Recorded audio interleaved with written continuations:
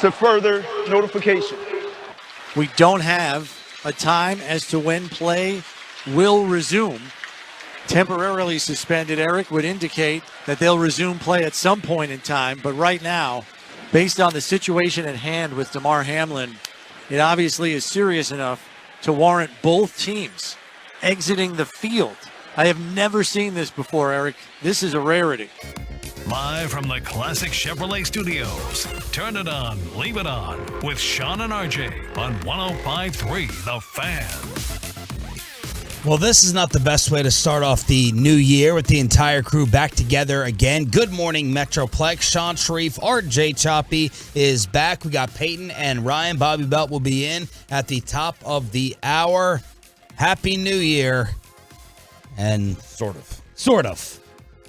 A show and a scene that nobody is ever going to forget is last night, the entire sports world, NFL world, Monday Night Football completely shut down as Damar Hamlin collapses right there, and we're just waiting for an update. The Bills' official Twitter account 4 hours ago sent this out, so I feel pretty good about relaying this information. Cardiac arrest. Heartbeat was restored on the field.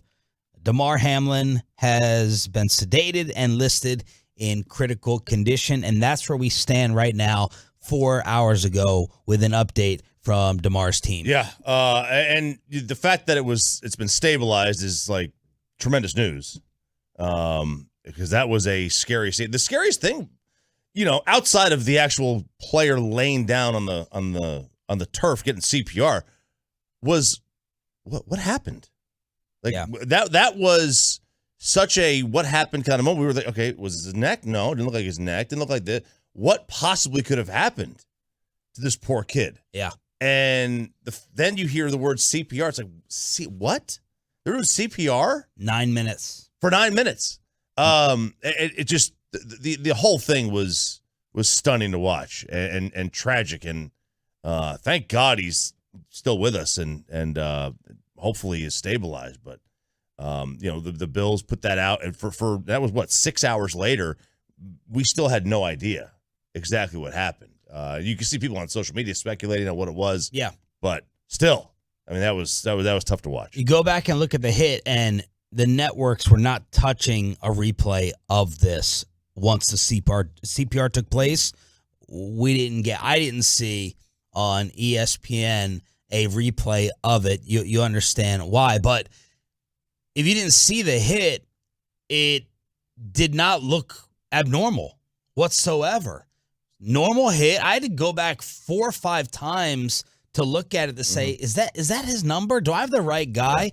Makes a regular hit, doesn't look like the head or the neck was in any weird, awkward position. And then he gets up. He pops right back up. And then if you were watching live, you saw him totally, completely just collapse. So nothing about the hit looked weird whatsoever. You've seen 500 times worse, but then he collapses to the ground and all chaos ensues. Josh Allen's face is what I'm not going to be able to get out of my mind. When they came back and Josh Allen looked like literally he saw a ghost. He was in total, complete shock. And then you're waiting for updates. ESPN had no idea what to do, understandably so. All Bucket Aikman could do. You start to get a sense that this is getting more serious and more serious and more serious because every time they come back, Joe Buck basically in 30 seconds goes, we got to go to commercial again. There's nothing to say. Let's go back to commercial. Let's throw it to the studio and have them have something to say. And, we've had a lot of fun. We give Boog a hard time. Booger McFarland along with, Jason Witten and Tess and the Monday Night team. But, man, I thought Booger McFarland was perfect for that situation. Adam Schefter didn't know what to say. But they're just alternating back and forth. Try to fill 45 seconds. Nobody wants to speculate, which is, in my opinion, the right thing to do. Schefter doesn't want to speculate. Boog is like, I'm just not going to say anything. Yeah, Boog even said it. He even said that. He's like, there's nothing for me to say. Right. Like Susie throws to him, and he's like, oh, yeah, there's just nothing for me to say. She's like, oh, okay, Boog, all right, cool. Let's go over here. It was a position that nobody could have prepared for. Yeah. There's not really, they don't teach you that in broadcast school. Yeah. They don't teach you this and that. This was tough to watch from the start. I thought ESPN handled it as well as they could. Yeah. Just keep coming back. If there's an update, give us one. If not, let's go back to commercial. A lot of speculation, right? Feeding tubes, a bunch of different medical terms thrown out there. Somebody in D.C. that works for our sister station said, wonder if he got hit in the chest in the 1/1,000,000th of a second that can trigger, I don't know how to say these terms, but basically they're talking about cardiac damage and sudden blunt impact to the chest that causes sudden death. Commodio cordis. I don't know these different terms. I didn't want to retweet any of the speculation. The only thing I felt comfortable enough retweeting was the marketing rep, Don Van Natta, who better have his sources down for the job he does. Investigative reporter from ESPN retweeted a marketing rep for Damar Hamlin saying he does have a breathing tube. And that's the only thing I felt comfortable enough saying. You had some Cincinnati reporters talking about sedation, breathing tubes, but I'm just going to go off a lot of these verified accounts like the Buffalo Bills, who ended up leaving. What's verified anymore? Right, that's right. But that's the other thing. That came out midnight-ish. That they're going home. Yeah, and obviously they're leaving behind some officials. Stephon Diggs apparently is staying behind. Is he staying behind, or he just went to the hospital? The SI story I saw said that he was staying, at least he's not taking the flight back. Okay, with the team. I assume he will leave at some point, but last night, fans gathering outside the hospital. You had all the reporters. Ben Baby, who used to work here, we've reached out to try to get him on this morning, but it was the other reporter last night who had to vouch for Stephon Diggs getting into the hospital. Stephon Diggs walking up, he's my teammate, I have to be in there. I think they eventually let him in, but there's an ESPN reporter basically saying, I can tell you this is an NFL player for the Buffalo Bills. Yeah, this is him. This is Diggs. You're he can go in there. And that's, the whole team probably at some point could have had access if they all wanted to go in. I imagine so, but the whole thing, again, start to finish, was as scary of a moment as we've seen. And, it happened. Look, if it didn't happen at noon with 7 other games going on. This was the only game everybody was watching. So literally every eyeball that was watching this game was on it. And then as people found out and word got out, I can't imagine the amount of more people who tuned in after this. What were you thinking throughout in terms of the cancellation or the decision-making process? I didn't know what they were going to do. I was like, what are they? I assumed because the NFL is catching heat for that 5-minute period. When the announcer said, okay, now the teams are going to be given 5 minutes to warm up, Stephon Diggs looked like he was hyping up the Bills to go back out there and play. So that was his mindset. And then we don't have any official news on any of this. No press conferences after the game. Nobody spoke to the media, obviously. But the feeling is it was the coaches who kind of overruled the league as Sean McDermott and Zach Taylor got together and said, well, we cannot do this. But the NFL is catching the heat for being soulless and cold for saying, okay, 5-minute warm-up period, and then first down. Yeah. This is from David Schuster, verified account, again, whatever that means. Based on a variety of reports, the NFL did not make the decision to suspend the game. The players, captains, and coaches said they would not continue. I think that to me is the ultimate right move. Let the players decide what they want to do. If they want to continue playing, let them continue playing. If they don't want to continue playing, then no questions asked here. Yeah. Allow the players to decide what they can do, what they want to do in this situation. Look, I understand. I think the National Football League was trying to wait for a medical update. They wanted their Hail Mary was a quick medical update to say, hey, he has feeling, he's stabilized, and he's going to be okay. I mean, we're all sitting there waiting for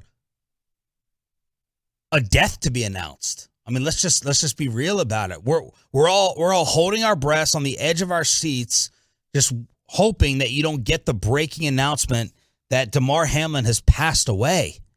And for the National Football League to not know what his update was and to say, okay, 5 minutes, let's get back out there. If that's the case, I don't know. Maybe they just said, hey, guys, stay warm. I don't know. Man, if that's the case, that the league may not even have said anything to them at all. It may have been just the officials on the field or, the game day operator on the field being like, hey, look, we're just going to kind of be in a holding pattern here. We have Jerry on today. Oof.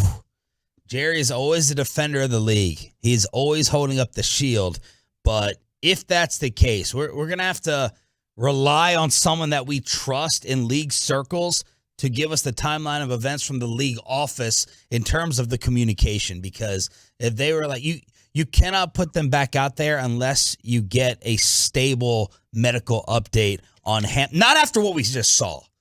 Not after a scene that has never taken place in the history of sports or the National Football League. Can you just be like, okay, 5 minutes and let's tee this thing back up? Yep. The fact that we had no idea what happened or what was going on, I think obviously plays into their decision to, hold. Because none of us, seriously, nobody knew anything. All we knew was, and this was what, 10 minutes later, 15 minutes later, is that they administered CPR. Prior to that, he was just down on the ground, and I think everybody was like, what's going on? This looked like a very inconspicuous hit. Yep. 877-881-1053. Damar Hamlin, 24 years old, 6th-round pick in the 2021 draft out of Pittsburgh. According to his team, cardiac arrest, heartbeat restored, sedated, and listed in critical condition. We have you with us throughout the entire morning. Sean and RJ back together again, just getting started on The Fan. It's like a big old secret. Nobody wants you to know the truth.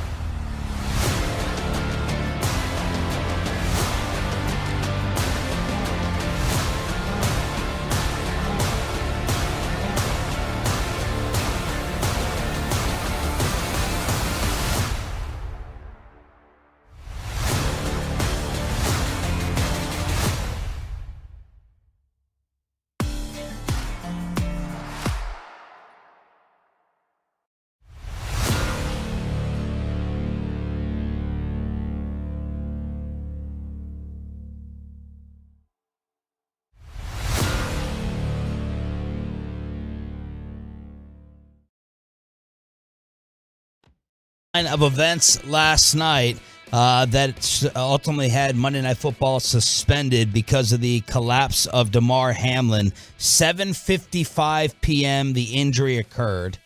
8:18 p.m. game temporarily suspended.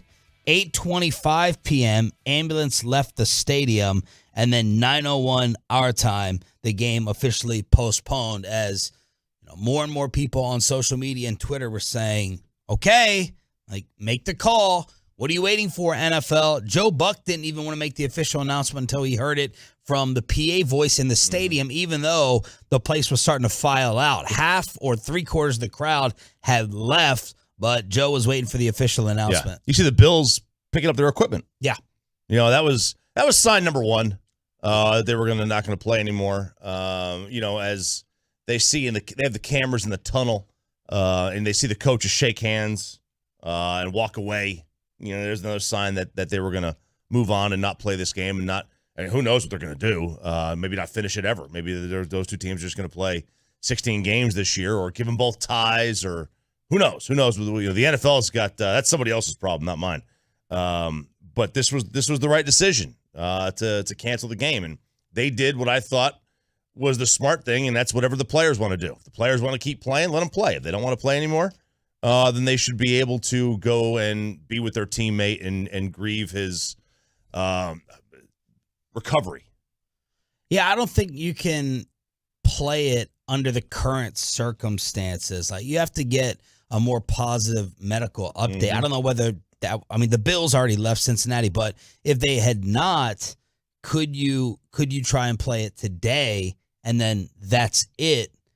Or did COVID teach us we can do anything in terms of rescheduling and jamming things in, even though we're sitting here at the end of the season? Yeah, it did. It taught us you can change things up. I suppose they could finish this game, let's just say today or tomorrow, and then play their Week 17 game or Week 18 game on Monday, and then both teams just be guaranteed the Sunday wild card round game. If you're Cincinnati, if Buffalo winds up winning them both and gets home field, it doesn't matter for them. They're gonna have a bye anyway. Yeah, right now in the AFC, Kansas City's 13-3, the Bills are 12-3, and Cincinnati is 11-4. Right. So I guess Cincinnati still had a chance at the one because they would have had if they won this game and KC loses another one, because they would have had the tiebreaker over both teams. They beat them both. So that was play. This game had a lot of implications from a football standpoint. Yeah, it was being built up as the game of the year. Oh, it was one of those like, okay, let's tune into this thing, man. Like, this is going to be a game. And it turned out to be one of the most memorable games we'll ever see for all the wrong reasons. And it truly is. I'll never forget that last night. I'll never forget anything about that game. There's a handful of events where something tragic happens to a player on the field that we've seen throughout sports history, and you want to forget them, but you never should and you never will. All right, we're going to get right back to this, obviously, throughout the show, as we got Sean, RJ, and Bobby back together again to kick off the new year. We're going to have Adam Sandler tickets this entire week. This entire week, we're sending you to check out The Sandman in DFW. Jerry Jones live at 8:30. What did Luka do next? 5 seconds left on the shot clock. Dinwiddie, a drive, a mid-range jumper. It's good! It's good! It's a little Houston remix. Last time it was Luka. This time it's Dinwiddie with a big shot late in the game. That was the call last night from Bally. Luka had 39, 12, and 8 as the Mavs rallied from an 18-point second-half deficit. Some of these margins to win are not impressive in terms of the recent point differential, but another stupid stat line from Luka, 39, 12, and 8. He continues his all-time run.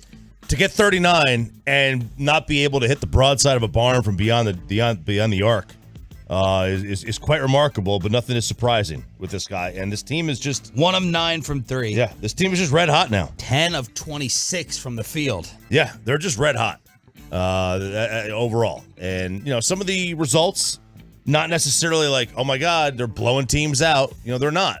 But they're winning games. That's something they weren't necessarily doing early on in the season. And they weren't winning games at this rate. Now they're winning games at a rate is like, okay, This is kind of more what we expected. I think a lot of this coincides with putting Christian Wood in the starting lineup. Maybe so. All of a sudden, 6 games over 500 with this win streak. And as soon as Luka has his historic game, Donovan Mitchell last night. I needed overtime. Puts up, yeah, right. So did Luka. Yeah. 71, 8, and 11. Is that good? 71, 8, and 11. Donovan Mitchell in Cleveland scored or assisted on 99 of the Cavs' points. That's the second most in history. Wilt did it when they scored 104. He was responsible for 104 of the points. Donovan Mitchell, in some form or fashion, was responsible for 99 of them. Hang on, what a ball hug. He scored 100 in a game that he was only responsible for 104? So he had 2 assists? 2 assists, right? God, dude. 2 assists. Give it up, man. From Wilt. So, does this surpass Luka already this year for best game of the NBA season? Let's see, Luka had what, 21 60, rebounds? 20, 10, 60, 21, and 10. This is 70. Like, you got to judge, right? Getting to 70, how much does that match or outweigh the 20 boards? And he was two away from a triple-double. Right. Donovan, So, 71, 8, and 11. So he had 8 rebounds. Yeah, 13 rebound difference is quite a bit, man. That's a lot. It's a lot of extra possessions that you're giving your team. 11-point difference, 60 to 71. Yeah, 11-point difference. I'll take, the 13 rebounds could give you up to 26 points or more than that if you're hitting threes. Could give you 36 points. 39 points, I should say. Yeah, I'll take. Luka's game was, I think, a little bit better, but my gosh, I mean, either one. Dude, 71 points is stupid. 8 is, and then having an all-around good game, having dang near a triple-double. The dude's playing good. I mean, he's having himself a fantastic year. 877-881-1053 is the truckwreck.com text line to hit us up here on the show. 877-881-1053. How was the break? It was good. I got a lot. I felt like an old man over the break. I feel like one now, my back hurting me, but it was all like stuff around the house. I sanded my chairs outside. Wow. I'm repainting these Adirondack chairs I have in the backyard. So I sanded them down so I could repaint them. I cleaned out the garage. I cleaned out my closet. I cleaned out the attic. Nice. Just all that crap that your mom made you do when you were a kid. Yeah. I tried to make my kids do it. They have no work ethic. They're out there. I want to do this. What am I doing this for? Why do you make me do this? I should play my phone. I'm like, dude, I literally bought you a belt sander.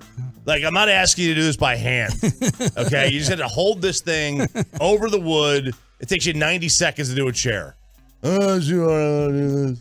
I mean, you said you're not a handyman. Are you buying belt sanders? That's pretty impressive. Well, I mean, look, I don't consider that really manly. Like, if I was sit there doing it by hand, like old school, like just back and forth, that could be manly, This is like you just hold it on there and you just kind of go back and forth. So, I don't know. I'm trying. I'm trying to do stuff around the house. Okay. The garage, that felt good. That felt good to clean the garage out. Just purge a bunch of crap. Oh, you'd be proud of me. Giving away some stuff? I bought a meat freezer. Well, I didn't buy one. Nick, my nephew, got me one for Christmas. Ooh. One of those outdoor meat freezer things. Oh, yeah. Oh, what a game changer. I had no room. No room in the freezer. None. None.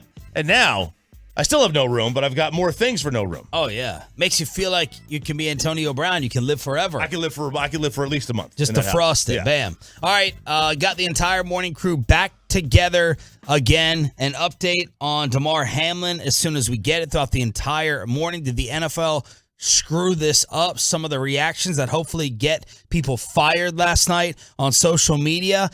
And we have to get to scenarios. Where do the Cowboys stand? And who do you want? You prefer Tom Brady on the road or Aaron Rodgers at home? Tuesday, Tolo edition of Sean and RJ. Glad you're waking up with us on The Fan. Listen.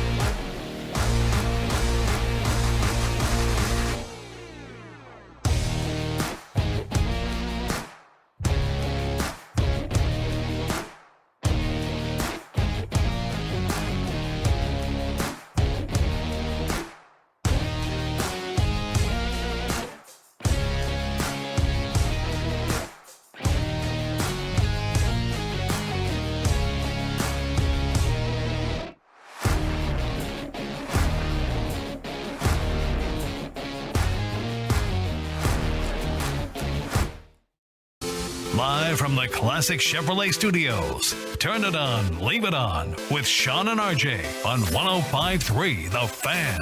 Entire crew is finally back together again. Sean Sharif, RJ Choppy, and Bobby Belt on DFW Sports Station. Wish it was under some better circumstances after what happened last night. Damar Hamlin from the Buffalo Bills suffering cardiac arrest, having to have CPR administered for nearly 10 minutes before the NFL suspends the Bills and the Bengals. 4 hours ago, the Bills' official Twitter account gave us an update. Cardiac arrest, heartbeat restored.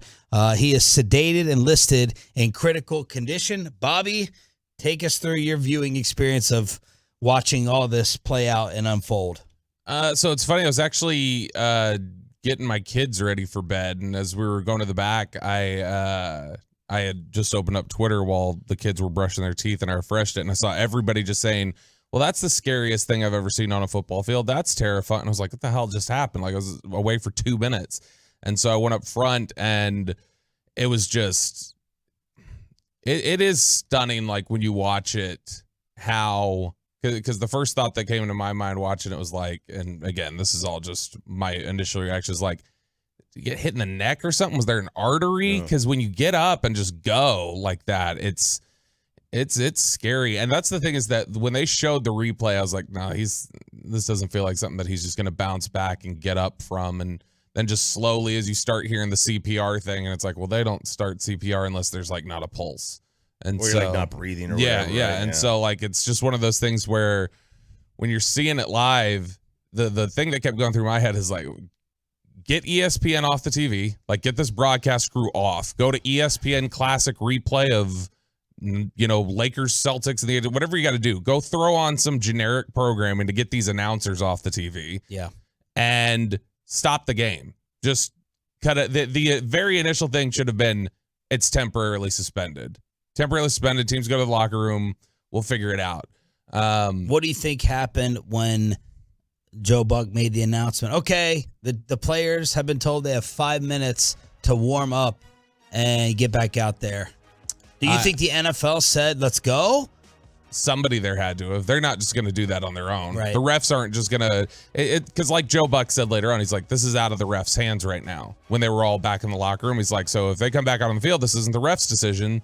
Same sort of thing, where if they are being told go, that's some official on site with the league telling them, get them ready. That's an instruction from probably Donna Ponte, who usually is at the Monday night games. That'd probably come from her. And you texted us that you thought the NFL screwed this up last night. So yeah, because it's terrible. And the NFL is always guilty of this, where they are completely reactionary. They are never proactive. They are always reactive. They always will respond to what the masses have to say about something. That's why they slow play Deshaun Watson suspension and get a sense of, okay, how are we supposed to punish him here? That's why they will do certain things and then immediately kind of turn right around and go, oh, okay, we're changing this up. Same sort of thing. It's almost like their natural inclination was, oh, the show must go on, right? Gotta go out there. Yeah. And they saw not only what the players were doing on the field, but they probably saw all the social media reaction, hear their own announcers basically saying, this can't really go on, can it? And then they realized, well, I guess it can't go on if literally everyone's saying it can't go on. We're going to look terrible. I mean, they built a league off of the gladiator ideal that basically we all have. I mean, we are innately just designed to like be drawn to warriors, right? They built an entire empire on that philosophy. And then they also do like you said, you see college football teams, you see football teams, any sport, they float a name out there. Like for a coaching hire, right? They float a name. They gauge the reaction to the name, and then they make their decision based off that reaction. Right. Well, they floated nothing out here just to gauge the reaction. I thought they handled it as they were in a no-win situation. They were going to get criticized by somebody for doing a lot of the different options that they had. I thought letting the players decide what they want to do was okay. If the players want to continue playing, let them play. I mean, I don't know that they let the players decide. I don't know that they let the players decide. It sounds like the players and the coaches just said Refused. Refused. Yeah. And the only way that this could have been a cleaner process, and it's hard, right? I mean, this has never happened before. Someone could be dead on the field or passing away back in the locker room is just without that 5-minute warm up, that makes them look really, really bad. They're going to get criticized for taking an hour in order to finally call it, but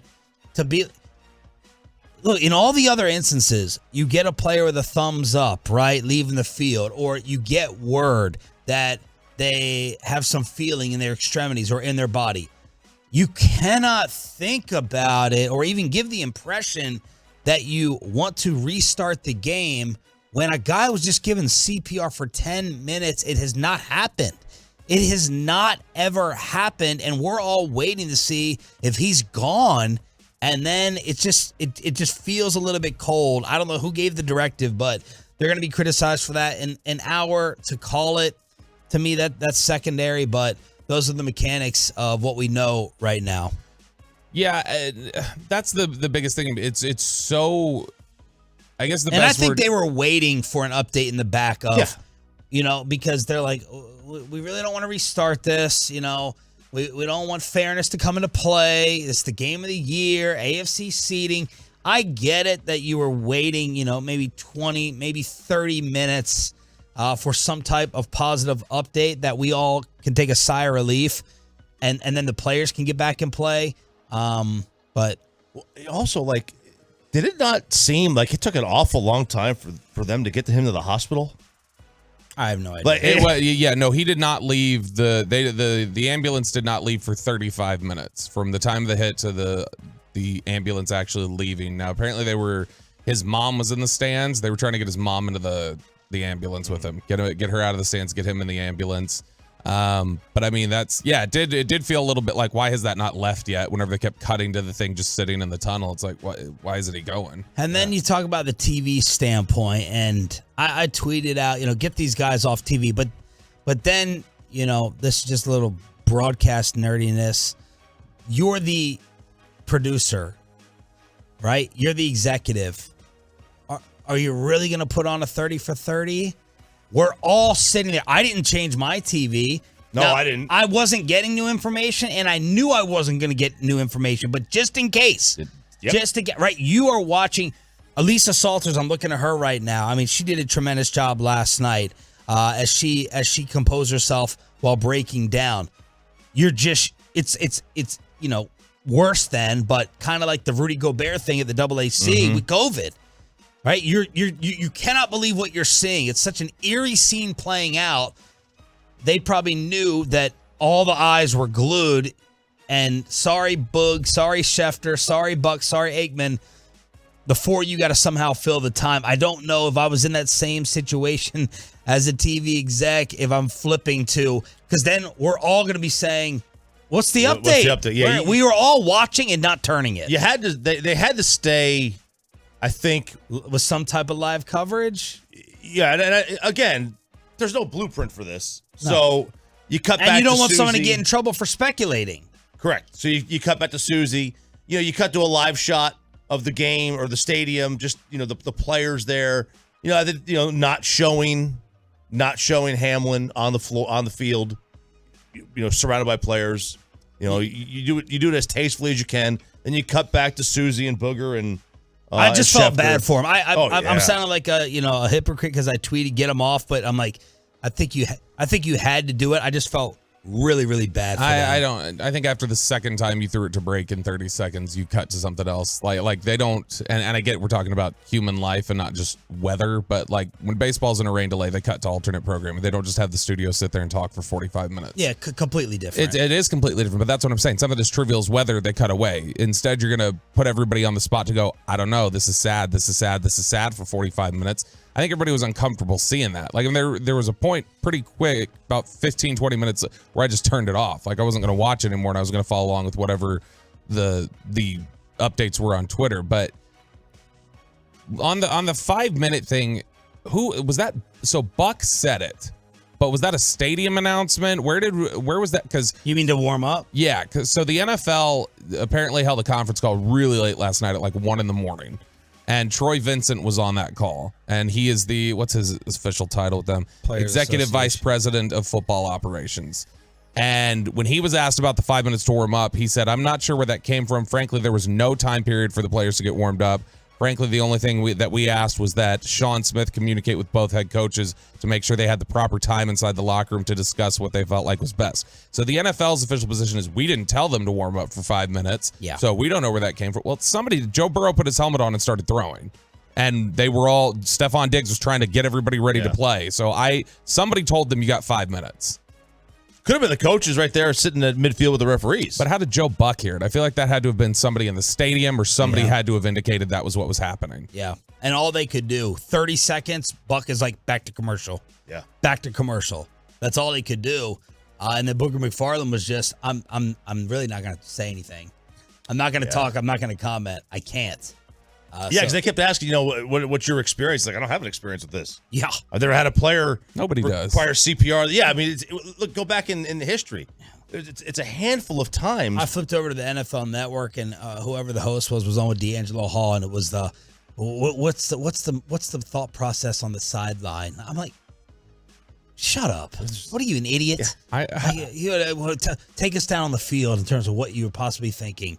What? I realize there's nothing you can do. No. Like ad breaks or ad breaks. But man, there were a couple times where it was a weird tone where you're going from this is so serious to like, and then they throw it to get ready for football. See, and they just kept like, oh my gosh, I get you've got advertising. Man. You know who they needed? They needed Ryan Clark on the live game coverage. Ryan Clark and Scott Van Pelt somehow filled all this time. Ryan Clark earned his 2023 pay already, and it wasn't just a bunch of generic stuff and time filler. He was eloquent. He showed depth. This was a little bit of Ryan Clark last night after the incident, and the game was called. It's about a young man at 24 years old that was living his dream, that a few hours ago was getting ready to play the biggest game of his NFL career, and there's probably nowhere else in the world he wanted to be. And now he fights for his life. And when Damar Hamlin falls to the turf, and when you see the medical staff rush to the field and both teams are on the field, you realize this isn't normal. You realize this isn't just football. And so many times in this game, and in our job as well, we use the cliches, I'm ready to die for this. I'm willing to give my life for this. It's time to go to war. And I think sometimes we use those things so much, we forget that part of living this dream is putting your life at risk. And tonight, we got to see a side of football that is extremely ugly. The side of football that no one ever wants to see or never wants to admit exists. When you see both teams on the field crying in that way, your first thought is Damar Hamlin. Yep. The second thought is his family. And this isn't about a football player, right? This is about a human. This is about a brother. This is about a son. This is about a friend. This is about someone who is loved by so many that you have to watch go through this. And so the next time I think that we get upset at our favorite fantasy player or we're upset that the guy on our team doesn't make the play, and we're saying he's worthless, and we're saying you get to make all this money, we should remember that these men are putting their lives on the line to live their dream. And tonight, Damar Hamlin's dream became a nightmare for not only himself, but his family and his entire team. And Van Pelt was fantastic. I mean, just another reminder of why, everybody in the business kind of reveres him. And I was like, are you going to get yourself in trouble here? As he was talking about that warm-up period. Like, Scott was kind of questioning the league. And remember, Bill Simmons, back in the day, when he was the sports guy for ESPN, he had gotten in trouble for criticizing the NFL with TV deals and partnerships that you have. And I think Scott's got that status, man, where he can say what he wants. And he was questioning it a little bit, and I was like, ooh. And then I was like, okay, that's SVP. He can do it. Yeah, he can. Trucker.com text line saying that if you turn away from the broadcast, that's more of a disrespect to Hamler. Everybody wanted to hear that he was okay. I disagree. ESPN's got a continuous scroll at the bottom. They can break in with any updates. This isn't like, Channel 5 cutting away that doesn't have continuous updates at the bottom of the screen. You can cut to alternate programming and still update at the bottom.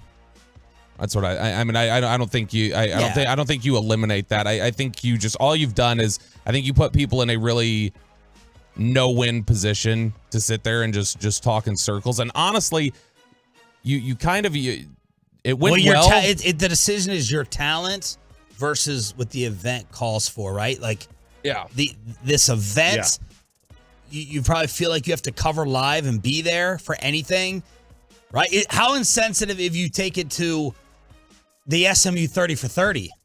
Oh yeah, you can't. No, you can't you can't do that. No, yeah, you can take it to the studio. You can do like highlights of the day and night. Something, yeah. You can cut away to something else with a scroll at the bottom or a continuous, headline at the bottom, whatever you want to do there. But it's the other risk they ran here, honestly, was keeping people on the screen that long. You do open yourself up to them speculating something they shouldn't, saying something they shouldn't. Yes, and so you were also kind of putting your anchors in a bad position to potentially mess up. Absolutely. Totally. All right. Let's try to transition. Updates throughout the entire morning on Damar Hamlin with the Buffalo Bills. How are they going to make this up? How is this going to affect the AFC? We'll get to that later on, but let's focus on the Cowboys, where they stand and who you now want them to face. Andrew Whitworth came on the show and said it's about who's healthy and who's hot. You want Brady on the road or Rodgers at home? These are some of the scenarios for the boys. We'll talk about it next.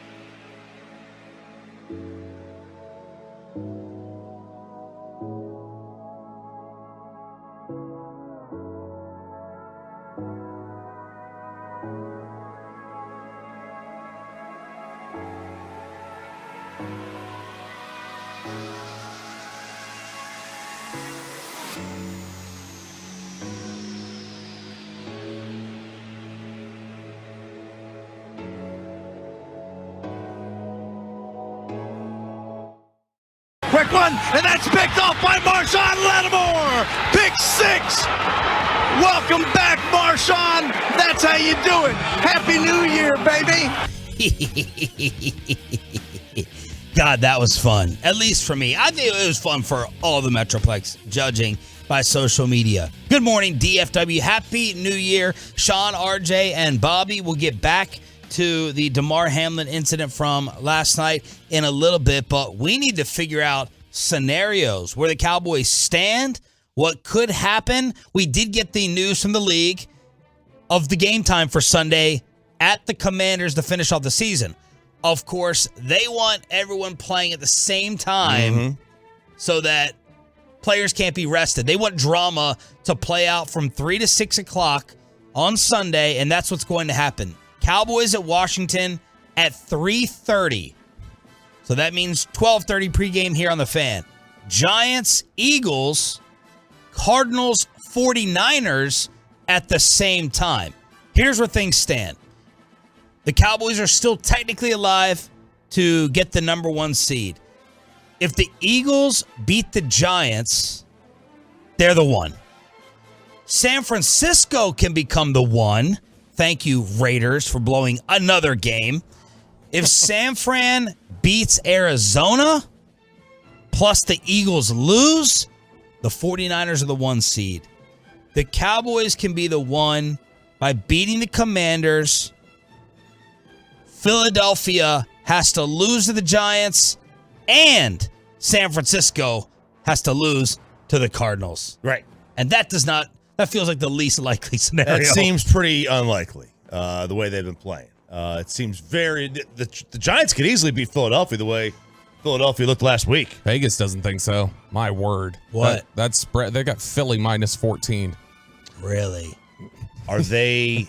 See, this is where we're only 3-point favorites or 3.5. 4. I thought it was 4 this morning. This is where computers might get them, though. You think Vegas, this is computers? Vegas uses computers. Or do you think they've got a sense that Daboll was full of S and isn't going to be playing? Here's the audio and a couple of Tolos showing that Football Intelligence saying the Giants, seeding-wise, aren't going to have anything to play for. So they're just going to end up screwing us if Philly rushes Hurts back or if Jalen's just ready to go. And then Brian Daboll gave us some hope after the Giants win. Any thought to if we got to pull back on some guys this week, we will, or rest? No. Help any rest? No.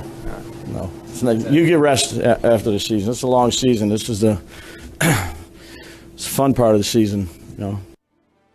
Guy's such an eye roll. BS?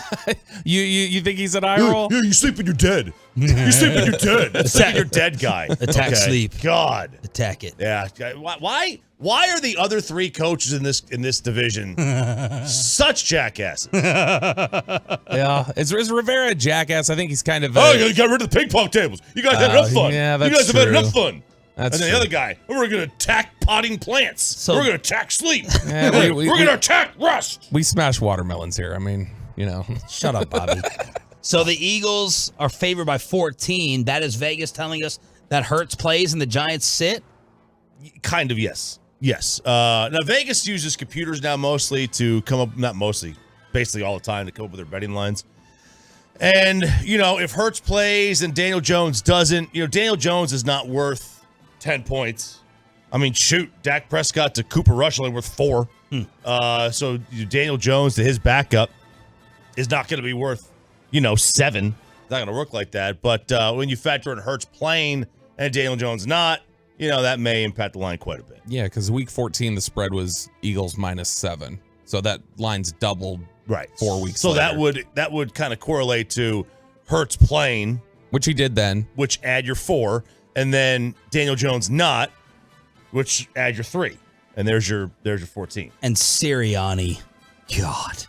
Sirianni forgot that the internet exists as they asked him. Some of the numbers in this game were crazy. I think New Orleans had the ball for 37 minutes. It was something nuts in terms of time of possession. Sirianni said, I don't get too high when we play a really good game. I don't get too low when we play a really bad game. We played a really bad game today offensively. Meanwhile, the Tolos go and get the video of Sirianni basically crowd surfing after they beat Indianapolis, acting like a frat head douchebag, and then also going back in the tunnel yelling and screaming and beating his chest like the Ultimate Warrior after they beat the Cowboys. You don't get too high. I don't get too high. No, I never celebrate. I don't celebrate anything. I don't celebrate births, New Year's, nothing. I don't celebrate anything. I don't mourn death. Right. I don't do anything. Meanwhile, the Cowboys, as it stands right now, we go in to catch an offense that's starting to get hot. Darnold runs for his life, still running for his life. Looks upfield, Dart throws the ball upfield, a little hook and lateral perhaps. Pass to the left side of lateral. It's caught up by the Carolina Panthers. Tackle missed at the 40-yard line. Inside the 35, the lateral back. It's loose ball, diving on it. It's going to be loose. The ball is picked up, and that should end. The ball is still live and diving for it. The Buccaneers have come up with the ball. That's the final play. What a way to finish. Oh, what a way to finish. Fire the cannons. Tampa Bay wins ball, man. Bucks radio with the call. Man, Carolina was up 14-0. They were up 14-0 in this game. Were we all rooting for Carolina to win this, to try to win the NFC South, and we would go there? Oh, yeah. Yes. Of course. Even if Tampa is 500. What? No, I'm saying, yeah. I mean, you're hoping for it, but at the end of it was going to be tough. Even if they won that game, they were still going to need some stuff to like fall into place. You were hoping, but it's like that feels more unrealistic than what we're hoping for this week for the 1 seed. We got the Saints help. What other game were you like, dang it? Was it the Niners beating the Raiders? Was it Tampa coming back against Carolina? Was there another game where you were like, I wanted that to happen for a dominoes piece to fall into play? Was it Green Bay staying alive as the owner of the Dallas Cowboys? Aaron Rodgers now gets to go ahead and talk smack to all of us with his philosophy and lecture the media on not believing in manifestation? I do believe in the power of manifestation, and I do believe in momentum. I believe strongly in the force of the mind, and when you start to believe something strongly, that some miraculous things can happen. So I was kind of cussing the Vikings. I want. They're awful. I Get want them off my TV. Minnesota.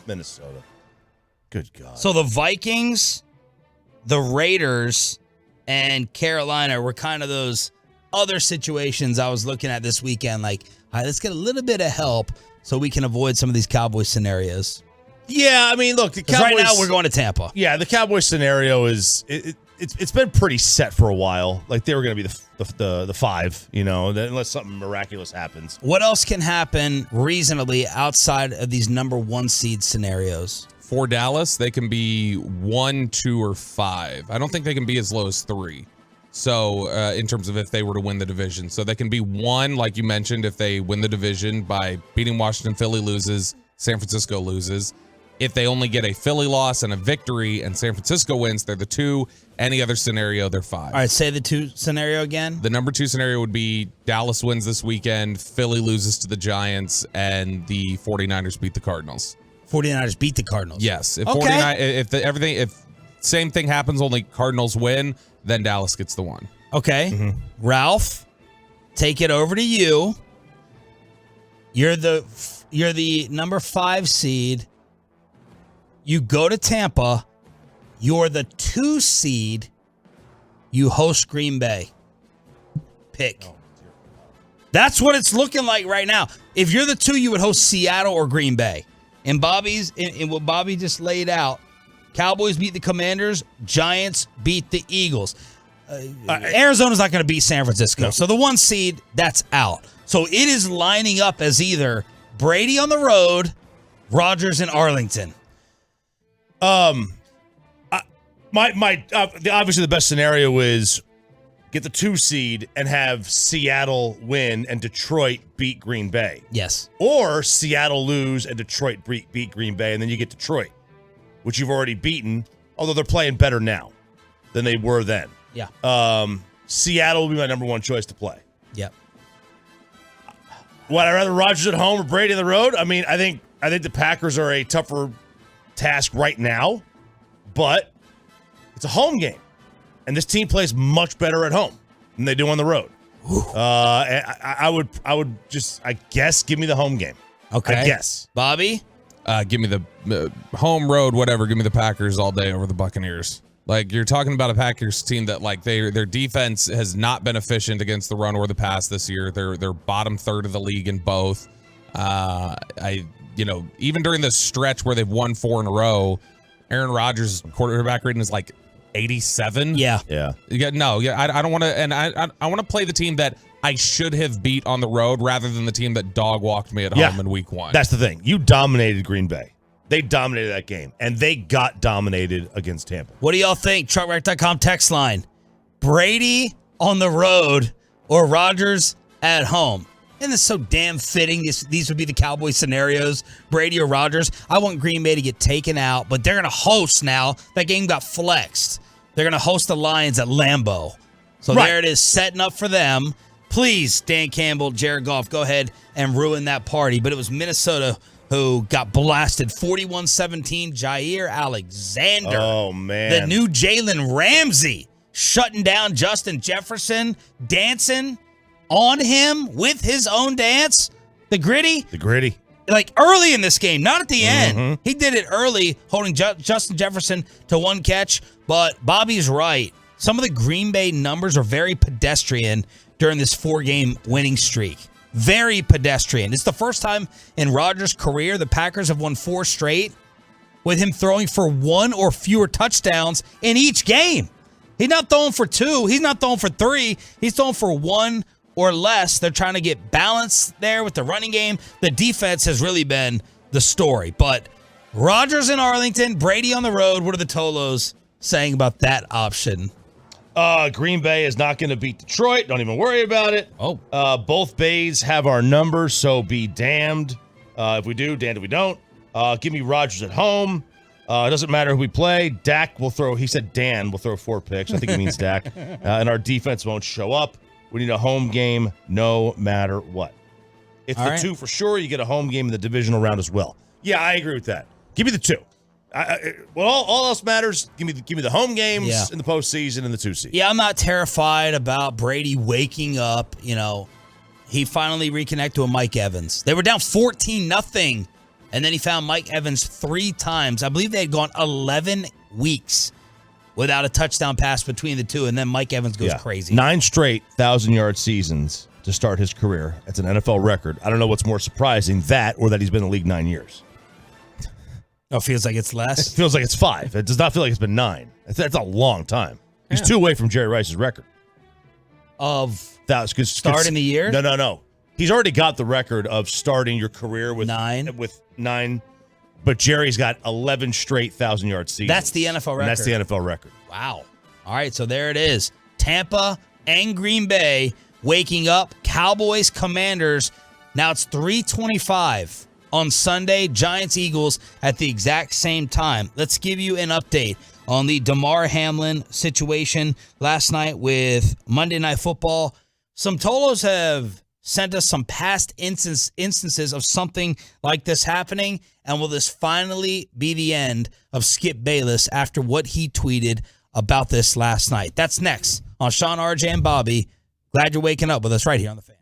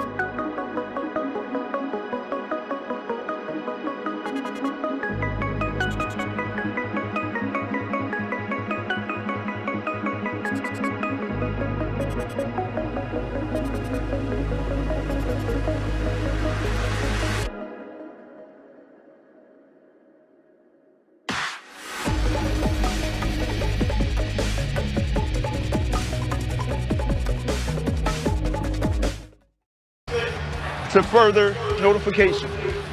We don't have a time as to when play will resume.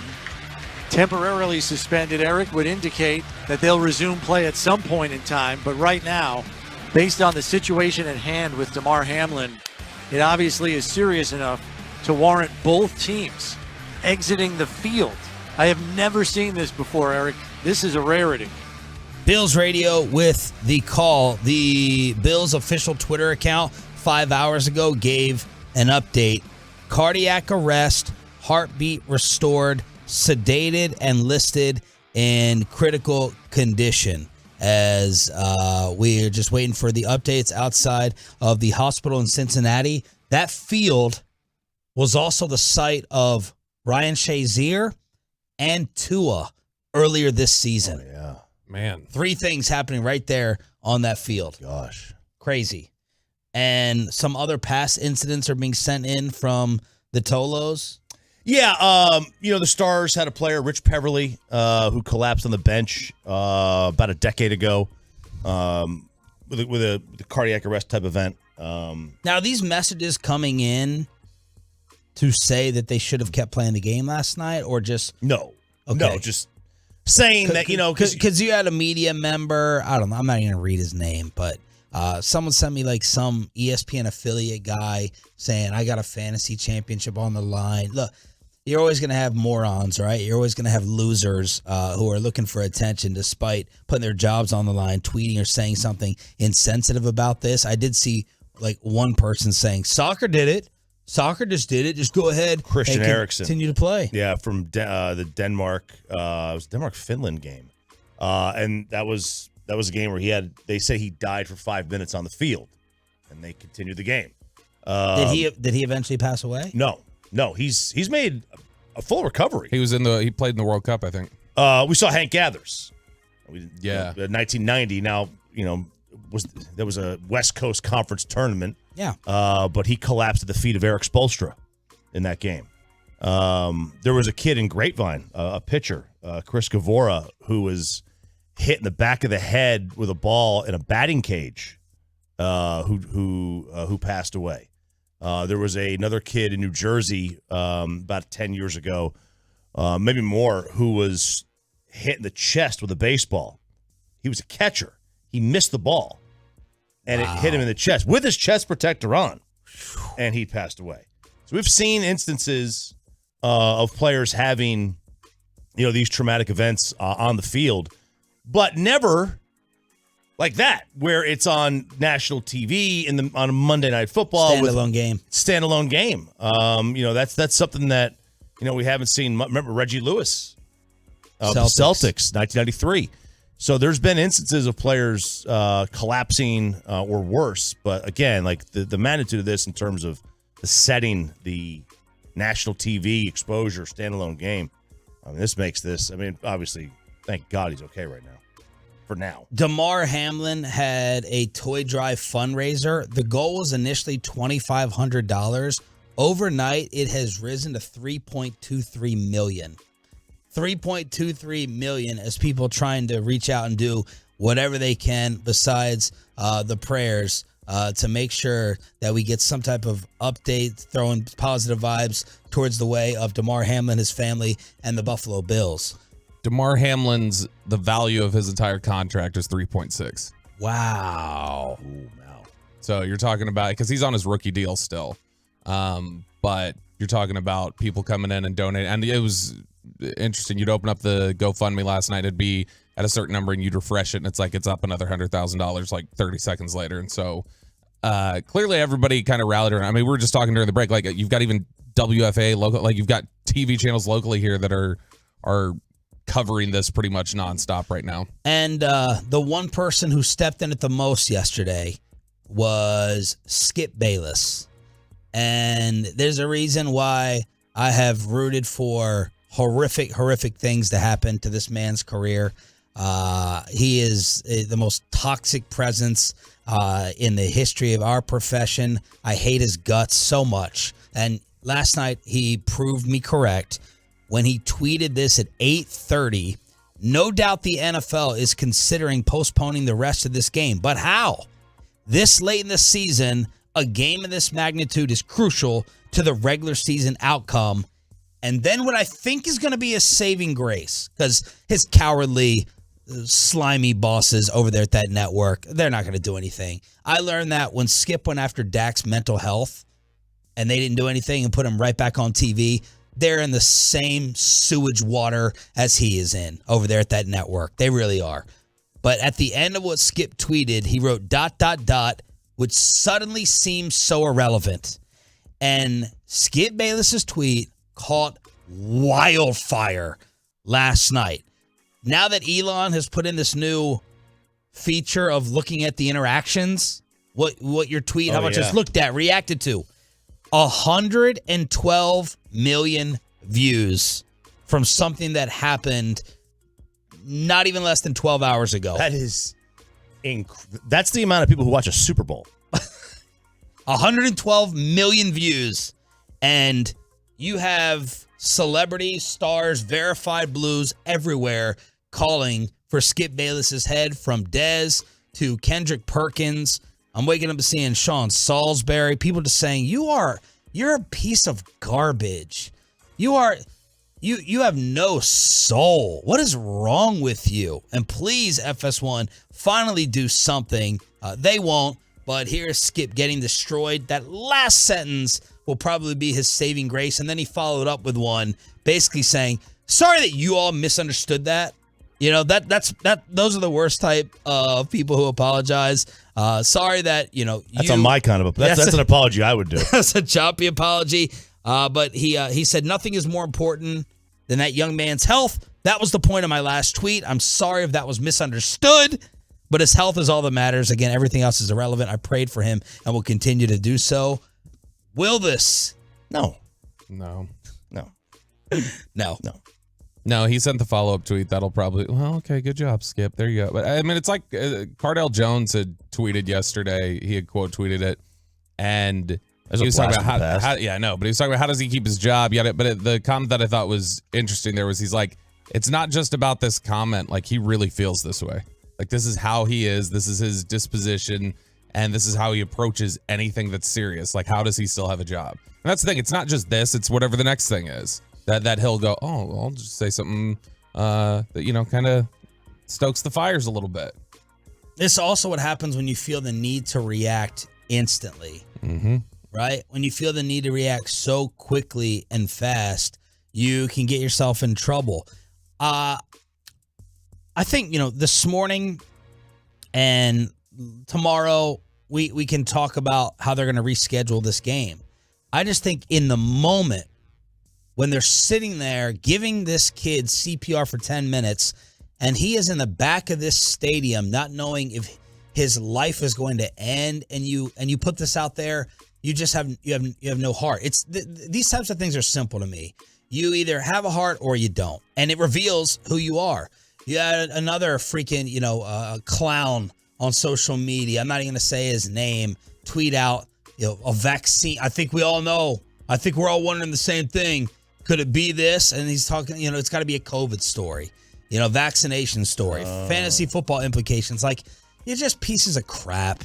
Like, I hope you rot and just sit there and remain unemployed. But Skip will skate, and he'll be on TV today because his executives and his bosses there will know that people are going to be glued and listening to what he says, and nothing is going to happen to him. I hope that I'm dead wrong. I hope that I'm wrong, because this just going to continue to happen with his trolling nature. This time he took it too far, but he'll skate. He will. Oh, you are dead wrong. Like, not a thing is going to happen to him. Like that. No, I said I hope I'm dead wrong. Oh yeah, no, yeah. You're not dead wrong. Like, nothing's going to happen to him. Because he wanted he got the attention. Like, he's getting exactly what he wants, and so is Fox. So is FS1. Do you think he sent this out with malintent? Yeah, with any trolling intent, or he was just like thinking about the rescheduling of it and lacked the awareness of being a human being first in the moment? I don't know. I'm trying even to give this piece of garbage a 1% pass. There was like when he does the LeBron stuff, and he's doing it now with Luka. Luka's game was an 8 out of 10. Zion's game was more impressive. All that stuff is fake. But I'm like, I'm trying to see a light. I think sorry, but I think he set this out not thinking of malintent with this. I just think that's just who he is. Yeah. He just kind of doesn't have that trap door. I think he said something that he thought this may stir the pot, but also gives me plausible deniability. And Robert Smith, the old Vikings running back, who's now a Fox announcer, he's the only blue check I saw supporting Skip yesterday. Oh, what'd he say? He said, Skip isn't a sick individual. He knows the game of TV and plays it well. I know Skip personally, but don't speak for him. To me, this tweet looks like wondering real time what suspending the game means for scheduling. He says himself that the scheduling now seems irrelevant. So Robert Smith defended him. Okay. So it was rhetorical. It was a rhetorical question that he posed. That's about it. Yeah. So I'm trying to think of any other crazy reactions last night. I wrote down Skip. I wrote down COVID, and then fantasy football. Everyone else, for the most part, showing, that, we're actual human beings with a heart, and trying to go ahead and get any update as to whether this kid is okay. And then people would say that Roger Goodell's delay or the league's delay in calling this after an hour was heartless and unnecessary and ridiculous. So that is going to be another talking point today as we await the update of Damar Hamlin in critical condition. Y'all have the discussions in your living room. RJ, a couple other people texting me, what'd your dad say? My dad's a cardiologist. I try to ask him about these medical issues. I'm like, the only thing my dad said is, you better wait until I'm gone if you're thinking about your grandson playing that sport, because that's not going to happen. My wife told him, you don't have to wait. He wasn't playing it beforehand. It's not a parent decision. He wasn't playing beforehand, and he for damn sure isn't playing right now. That discussion was had in our house while this was happening. So my son called me. Luca called me last night during the game when this happened. He goes, what's going on with him? Is he okay? Did he die? And like, what happened? I'm like, man, I don't know. You could tell that he played his first year of middle school football this year. Mm-hmm. And you could tell he was like a little scared. You could tell like in his voice was kind of shaking a little bit. Now he plays like O-line, D-line. So, like in middle school, it's like they kind of come together in a dance. They don't really hit, right? But that's coming. Those days are coming if he continues to play. And you could tell he was scared, though. You could tell he was a little bit, terrified. No, my son got a concussion playing middle school football. And so, it wasn't during a game. It was during a practice, during a tackling drill. But, like, he got his bell rung. And it was one of those where, like, when he got up to high school, he kind of was interested in playing. And it's like, you're 120 pounds dripping wet, and Texas high school football players are almost grown men in some instances. You're not going out there and playing. Yeah. And so we cut him off after middle school. Luka and the Mavericks stay red hot around the NFL updates. TCU in the national championship. Peyton has been spying on Philly as the total is requested, and an Adam Sandler ticket giveaway for his show in DFW. That's all next with headlines on The Fan. But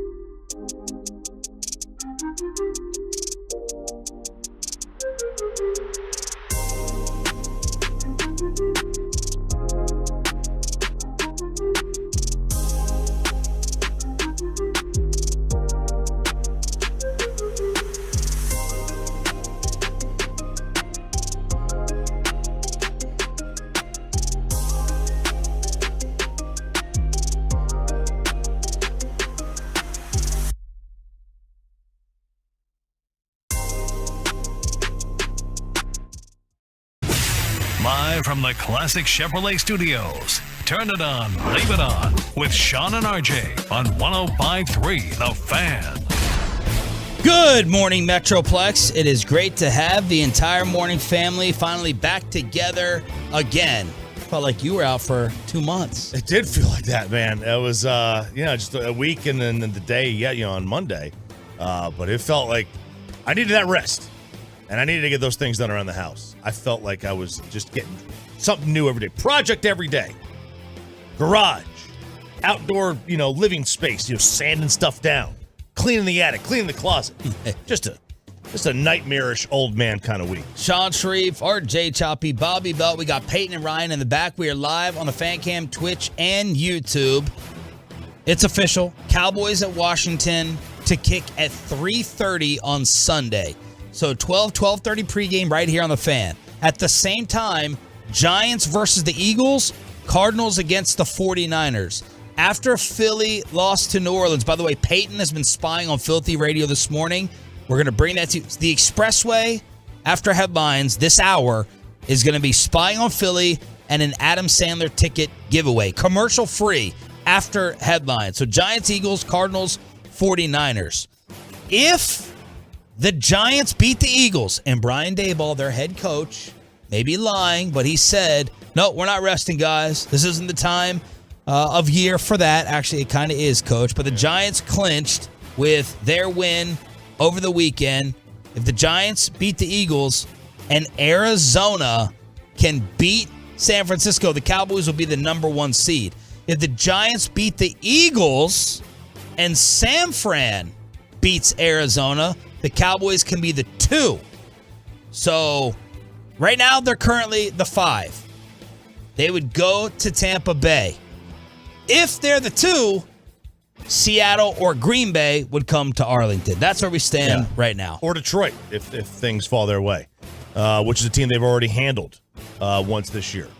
Look, you get a chance to get the 2 seed, go get the 2 seed. Get yourself a guaranteed home game in the divisional round as well, and potentially have a much better chance of hosting the NFC Championship game.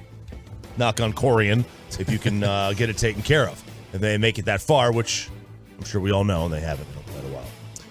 I just had to look, since this is what we're hoping for, is Arizona victory, Giants victory, Cowboys victory. If you go on Bovada and place a $100 bet on that 3-team parlay, you win $9,000. Oh, really? Yeah. I'm going to do it. Eagles are 14-point favorites against the Giants right now. So that seems like a combination of Vegas believing Jalen Hurts is coming back. The Giants are going to rest players. Doc Rivers, NFL insider, said, y'all don't need to do 4.5 hours of radio on this. I'm going to tell you what's going to happen. Relax. You two relax. They're going to be in the Super Bowl. It's a guarantee. It's a guarantee. They're fine. They really are. With my limited football knowledge. So there's Doc. There does seem to be a little bit of a freak out. I love Seth Joyner, the former Eagle. He tweeted, what a blanking joke. I don't even blame Minshew for this. I blame Sirianni for putting him in a position to fail. This is BS. Some people on TV are saying the Eagles are in some real trouble. Old Jaundice, Coach Jaundice, saying I don't get too high when we play a really good game. I don't get too low. Meanwhile, we have video of him, crowd surfing after they beat the Colts in Indianapolis. Is Jalen Hurts going to be rushed back? Are they going to go all out in order to try to wrap up the NFC East and that number 1 seed? These are the storylines for their final game against the G-Men. So it's getting juicy. You had San Francisco coming back to beat the Raiders. That could have helped us a little bit in the quest for the number 2 seed. And the freaking Green Bay Packers are still alive and control their own destiny. Those cockroaches. I know. You can't kill them. Look, I got to hand it to them. It's been a really nice run for them to get back in this position. They were dead in the water. They're playing the Lions basically this, for a wild card spot this week. Both teams were dead in the water 2 months ago. And now Seattle, who was the other team that's in this mix, they were leading the West for the first half of the season. And they completely cratered a little bit, or they didn't really crater. San Fran just went on their run. Are the Vikings, Chop, who are still in play for the number 1 seed, do you believe the Vikings are the 3rd best team in their division? I do believe they're the 3rd best team in their division. In their division. So the Cowboys are going to get the Commanders next. They were officially eliminated. Everyone knew this, apparently except for their head coach, Ron Rivera, after they had a horrible loss to Cleveland with Carson Wentz throwing 3 picks. To clarify, you said you would talk about quarterback next week. If you guys are eliminated today by what happens at 4 o'clock, is Sam Howell in consideration? We can be eliminated. Yeah, if the Packers beat the Vikings, then you guys are eliminated. So Rivera tried to clarify this later on, saying he was frustrated by the question, said he didn't know they could be eliminated because he thought they would win and only focused on what would happen if they won, did not consider the alternative. So that's Ron Rivera getting made fun of and appearing clueless in front of the entire NFL world. Yeah, also said I was anticipating we were going to get flexed. It's like, well, no, you wouldn't get flexed either. Why? You guys were going to play at the same time as Philly. Like, that was what was happening. Choppy, you going to defend it? You showed me the error of my ways in text. My initial reaction was, I kind of love this, right? I just focus on what you can control. Yeah. And don't worry about anything else. Like you said, golfers. Yeah, like golfers. The golfers will tell you, like, they don't really look at the leaderboard because they don't want to change how they play. But you get to 18 on Sunday, you need to know what you need to know. Yeah. And then, and it wasn't going to change their game prep. Right. But, like, to not be aware of it in the final 2 weeks, that You seems get a to the little, that's ditzy. You get to the final 2 weeks. Now, I guess if you're leading, you don't want to look at that because that would put bad mojo in your mind, right? If you're winning the division already, like if you're Philadelphia, do they want to know? No, they just want to go out there and play their game. I'm over Ron Rivera. I think they're over him. He's getting crucified for playing Wentz over Heineke in this game. Now, Heineke he's just a guy. He's not a starting quarterback in the NFL. But I just think the hope that the team probably plays with compared to that loser Carson Wentz, who has to be an NFL backup next year, would have given Washington better hope because Wentz just sucked the life right out of them. Interception, 3rd play of the game, 3 picks overall, and they are done. Yeah, Heineke, he gave them a little bit of life. And again, there is not a shred of talent that Taylor Heineke has that Carson Wentz doesn't. Right. But Carson Wentz, like you said, is a loser. He's a loser. He's a loser. He really is. He's a chump. One of the writers for Sharp Football Analysis said, like, Wentz and Heineke have similar results this year. Wentz is negative 0.08 EPA per play. Heineke's negative 0.09. He said the difference is how they got there. He said 51% of Heineke's completions have gone for 10-plus yards. Wentz is just 35%. Ugh. Wow. That's awful. He'll be a backup next year. He has to be. He cannot start anywhere, I don't believe. He should be an analyst is what he should be next year. Yeah, he's got such a great personality. Bills safety Damar Hamlin in critical condition after suffering cardiac arrest last night during Monday Night Football. This was being built up as the game of the year. The hit, it looked like nothing. It looked like nothing, no head, no neck. He actually got up, and then he dropped right to his back as all chaos broke out. It was... When I saw that, I had to rewind. I'm like you. I had to rewind this like 4 times. Like, do I have the player right? Like, right. What happened? And then it's like, okay, how did that happen? Did he have a stinger? Was it his neck? Right. Concussion? Concussion was the first thing. Like, the last thing on my mind was cardiac arrest. That he just happened to get hit at the exact right time of his heartbeat in the exact right spot for his heart to stop. It is one of the most mind-blowing things. I can't even picture this. Like, nothing in my mind went to, could possibly be a heart attack. The worst we've ever seen, I believe, on an NFL field, and this is awful, almost as bad as it gets, is paralysis, right? Mm-hmm. And we've seen that a few times. Paralysis. This, we were all holding our breath that he did not pass away. That's what this was. This was death or not. Yes, this was death or not. And we've never, I mean, I know there's some instances in other sports on the fan text. This never happened. We've never seen anything like it. CPR on the field for 10 minutes. And my image last night is Josh Allen's face. Josh Allen looked like he had seen a ghost. Yeah. And there's no way he's going to be able to go back out there and play after that. Yeah, we've seen it. Like, those guys. I can't imagine what was going through the minds of the players. Like, this is your teammate. This is the And Troy said it. During the season, you spend more time with your teammates than your own family. This had to be impossible for them even to remotely get back on the playing field and play this game. But people bring up the fan text, and then you could think of other instances yourself. Rich Peverly of the Stars had a cardiac arrest event about 10 years ago. Chris Gavoro, who played for Grapevine High School baseball, got hit in the back of the head with a line drive at a batting cage, and he lost his life. Hank Gathers, Reggie Lewis died at a basketball court, but nothing on like Monday Night Football with millions and millions of people watching it, and it's just. Again. Thank God he's okay right now. Yeah. Do we know he's okay? Well, they said he's listed stable, critical right? condition. Yeah, they said critical but stable. I don't know. I don't know. I guess thank God he's alive. Yes, there you go. Yeah, thank God his heartbeat was restored. And there's only been one occurrence of somebody dying on an NFL field, and it was 50 years ago. It was Chuck Hughes, who was actually from Abilene, and he had a heart attack right there on the field. But that wasn't related to a hit. He had some undiagnosed condition, but it's only been one other time. And you know what? He went off in an ambulance, and they made him finish the last 5 minutes of the game. They went back to the locker room and found out their teammate had died. We have not had good luck with the college football semifinals in years past. That all changed over New Year's weekend. 3 receivers to the right. Snap comes back. It hit the ground. It's loose on the ground. The Frogs bail on it. Now Michigan's picked it up. They toss it back right. Edwards flips it forward. Down it goes here to 34. This game is over. The Horned Frogs have come to the desert and quenched the thirst of every TCU fan. As now they'll find a way to the national championship game. Wow.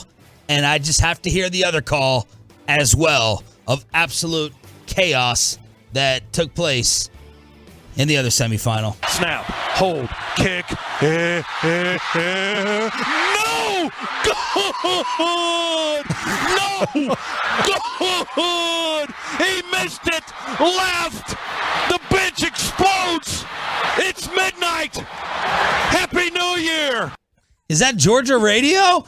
I've never heard someone do that during That's amazing. the game-winning field goal attempt. That was the most bizarre call I've ever heard in my life. No, what the hell was that? I thought he was crying. Hold, kick.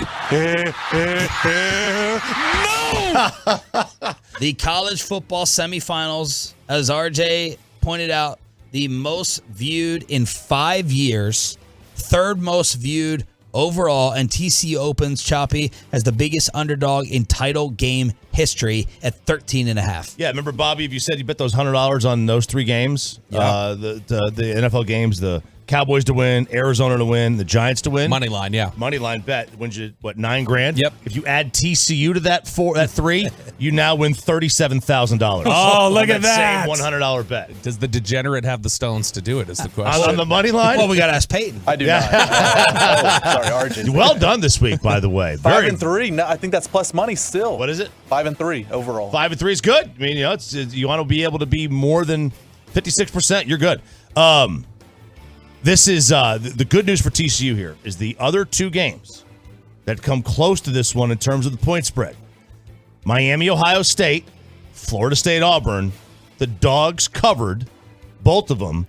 And in one of the instances, the dog won in Ohio State, beating Miami. That was a 13-point spread. This is 14. And it's already been bet down a little bit. Thoughts on these 2 games as you were watching them play out? I mean, the Michigan TCU game was the most wild. At the end of the third, into the beginning of the fourth was like some of the most wild 6 minutes of game time I've ever seen in football. Like, I mean, I remember the first half had craziness with these plays, with that play at the goal line and everything else. There were about 3 times in the second half where I thought, oh, game over for Michigan. And then they came back. And the thing that, was a big debate at the time, we saw Derek Holland freaking out about it, was should that have been targeting? By letter of the law and how they've enforced it, it probably was. Yeah. And in the Georgia-Ohio State game, I know like Statline says Georgia ended up playing a better game. That felt like Ohio State was actually better than them. Over the course of the entire game, I think Ohio State was the better team. That was the fear. for Georgia is that Ohio State, when their talent is as good as anybody's in the country, and if they came to play, and they did, and Stroud himself a decent game, that they were going to give Georgia everything, even though it was a home game for Georgia. Yeah, Ohio This is State, an hour and a half down the road. Getting a little disrespected last week, and now they're going to be haunted. Haunted. Headlines on Headlines on a Tolo Tuesday here on Sean, RJ, and Bobby. You've been asking for it for 2 straight days. Peyton has been spying on Filthy Radio. How much are they freaking out in Eagles country? And an Adam Sandler ticket giveaway during the Expressway. Commercial free after this.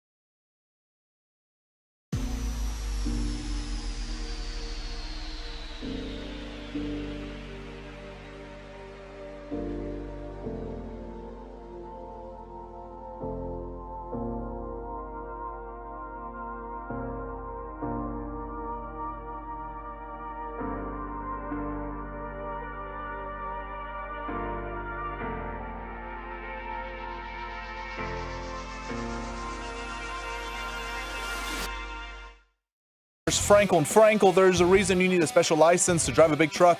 So companies that hire drivers and put them in a big truck should be held accountable for what happens when one hurts you.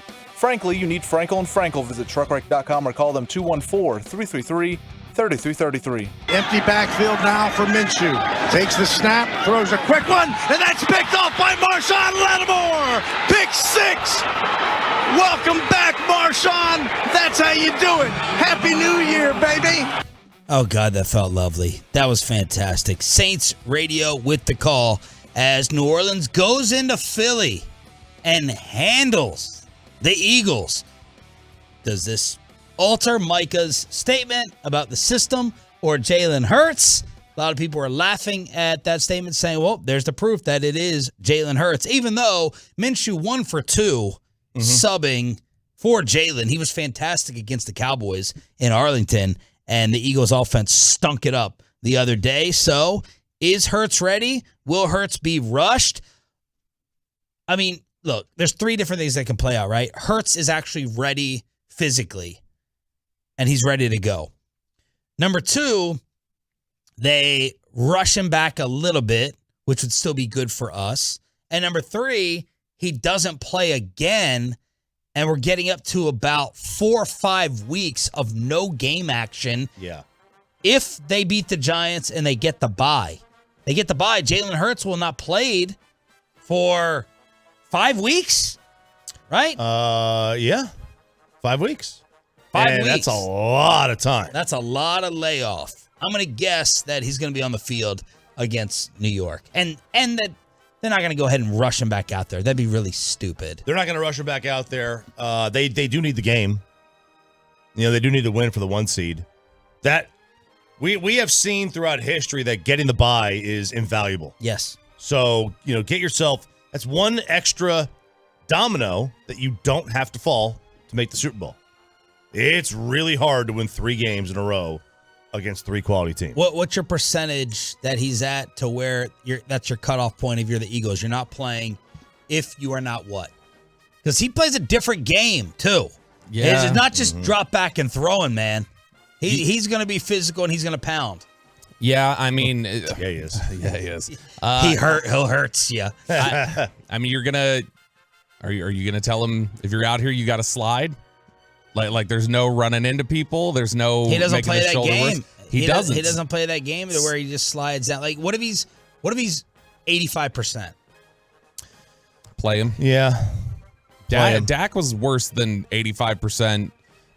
What this really stands out to me is when Dak had that same joint sprain back in 2019 and then played immediately against Philly and looked awful. Like, what stands out to me is like they should not have played Dak, which people from that coaching staff who are no longer there anymore will tell you Dak should not have played in that game. And everybody tried to tell him don't play, and Dak was like, I'm playing. And so you got to sometimes save players from themselves when they start trying to make decisions like that. Yeah, I love the desire to play that these guys have. It's very admirable, but, you know, a general manager, a head coach, I mean, they have a responsibility to the other 52 to make sure that these players are at their best when it matters the most. Mm-hmm. And that ain't today.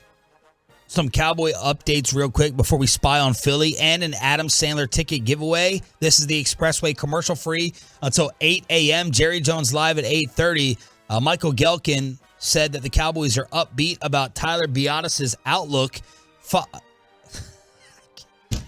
I can't do the show. Yeah, the way he said "yeah" to me when I was making a point a second ago while he was stretching, he goes, "Yeah." Ryan, and I was like, "This is very uncomfortable." Ryan, put the camera on RJ's groin area with these. What are you doing? What's wrong? I hurt my back. I don't know what I did. You're on vacation. Yeah, I know. I probably slept too long one day, but I couldn't put shoes on this morning. I can't bend over to tie my shoes. I'm just trying to stretch anything out I can. I have to stand up this entire show, which is good because they say you can lose 5 pounds a year if I stand 5 pounds a year. He's That's got what Chop always says. 3 thigh 5 pounds up a year. here and his knee in his thigh-high shorts, stretching over here and doing his back turns. Ryan, go ahead, Chop. Show the people what you're doing. I can't really get this up. Oh, very erotic. Ryan's got it on the fan that cam. feels good. Man, you are white. Holy hell, you are white. My glutes do look good on this camera. They say it adds 10 pounds. The Cowboys are upbeat about Tyler Biadasz' outlook following an MRI. suffered the high ankle sprain in the win against the Titans. The goal is for him to be available in their first playoff game. Jerry told KMC Friday Tony Pollard could return to play at Washington. Quote, I'm not as concerned about that injury. He said, I do not think turnovers will beat us in the playoffs, but I think that's going to be the issue. That'll be the main thing. We'll get to that later on. And my Lord, did he backhand this T.O. story. It sounded like he had something for that agent that was boiling under the surface. Says he would never seriously consider it. He has not talked to T.O. He has not talked to the agent. And then, Bobby, you were a little bit curious over Dak's knee injury. Would he wake up feeling sore? Jerry said Dak's in good shape. He may have hyperextended it a little bit. We were checking with the sideline. We knew he was going to be good. Anything else we need to know before we spy on Philly? No, I think that's about it. I will say this. I think they're being a little publicly more optimistic than they are privately about Biotish. But Biotish, they're going to try and get him ready. I think they can have him ready for the playoffs if they get to a certain point. But I think the wild card game is going to be tough. If you're playing the wild card game, I think you might have to play that without him. All right, Peyton. What were you listening for? Now, y'all spied yesterday, Bobby, when we were not in? Yeah, but we didn't have Angelo. Angelo was taking the day off, too, so none of the team was there. And so we got a little bit there, but it wasn't what I think the Tolos were really wanting out of it. And whoever was filling in, Angelo ripped him one, because apparently the guy filling in for Angelo yesterday morning praised the Eagles' defense yesterday. Which, Angelo hates any positivity after an Eagles loss. Yeah. So this one, the content, hard to find just because they kind of went back and forth with the DeMar Hamlin story as well. But I'm going to play part 2 first because it's better than part 1. And this is how the segment started with, it was a weird Eagles promo. They're all Jalen Hurts for MVP. And so you have the promo in there and then Angelo going off and he's saying, hey, if the Eagles go 0-1 or 1 and done in the playoffs, that the coaches, you need to clean house. Because Jalen Hurts doesn't have an annoying wannabe TikTok star brother dancing on the sidelines. Hurts for MVP. Your exclusive home for Eagles football. Sports Radio 94 WIP. All right, welcome back, everybody. I haven't even got a chance to rip into the Eagles yet. If these coaches coach the way they did on Sunday, they can't beat a college team. Do you understand? Yeah, I do. This is what you need to know about that game. Start on the defense, which was praised on this show yesterday. Shame on you, Hayes. Shame on you. That defense started the game with a 9-minute drive by a substandard New Orleans offense. Yes. What was that game plan? Shame on the entire organization. I don't care you're 13-3. It's time you start playing up to your talent. If not, head should roll. I mean it. What? Head should roll. If you end the season with 4 losses, you lose Sunday, and you lose the first playoff game, you deserve to get fired. How's that? Get rid of them all. Oh, my God. So Your quarterback got hurt. he thinks Nick Sirianni should lose his job if they lose their first playoff game. Your quarterback got hurt. But he doesn't believe that. He's a liar. He's a fraud. This is a bit. It's a louder bit than some of these people on these TV shows and these idiots. My dead grandmother is rolled over the grave. And all I can think of, I don't even blame Angelo. The people in their cars, the people listening to this, like fist pumping and saying, yes, heads should roll. Like people that actually agree with this. It's crazy. Makes you think. I always say we should pack up and just roll on out and move there. We should just go on over there and do this type of radio and take calls. Come on and do the lowest hanging fruit. Everyone should be run. Everyone should be fireball. They win, everything's great. If they lose, everybody should get fired. He doesn't mean it about Sirianni, but I think he does mean it about that defensive coordinator, Jonathan Gannon. They were Philly fans on Twitter during the game were melting down over Jonathan Gannon, who everybody was talking about as like the best assistant coach in the NFL midway through the season for the job he had done. They were all... You mean the team that is about to set the all-time sack record? Oh, yeah. They have the 5th most sacks in the history of the NFL. They have 5 straight games with 6 or more sacks. Is that right? Yeah. They have 5 consecutive games of 6 or more sacks, the longest streak in the Super Bowl era. Is that good? Yeah. 6 or more sacks or 5. That's insane. They had 7 sacks on Sunday. In fact, they became the first home team in 20 years to have 7 sacks and lose by double digits. So this next clip, this is during their first segment of the show, right when they started. Sean, you talked about earlier, is it Jalen Hurts or the system or the team? And they talked about that right here and told you it is all Jalen Hurts, and he deserves to win MVP after what they saw on Sunday. I have not had a chance yet to tell you how I feel about the Eagles game on Sunday, and I am thrilled to be able to share my views with you. I am appalled, outraged, and disgusted, not only with what happened, but with a lot of what has happened since then, including the comments yesterday on this show by Marcus Hayes. And Johnson, to your credit, Marcus Hayes tried to sell a bill of goods to this city that the Eagles' defense was excellent on Sunday. And I will begin by demolishing that thought process. Jalen Hurts is more the MVP now than at any point in this whole season. And anything else you hear is pure garbage. Because the Eagles are nothing without that young man. Nothing. I made this statement yesterday, Ange, when I was in for you. It's not the system. No. It's Jalen Hurts. It's not He's the making system. them look way better than they might be. It's not the system. And his courage under fire is spectacular. And I love him more now than I ever did before. And I'll tell you something else. If you can't stand the drama, because it's 5 days away, it's 4:25 on Sunday, Hurts is playing. You have my personal guarantee. Because he actually could have played either of the last 2 games. Ooh. Take my word for it. At one time, I was a physician. So, Choppy, we had this little slight discussion last week. The whole, I don't believe that voters increase your MVP status when you're out. Right? We always have that discussion. Mm-hmm. Isn't it proven? Lamar Jackson, the MVP, he's been missing games. And, Jalen Hurts, all of a sudden, it doesn't work that way.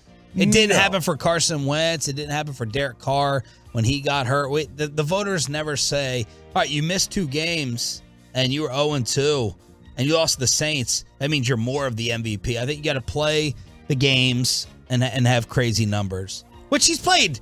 You can still win it missing 2 games. Yeah, he can. He can win it missing 2 games. Now, how about the shots at the Mahomes family from WIP? By the way, Patrick definitely laid the smackdown mandate on his wife and his brother. Haven't heard much from them. He goes, if you don't disappear off the face of the earth. Say about how he would say it, though. I'll make you. I'll make you disappear. I don't want to do it. Yeah. I'll cancel your State Farm insurance. That's right. Yeah. Yeah, look, I agree. I don't think you improve your status for winning an MVP because... Not with the voters. No, because I also don't think it's fair to say, oh, well, they put up 30 game in this game. He's obviously, it's a system. And then, or if he puts up 10 in this game, it's not the system, it's him. Because styles make fights. All these games are different. Teams prepare differently. Maybe, the Cowboys had no film on Gardner Minshew as an Eagle player under Sirianni or very limited.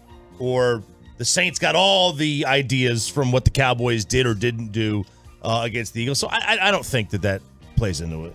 Meanwhile, it doesn't sound like Tom Brady is very impressed with the Jalen Hurts MVP numbers.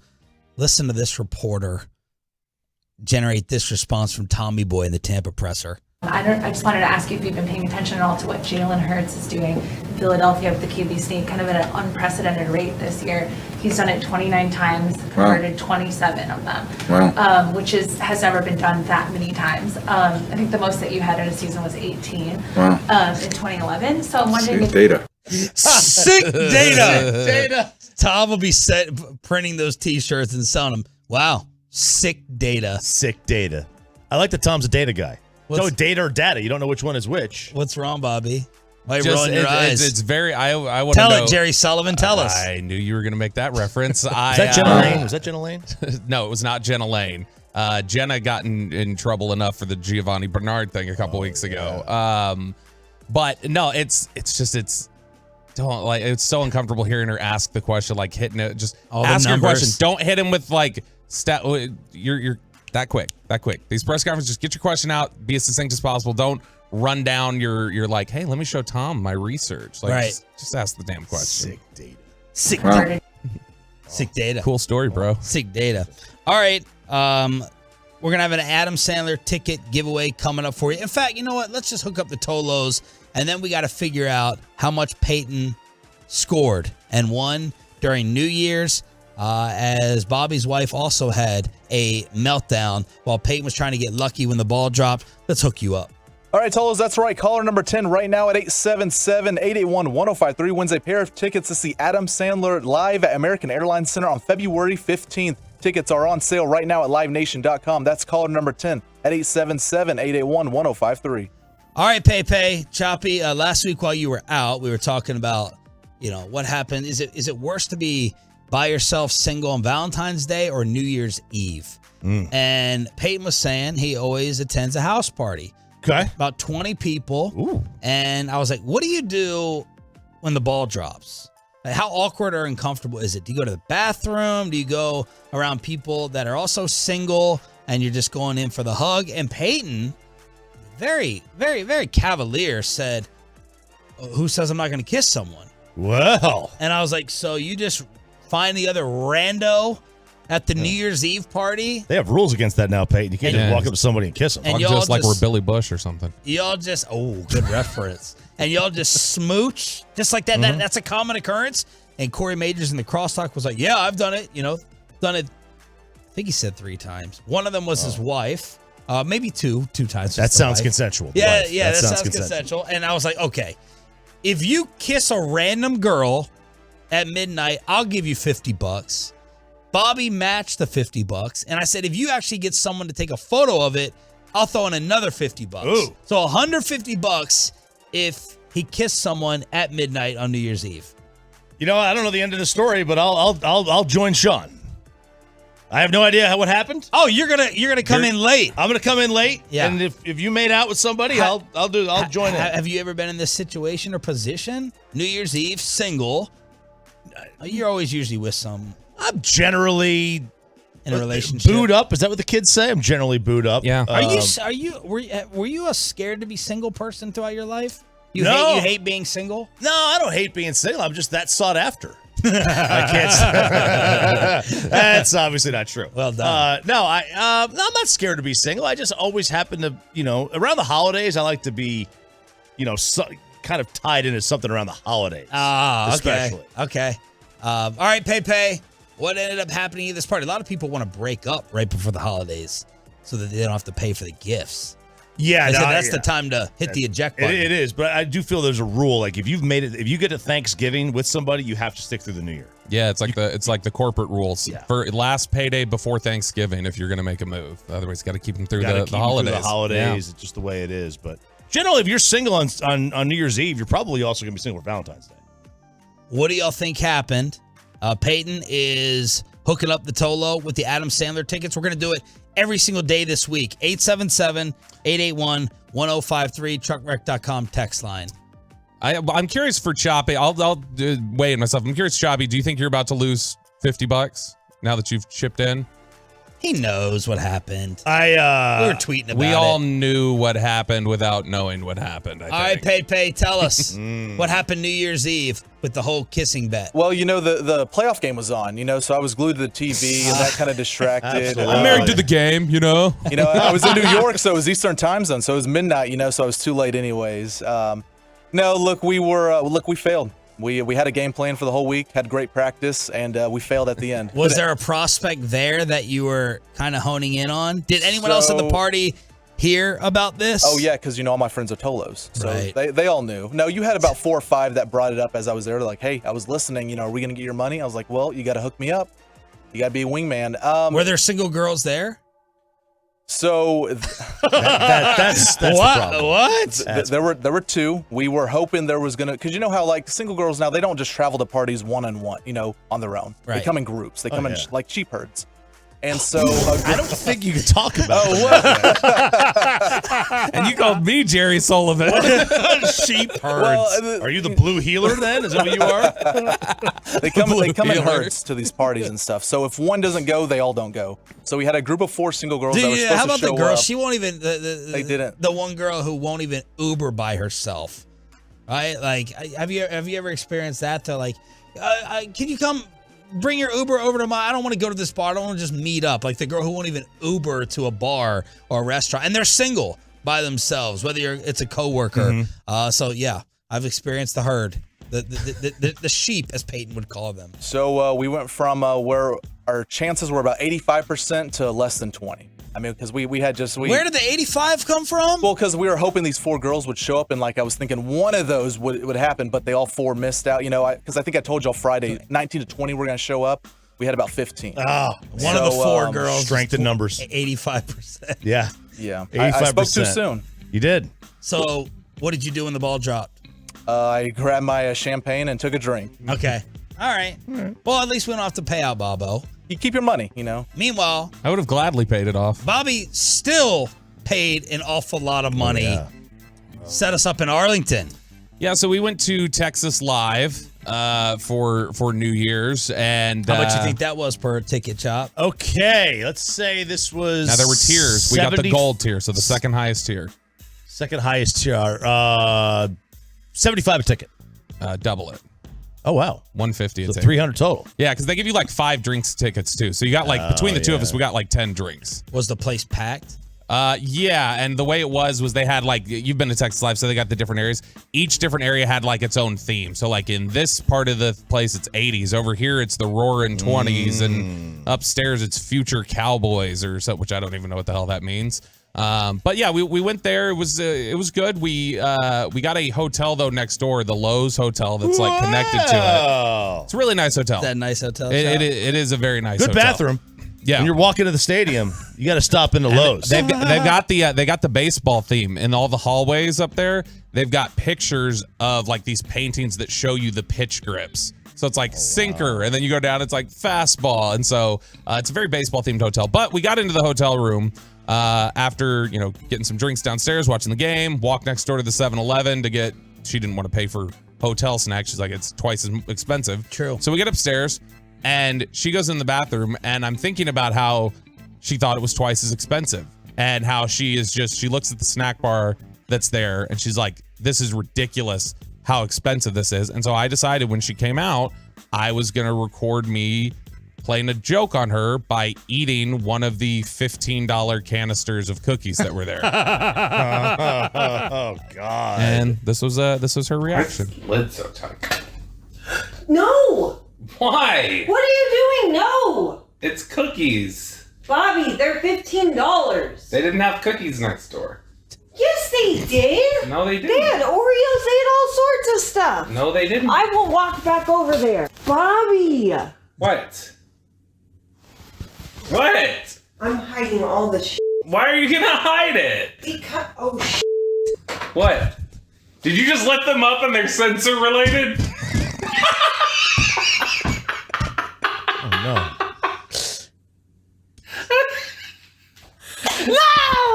So what was meant to be a $15 joke turned into a $75 joke because they are. What is this, the Apple Store? Like you can't they're lift a sensor shit. triggered. And so they've got a note on there, and that's the thing. She picked them all up and she's moving around, and then she looks down and she sees the note that says, like, if these are moved and not placed back within 5 seconds, you are charged for them. And she had picked up all of them, turned around, was walking, and then went, you heard her. Yeah. And she ended out, it ended out, my $15 joke ended up being a $75 joke. Did you at least take all of them home?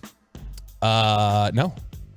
Actually, I should have done that. What'd you do? You left it there? Yeah. You put it back? Yeah. He is the worst with money. If y'all ever, I am. God, find Bobby Bell at a bar or restaurant, y'all. He'll make it rain, drizzle. So what do you do? Can you contact the hotel? Be like, hey, like these got knocked off, or my kids did this, or I mean, we probably could. By the time checked out, he never would do that. He'd rather just pay. She would. She doesn't want to go anywhere unless we have a coupon. Like we were the last week. I was going to take the kids out to like an arcade or something, just go to main event or something around here, and she was like, don't go yet. She's like getting like physical therapy done. She's like, don't go yet. And she's like stopping down and telling them to hold on so she can look for a coupon for us to like use before I take the kids somewhere. I love the reaction for who says that. Is this sensor related? Did you just let them up and they're sensor related? That's what I mean. Like they're I meant triggered. I meant triggered. But they are. They're because that's the thing. I know, but what no time one of uses night? that phrase. Was this 2 a.m.? No. This is like when we were getting ready to go out. So it was like 6:30.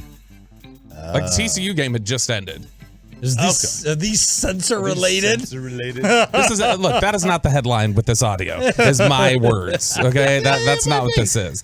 But yeah, ended out costing us some money. Night almost went sideways at one point about 10:30. Yeah, this is a great topic. So we were sitting there and it was just wife and I. We didn't end up going out with anybody. Like normally we find another couple or a few people and we kind of all go out. So there reached kind of a lull in the night at one point. And I had to get up and walk. I was like, I can't just sit here or like stand here. Like my leg's starting to hurt. And so, cause I get this sciatic nerve thing. And so I was like, I got to walk for a sec. And so we walked and she had made reference to something about like, oh, you're not having fun. And I just made some flippant comment about like, well, you know, it's always more fun when we have like somebody with us. And a third wheel kind of thing? Like another couple. Okay. And I said, I just said like, you know, it's always fun when we have somebody with us. And also I meant that because like you could have stayed back there drinking if we had another couple and I could have walked and not abandoned you essentially. Well, she took that as I was saying I wasn't enjoying just spending time with her. She's not fun. And so she got... She was upset, and so I stepped in that a little bit. She was upset. She went to the bathroom. She was not talking. She was walking. Her steps got heavier as we were walking. You could hear them. And at one point, she's like, "You're tired. Why don't we just go back to the hotel at 11 o'clock?" Oh no! Oh, you can't end New Year's Eve early. Well, yeah, especially like go back to the hotel is not like an inviting go back to the hotel. Yeah. That's like there's 2 queen beds in here, and you get one. And so I had to stop down. I realized I stepped in it and was like, look, here's basically what I meant by it. Of course I love spending time with you. I wanted to do this. And like, I honestly was, where I messed up was doing the Texas Live one. It's just not a good setting for just the two of us. If we were going to do the two of us, we should have done something that was a little more probably like restaurant or more intimate than just a giant party where we don't know anybody else. And so in trying to convey that, I screwed up, almost cost myself, was able to recover, and it was a happy new year. Yeah? You know what I mean? Yeah, I do. Yeah, you got more cookies. My favorite part of your night was the Twitter responses to the picture of you and your wife. That's mean. Which blew up. I mean, Bobby put a picture. This is like RJ's reaction. RJ's first reaction was, huh? When he met Kristen, like, how? What? Yes. And wait, which time when I met her? Yeah, which time that you remember meeting her? Fourth time. I finally realized that he's married. It's like 50 first dates. Bobby put up the photo of him and the wife, and he got 530 likes. Ooh. And some of the responses that I took note of cut deep, man. From the Tolos are as following. Bobby, who is this? I said wife. And they were, but really, who is this? It's like you called a running back dive to get off your own one, but the offense turned it into a 99-yard touchdown. It's like if this one's mean. No, it's like if Hitch happened in real life. Was that an Allegra Cole reference? Allegra Cole reference. I read that reference to my wife, and she was like, "Kevin James was funny." I was like, that's not what I wanted. No, but that's what it is. No, you say a couple of jokes and all of a sudden she's naked. Exactly. That's how it works. All right, Take notes. More. Bobby, how'd you get her to take a picture with you? She or he outkicked her coverage here clearly. That was somebody being sarcastic to Okay, me. damn, the morning show has all dimes. Yeah, it's not just Bobby. Bobby's like boo-hooing on our group text, and everyone's mean. And I said, look what they wrote about me. Boo-hooing. All right, look what they wrote about me. And I sent a very graphic one, as someone said, well, Shreve, you must have a... Who can I reference here? A hammer? Yeah, you must have a hammer. Basically calling me ugly. Too ugly to get my wife. Bobby, you have zero chance of looking good standing next to her. And finally, now you know how Pete Davidson feels. That's the worst. That's the worst one right there. Do you ever think she's any of these comments have gotten to her in her mind where she looks at you? You know when they look at you and you're like, what are you thinking? Has she ever looked at you or said? Never asked that question. Never. Open up the door to. Ask Did I settle looks wise for myself? Maybe she thinks about it for a second, but then she thinks, I'm also in a relationship with a man who doesn't sweat $75 snack charges in the hotel room. So, Hey, all right. So, don't put anything on credit. It's all debit card swipes. So, nice. That's what it's about. What'd you do? For New Year's, went to the neighbor's house. Okay. Very simple. First, I went to dinner at my sister's. I was finally invited. Went to my sister. First time I saw their house after it's been remodeled. Wow. The wine room is. She's only been here for how long? I think she moved in like a year and a half ago, 2 years ago. Okay. But it took a while to redo the house. Suppose they had COVID and they were very COVID conscious. So we went over there, and that wine room is locked, by the way. Can't get in, but it's amazing. So we did that, and then went to my neighbor, came back home, went to the neighbors because I wanted to get Liddy and just walk home. So we, stumbled 7 houses down, and we're good to go. All right. What about you? I had fun. We did a staycation. My unfortunate story is recapping to the father-in-law. I guess I don't remember talking about what our plans were last week on the radio. Mm-hmm. And I was like, yeah, we ended up staying in town. And he goes, oh, yeah, I heard you. He goes, I heard you say last week you were going to stay in town. That number 2 kid was on the way. My father-in-law dropped that on me yesterday and humiliated me with the embarrassing conversation of, you said what you were going to do to my daughter last week in the hotel. Yeah, where you said, get that girl I finally wanted. Yeah, I did say that. And he was listening. So that sucked. That was awful. What, do you think he's got to know? You can't have that conversation with your father-in-law. That's true. Yeah, I mean, it happens. My wife's listening right now. I'm getting texted as we speak for divulging too much about New Year's Eve. But, Chris, I'm no, it's Chris, it was for my joke. It was for my not my joke. It was for me saying that I salvaged it and had a very happy New Well, Year. I guess she was called cheap in this segment, not just a dime. So I was about to be like, stop whining and complaining. You were called hot by the listeners, but then she also was secretly recorded and called frugal. Yeah, and then everybody to know that she did something with Bobby later. That's right. An update on the situation last night that we've never seen before, and Jerry Jones at 8:30. It's all next right here on The Fan. But let's get you over to the all-new Platinum Ford in Terrell. Man, this is an amazing shop. Stephen Gilchrist, proud to announce this location, I-20.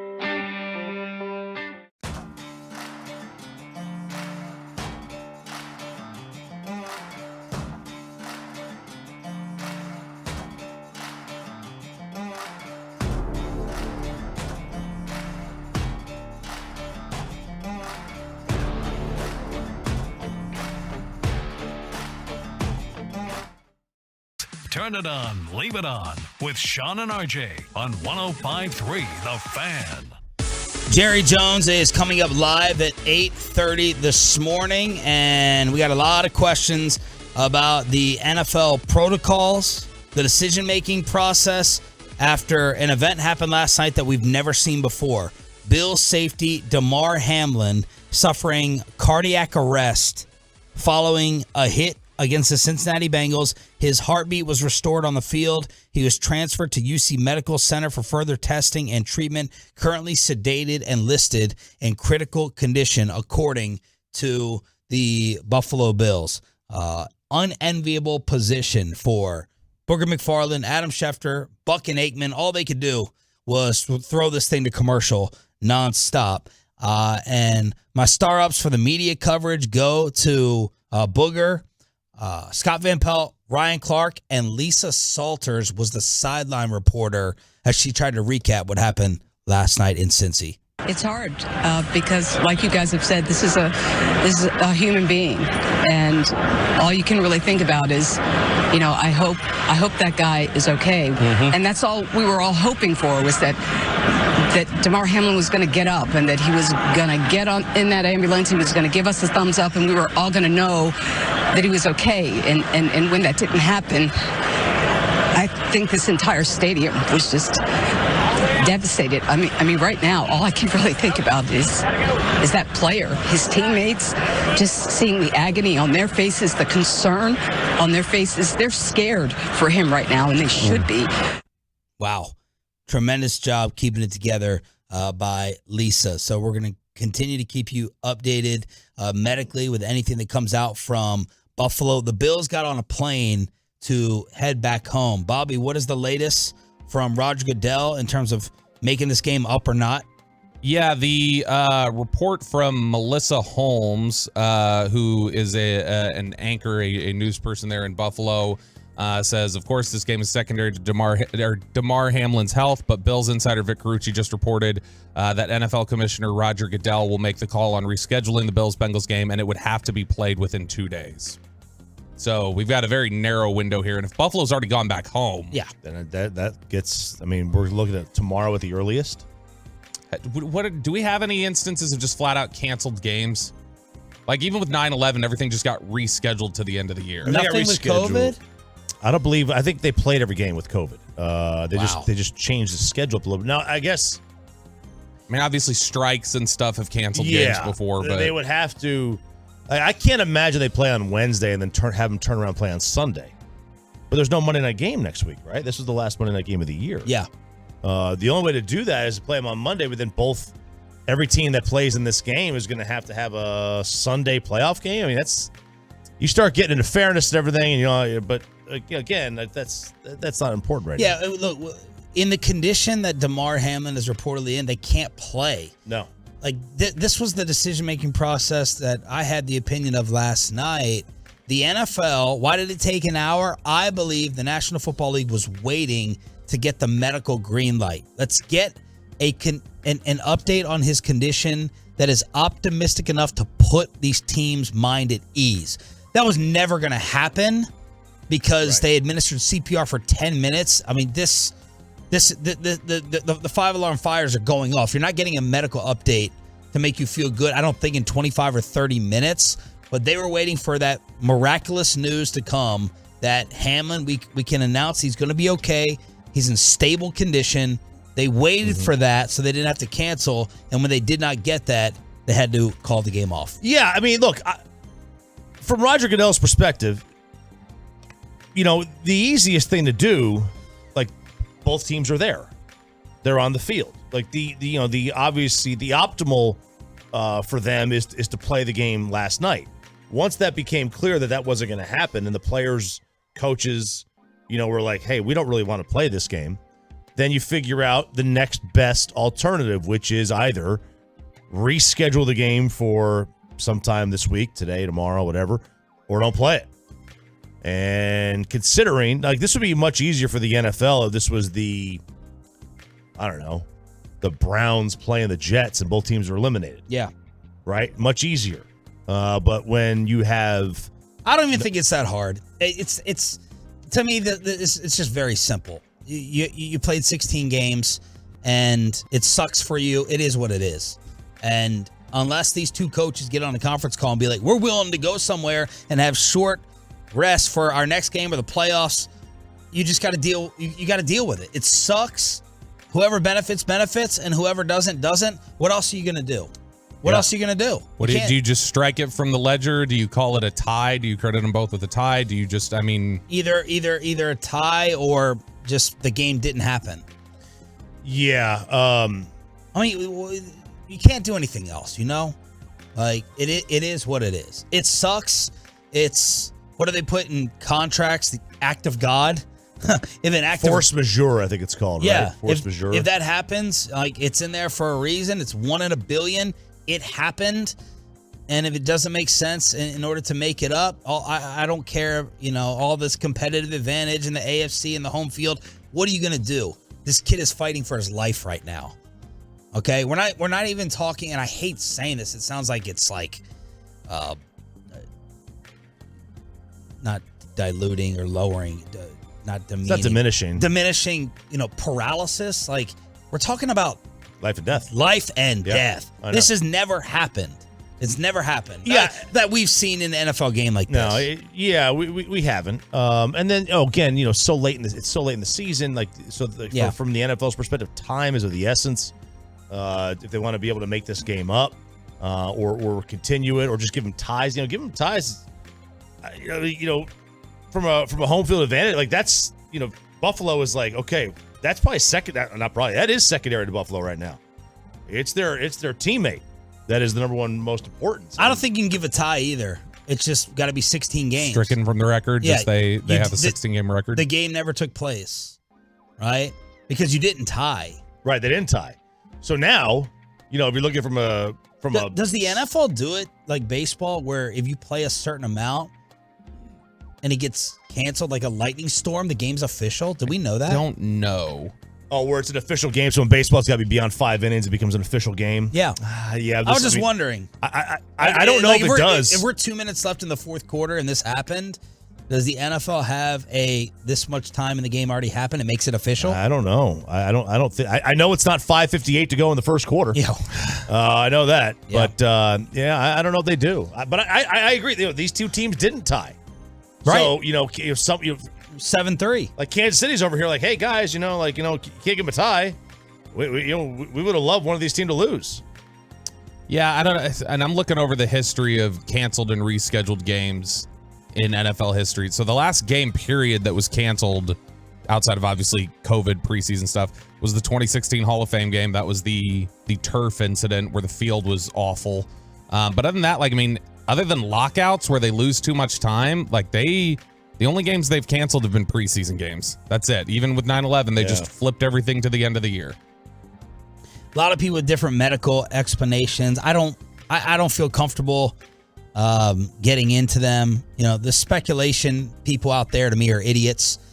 You put your job at risk. You put out sensitive information. You don't know anything, or you should. I don't think. I don't feel comfortable enough relaying this stuff with a bunch of different theories and breathing tubes and different terminology. You all have ones that you buy into or think we should relay. Go ahead, but I don't want to speculate on any of that. I will say Pete Rozelle always said his biggest mistake during his entire time as commissioner of the league was that he didn't just flat out cancel the games after Kennedy was shot. And so, I know that regret has been associated with commissioners before, just we probably should call them. And so I feel like this is ultimately just going to be canceled. Well, yeah, look, when I stunned they didn't cancel those games after Kennedy was shot. Mm-hmm. They canceled 9/11. Maybe we should ask Jerry, what should be done for competitive balance? Absolutely. Jerry's coming on in 20 minutes. Absolutely. And the league is going to take some heat for waiting a while, waiting an hour to cancel it. And also, the biggest mystery in terms of the league criticism is that 5-minute warm-up period. As Joe Buck makes the announcement, someone told them, hey, you got 5 minutes, we're going to get back on the field. And then apparently, the coaches had to be human beings, get together and say, my team isn't ready. and the other said, I presume Zach Taylor said, well, if you're not ready, we don't have to play. We don't need to do this. Did the coaches overrule the league? That's what needs to be asked. Not that there's going to be any downside or loss for the NFL, because people aren't going to quit watching football. But that's just that would be a very cruel, heartless, cold reaction. And it would just make me think even worse of Roger Goodell. If the green light was given of get back out there and play, and the Bills had to overrule it, or the Bengals had to overrule it with Buffalo, let's ask Jerry coming up at 8:30 what he knows. But good God, we have another scary incident that took place in the world of Hollywood, and Dana White on video slapping his wife on New Year's Eve. Sean, RJ, and Bobby back together again. Glad you're joining us. Jerry Jones on the way right here on The Fan.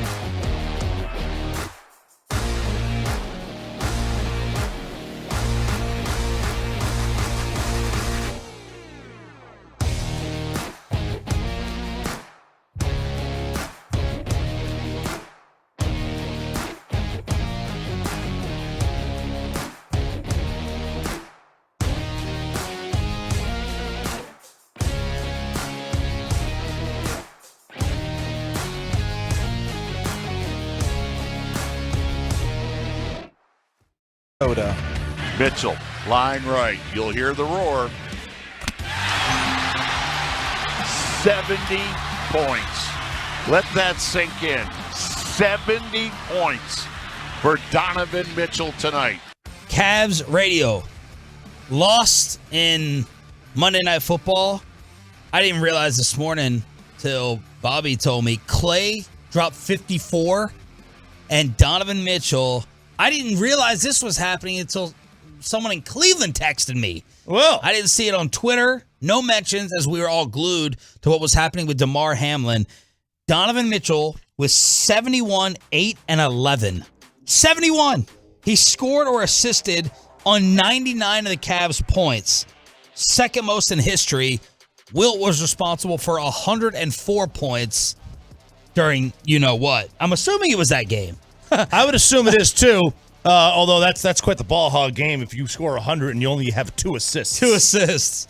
Now, did Donovan, that wasn't superimposed, right? They had him hold the photo of 71 that Bobby Belt kind of took issue with. It looked like it. He's holding like up a 71 thing or whatever, which I love that photo. But that's the thing. It's like you didn't match it. You didn't get Kobe's. Like you 30 away. You didn't even match. You didn't match second, and so it's like, hey, hold this up. Like, wouldn't we have all mocked the Mavericks if they had Luka hold up 60? Yes. Like, how's that any different than 70? 71's not even second place of all time. So all right, Bobby. I thought it was dumb. When Choppy was out last week and RJ already voted this morning, where's this one ranked now? Is this better than Luka's game? No. I Why? don't think so. 71, 8, and 11. Because it was 60, 21, and, okay, so the assists are 10 the or- same. Yeah. Rebounding differential of 12, and Donovan scored 11 more points to get to 70. Right. Now, he made more threes. That's a part of the difference there. He, I think, sunk a couple more free throws. So the difference, they shot basically the same. The differences were Mitchell hit, I think, 5 more threes, and I think he made like 5 more free throws or something. And so a little more efficient at the line, a little more efficient behind the arc, but ultimately, like, I don't think it was, even watching some of it back this morning, it didn't look like as dominant as, or I mean, it was dominant, but it didn't look like exponentially more dominant than Luka, and Luka was dominating on the boards that game. I think he had like 8 offensive rebounds. But which stat line is better? Would you rather have a 60, 21, and 10 or a 71, 8, and 11? I think the 60, 21, and 10, I mean, you're giving your team 13 extra possessions with those rebounds. Now, look, if you're asking me... But 70 is going to jump out of all the accomplishments. 70 is going to jump out to people the most. Sure. Yeah. Do we talk about Devin Booker still scoring 70 a few years back? No. Like, people have forgotten about it. Good People are going to point. keep talking about Luka. I didn't either. Yeah, he scored 70 like 4 years ago. Now I think they lost. Good for That's him. partly why. Oh, we're going to forget about Luka's the same way outside of DFW? I don't think so, because that's the thing. Like, we're talking about, like, nationally, people weren't saying at that time. The conversation. Luka also had the shot put back. That was big. yeah, it was. That had a moment that you remember that everyone reacted to versus just the stat line. But in 15 years, people outside town, not even people forget about that outside of DFW. Very sorry, Bobby. What were you saying? It's hard. It was a Tuesday night national TV game. It dominated all the sports talk shows the next morning. Donovan Mitchell's is going to get forgotten. Oh yeah, in this news cycle, like he's going to get forgotten. He picked the wrong night. Yeah, he's going to get forgotten in this current news cycle. Luka happened on a dead night where it was like NBA viewing night. So just by the like attention that it got nationally, people are going to remember that game more. Yeah. Although Luka did pick the worst week to do it in. He did it in the week where nobody has any idea what day it is. Everybody is being their worst version of themselves between Christmas and New Year's. I know I was trying to be the worst possible, the laziest possible version of myself. This story got completely lost. Now, this is a news dump day in the sports world. If you want to hide or cover something up, the video of Dana White slapping his wife at a New Year's Eve party. I know where this is going to go on the text. I already know. She slapped him first. She cracked him. Yeah, she did. And then Dana hits her back. And I believe he's already addressed it, saying that it is inexcusable. There is no excuse. So they were on vacation in Mexico, nightclub, New Year's Eve, and TMZ put the video out there. Man, they're having a little fight. You can tell them, that they're kind of, talking back and forth, jawing at each other. And then he said, "Here I am. I've always been the guy saying, don't put your hands on a woman. Now I'm on TMZ talking about it. My wife and I have been married for almost 30 years. We've known each other since we were almost 12. We've obviously been through some S together. We've got 3 kids. This is one of those situations that's horrible. I'm embarrassed. Also one of those where we're more concerned about our kids. We have 3 since the video popped up. We've shown the kids a video. We're more focused on our family right now." So that's some of his statement. Yeah, this is these videos, when you see a video, I mean, it becomes so much. Women will tell you that they don't need to see a video to know what happened. He said anything said about him is deserved. There was definitely a lot of alcohol involved, but that is not an excuse. It sounds kind of like he's making some excuses there, and he's quickly wanted to like immediately turn the attention away to like, hey, look, we have kids and we're worried about our kids. It's like, okay, whatever, dude. I mean, there's just, it feels still like a little bit of obfuscation, but. What? Of what? Obfuscation. Like alleviating the responsibility. Oh, thank you. Okay. All right. We got another scary incident in Hollywood. This actor was trending before Monday Night Football. Jeremy Renner, who he was in one of the Jason Bourne movies. It was kind of his own spin-off of that. First date I went on with my wife was that movie. Really? Oh. Oh, very nice. Well, he has a home in the Reno, Tahoe area, and they have been just getting battered with snow. There's reports of 48 to 72 inches of snow coming down over the next 2 days. I mean, they've been getting battered. So he has purchased several snow plows, and I don't mean those little ones that you push that get like 6 inches of snow off at a time. These are one of the ones that you would use at like an airport or a ski resort. And he was using this, and he's used it for quite a while. And he takes photos, posts on Instagram. Well, he got run over by it. I don't know how. Jeez. It, hit his leg. He had a heart issue as well with it. He went into surgery. He is out of surgery, but he is not out of the woods for Jeremy Renner. So keep him in your thoughts. That was a very tough story to see yesterday. Critical? Yeah. Surgery on his leg, surgery, to repair something that had happened with his heart during the entire incident as well. So it's they don't have a lot of information on it, but he's out of surgery. We know that. All right, Sean Sharif, RJ Choppy, and Bobby Belt. We got to talk to Jerry Jones about what happened last night. The NFL protocol. Does he know if the league told them to get back out on the field? Plus Cowboy injury updates. And what does Jerry want with all these scenarios? Tom Brady on the road. Aaron Rodgers in Arlington. What is Jerry thinking and wanting before the final game of the season against the Commanders? Jerry Jones joins us live on Sean and RJ.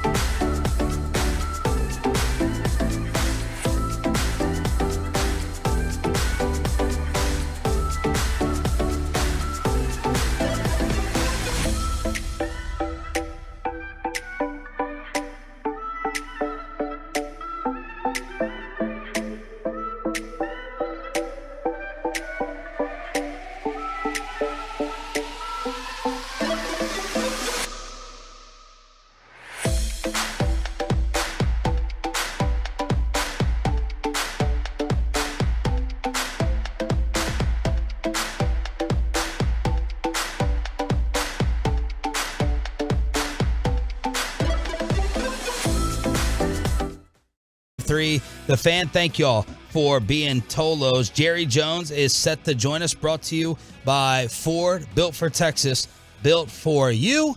And there is the weasel, Skip Bayless, right there on TV, as we knew he would be, despite his insensitive, tone-deaf tweet last night, talking about Damar Hamlin. Not talking about Damar Hamlin. Talking about rescheduling this game. How can you actually do it as Damar Hamlin is getting CPR? So there he is right there on the field. Jerry is set to join us here momentarily as the Cowboys game. It is official. Yesterday, the league announced Cowboys at Washington, 3:30. Also, Giants, Eagles, Cardinals, 49ers at the same time. Here are the scenarios for the Cowboys to still be the number 1 seed. Eagles win against the Giants. The Eagles just wrap it up. San Francisco beats the Arizona Cardinals and the Eagles lose. San Fran gets the number 1 seed. How can the Cowboys get the number 1 spot? They beat Washington. Philly loses to the Giants. Plus San Fran loses to Arizona. That's a lot to happen, Choppy. Yeah. Bobby, correct me if I'm wrong. The Cowboys can become the number 2 seed if they beat the Commanders, Eagles lose to the Giants, and San Fran beats Arizona? Yes, if that happens, if San Francisco wins in that equation, then Dallas would be the number 2 seed. So then that comes down to the Tolo choice of what would you prefer? Number 2 seed, host the Packers or Seattle and Arlington. Let's just say it's Green Bay because it's a better radio topic and probably likely to happen. Green Bay is going to host Detroit at Lambeau to finish out the season. They control their own destiny. Cowboys host Aaron Rodgers, or you go to Tampa for Tom Brady. And then, Bobby, maybe you can give a second-round picture for what that would look like depending on if they advance in those first-round games. Give me the home game. Give me the 2 seed, which would also guarantee me a home game in the second round if they're able to win. I would much rather that. And then you worry about who you're playing. You worry about who you're playing later. That's me. You know, like, I don't want to go to Tampa. This team they're a much better home team than a road team anyway.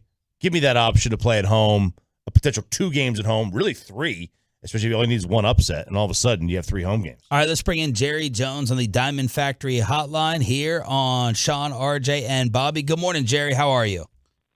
Good morning, Sean, RJ, Bobby. Good morning. Jerry, your thoughts on the Damar Hamlin Bills-Bengals situation that the entire world was captivated and disturbed by last night. What were your thoughts? Well, it's concern for Damar's family and his loved one, his teammates, that entire Bills organization, and really the Bengals as well. They were so much a part of it there. And it was certainly the most different thing that I've watched, and relative to just the sincere outpouring of interest in Damar's family's well-being, and of course Damar. It was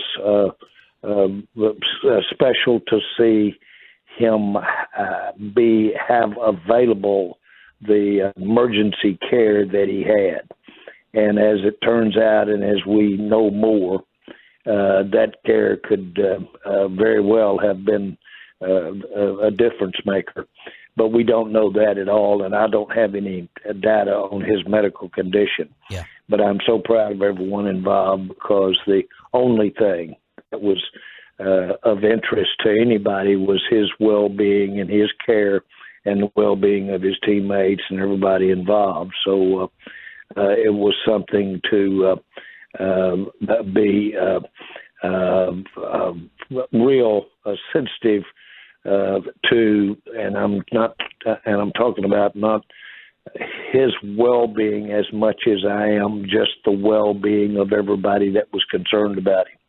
And it's great to know that they're all getting the kind of attention and care that they deserve under those circumstances. Jerry, can you ever recall having a similar feeling of fear or disbelief or just shock watching an NFL game?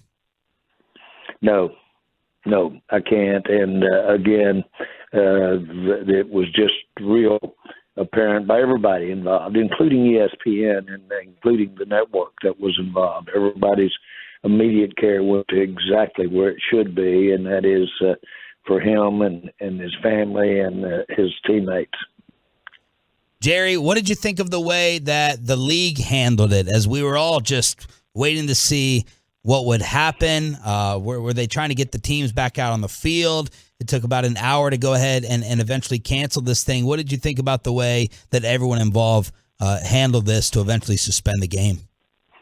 And I never got the feeling that there was but one thing in everybody's mind there, and that was his care, the sensitivity of his teammates, the sensitivity of the players on the field with him, just a complete direction of concern and direction of importance toward his health. Jerry, like who makes the call in that situation? You know, to continue playing, to suspend the game? Is that the coaches, the players that come from the league? I mean, how is the protocol there? Again, I really, on those circumstances, can't be succinct. I know the book to postpone a game. I remember Lamar Hunt had to postpone a game in Kansas City one time, and he certainly was in the pecking order of postponing a game because of weather, as I recall. And then you had the unique time when the game was postponed because of the earthquake in California. And those protocols were really a complete coordination between every constituency that's involved. And, of course, that was to save injury and lives there in California when they postponed the game because of earthquake. Jerry, this game, obviously, from a football perspective, did have a lot of implications from seeding and such in the AFC playoffs. In your opinion, what do you think should be done in terms of making this game up or just canceling it altogether? Well, you know, we've pushed a lot of games, important games, and knew they were important when we were scheduling to have in the last week of the season and the next to the last week of the season, and that is borne out. And so I don't have what you do there by that involves, just as we've talked, an agreement between teams. And so we haven't had any chance to digest any information as to what was agreed upon regarding that game. But certainly the right decision was made relative to the health and well-being of all the family and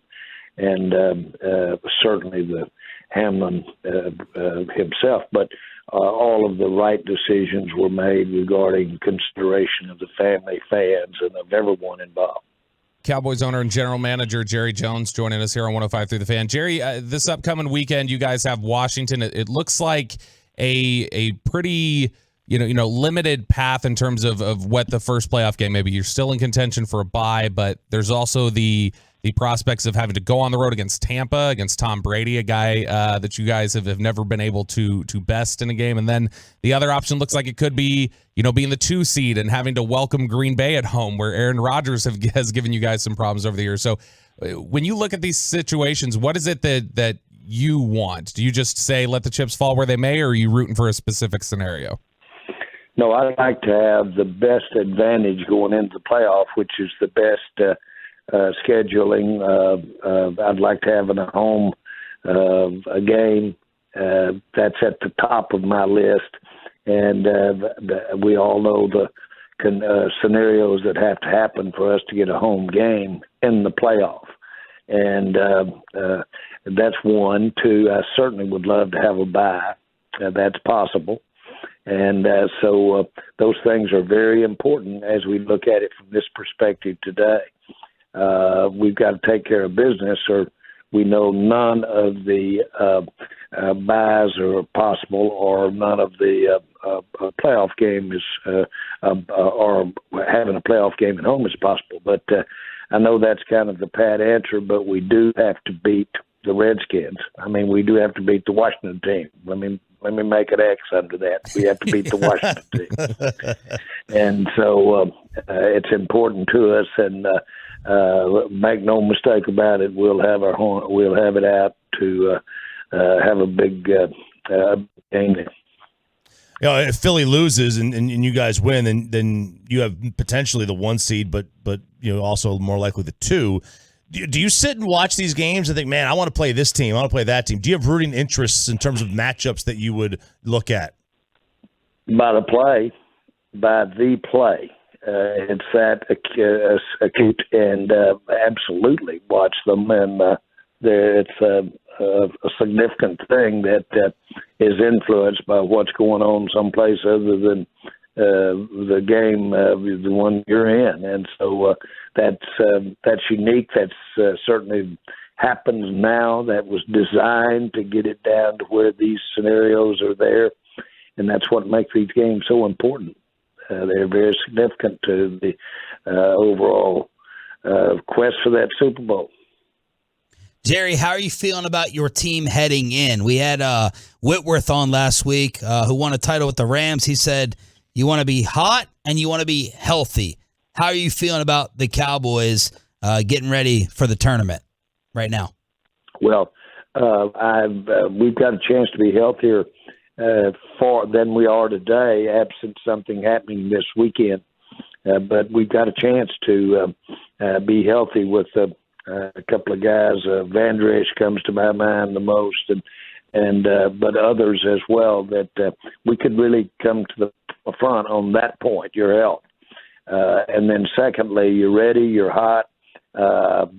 Frankly, I don't know of any other time this year that I've thought that we had our hand on the button, and that we were in better shape to go out and execute.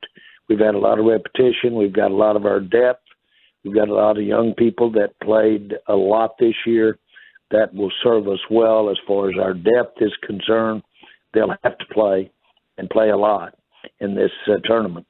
And all of those things bode well for this. I thought last year we were in outstanding shape going into the playoffs regarding health and, frankly, regarding skill as far as developing young players. We're every bit as good this year. Jerry, specifically you talk about the injuries and the health there, and I know you mentioned Leighton Vander Esch, who you guys expect back for the playoffs. If you guys have to play in the wild card round specific to Tyler Biotish, are you confident he'd be able to be back that soon, or would that be a little bit tighter of a timeline? No, I'm not. I don't want to use the word confident as much as I do. I'm expecting him. And because of his past and because of how he handles his high ankle, he's been there before. We've got every reason to believe he can play in the playoffs. And on the front of, we talked last week about how there was going to be a bit of a competition at that second corner spot opposite of Trayvon Diggs. We've seen some rotation with Mackenzie Alexander. It looks like Nashawn Wright has kind of taken that mantle the last 2 games. How do you feel about that position and that competition in trying to find some stability at that corner spot heading into the playoffs? Well, I think Wright has some exceptional physical attributes, that height, that span, that reach, that length, and plus now he's gained this experience. I think we're in good stead there. I've always thought that if he could evolve, which he is and has, if he could evolve, he could be something very special out there with all that length at 6'4". I feel good there. Jerry, the strength of the Dallas Cowboys, you've had all year to assess it. Fantastic regular season, getting ready for the playoffs. Whether it's identity or strength, whatever you want to call it, what would you say leads the way for y'all after all these games? Well, I think I'll put Dak right at the top of the list. Dak Prescott, quarterbacking, that's a real strength. I'd put the offensive line, his protection. I think that's a strong point for us. I think we have top runners and pass protectors in our running backs. It turns out we've really evolved, and I like what we do at our tight end position relative to, if you will, the passing game, and that they've really evolved as protectors as well. So I really like what we've got on offense. I think that's a strength for us, and I think that we have the ability. I'm talking about the physical ability. I think we're better defensively than we have been. And I have a lot of confidence that we're coming together at the right time. So I think this is a good time to do it. Our special teams are outstanding. Our kick returners the best. And our punter and our field goal kicker, I wouldn't trade with anybody. Special teams, and we've got a great scheme on special teams. And I'm going down the list now, and you can tell I'm pretty excited about getting to these playoffs with this team. Jerry, we obviously talked a lot during the month of December about Odell Beckham and had those conversations. But, man, T.Y. Hilton, these first 2 weeks he's been on the field, has made a ton of big plays. I guess, talk about that. How much has T.Y. Hilton's performance given you what you were hoping to get when you were investigating the Odell Beckham signing? I go way, way back. There was a player we had when I first got with the Cowboys called Kelvin Martin. And Michael Irvin later said he learned more from Kelvin Martin than anybody, any coach, anybody. And there he had him right on the team with him. The difference maker for Michael Irvin. I think that we've got in T.Y. the same dynamic as to how smart he is, exceptionally smart, at the nuances of if you will, getting open, or the nuances of what your job is opposite, let's say, a number one receiver. And it can be dramatic. I think this is that. And I think T.Y. will go down as one of the great pickups. And I'm sure glad that we've got him. And he's the minute that we knew that he was available, we jumped on him. Jerry, last question for you here. Dan Quinn and Kellen Moore, they talked with the media yesterday and had a lot of questions about their future and potential opportunities outside of Dallas this offseason. We know you fought to keep Dan Quinn last year. Are you expecting a fight this offseason for those two, and are you ready to compete to keep them here in Dallas? Well, I know that success brings factual competition for coaches. That's a part of the way the NFL is structured. And so I think those guys have got their mind in the right place right now. But I do think that they're going to be highly, highly positioned coaches as we go into the off season. Now, off season's got a lot to do with this for them as well, but they're outstanding coaches, and no question they had serious interest in getting a head coaching job last year. And I think we've done a great job with our coaching staff this year. I thought what we overcame with losing Dak early was not only impressive, but it actually was a builder of resolve. It was a builder of confidence. It's a part of our personality, the way that we were able to keep this team, not keep it, but put it into contention in spite of not having Dak early. That's a big part of our fingerprint. Absolutely. Jerry, any rest consideration for guys, or you got too much to play for against Washington? There's too much to play for. We should go out and play and know that we've got 2 weeks before we have a playoff game. Jerry? And a week when we get to the game. Happy New Year. Let's get this season. Yeah, go ahead. That's what I'm excited about. I'm sorry, I didn't mean to interrupt your statement, but Happy New Year to you. And this is the way to start one. We've got a lot initially on our plate and exciting. But more importantly, we've got a great year ahead of us. And I've had a good one with you, but let's do it even better next year. Put me in, Coach. No, really, my mind's going the wrong way. This is the most wonderful day of my life until tomorrow, and won't that be a dilly? Yes, sir. Thank you so much. Happy New Year, and thanks for addressing what happened last night. Bye, Jerry. You bet. Jerry Jones, brought to you by Ford, built for Texas, built for you.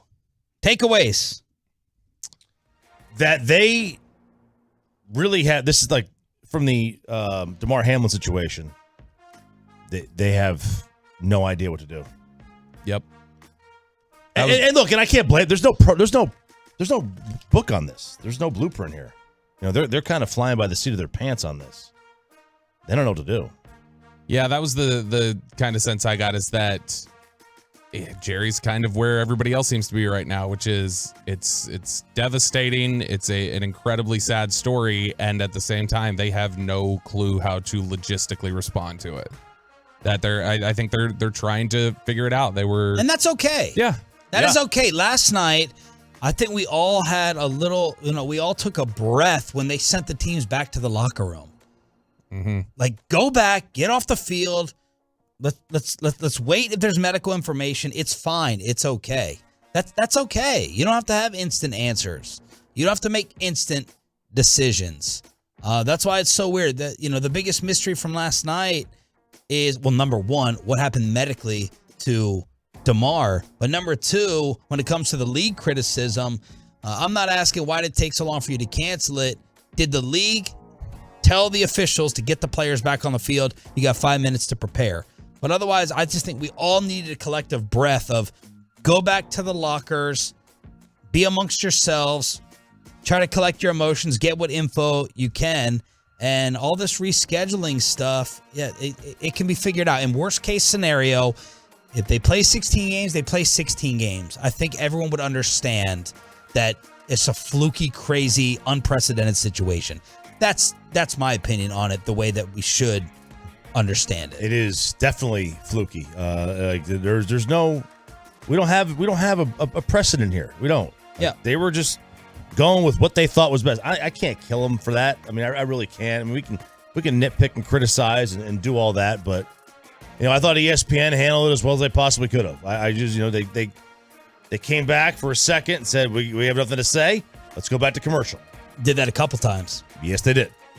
And look, I mean, that's fine. I mean, if you don't have any information to relay, then don't speculate. All right, final hour of the show. Jerry did give an answer towards what he prefers. Aaron Rodgers at home or Brady on the road. Final hour. Tolo Tuesday edition. Next on The Fan.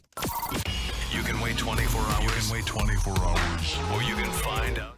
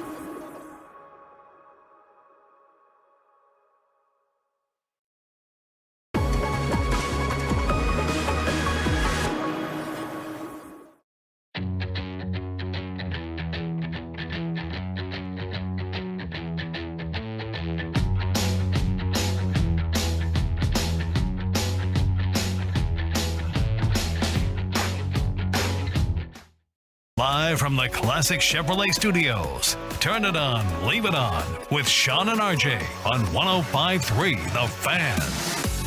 I don't know about the fist pump today. I didn't do it. Sean Sharif, RJ Choppy, and Bobby Bell back together again. We got Peyton and Ryan on Twitch, the YouTube, and the fan cam. Happy New Year, y'all. Although the road looks kind of the same as last week when I thought everyone was off. I asked yesterday if everyone was going back to work. Majority said yes, but nobody works at the office anymore. From 7 to 9 a.m. this morning, it's kind of looking light out there. I've said for 2 years, not a single person in my neighborhood is going back to the office. They are working. They are WFH. They are working from home, and that is the way it is going to be. I think from here on out. You think the pandemic was the downfall of our morning show? No, I think it was the upfall of working from home, which is good.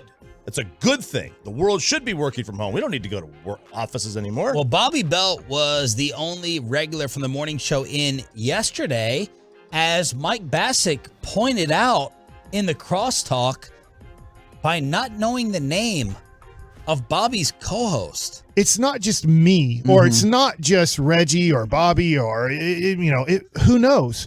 Alec Medford. or who knows? Okay. All right, so set it up, Bobby, in terms of what he was going around the room, right, naming everybody. Yeah, we were talking about Luca at that moment, and we were discussing. He was talking about our own perspective on Luca and trying to say, like, look, we're not just blowing this up because we're here locally. We're not just homers. And so that's when he was going around the room and said, it's not just me, and then literally went around and then got to Alec and went, the guy right there. This guy. It's not just me, or it's not just Reggie or Bobby, or who knows? Oh, poor Alec, man. All right, he's run KNC several times. Alec has run KNC a lot. In Mike's defense, he faces away. Okay, we're gonna do a game tomorrow.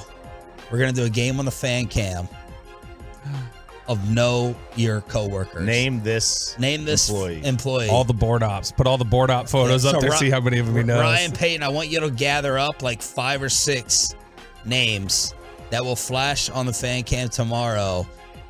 Or even if you gather it up for crosstalk today, so Mike can't do any homework or prep. Corey Majors is laughing. Come in here, Corey. So that was a. My God, that's Corey Majors' music. Let me hear it one more time. Peyton. Not just me, or it's not just Reggie or Bobby, or who knows? Alec Medford. Reggie, who knows? We were 2 years in, and Mike still was calling me Kevin, and still calling Kevin Corey. Oh no! And Peyton, you've worked with us like you wanted our board op job more than this one, obviously, but for a long time. What did he call you for a long time? Well, he would call me Zero. He would look back and he'd say, hey, Zero. And I go, Zero's not here anymore. You're like a foot taller than Zero.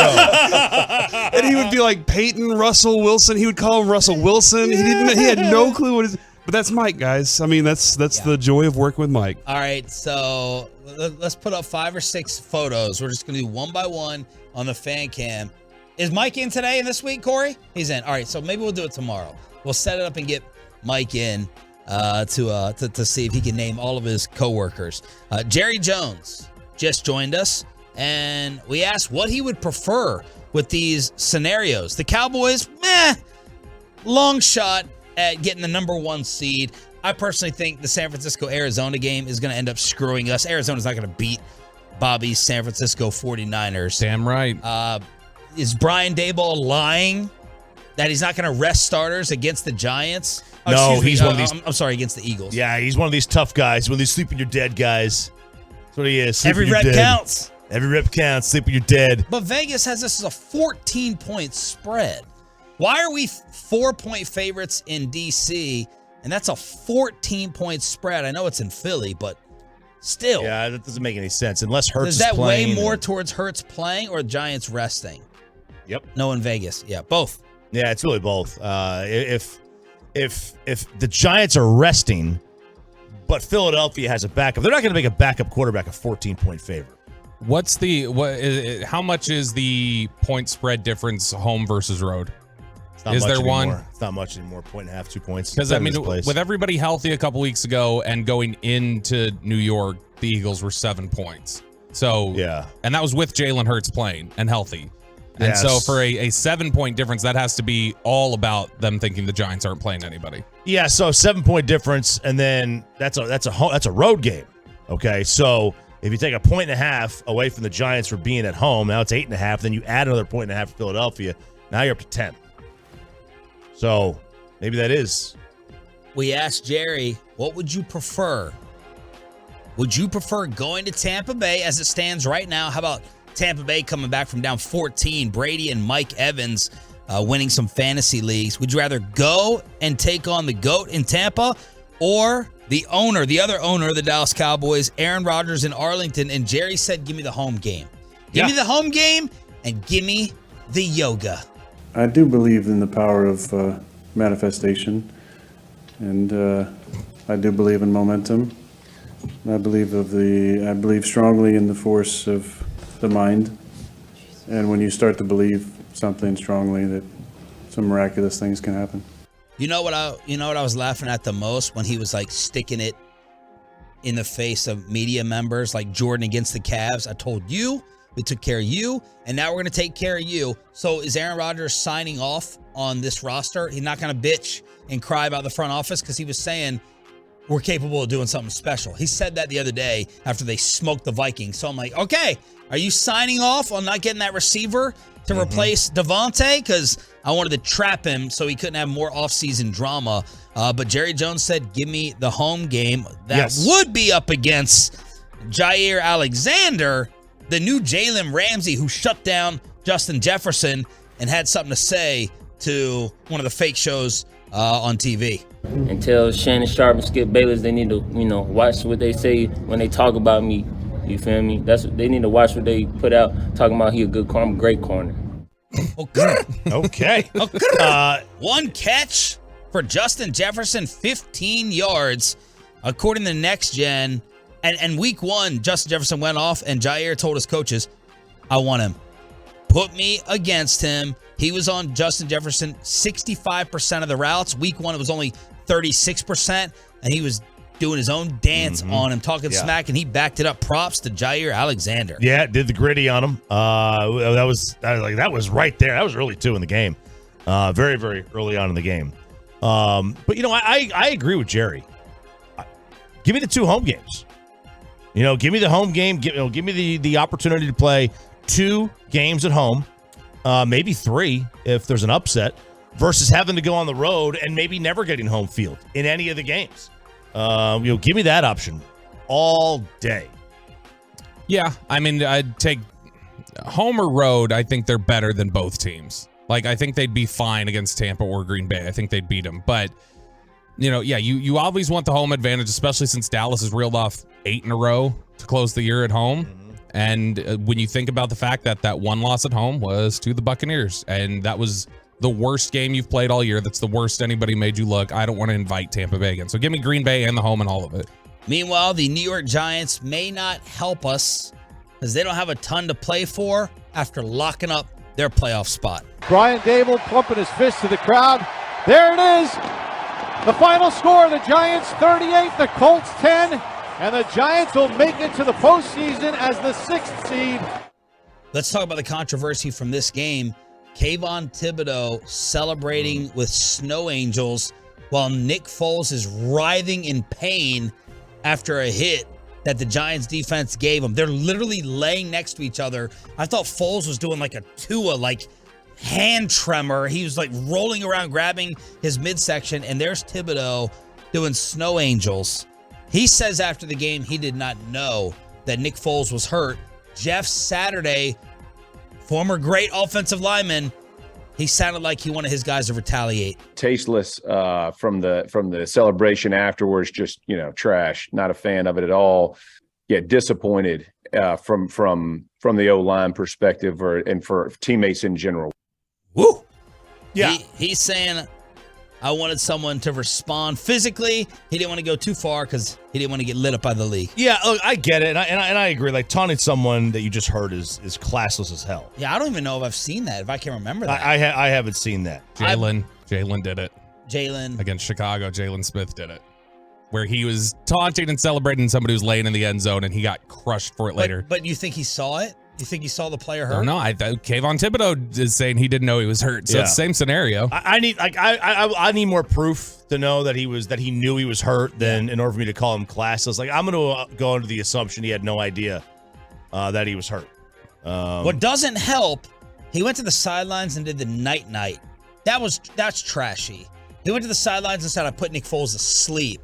Yes. So that one he can't defend. No, he can't. The cameras caught him doing that. He can't defend that one. The classlessness of the NFC East. Kayvon Thibodeau, Devontae Smith, taking money from the kids out of the Salvation Army. Yeah. Who thought of that? Who thought of that celebration? Let's go and rob the Salvation Army pot. You sick, filthy fans. But I'm with you. I'm kind of blaming his teammates. So his teammate was standing right next to Thibodeau, standing over Thibodeau. Yep. And he had Thibodeau obviously is laying on the ground looking up at the sky. So his teammate had a completely clear view of Nick Foles. Like, he should have said, yo, bro. Yeah. No. Pull him up. Yeah, he's gasping for air over here. Get up. That to me is a bigger problem than Thibodeau. Because I could realistically look and say, I can't say for sure he didn't know that he was hurt or not. I'm going to go under the assumption that he had no idea. I think generally players have treat injuries pretty seriously, because they know they can easily be in that position. So they try to be very respectful of that sort of thing. So now Kayvon Thibodeau, he's arrogant. There was a lot of chatter about him coming out and his personality, but he's not somebody that I think is going to just be out there celebrating an injury. I mean, this is a guy who briefly they all thought was going to be out for the season early this year, or at the end of the preseason when they thought he had twisted up his knee really bad. And so I agree with Chap. I'm going to hope he didn't know he was hurt. I hope he didn't know. If he knew, then That is trashy. That is trashy, man. Mm-hmm. The Commanders get eliminated by LeBron's Cleveland Browns. Oh yeah. Man, my tweet blew up yesterday. I didn't know it was going to go like that. As LeBron was basically tweeting, oh my God, Deshaun Watson, he's getting his rhythm. Yeah. And I quote tweeted that and said, but you quit the Dallas Cowboys as a fan on your moral high ground. So Jerry's photo from 60 years old made you quit the Cowboys, along with the Kaepernick issue. But you're openly loving Deshaun Watson, who I guess did nothing, apparently, according to the courts. But there he is loving Deshaun Watson. And, oh my gosh, people destroyed LeBron on my timeline after I went and tweeted that out. Crushed him. Say it. I'll let you guys say it. I always want to defend LeBron in terms of being a humanitarian philanthropist, but I'm trying to think of someone else who is as great as him at his job in sports, who's been this cringy talking. Like Floyd Mayweather, it's a brash, it's an arrogance. Totally different. Like MJ was cool, ruthless a-hole, but you didn't roll your eyes at Mike. Tiger's dorky, but you didn't roll your eyes at Tiger saying stuff like LeBron. He's so cringy when his posts and him talking. Missed on. But don't even put him in that. He's category. Not on his level, but nobody's. No, but I'm talking about the greats. Oh, no. Like Ali, no. Trout doesn't say anything. Right? Yeah, no. I don't think there's anyone else who we have this reaction to socially. No, than LeBron. No, there's not. But I mean, he also puts himself out there a lot. He does put himself out there a lot. He just comes across so hypocritical. These double standards, whether it's China, what we're doing, other issue, China. Yeah. No, I'm trying to think of you're probably gonna have to go to some.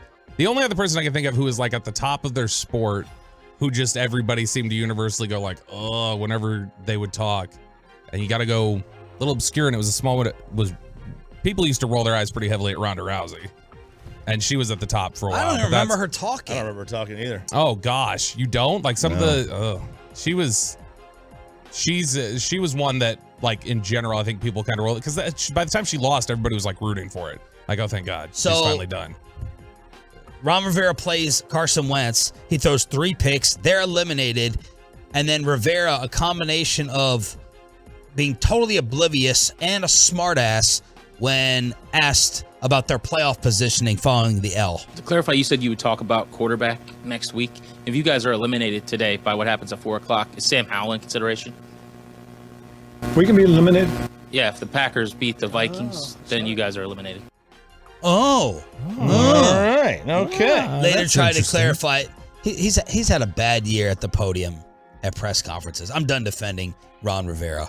Happy that he's okay physically. I liked his little Pro Bowl video, but with the way he handled that quarterback situation early on, and then this, man, he knows a little bit what he's doing, or he doesn't, which both are bad. He's either oblivious and stupid toward their playoff positioning, or he wants to be a jerk to the reporter who's asking about playing a third quarterback. Very justifiable question. So, bye-bye, Ron. You and Major Tutty. Oh, man. How? No one in the history of sports has figured out a more consistent way to embarrass themselves over every matter as they unveil their new mascot. They thought they were doing something clever and good with this. Oh, the Hogs. The Hogs. Yeah, let's throw praise and let's base our entire mascot off of 5 fat guys from 1987. Okay, like that's one offensive line. Yes, one. One offensive It was a line. good one. It was a great, legendary Good line. offensive line. Yeah, but let's harness the essence of Joe Jacoby. It's like the Buffalo Bills that put out like light poles because I think OJ's line was the electric company. I think that was their running game label. So let's put out some foam wires. Yeah, and let's do that. So there they are again. Making news. Tutty is up there with 40 Burger for me in terms of just cringy, like, shorthand for it. Now, you see, you say soups and everything, so I would think you'd be in favor of Tutty. Oh, your cantaloupe tweet. Oh, God, that made me physically ill. You don't like cantaloupe? I like cantaloupe. I don't Very like good. you. Oh, well, so when you are, what did you say about it? I said, soup's underrated. No, there were 2 brekkie. You said brekkie. I had some brekkie, and and there was cantaloupe in the fruit plate. And soup's underrated. Yeah, it came across much douchier than that. Oh, I'm it gonna is. have to go ahead It was and meant to be. Get the tweet. It was meant Let's to be. give you an update on DeMar Hamlin. And did Shannon Sharp quit Skip Bayless this morning? We'll update that. See if Mike Bassick knows all of our names in crosstalk. Sean, RJ, and Bobby continuing on the Fan. Well, let's get you over to Boomer Jacks, your official game day headquarters, and the place for half-price wings today and tomorrow. Yep, bone in today, boneless tomorrow at Boomer Jacks, 17.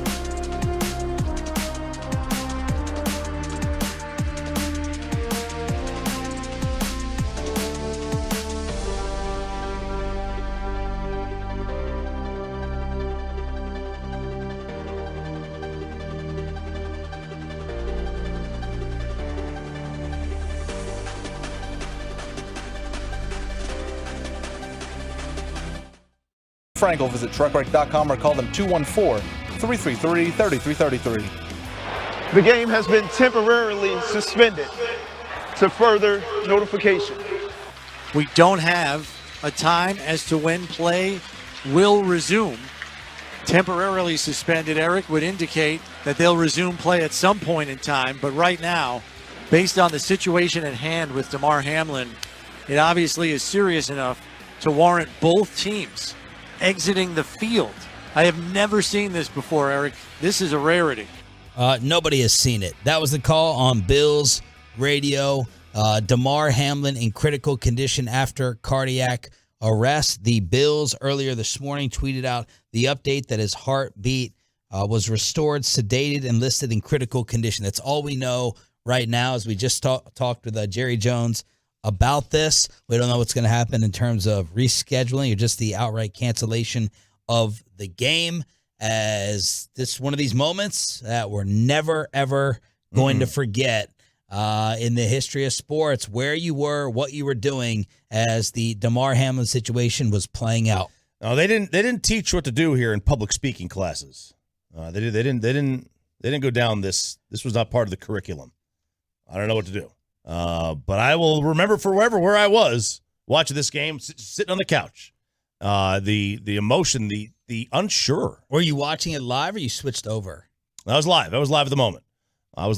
And then I was glued. As I assume everybody was. I assume No, most. Bobby checked out. I mean, I was there watching it for the first 15, 20 minutes. It just reached a point where it's like, I will get the updates on Twitter. I don't need to uncomfortably watch all these analysts, try to fill space.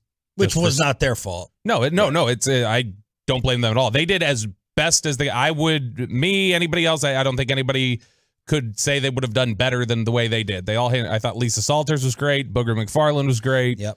Afterwards, Ryan Clark, Scott Van Pelt, they were all great. It's an unenviable position for sure. Ryan Clark was tremendous. Like, they could have used him during the game action, because Joe Buck, all he could do was throw it to commercial.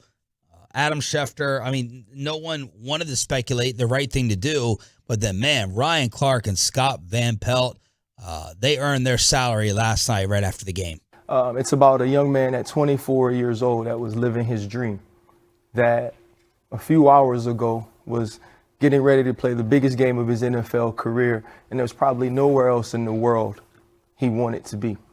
And now he fights for his life. And when Damar Hamlin falls to the turf, and when you see the medical staff rush to the field and both teams are on the field, you realize this isn't normal. You realize this isn't just football. And so many times in this game, and in our job as well, we use the cliches. I'm ready to die for this. I'm willing to give my life for this. It's time to go to war. And I think sometimes we use those things so much, we forget that part of living this dream is putting your life at risk. And tonight, we got to see a side of football that is extremely ugly. The side of football that no one ever wants to see or never wants to admit exists. When you see both teams on the field crying in that way, your first thought is Damar Hamlin. Yep. The second thought is his family. And this isn't about a football player, right? This is about a human. This is about a brother. This is about a son. This is about a friend. This is about someone who is loved by so many that you have to watch go through this. And so the next time I think that we get upset at our favorite fantasy player, or we're upset that the guy on our team doesn't make the play, and we're saying he's worthless, and we're saying you get to make all this money, we should remember that these men are putting their lives on the line to live their dream.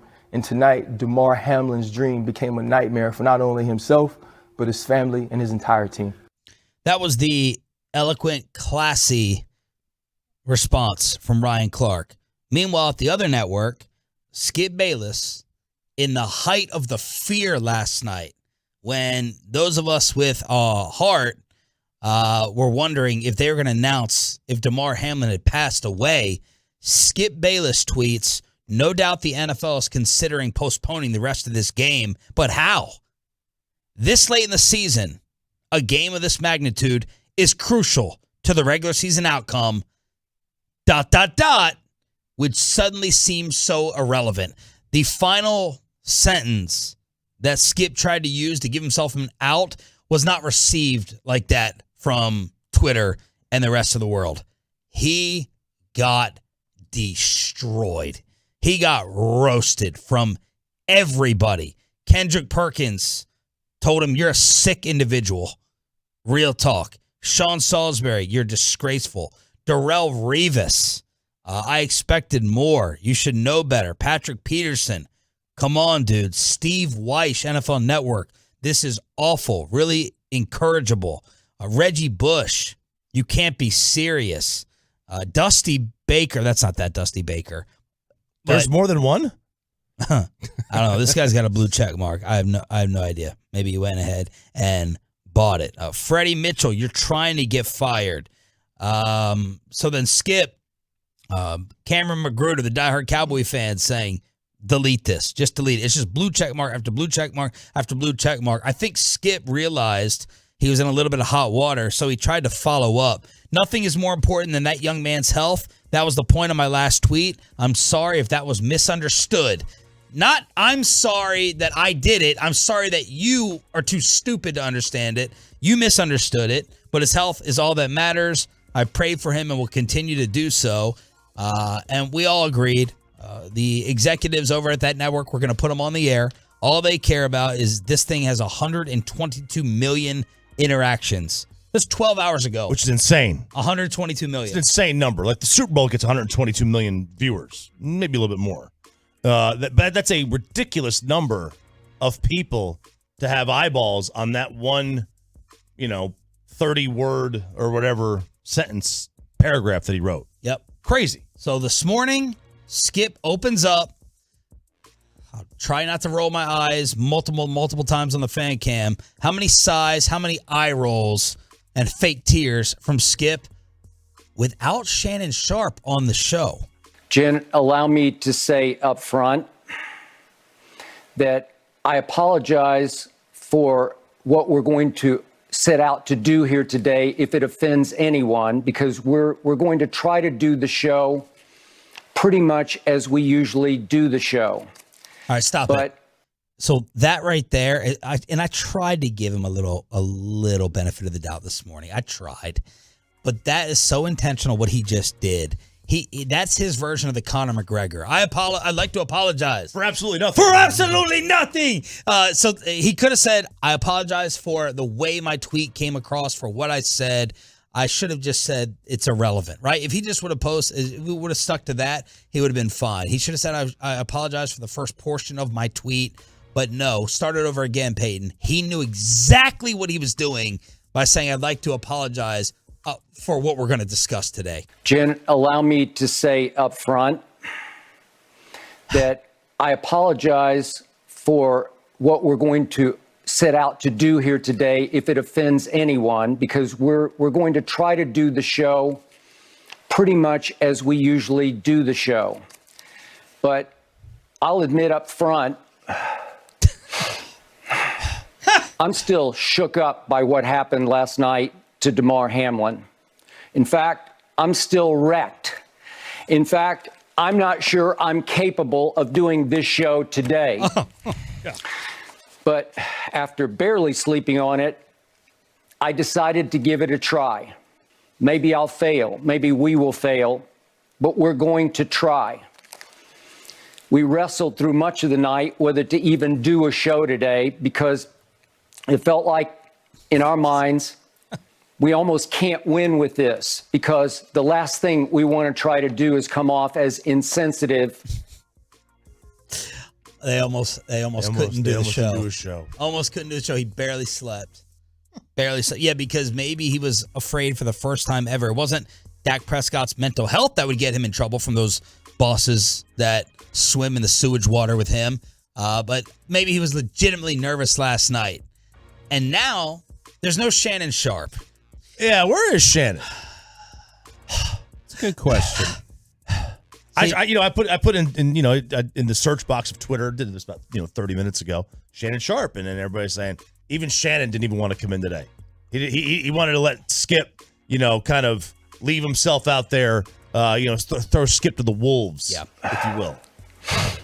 I'm about to indict Shannon Sharp as well and make him complicit along the rest of these bosses. Is this fake, Bobby? Is this a stunt? They have everyone tuning in today to see if Skip apologizes, and then tomorrow for the confrontation. Was Shannon so distraught and so devastated by Skip's tweet he couldn't show up? And what about just like showing up to put him in his place if you really want to do something? I don't know. The cynical side makes me think this is a stunt. What do you think? If it's real, we'll get a report from Sports Business Journal or somebody that says Should be like Trina or something. inside the tension at Undisputed in recent days or whatever. We'll get that. If it's not, then they'll just come back. They'll do their sell job. Now, it is interesting. He's not tweeting, but Shannon Sharp is on Twitter because 5 minutes ago he liked Charles Woodson's tweet that said Undisputed unwatchable without Shannon Sharp. Yeah, it's. Do I believe that they purposely? This is a stunt. No, I don't even think they're that low to use this as a stunt. Now Skip is. So you think Shannon is so devastated he couldn't do the show today with Skip? I think it's far more likely that Shannon is either devastated. I would say angry at Skip. Didn't want to say something. Was smart enough to know that he didn't want to say something to Skip that potentially would have gotten him fired. So you think he's legit disgusted? Or maybe he's sick. The flu is going around. They couldn't say? No one. See, they like having it hang out there to have us speculate that Shannon, for the build-up for tomorrow. Yeah. Versus saying Shannon's out sick today. You could easily say that, but they don't want to ruin the suspense. No, and that heavy sign from Skip, that's the same delivery as that Cowboys video that went viral of him a couple months ago, where after the Cowboys lost, he was going. And so, it's all an act. It's a character. It is a character. He's such a piece of trash. I've always said it. He proved it yesterday with that tweet. I just wish I could watch him get strangled by Shannon. Just strangled right there.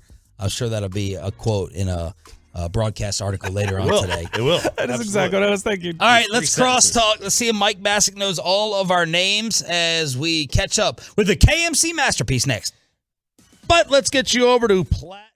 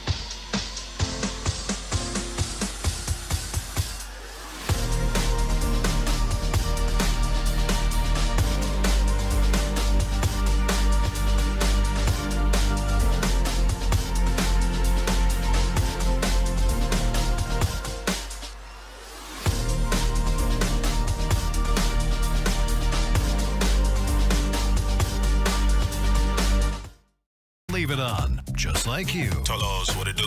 Thanks for being a Tolo. What it do? On your home of the Cowboys. 105.3 The Fan. It's not just me, or it's not just Reggie or Bobby, or who knows? Alec Medford.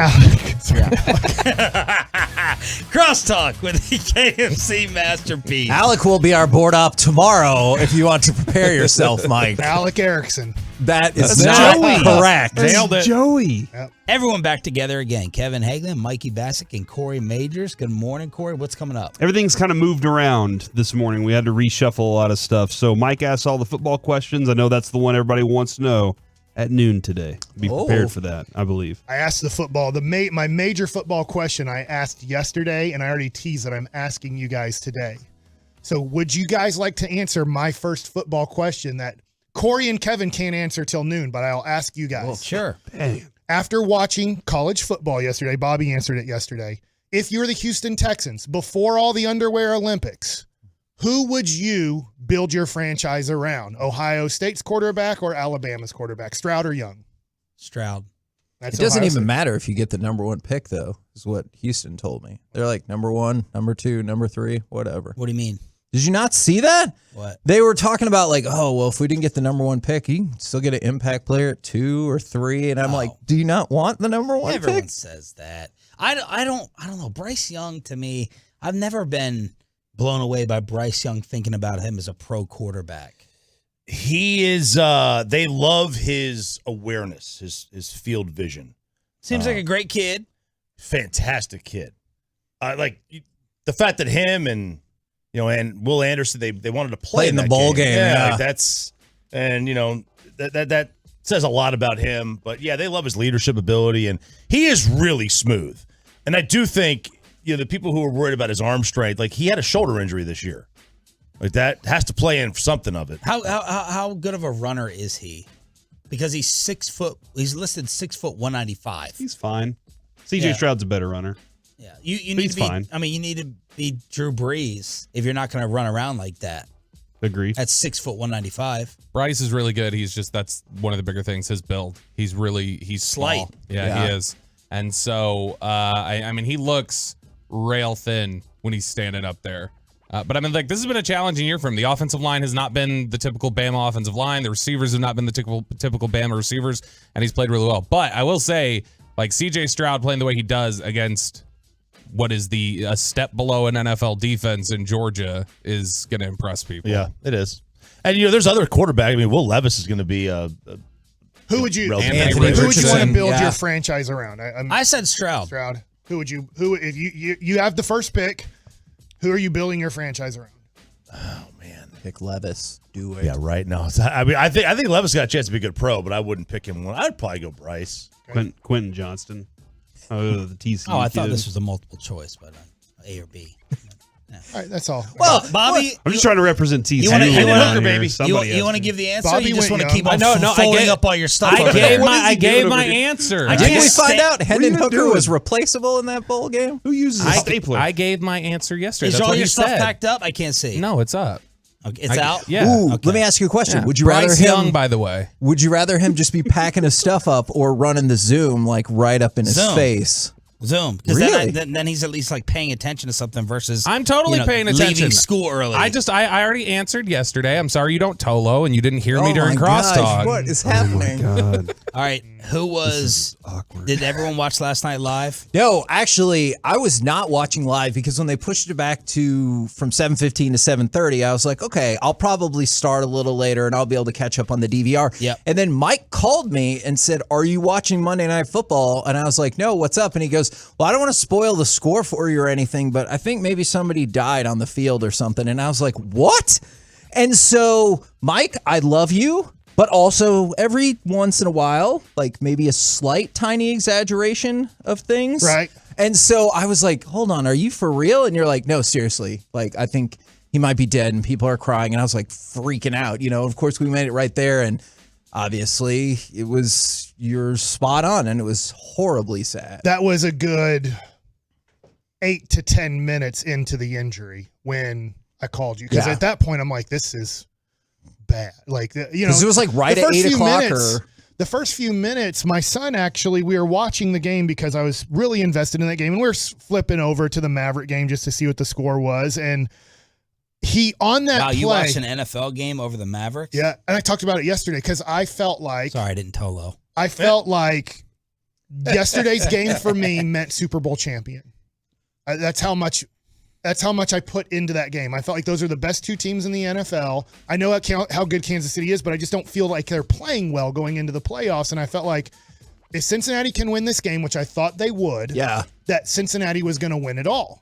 And it was a great game up to that point. And then my son says to me after that play, goes, "That's why I just can't play football, Dad, is because I can't catch a ball and look for contact." Because what happened there is, was it Boyd or was it? It was Higgins. Higgins catches the ball. He's running across the field, and instead of going to the sideline, he goes, "Screw it, I'm going after him." And I hate saying that. He didn't mean to hurt the guy at all. He's just playing football. And I remember that comment and not thinking anything of it, because then they go to break, and I flip it back over to the Maverick game, and I'm just thinking, that didn't look good, but I think it's going to be okay. And then you flip it back and you're like, this isn't good. And then you watch another 3 or 4 minutes of it. And then that's when I called you and I was like, hey, and then I called I'm glad Corey, that you did. And I was like, you guys got to turn this on because this is not good. This is really bad.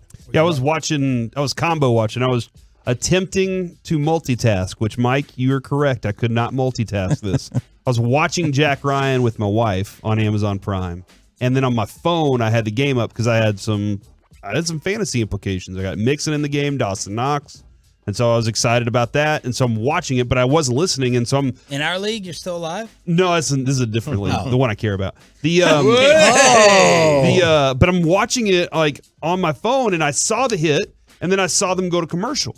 And I was like, oh, okay. And so I put my phone down to keep watching the show, flip it back up, and everybody's just standing around, like hands over their faces and everything. And I'm like, whoa, what is going on? And then that's when Mike called me, and we started talking about it. And then my wife didn't want anything to do with the show anymore. She was like, turn it off, turn the TV. I want to know what's going on with this. I really went out for T. Higgins, too, on this, like emotionally, because you didn't, like Mike said, you didn't intend to hurt this man. You're just lowering your shoulder in and playing football, and now Nothing you have about that hit or collision. Yes. looked scary at all. Yes. He popped up. Yeah, I'm with you 100%. That's what I thought too. That's what I asked my wife, being a doctor, and she said his heart didn't stop on the hit. Because if your heart stops on the hit, you don't get up. He got up, and then his heart stopped. So it wasn't a heart stoppage. I'm just going off of my wife being a doctor. It's when you see him woozy, and that's when his heart stops. The way he fell was horrifying. His heart didn't stop on the hit. Were you guys like screaming at the TV, like, cancel the game? Why are we still here? What are you doing? So we were just having that conversation before the show. I have to admit, the thing that kind of threw me off is when the officials were like, we're going to give them 5 minutes to warm back up. And I just kind of thought, and then they're going to play again? Like, it also, how eerie was it? And I understand why, of course, but how eerie was it to see, 80,000 people and silence. Silence. And that part, just like with the potentially dire consequences, makes a lot of sense to me. But yeah, when he goes, you got 5 minutes to warm up, and I was like, are you serious? And then that made me assume that they had gotten a green light in the back that he was better or okay. I don't think so. And they did not. This is what we were talking about. Is I think as a referee or as an umpire, you've never been put in this situation, and you've been put in a situation where people have been carted off with major injuries, and this one was different. But I don't think you have the authority. I'm sure the refs kind of meant like, guys, do we have the authority to cancel a game? I don't think we have the authority. We just have to tell these guys we'll give them 5 minutes to try to gather themselves and re-warm up. So my thought is I know people, I do like RJ Ochoa, but I know he was very upset on social media about the whole situation of possibly playing this game and what is the NFL doing. And other people were along there too on social media. But in the moment, you don't know what to do as a referee or an umpire. And do I have the authority to just cancel a game? I don't think I have the authority to do that. So I'm sure they're talking to each other as a group going, guys, what do we do here? We don't really have the authority to cancel, do we? I hadn't thought about the authority part. And then, I'm not saying this would have happened, but then, Goodell or the PA would have jumped in and been like, you don't get to make that decision. So I hadn't thought about the referees getting together and be like, well, what are we allowed to do? What did you think about the awkwardness of the announcers having to fill all that time? It was odd. I it was a tough spot to be in. Did you think I thought they honestly did about as well as could be expected. Adrian was, when she was watching it, she was like, man, this is very, watching them is kind of tough. As they're going through it. And I told Adrian, because Kevin, you were there with me. We were live on air when the Boston bombings happened. When that happened. The marathon, and we had this fun show planned. Obviously, a show had gotten fired that day too. But we had a fun show planned, and then we were like, do we have to cover this all day? And so you're sitting there going, I don't have any connection to it really, other than the human the element of it. And so that's where they were trying to get to. That's what they were trying to dig from. So my buddy, by the way, who's a college umpire and also EMT, he's actually texted me a lot about this today. And he said this actually happens more often, the cardiac arrest situation, in baseball, hockey, and lacrosse. It does happen in football, but it said this is why chest protectors for catchers have the extra padding and everything like that. They have a metal plate. So actually for umpires, catchers, and I'm assuming obviously here hockey and lacrosse, because of the puck or the ball hitting you right in that area in your heart. Yeah, imagine being a pitcher and that ball comes back as fast as it does and hits you right in the chest. Do we have a feeling that this is stable? Still, it's not stable. He's critical. Yeah, critical. But no. I mean, talking to my wife about this, and she's like, look, I don't know a lot because obviously I'm not there on the scene. She talked about pH levels, and as a doctor, you have an idea on the pH level if a person's going to survive or not when they get their pH level from this. She said the great news is on this, if you're looking optimistic, is immediately when he went down, EMT and doctors were on the scene. When this happens in a car wreck or this happens somewhere and it takes 10 to 20 minutes to get to somebody, it's a lot of times death because you just couldn't get to the person in time to start the CPR for the blood to start circulating again. So for him to get immediate CPR, to get immediate attention the second he went down is good. We're back tomorrow morning. We'll Ask the playmaker Michael Irvin about this situation. We'll have power rankings as well. Is your computer still out? Sitting right here. Time to get a Mac. Ready to hit shut down. I'm proud of him. Ready to hit shut down. The KMC Masterpiece is next right here on The Fan.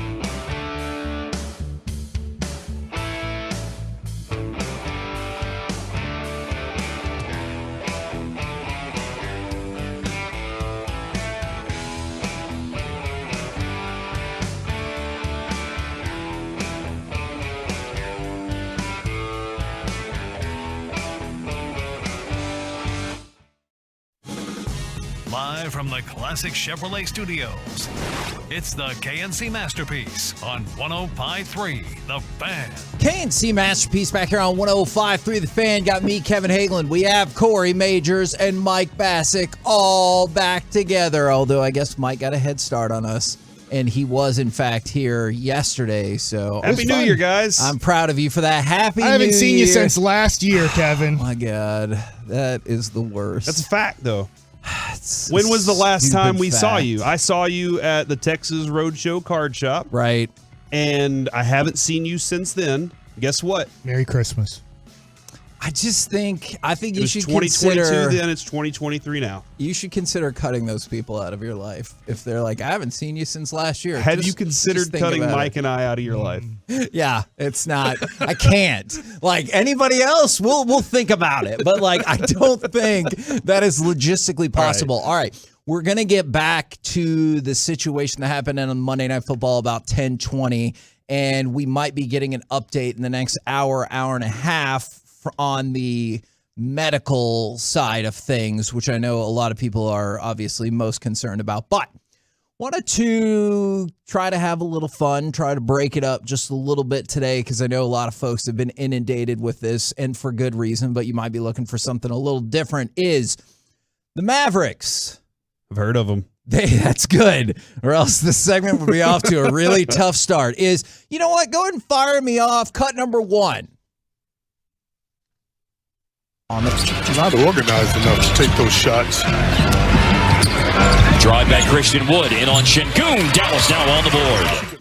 Dallas takes the lead. We will have Christian Wood on the show tomorrow. Nice. And we can celebrate the fact that I was kind of shocked to learn this, and I was doing this research before the game started, and then I saw that the Mavericks corroborated me, which I appreciate.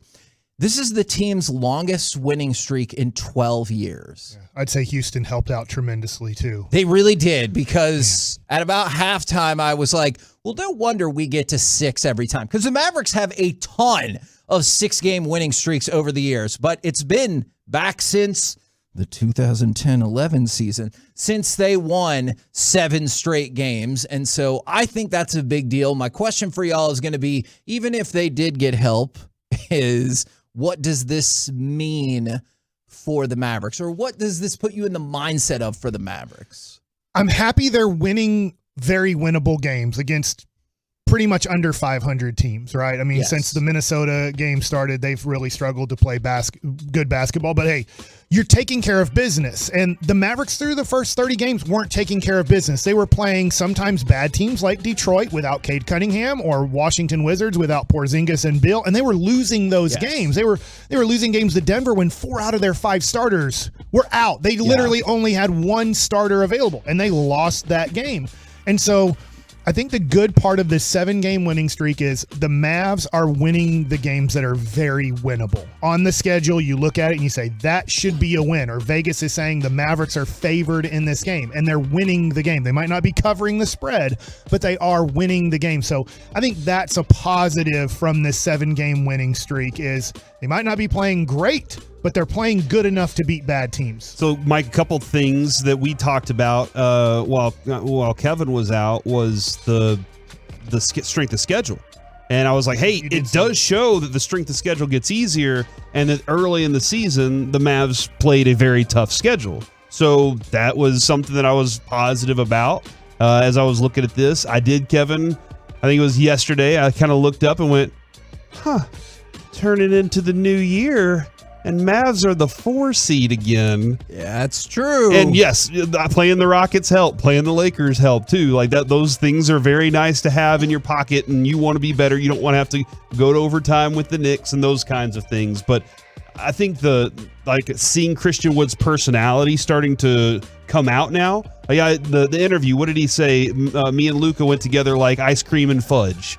And interesting. Is that your go-to combination? Peanut butter and jelly. Yeah. I don't know. Maybe that's he went his with thing. the ice cream and fudge. I mean, that's a pretty popular thing, right? Maybe he loves it. Those both go together well. How about a fudge sundae? Okay, but the one I liked was the comparison that Luka gave, because Luka, we always talk about this. If you retell a story where you don't look good in the story, I'm more inclined to believe that's the correct version of the story. Yeah. And Luka goes, I like Christian Wood. I yell a lot, and Christian Wood doesn't yell at me back, even though sometimes I probably deserve it. And I thought that's a good version of that, because he's like, I'm not the best. That's important too for chemistry's purpose. Yeah. And I say this, Mike, because there have been times when Kevin has thrown something or gotten really upset, and you looked at The me Henry like, Ruggs situation. what's happening? Yep. What's going on? Why is he mad? And I just went, don't worry about it.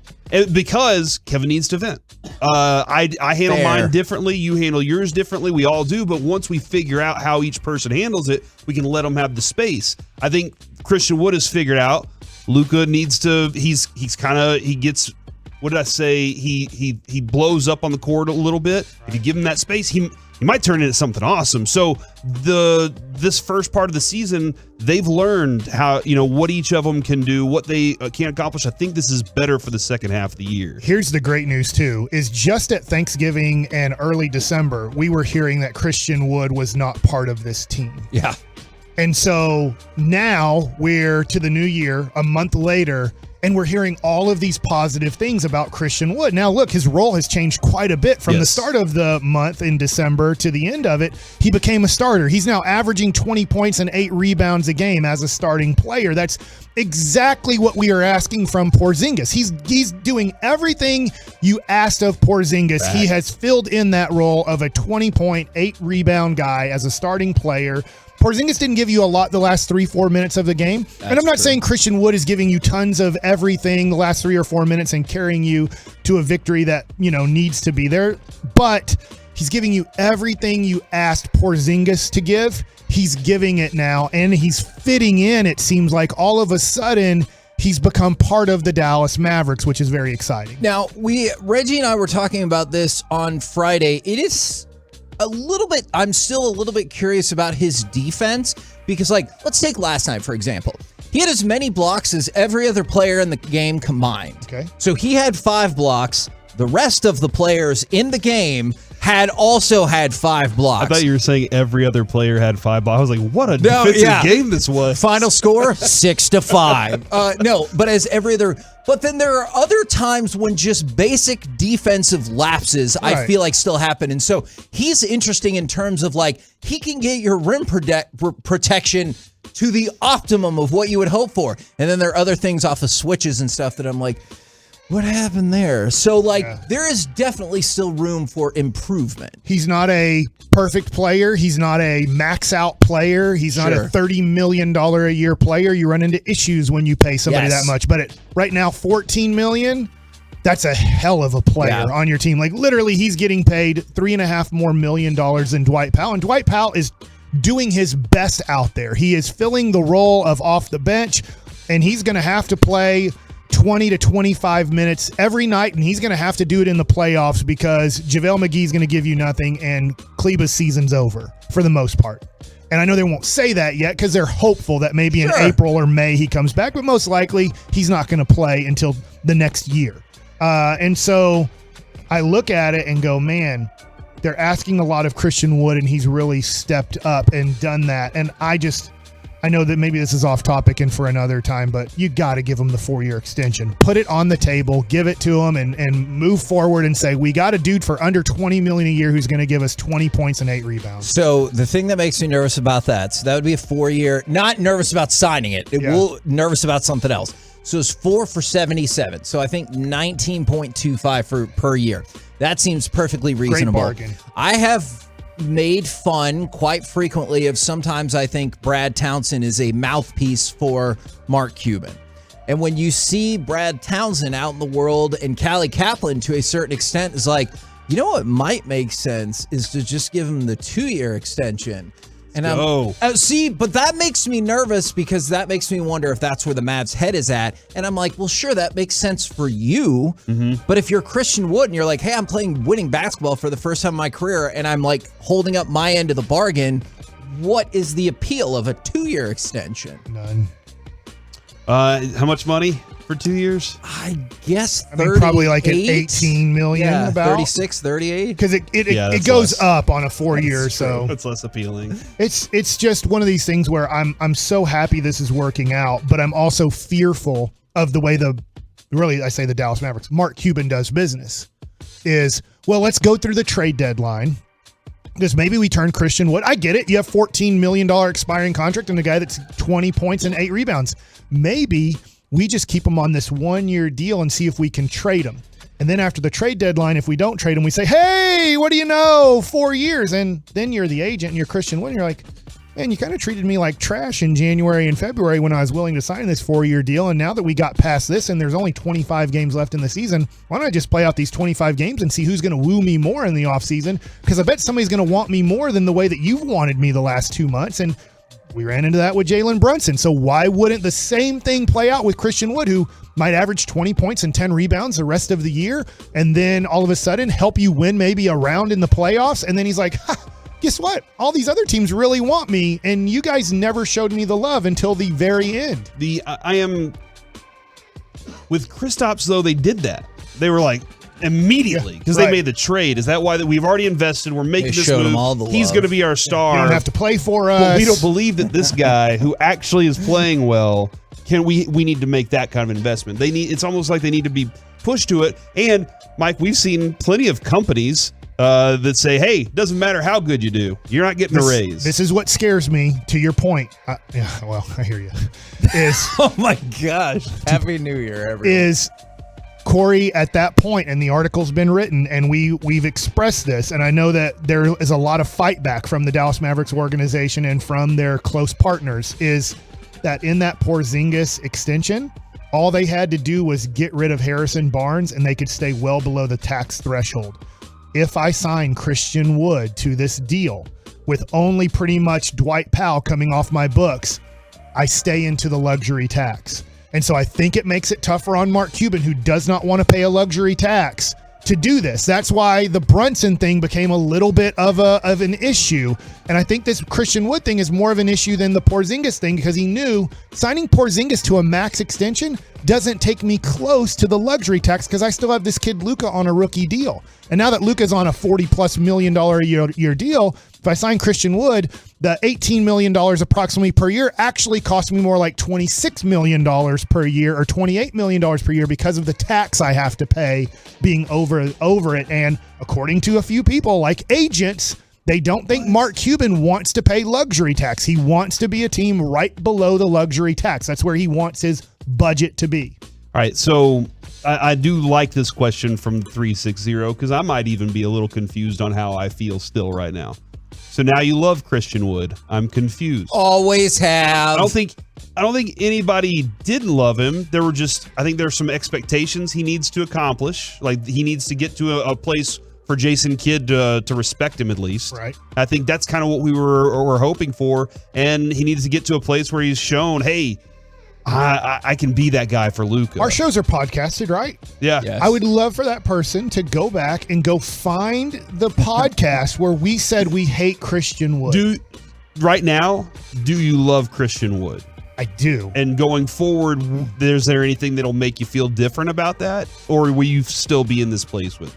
If he were to go the Lamar Odom route and become a crackhead, just quit, that would probably upset me. By the way, I didn't think there's any way we would have the transition for that. But here we are. Did you see? I wouldn't want him if that happened. Did you see that at the prostitution place, which is a cleaned up version of what I would have normally said? The cat house or something? Yeah, he's like, I wasn't taking drugs. That guy tried to kill me out there. What? And so, yeah. I saw that on TMZ. I didn't think there was any way there would be a logical transition into that, yet here we are. I want to discuss that more. Okay, that's at some point. I really want to get into the idea that that could be had, because man, I've been watching a lot of Jack Ryan. There's a lot of double, playing both sides and stuff. So for 20 points, 8 rebounds, and under $20 million a year, find me that guy in the NBA who hits free agency. Who's not on, I was going to say, who's not on their rookie deal. Like, a rookie deal, I get it, but... Usually, guys that get those numbers, and I get Christian Wood has warts. But usually guys get $25 to $35 million a year if they just put up those numbers, no matter how they play defensively, no matter what else they do. As long as they get along with their teammates and they're giving you those numbers along with a block shot or two per game, yeah, he has his warts. But for under $20 million a year, that's a steal. You're paying Tim Hardaway Jr. $20 million a year approximately. Yeah. No, basically in this situation, Kevin, Mark Cuban has these white gloves on and he's walking. He's got the little thing over his eyes. Is this going to be about the National Treasure and show now? He's got money and he's got bags with dollar signs and he's running away going, I just stole this money because I don't have to pay this guy that much. Wow. That's what he's trying to do. By the way, a lot of people, Kevin, saying that they're glad that you're back this year. That they're excited that this year's on New the show Year. on Friday. They missed you all year. That just happened. That was last year. Yeah, New Year's, that was last year, Kevin. This is 2023. They haven't heard you since 2022. We're the KNC masterpiece. I mean, what have we said that's wrong? You know what? And that's the thing that bothers me the most. You're right. It is a fact. I just hate the way that fact Indisputable gets evidence. interpreted. You know what? You've got me there.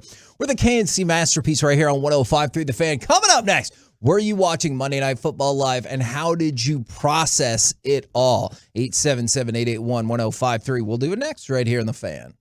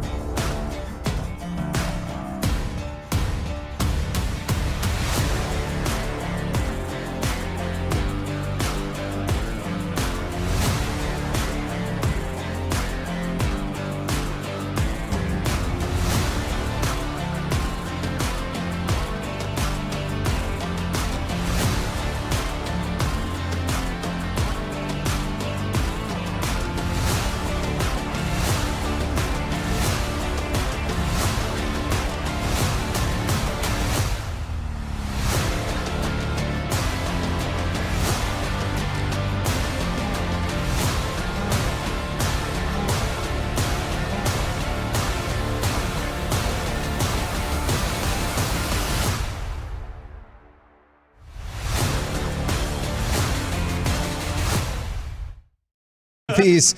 Back here on 105.3 The Fan. At some point today, we will perhaps get into Yellowstone Politics. Talk. Yeah. I haven't seen it yet, so no, let's not do that. Okay. Mike likes it. Okay. Okay, I'll be out. Man, we want to make sure that's spoiler-free, though, is so unfortunately, and you know what? I'm glad that this person said this because this is how I think a lot of people felt from the 940 talking about Monday Night Football. Were you watching live?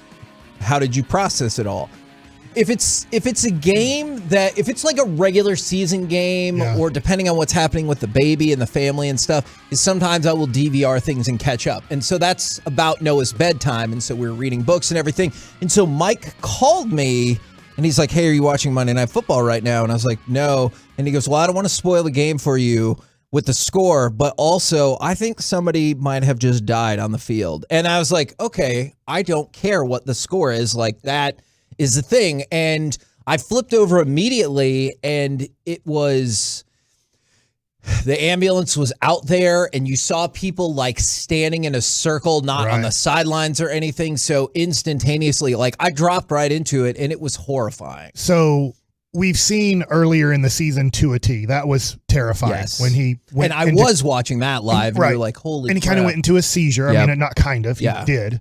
And the players were very concerned. But the reaction last night to the players over that kind of 10-minute span was way different than Tua. Because Tua was somewhat conscious. Yeah. Like, it didn't feel like, it felt like from us, life, oh no, is Tua okay? Like, is he going to live? But you could tell from the players' reaction, they were very concerned about Tua, but felt like he's breathing. And this one was different because there was, bawling. Because if you just say tears, I don't think tears really describes it well. If you're just listening right now and didn't see, the players were bawling because they thought, and we don't know yet, but oh my God, he's fighting for his life, or people are fighting for his life because he's not alive himself. So, Mike, same thing happened with me. I'm watching a show. Mike calls, and I'm seeing it, but I'm just seeing faces. I'm just seeing reactions. Right, because they don't want to show what's actually happening. Which on the field. good for them. In my mind, I was thinking, oh man, they know that he's paralyzed. Like, that's what I was thinking. Just watching the visuals of it was, these guys know that because they hadn't shown us. We had not seen what they were doing on the field.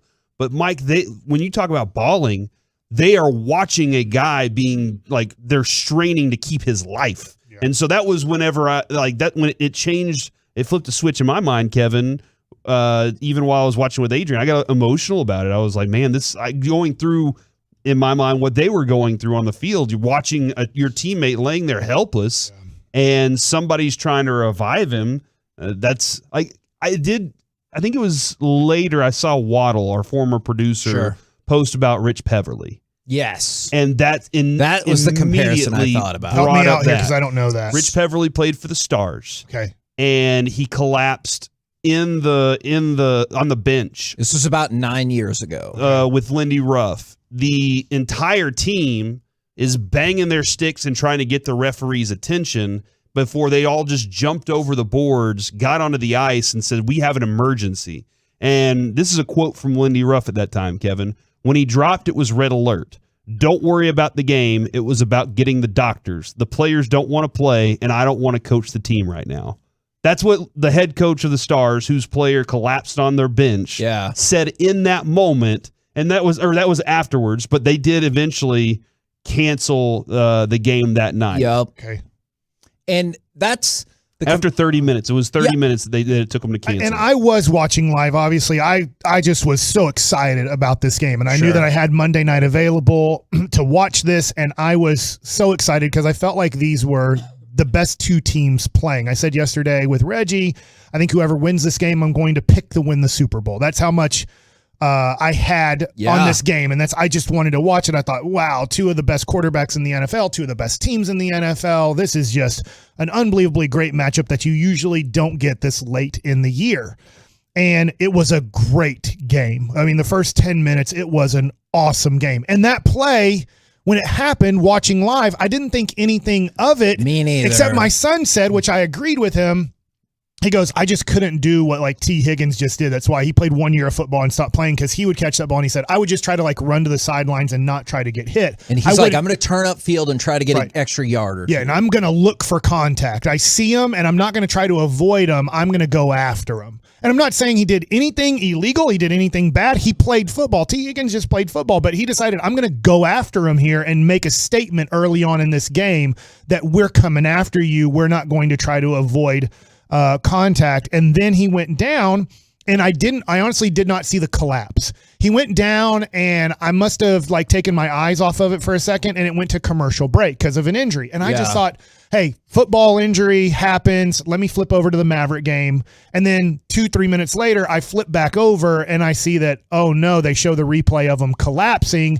And I'm like, this isn't good. And then I watch a little bit more. And then that's when I called you, because I'm like, this is not normal. And the players aren't acting like normal around this situation. Well, I thought about when you were talking about how much the players were crying is because they kept showing shots of him. Josh Allen comes to mind. You had seen he had stopped crying, but his eyes were so red, which is indicative of somebody who had just been bawling their eyes out and like potentially watching a teammate die.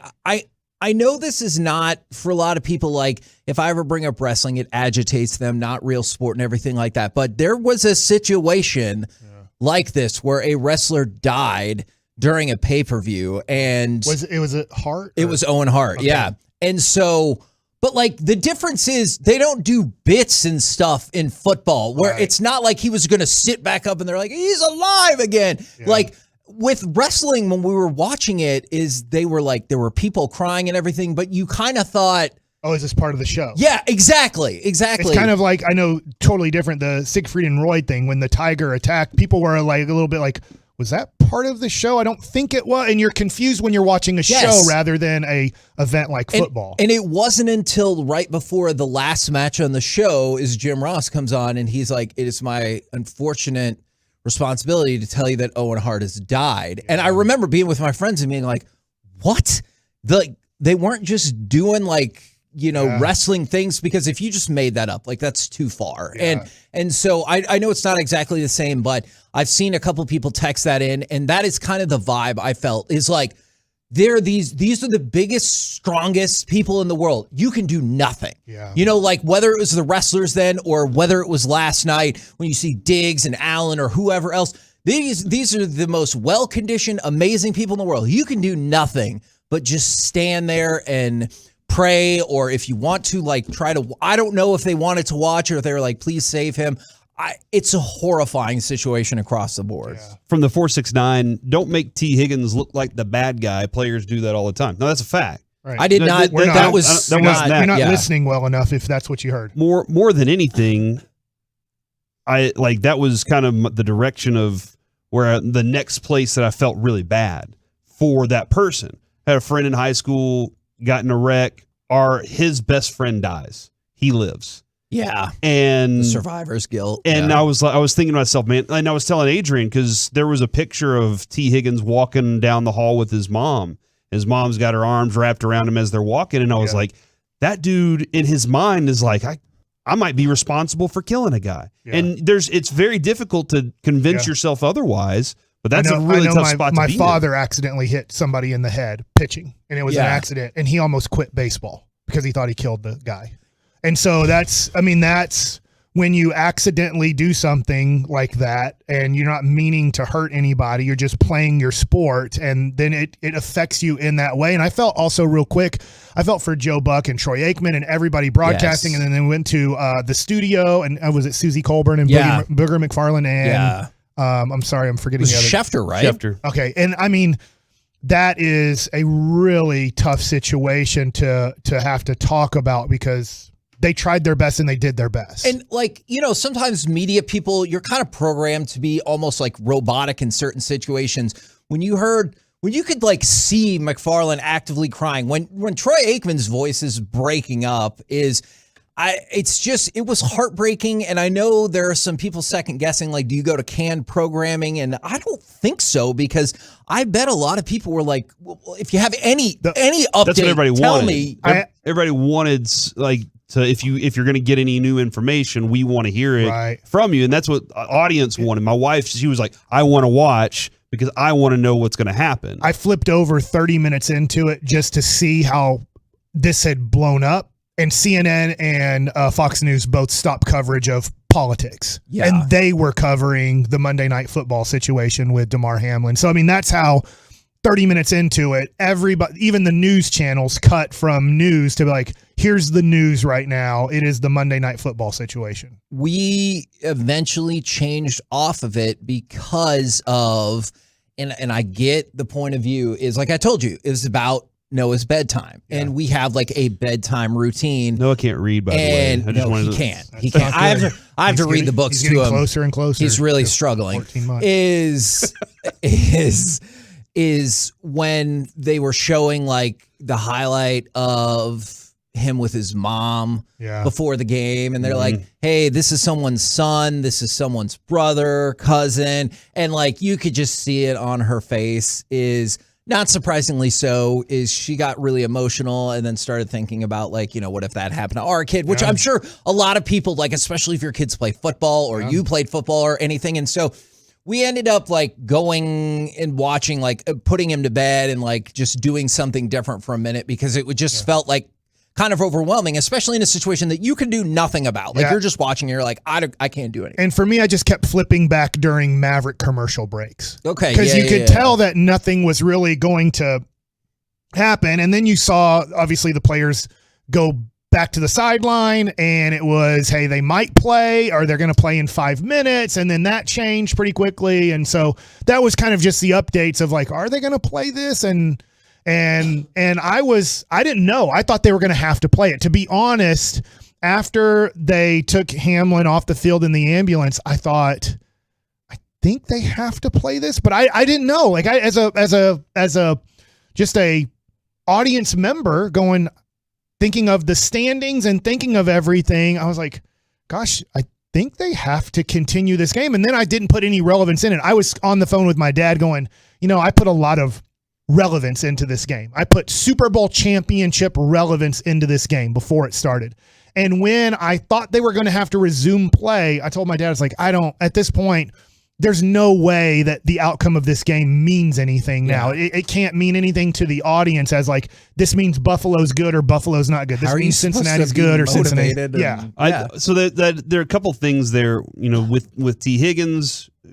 How do you get your mind right for the next day? I don't know. If they were like, hey, we're playing tomorrow night or, you know, whatever, how do you do that?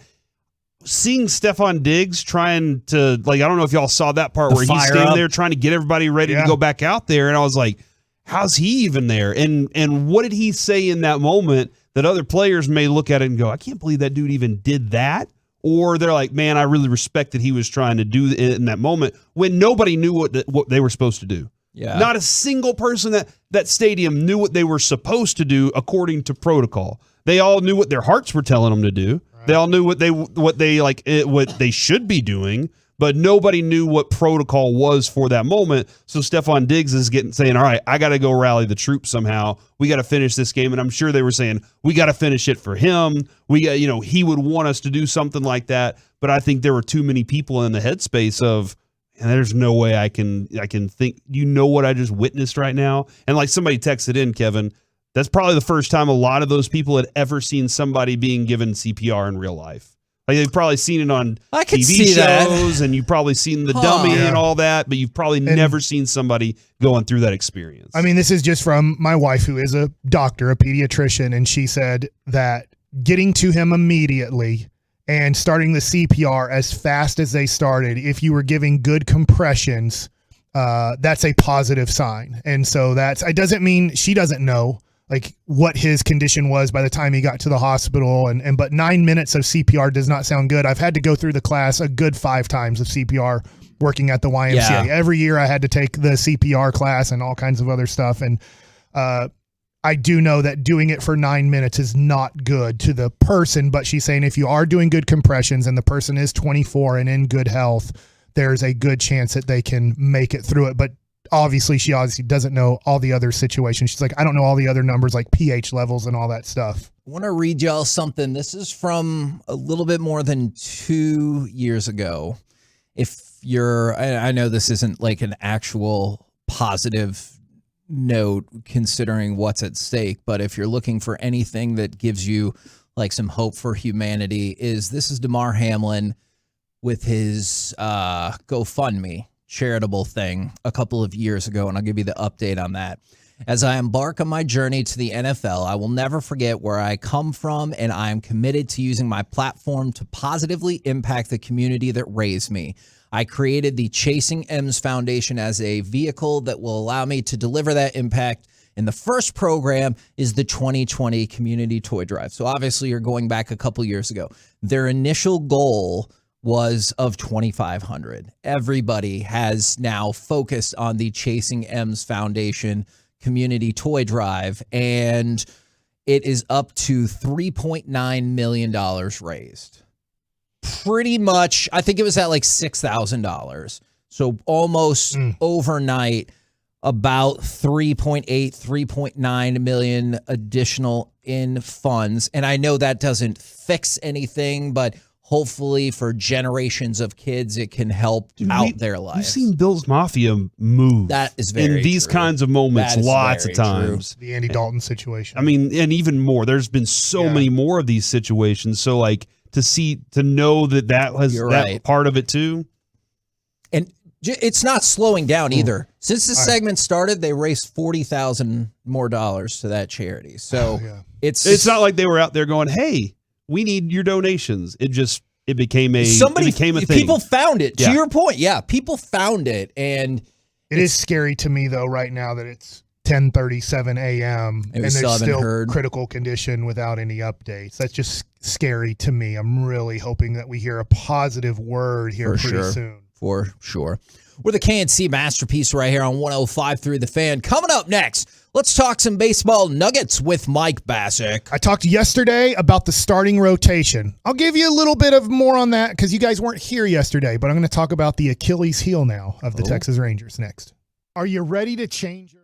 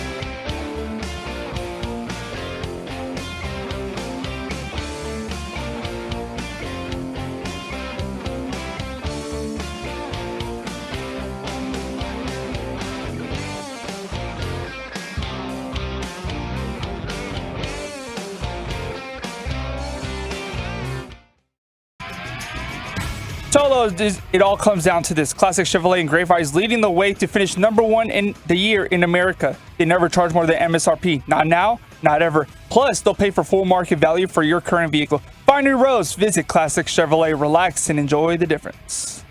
KNC Masterpiece back here on 105.3 The Fan. Got Mickey Spagnuolo coming up at 11, but right now it's time for Baseball Nuggets with Mike Bassick. All right. So yesterday I talked about how the Rangers can win 90 games. I really believe they can now. I know Nathan Eovaldi doesn't add 20 wins to your team, but when you look at the starting rotation, that's the strength of the Texas Rangers. Without a doubt, there's nothing that even is really even that close. Their offense is a nice offense. 6, 7, 8, 9 concern me going into the year. But 1 through 5, I really like their first 5 hitters in their lineup. But when you look at DeGrom and Gray and Eovaldi and Perez and Heaney, if they start 120 games, okay, so you miss 40 to 42 games approximately, man, you can win a lot of games with that rotation. Like literally, I was saying last year, nothing against certain guys, but I bring up Spencer Howard as a certain name. Yeah. When Spencer Howard took the mound, you felt like you were at a major disadvantage. Whoever it was. 100%. When we talked about, I think we did a topic about this, who starts that you are like, I'm out. Yeah. That's who Spencer Howard was for me. I was like, we're going to lose. Right. And you were just hoping for him. You're hoping if he can give us 4+ innings with under 4 runs, maybe we have a chance. Like that was where you're at. Well, there's not one guy in this rotation that when you look at whoever they're pitching against, whether it's Framber Valdez, whether, you name a pitcher for Robbie Ray or something like that for Seattle, you're like, hey, yeah, maybe they're a little better than the guy that we have on the mound. And it won't be Jacob deGrom because if Jacob deGrom's taking the mound, he's the best. Yeah. But you feel like, hey, I still have it. John Gray can go out and give me 7 shutout innings. Perez can do that. Eovaldi can do that. Heaney can do that. So you feel great about that. So that's why I believe now the Rangers should play over 500 baseball and have the possibility to win 90 games. I really believe they have that ability. Can we, before we go any further, can we stop on that just 1 second and talk Yes, about what let's an talk about amazing prospect that would be? Because I have to admit, even with the DeGrom move, I was like, all right, now maybe we're talking 500. So even the prospect of making a run at the playoffs, I think is a really big deal. Can I ask another question to consider in this conversation? Yes. Mike, is this maybe what if I said no? I'm going to ask it anyway. Is this maybe, and I know injury be damned, the best pitching staff the Rangers have ever had? Could be. Obviously, it has a lot of potential. The last time I kind of asked this question to John Daniels, it was when you picked up Corey Kluber and you had Mike Minor and Lance Lynn, and then 1 week into the that wasn't a positive question at all. There. First of all, I asked that question before COVID, and then COVID happened, and then Kluber pitched 1 inning, and then Mike Minor, not me though. Mike Minor couldn't pitch in the major leagues anymore, and I know he's still in the major leagues, but he's not good anymore. Yeah, and Lance Lynn was good, but so hold on. Was your response to that question the last time this happened? We got Corey Kluber and COVID broke out. Is that your answer? Kind of. But I will say this. Yes, on a piece of paper, it looks really good. I will say this. After the Rangers traded for Cliff Lee, and you had Cliff Lee, C.J. Wilson was pitching at an all-star level.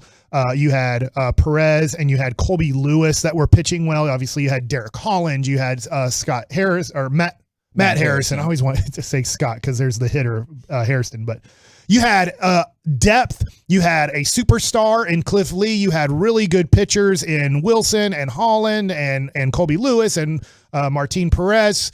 So you had like a plethora of guys. And Perez might have not been up yet, so I might be putting him on the team a little bit too quick there. But I just remember that was probably the best. Can this be better?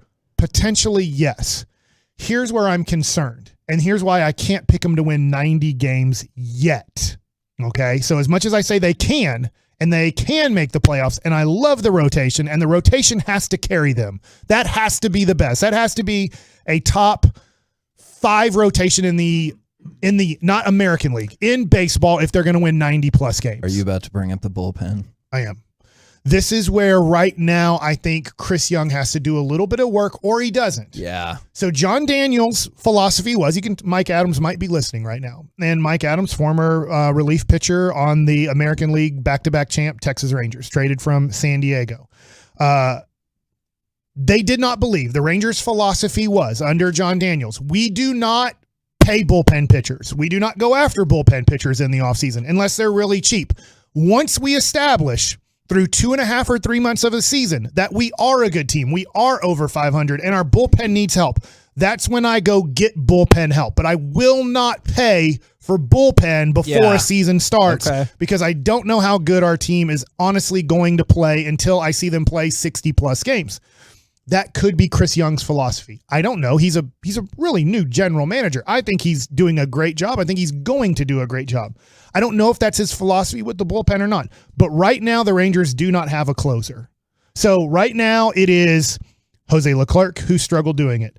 Jonathan Hernandez, who I think has unbelievable stuff, but didn't really show the ability to handle the ninth inning yet. He might be able to this year, but he hasn't shown the ability to handle the ninth inning yet. Is there any part of you that thinks the Rangers look at those two and they're like, yes, we do. We just need to figure I'm with you. I don't think they look at Leclerc and think that he's a real closer in the major leagues for a 90-plus win team. I think they look at him and say, well, hell, if you're going to win 75 games, who cares? Yeah. Not the Chris Young Texas Rangers. I'm like, this is a whole new thing for me, Kevin. I think the Chris Young Rangers are different. I do think they look at Jonathan Hernandez and say he has all the ability and stuff. Like his stuff can do it.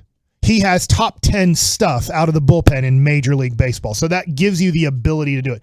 They tried Joe Barlow last year. It didn't work. Yep. He's a 7th, 8th inning guy. He's good in that role, but he's not good as your closer if you're trying to win it all. A guy who I want back, I want Matt Moore back. He's still a free agent, and I'm like, hey, let's make sure we get him back because I know that Brock Burke did a great job. John King had his moments, but I'm like, man, I think Matt Moore is a key to a winning team. There were some rumblings that maybe he had started to be priced out of the Rangers neighborhood, which I know is weird given how much that they've spent, but that's just what I had heard. Take that for whatever you will. So I feel like in the next month here, this month of January, I would love to see Matt Moore come back, one, and then the Rangers to possibly trade for a guy they like. If they're kind of, I know if you say you're out of money, well, you have to take on money in a trade because you're probably trading prospects to get that guy. So you're trading prospects and taking on money. But whether it's and I know he hasn't been good lately and you might be, last gasp of a career in like Craig Kimbrell or something like that. But I would feel like if you added right now Matt Moore and Craig Kimbrell to this bullpen, I'd say, hey, maybe Craig Kimbrell can't do it anymore. Maybe his career is over. But, hey, we've seen where guys look like their career was maybe over as a closer, and they're able to still do it. Here, But that's the one thing I look at the Rangers, and I won't pick them to win 90 yet. I'm looking at this team going, I think they can win 85. I'm optimistic that they can win 85 games. But if they were to improve the bullpen, and maybe Chris Young's deal is, I'm not going to improve the bullpen until we play 80 games. And then I will possibly improve the bullpen if our lineup, if our infield defense is an Achilles heel. The things that worry me right now with this team, now that they've spent the money to be a true contender, infield defense, below average. Bullpen, right now on paper, below average. The back end of your lineup, below average. And so those are the things I look at, guys, and I go, all right, if you're going to beat the Astros, if you're going to beat the Mariners, those are two really good teams that should win 90 or more games next year. How are we going to stay up with those wins? How are we going to do that and be one of the wild card teams or somehow, I think, shock the world and win this division? Is the bullpen has to be way better than it looks like on paper. The infield defense has to get way better than last year. And the back end of your lineup, 6 through 9, has to hit better than right now it looks like on a piece of paper they would hit. No, I think you're right about all of that. I remain encouraged that even at 85, with the expansion of the playoffs and everything like that, that at least puts you in the conversation, if not the whole time, for a long time. I think the Rangers are going to be competitive right now all year and play over 500 baseball. And they could have a few moves or a few surprises from their bullpen or from Jonah Heim or from Josh Young or from whether it's Bubba Thompson or Leody Taveras or Ezekiel Duran or Josh Smith or a trade that they are going to pull off in the next 3 to 4 weeks before spring training starts. That changes my mind on, no. I am now putting them as a wild card team. Just one more question about that then. Do you have, I would assume yes, but do you have the faith now in this ownership group, or to your point, the front office group, that if they see the progress, they're like, let's go do one more thing? I do, Corey, and you might have more insight into the ownership group than I do. I mean, I know who Ray Davis is. I've never met him in my life. I'd like to meet him and say hi to him and have a relationship with him, but I don't think this is going to be a Tom Hicks thing where he spins on Chan-Ho Park and Alex Rodriguez and then goes, I'm out of money. We don't have enough money for baseballs. We don't have enough money to fix the grass. Like, he literally ran out of that much money where he's like, hey, I don't have any more baseballs for the minor leaguers. Hey, I don't have any more money to fix the grass in the infield this month. You're going to have to figure out how to paint it or something because I don't have any more money. I don't think we're going to run into that situation with Ray Davis in the next 2 years. This is a man who made his money in the natural gas business. Natural gas still exists, I believe. Is that still? That is true. Is it doing all right? Everything. Does natural gas exist? I'm not sure about that. The other part, I've been around you guys. He's a shrewd businessman. He also, whenever you have that kind of money, you say, well, how do I get more? And I would say if you kind of look around some of the properties that have been bought up lately, there's been some purchases. He wanted to ensure that he had some assets. Okay. I think that he is competitive. He wants something done. I think he has a sense of urgency for it as well. I think we're going to have 6 months of very competitive, fun baseball, though, now. I do too, man. I think and they got to stay healthy. That rotation has to stay pretty much healthy, but man, it's going to be fun to watch. The thing I'm interested in, because we know what we had when we had Wash and Mike Maddox. Like, we had a really fun brand of baseball.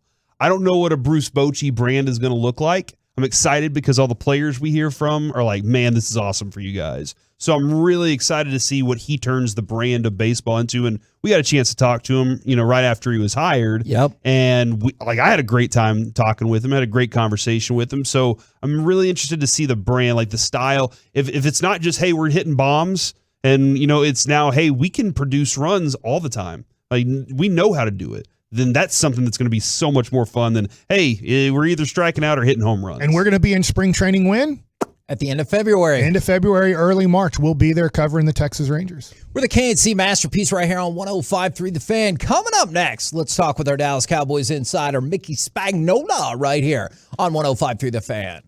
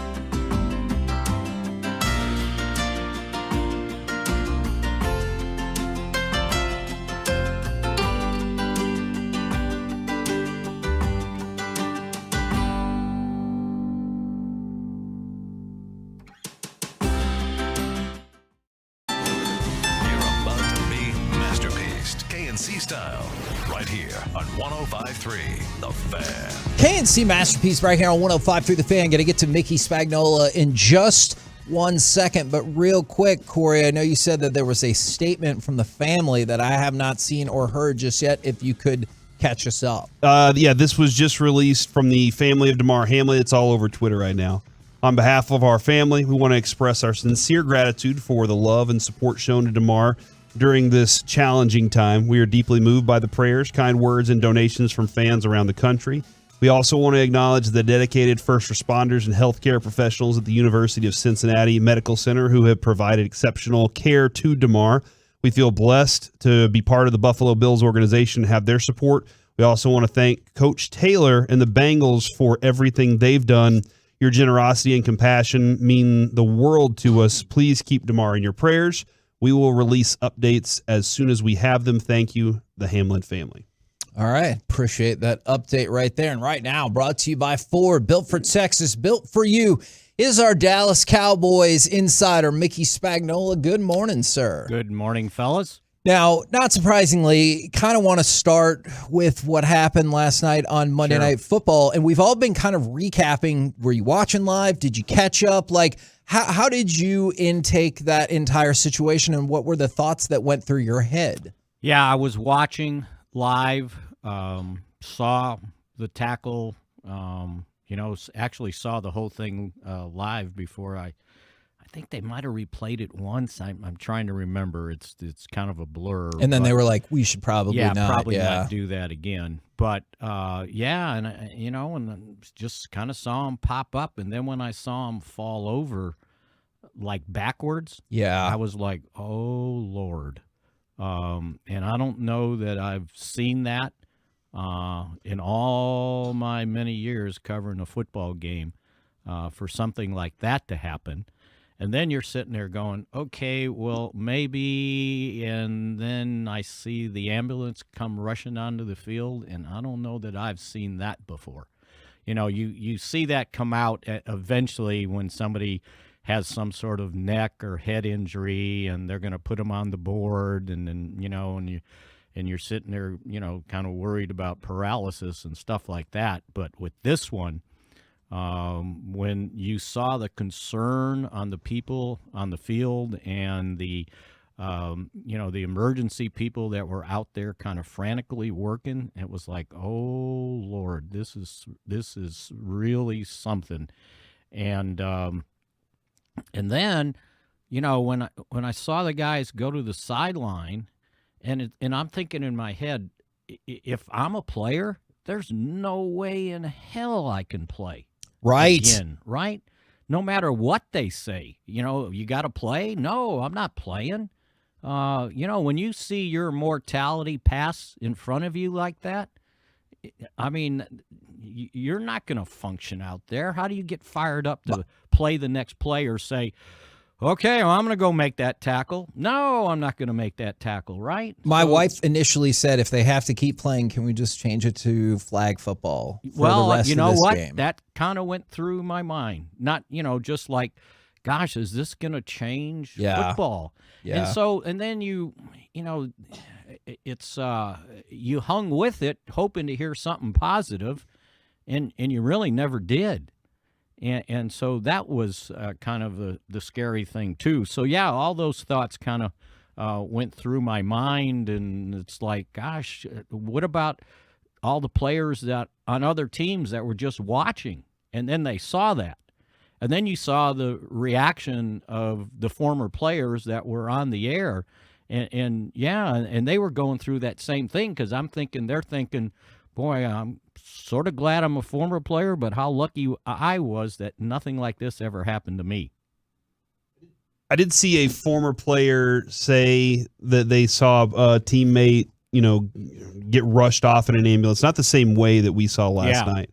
And then, immediately they said the first play was a blur, but everything else after that, it was just like, okay, back in it. But I think that obviously what those players were going through in that moment, that's a different thing. It was rushed off in an ambulance for an injury. Yeah. Not rushed off in an ambulance because that they were trying to revive his life. Yeah, we've seen, guys get carted off. It's an ACL, or, even as gruesome as the compound fracture is, right? Oh my gosh, yeah. I mean that's unsettling. But this, that was I don't. You know what? I think the only time I've seen similar, and I was watching live. Do you guys remember the Stars game when Rich Peverly? Yeah, we talked about that. And that they had to put him in kind of the hallway between the bench and give shock treatment him to get him back. We weren't watching it, but we knew it happened because they kind of had the camera there when he fell out, and it was like it kind of reminded me of that. And then, I felt somewhat sorry for the announcers. Yeah. You're not trained to take care of trauma, right? You're there to talk about football. And then your natural reaction is you're going to get emotional when you talk about something like that, and it's hard to, people do that on news guys, but they're kind of hardened because that's kind of what they do. They cover stuff like that, right? Yeah. But these guys aren't. They were there to talk about football, and then the former players, for them, that hits home pretty good. Especially then when you hear that his mom was in the stands and he had hugged her before the game. And rushed her to the ambulance and the whole bit. And I just felt like they were hanging those guys out to dry because they don't have any facts. They don't have any information. And I did think they did a good job, like the best possible job to they could. Breaks as much as they could. And then, you go to the studio, but those people are even further removed from what happened, right? And now they've got to talk about it. That was an entire, strange thing. But I'll tell you, I'm going to forget her name. The lady on the field, the sideline. Lisa Salter? Lisa Salter. Boy, she came back towards the end and really knocked it out of the park. She kind of got herself composed. Yeah. And I thought what she had to say and the information she was trying to deliver was really sound for someone that is not trained in something like that. Because I saw, when the thing happened in Uvalde, and they sent it to a very young reporter on TV, and she was ready to cry. And why wouldn't you be, right? Sure. You aren't experienced in this. The whole gamut of the thing was just so emotional. I just don't think I've ever seen anything like it before. A lot of the conversation also then turned to why is it taking so long to cancel? And in your feeling on this, knowing the NFL, you think they just didn't have anything in their books, or they were waiting? A lot of people were trying to wait for a word from on high. Yeah, I don't think there's a handbook. Okay, this is how we handle this, right? This is, and I think they had to kind of think it through and see, and then also judge how serious is this? Is it like just a scare? And, we're going to find out in 20 minutes, everything's okay? Or, is this, really serious? And I think once they came to grips with how serious it was, and then, talking with the probably representatives from the NFLPA and getting input from the two coaches, you could see the concern on those coaches' faces, right? And, and I think, it came to the common sense conclusion. I don't know how we finish this game, but we're not finishing it tonight. How would you like to have been sitting in the stands? That was such an eerie part of it. Like, not that there weren't so many horrible things as you're seeing the players cry and everything like that, but there's, 70, 80,000, whatever amount of people there. It is just quiet, silent, and they're all still sitting there. It's a and hardly anybody left, right? Yeah. And then the worst part is, and think about this: when you go to a game, you are the least informed person of what's going on. Not when it comes to just injuries, but penalties. Because they don't announce anything, right? they weren't getting updates like we were on TV. That's a good point, because it's not like they went over the PA and said he suffered cardiac arrest. And I hadn't thought about it like that. And the scary thing, though, is they are getting to see what we're not able to see on television. Right, but they're seeing. I mean, I don't know that they saw any better after, they had the circle of all the guys around. And, I guess if you're maybe in the upper deck, you're seeing them cut the chest chest pads off to get the CPR going, cut the face mask off to get to his mouth. Now, I did hear. I want to say, it was ESPN this morning. They had an interview with a cardiologist, a doctor from Columbia University or something. And, she was really good on what she was pointing out. And she said the key thing in situations like that is how quickly you start taking care of it, like how quickly you start doing chest compressions, how quickly you get oxygen going back into his body. She said because the longer the brain goes without oxygen, then there's a serious downside after effect of that. And she thought as quickly as they did that gave her hope. And she didn't have any, information other than watching like the rest of us, except for her specialty and knowledge. And she said, so that should help down the line. And then the other thing is, God, did he have any underlying situations, any genetic stuff that might have led to that? But her point was there are times when, your heartbeat's kind of on a regular beat, and maybe in between beats something like that happens. Then it causes this. Yeah. And the percentages are way low of this happening, but it's just one of those things that can happen because when I thought about it, it was like the hit wasn't the contact wasn't abnormal. That's what I thought too. Yeah. And that's why I thought at first I said, oh, he got knocked out. Because his head did hit the ground. But no, that wasn't the case. So here we are, and we're still kind of waiting word, right? Yeah, no, you're right about that. And if we hear anything, we will absolutely pass that along to our audience ASAP. One thing is we had talked about his GoFundMe. Unbelievable, huh? And they updated that as well. So there's an update like on the mission. We talked about how it started as a toy drive, and this is what they just said on Mickey, if this interests you as well. Update. This fundraiser was initially established to support a toy drive for DeMar's community sponsored by the Chasing M's Foundation. However, it has received renewed support in light of DeMar's current battle, and we can't thank all of you enough. Your generosity and compassion mean the world to us. If you would like to show your support and contribute to DeMar's community initiatives in his current fight, this is the place to do so. This is the only current fund that is being used by the Hamlin family, and they are now above $4 million raised. I got chills last night before I went to bed, and I saw it was up to $1 million, and so overnight, overnight, it went to $4 million already. And to go along with that, 151,000 different people have donated.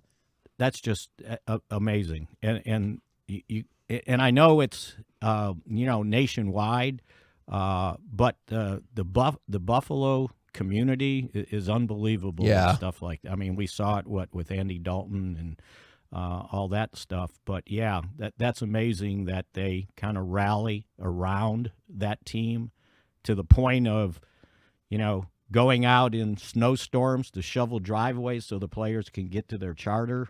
I mean, it's rather amazing, and it's probably a good lesson for a lot of the rest of us that live around this country. Well, I mean, I know we went in a completely different direction today for obvious reasons. Appreciate your personal insight, your medical insight that we got there as well. Thank you very much for today's update. We'll get back at some point to talking about Cowboys. It just didn't feel like, I was thinking about you guys. It's like you don't want to probably have to talk football, but you got what, 4-5 hours to fill. Yeah. Well, So- and we started, we haven't really Do talked. not put 5 hours on that. Is Yeah. G-Bag. Give G-Bag does anybody for any the 5 hour ideas? show. Yeah. Well, and I thought about this in terms of content and stuff. As I remember when we were doing the night show, is we went on like immediately in the aftermath of Shannon Stone dying. Yeah. At the Rangers game, and it was weird because you're like, hey, you're supposed to be talking about the Rangers Right. game and stuff, and you're like, well, yeah, but like nobody cares about that right now. They care. Everybody wanted updates, Yeah. and they wanted to know, your feelings on that. It was very weird and very, very surreal night. Yeah, I mean, I've got to do a podcast here in like an hour or so, and I was thinking last night, how am I going to fill 45 minutes without talking 45 Sure. minutes about this, right? No, I It's think like that's talking about football just seemed insignificant. That is absolutely fair. We've tried to, sprinkle in some fun today to try to get people's minds off of it if they want to think about or talk about something different. But that was excellent insight. Appreciate it very much. Good Okay, sir. guys, talk to you tomorrow. There you go. Mickey Spagnola from DallasCowboys.com. We're the KNC Masterpiece right here on 105.3 The Fan. Coming up next, we're going to do some different things today. Let's go back to basketball. Rockets, Mavs, and your NBA MVP top 5. We'll do that next right here on The Fan. Blasting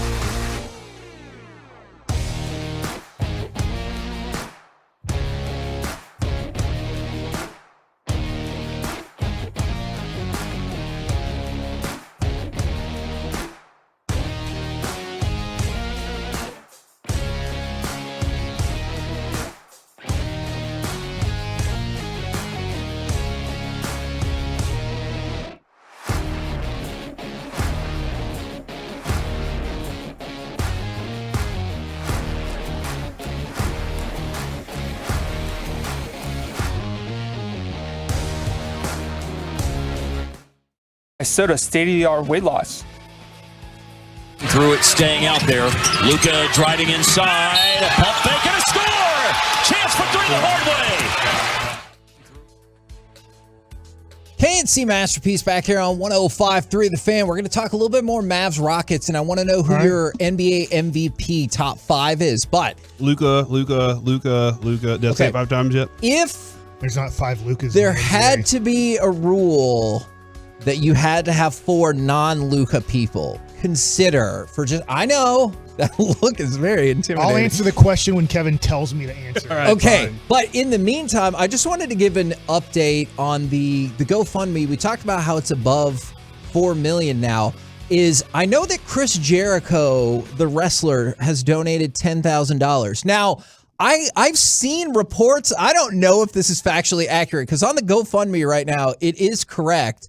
But the word is he misspelled his own name the first time he donated $5,000. So he went back and was like, I will donate another $5,000. Hence why his first name or last Chris Jericho, I don't know, has donated $10,000 to the GoFundMe. You have read like a book or 2 in your life, I believe. That's true. Based on knowing you.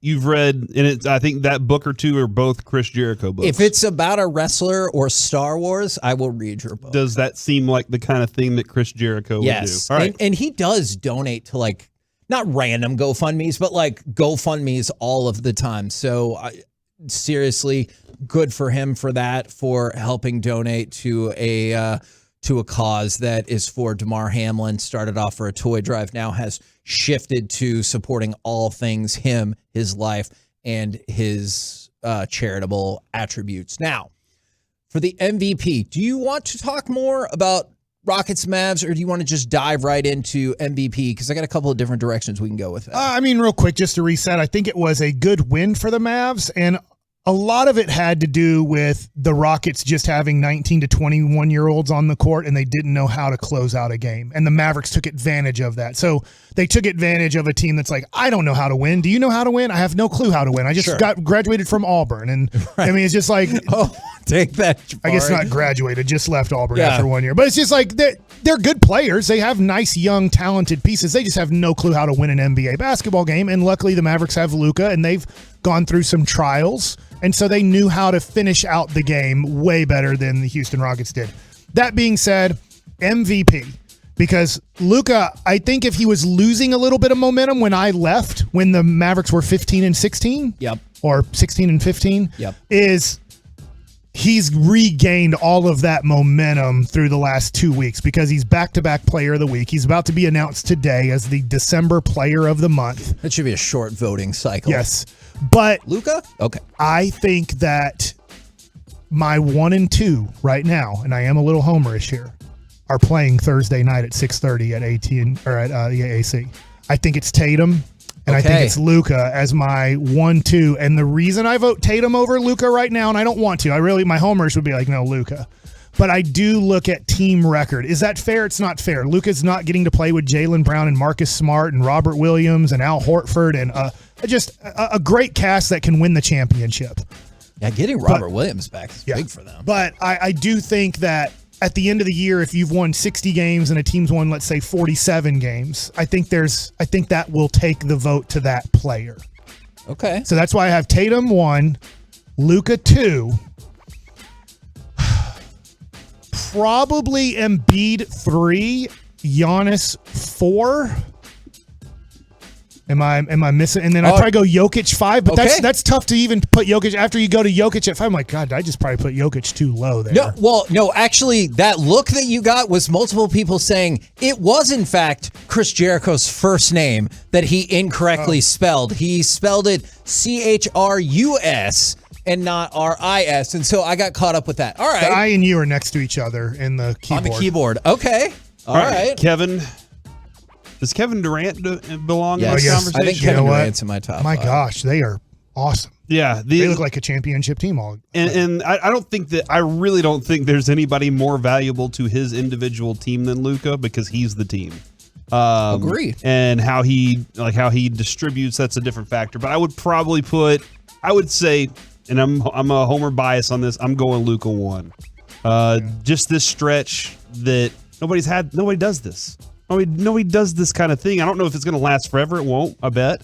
But like nobody does these kinds of things right now. I think if they want to win, he's going to have to average a 40-point triple-double. I hate saying that, but I think that's what he's going to have to do. It does feel like that at times. How many has Jokic had, Kevin, in his career? How many MVPs has he had? 2? Are they back-to-back? Yep. He would be the first person since Larry Bird. So what are we talking about? I don't want that to happen. 36, 38 years? So I don't think that should happen. Okay. All right, so I'm going to say that he's going to go number 2. Okay. And then I'll throw Durant 3. I like your list. And then I'll throw Tatum 4 and Embiid 5. Yeah, I think this is really tough. There's so many great performances this year. And then the other thing, too, is, and I know I'm not putting Donovan Mitchell in the conversation, but he scored 71 points yesterday. Yeah, screw Thompson, who scored 54 last night. Like, it's just like, and then 38-year-old, almost 40-year-old LeBron James. Now, they are not a good team, but he keeps putting up unbelievable numbers, especially at his age. But, I mean, those guys aren't even in the conversation for this. And then last night, what they all did. And there's just so many great performances right now around the NBA. But I do think Luka has to be top 3. I think you can put Durant number 1. I think you can put Tatum 1. I think you can put Luka 1. I think you could put Jokic 1. I think you could put Embiid 1. Like, this is right now, almost halfway through a season. There's not a clear front runner. In fact, I don't even think you can separate 2 or 3 guys from the pack of 5 or 6. All right. Now, I'm glad that you said that because I've got a couple of different NBA and SB Nation have their own rankings, but we talked about it all the time. Gamblers usually have a pretty decent pulse on how things are going to go. It depends on where you go as to who the MVP favorite is. So, for example, PointsBet has Jokic as the favorite, just barely over Luka, who's just barely second over Tatum. But keep that in mind.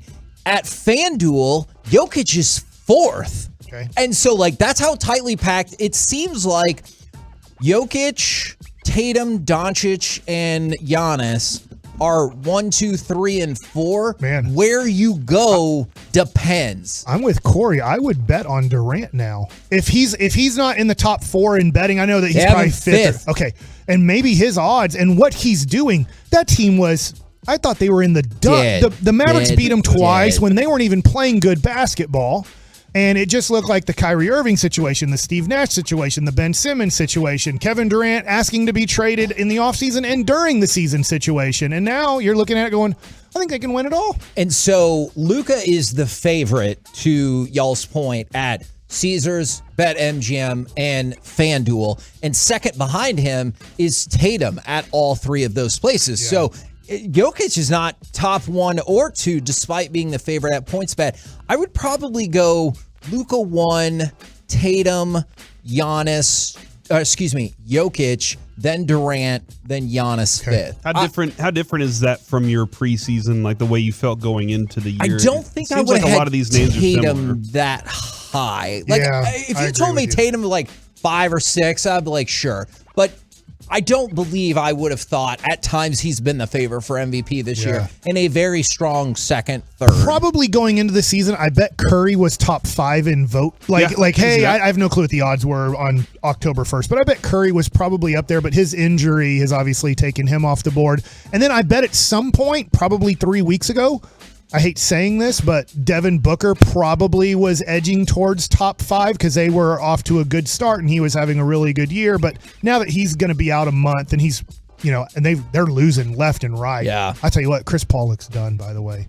Like, you want to see somebody drop off the cliff, and he's close to 40 years old too. But I mean, he looks like he's kind of done playing. So odds preseason, Luka was plus 380 as the best. Okay. Durant was plus 600. Wow. Embiid was plus 800. Giannis as well, and then Steph was plus 900. Those are your top 5. Okay, which I would love to see the ebb and flow of KD's odds throughout the season. Like before the season, that makes sense. At some point in the season, 12 games into the season. Yeah, he had to be like 25-1. And Embiid makes sense as well. So here's the NBA.com top 10. By the way, was Steve Nash that bad at coaching? I mean, kind of looks like it, doesn't it? Maybe so. They've got, and this came out yesterday during the day. So this was before, I know it's just one game, but Donovan Mitchell, 71 points on 34 shots is fairly astonishing is they've got Donovan Mitchell at number 10.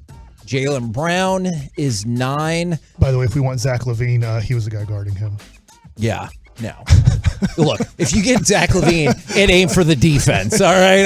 I'll certainly admit that. Ja Morant, 8. Zion, 7, who that's interesting too because he left the game last night with a hamstring injury. Who knows how long that will carry over. Yeah. And then you have Joel Embiid, 6th, all right? And so then we move into the top 5. Giannis is 5th, and KD is 4th. They have Luka at 3rd, but to your point about momentum, the week before this came out yesterday, NBA.com had Luka at 7. So he's jumped from 7 to 3. You see the upward trajectory. Then they have Tatum at 3 and Jokic at 1. And like we talked about, they're all tightly packed in the betting odds. To your point, I wonder if the voters are going to go, look, just like we don't give LeBron 7 MVPs or we don't give Jordan 7 MVPs, we're not going to give Jokic 3 in a row because there's too many guys right around him to just keep giving him the award because he's not winning the championship. He's not leading his team to the NBA championship. So I think Jokic, even though he'll get votes, I just don't think they're going to let him win 3 in a row. I agree. Okay. And I think you're onto something because I think it was 84 through 86, like I said, I believe is Bird. So now we're talking about 36 years. And Bird is like not that Jokic won't be there, but like Bird is an all-time revered great. Right now, they're in first place of the Western Conference by half a game. I feel like you would have to have the best record in the NBA by like at least 5 games. So you know what's funny is last night after the situation with the Buffalo Bills and then the Mavericks game ended, I was looking on YouTube at certain things dealing with Hamlin, but then also what popped up was a Larry Bird game, which I had no clue about. So Larry Bird's career is almost over. His back is shot. Yeah. And there's this new young kid who's pretty good in the NBA. His name's Sean Kemp. Super freak athletic. I remember. And so Larry Bird goes up to Sean Kemp right before tip-off, and he goes, so are you the kid that broke all my records in high school? Because he's, I guess, went to Indiana high school. And Sean Kemp goes, yeah, I did. And he goes, all right, I got something for you tonight. So with his bad back and his career almost over, Larry Bird goes for 40, 11, and 10 against Sean Kemp to show him like, all right, you broke all my records. I just broke you this game. Which is... It's amazing where he could barely run because his back was so jacked up. Oh my God, yeah. But isn't that what led him to be so great? Like you could talk about pettiness, old man strength, whatever. Like that's the same thing I thought when watching The Last Dance. You have to have, well, not have to. It doesn't hurt to have that certain level of pettiness in you to be like, all right, I'll show you. Mike, I'm sorry. I wanted to. This is baseball. Okay. Do we sign? Devers and the Red Sox agreed to a 1-year, $17.5 million deal. So they avoid arbitration. To avoid arbitration. So he's going to be a free agent. Or a piece of trade equipment. True. I mean, if you're Boston, you do have to trade him mid-season. You can't. You did trade Mookie Betts. You got stuff for Mookie Betts. But when you look at Bogarts, they thought they were going to keep Bogarts. Why are you so? I thought we talked about Nuggets. We have to fix the bullpen.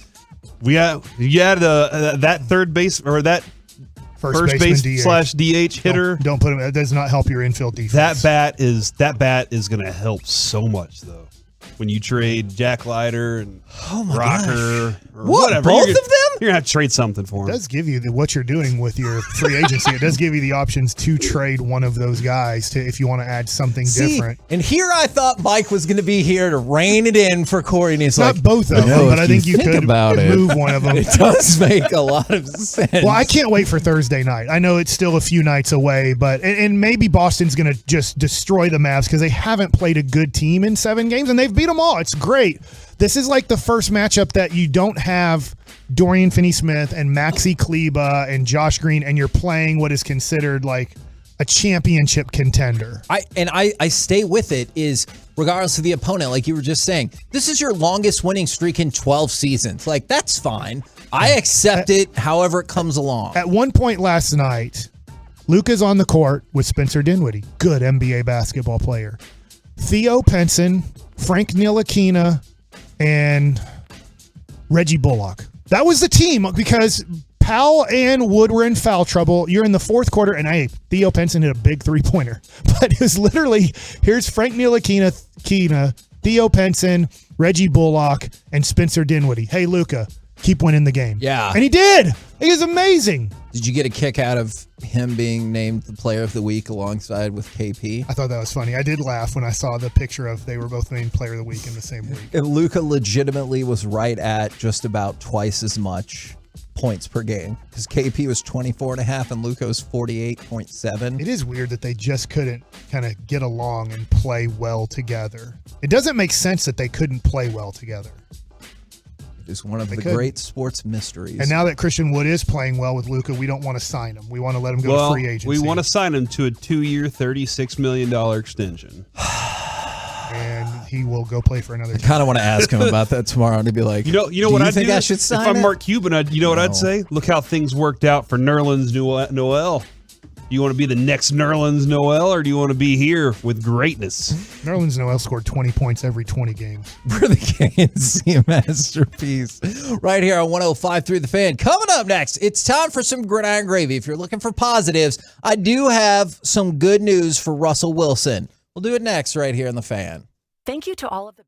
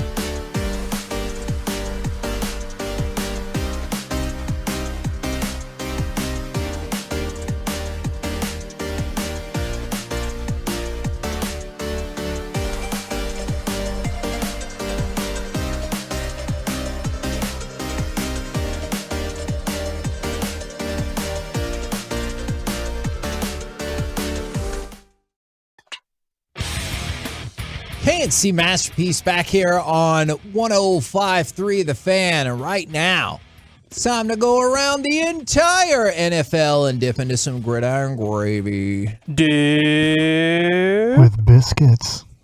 And we start with... Yesterday we didn't get the dip. I know. We'll have more in... Oh, and Reggie didn't even dip? Nah, he just said that guy doesn't know.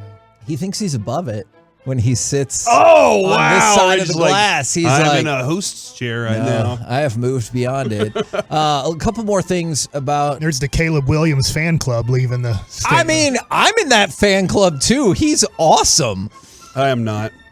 You don't think he would be the number one pick? I don't care about that. Okay. He and Lincoln Riley said, "See you later to OU," and I just didn't like the way that they approached that. That is fair. Now, a couple of more updates on the Damar Hamlin situation, although this is not directly involving Damar Hamlin. Don't have another update there just yet.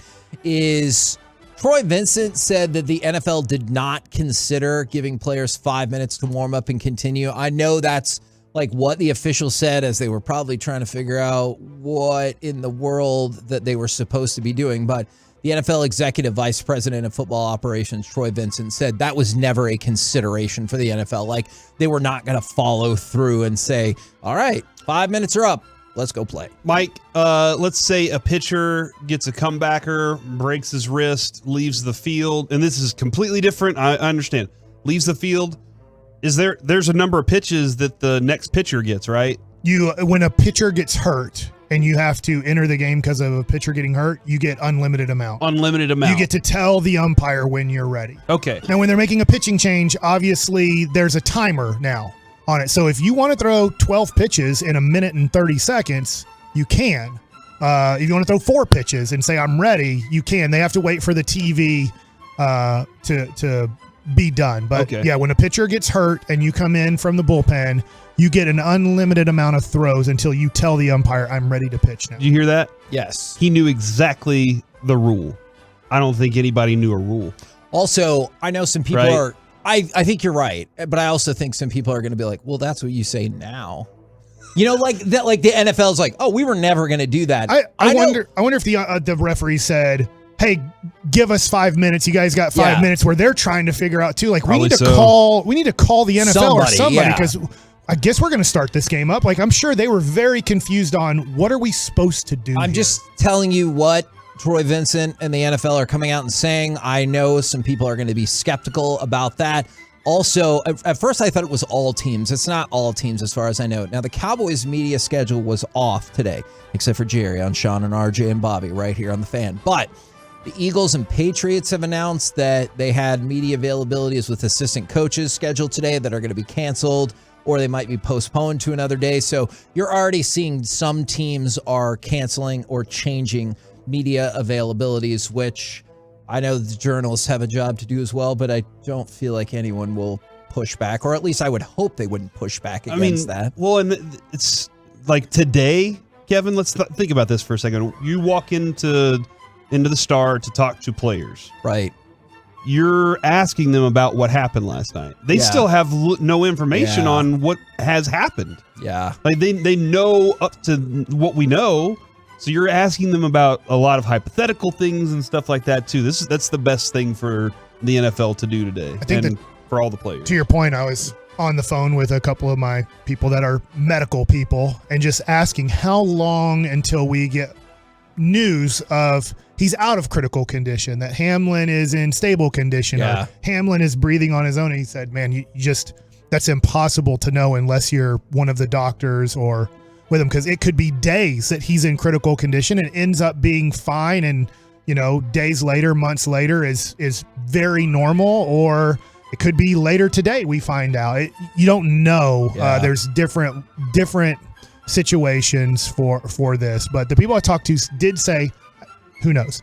They don't know his situation at all, except for what we're getting is that they're optimistic because of how quick they got on his chest and because of his age and health, that there's optimism that it's going to be okay.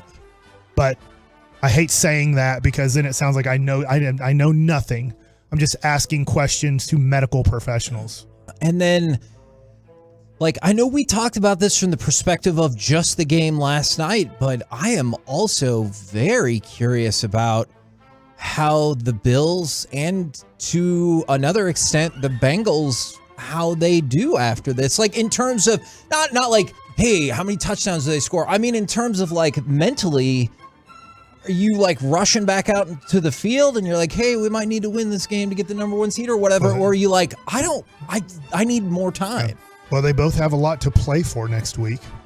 So I don't know how you're supposed to deal with that. You're kind of in the 1, 2, 3 spot, right? I mean, we don't know until the week is over. Now, I believe if Kansas City wins, if Kansas City wins, and I think this game's going to be canceled. Has it been considered canceled and done? We haven't heard that yet. I've not seen that yet, but I also think that is the likely outcome, and you just go off a win percentage. So if Kansas City wins Saturday, then they get the 1 seed because they would be 14-3, and Buffalo can't match that because they would end up, even if they end up winning next week, they'd be 13-3. So that's not as good of a record. Neither can Cincinnati. Right, because they have 4 losses.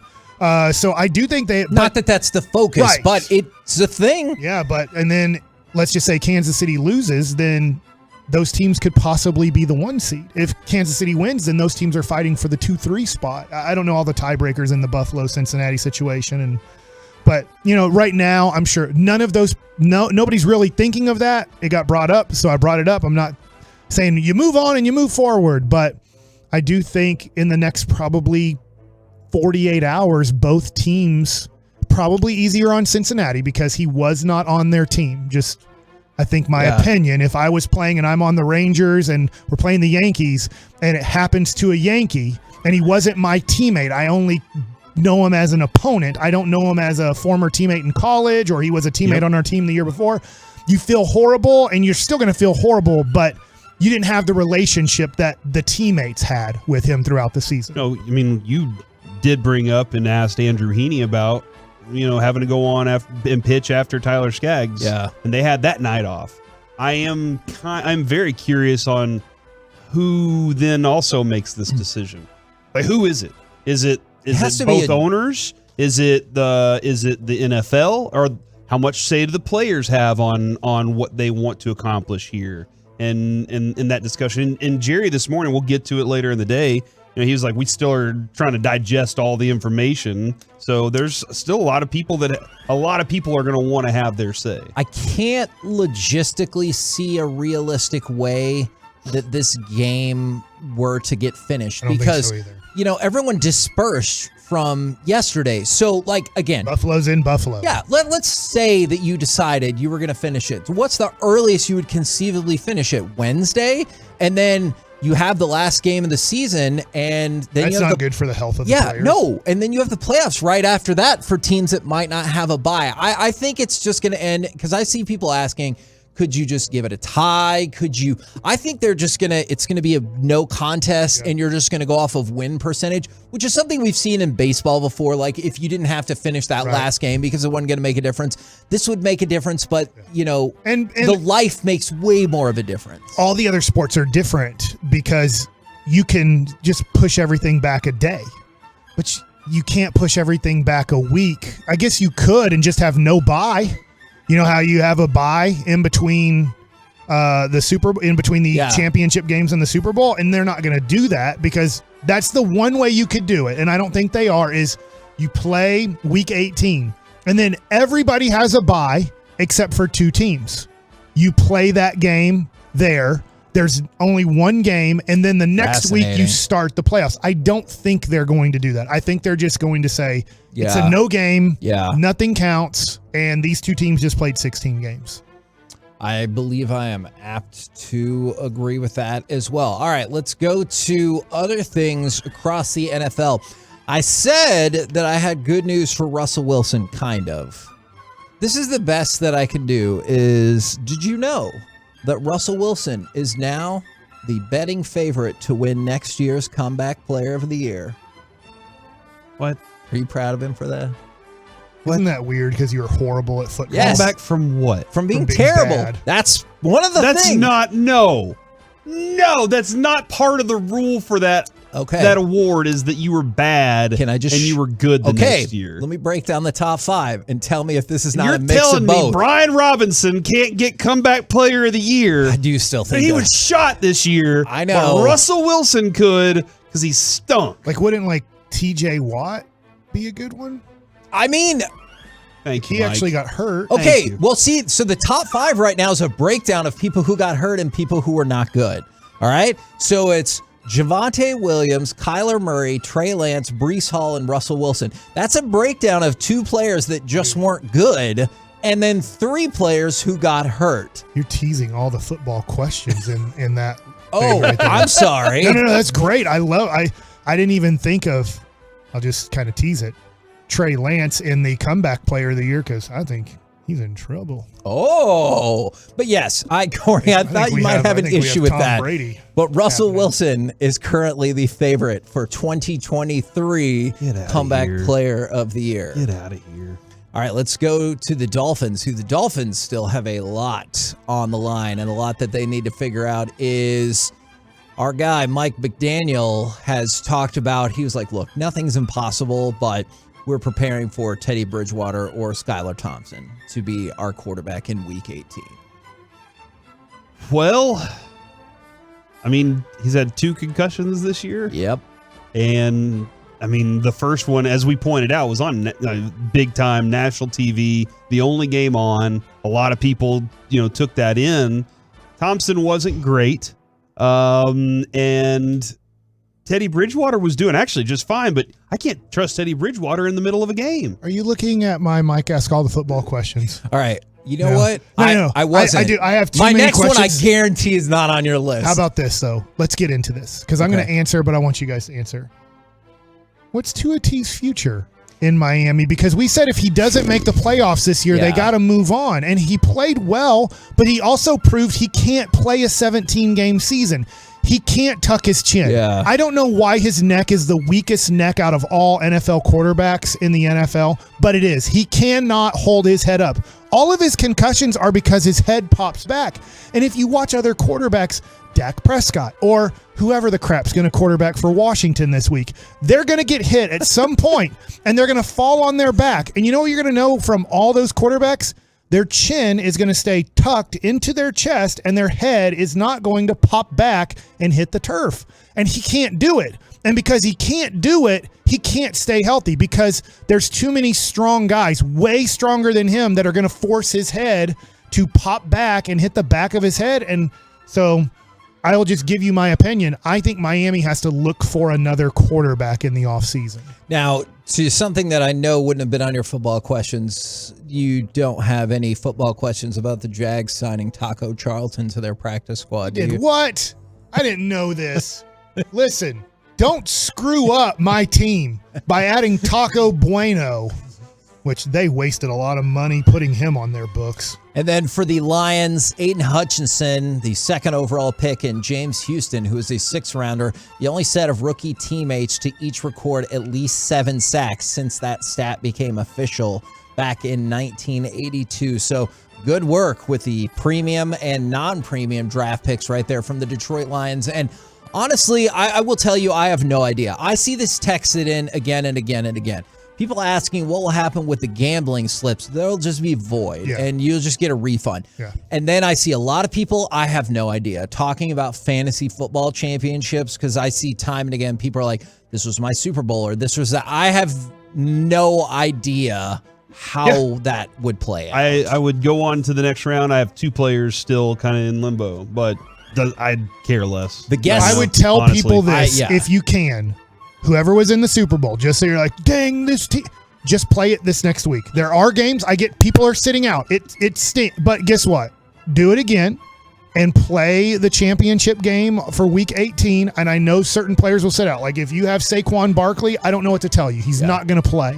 But it is what it is. You can just play Week 18. We're the KNC Masterpiece right here on 105.3 The Fan. Coming up next, since we shifted our schedule around, Mike asks all the football questions that are left. Yeah. Next on The Fan.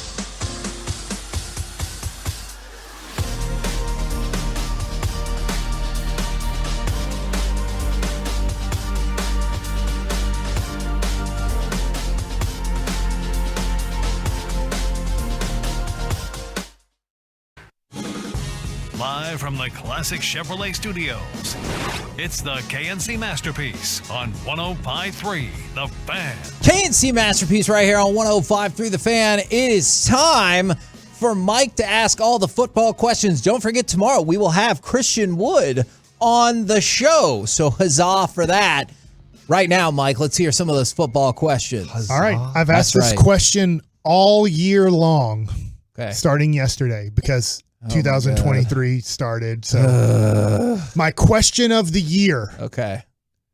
If you were the Houston Texans and you had the number 1 pick today, because Alabama season's over, Ohio State season's over, they're not playing anymore before we get into, the underwear Olympics, the combine, hey, he was 57 of 59 at Ohio State on his pro day. Yeah, guess what? There's no defense. It's pretty freaking easy. Right. So if you had the number 1 pick as the Houston Texans right now, and you had to be their general manager and draft today based off of what you saw them do on the football field, who would you take with the number 1 pick? I am going to take CJ Stroud. I had kind of been leaning towards CJ Stroud, but I thought it was really close with Bryce Young. And one of the knocks against him is there's some folks that were like, I don't know about his escapability at the next level. And I'm not telling you that CJ Stroud, Young? Okay. Stroud. I'm not telling you that Stroud is going to go run wild on anybody or anything like that, but I thought against a really top level defense, he showed that he has escapability as well, and he's got a pro arm. Yeah, Justin Fields' escapability, like it popped on film, or what did we decide we were going to call it? Digital, whatever. Yeah, still feels like film is the way to go. It popped at Ohio State, and you were like, oh man, like that's his best thing is he can throw the ball.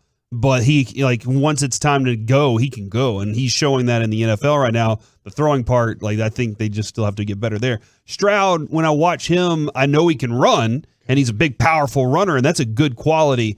I guess there is going to be a lot of he's only 6 foot. He's 192 pounds. He's not all these things with Bryce Young. And I think that's one of the reasons that that a lot of people will talk themselves out of it. I think that would be a poor decision. I think Bryce Young's going to be a fine quarterback. So, what's interesting is I was listening to the power rankings while I was on vacation, because my guy, number 5, Trevor Lawrence, made it into the top 5, and he's 6'6", 225 pounds. And so I found this interesting, and it doesn't mean there's a right or wrong answer here for the Houston Texans if they pick first, which that'll be my next question in a second. But if you look at the size of Patrick Mahomes, the number 1 quarterback in the NFL, 6'2", 6'3", 200+ pounds. And then if you go look at Josh Allen and Joe Burrow, both 6'5", 6'6", big bodies. Then you look at Justin Herbert, ranked number 4. Now, Jalen Hurts got taken out of the power rankings because of his injury. But if you look at Jalen Hurts, I believe he's 6'2" and 230 pounds. When you start looking at the top quarterbacks in the NFL, and I know there's been a Russell Wilson at one point in his career, and there's been a Drew Brees, but when you really still look at the best quarterbacks in the NFL in their history, usually they are 6'2" or taller, and they are 220 pounds or more. Which is what Stroud is. Right, and that's where I just wonder with Bryce Young, he's not the size of the best quarterbacks in the NFL. It's very rare for a 6-footer, 190-pound guy to be a stud quarterback in the NFL. But that being said, Kyler Murray's 5'6", and he was taken. Oh my God, that's worked out well. That's now. He's 5'11"? Is that I always thought he was 5'10". I've stood next to him numerous times. That was always my take. Don't worry, I'll get into good teams in the NFL, but I'm talking first about the 2 worst teams in the NFL, and I think this will interest you, Kevin. Okay.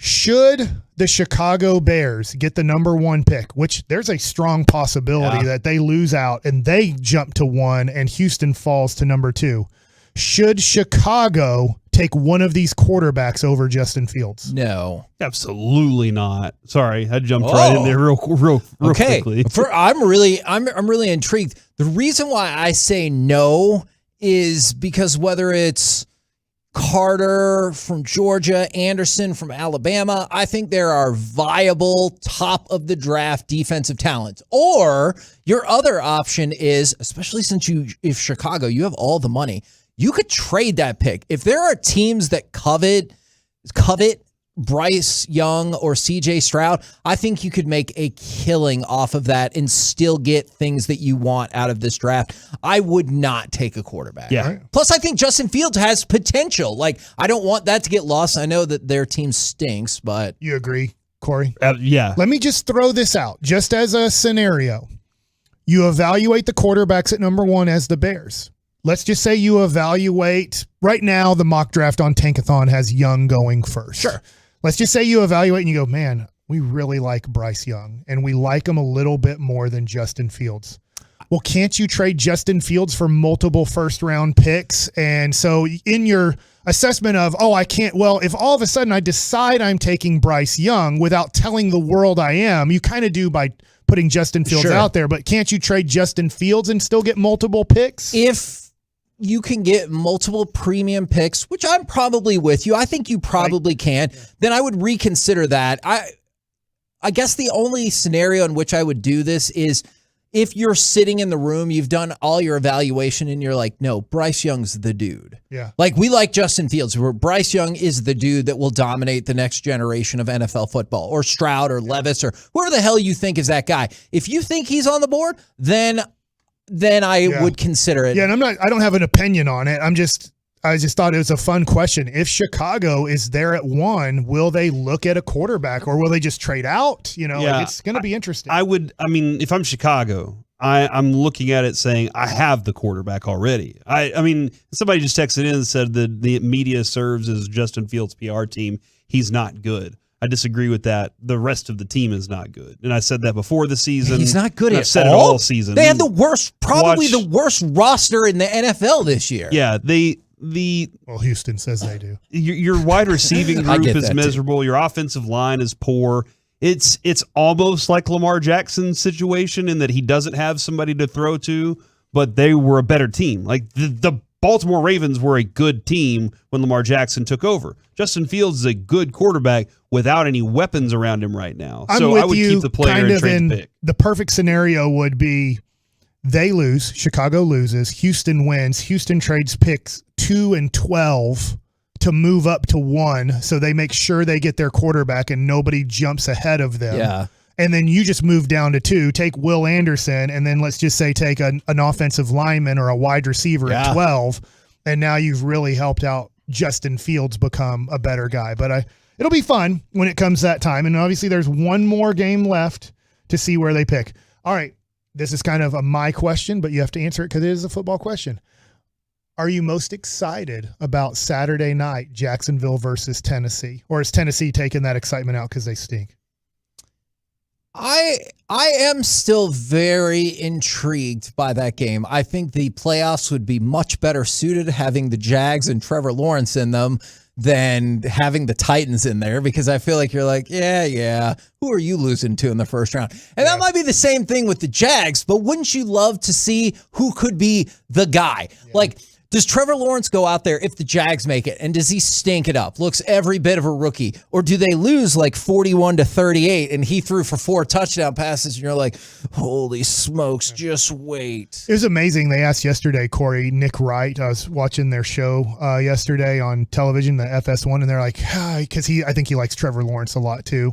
And they're like, God, Trevor Lawrence stunk on Saturday. I'm like, they won 31-3 and the game was over at halftime. You don't ask a guy to throw for 200 yards in the second half when you're up by 28. You just ask, let's just make sure we don't screw this up. And I feel like it's very, to me, Troy Aikman, like when my buddies are like, Troy Aikman wasn't that good. And it's like, what do you want him to do when it's 31-10 at halftime? You need him to go out and put up 61 points? Like, that's not what you do in the NFL. You just make sure that nobody gets hurt and the clock runs out. What's because it's a 50 brisket now. So what's the 60-point mark? Like, where do we go with that? Lucas special. The Lucas special. Yeah. All right. Next question, and I find this very interesting. Brock Purdy, how about this? He started 5 games. Yeah. In his 5 games, he's throwing 2 touchdown passes each game.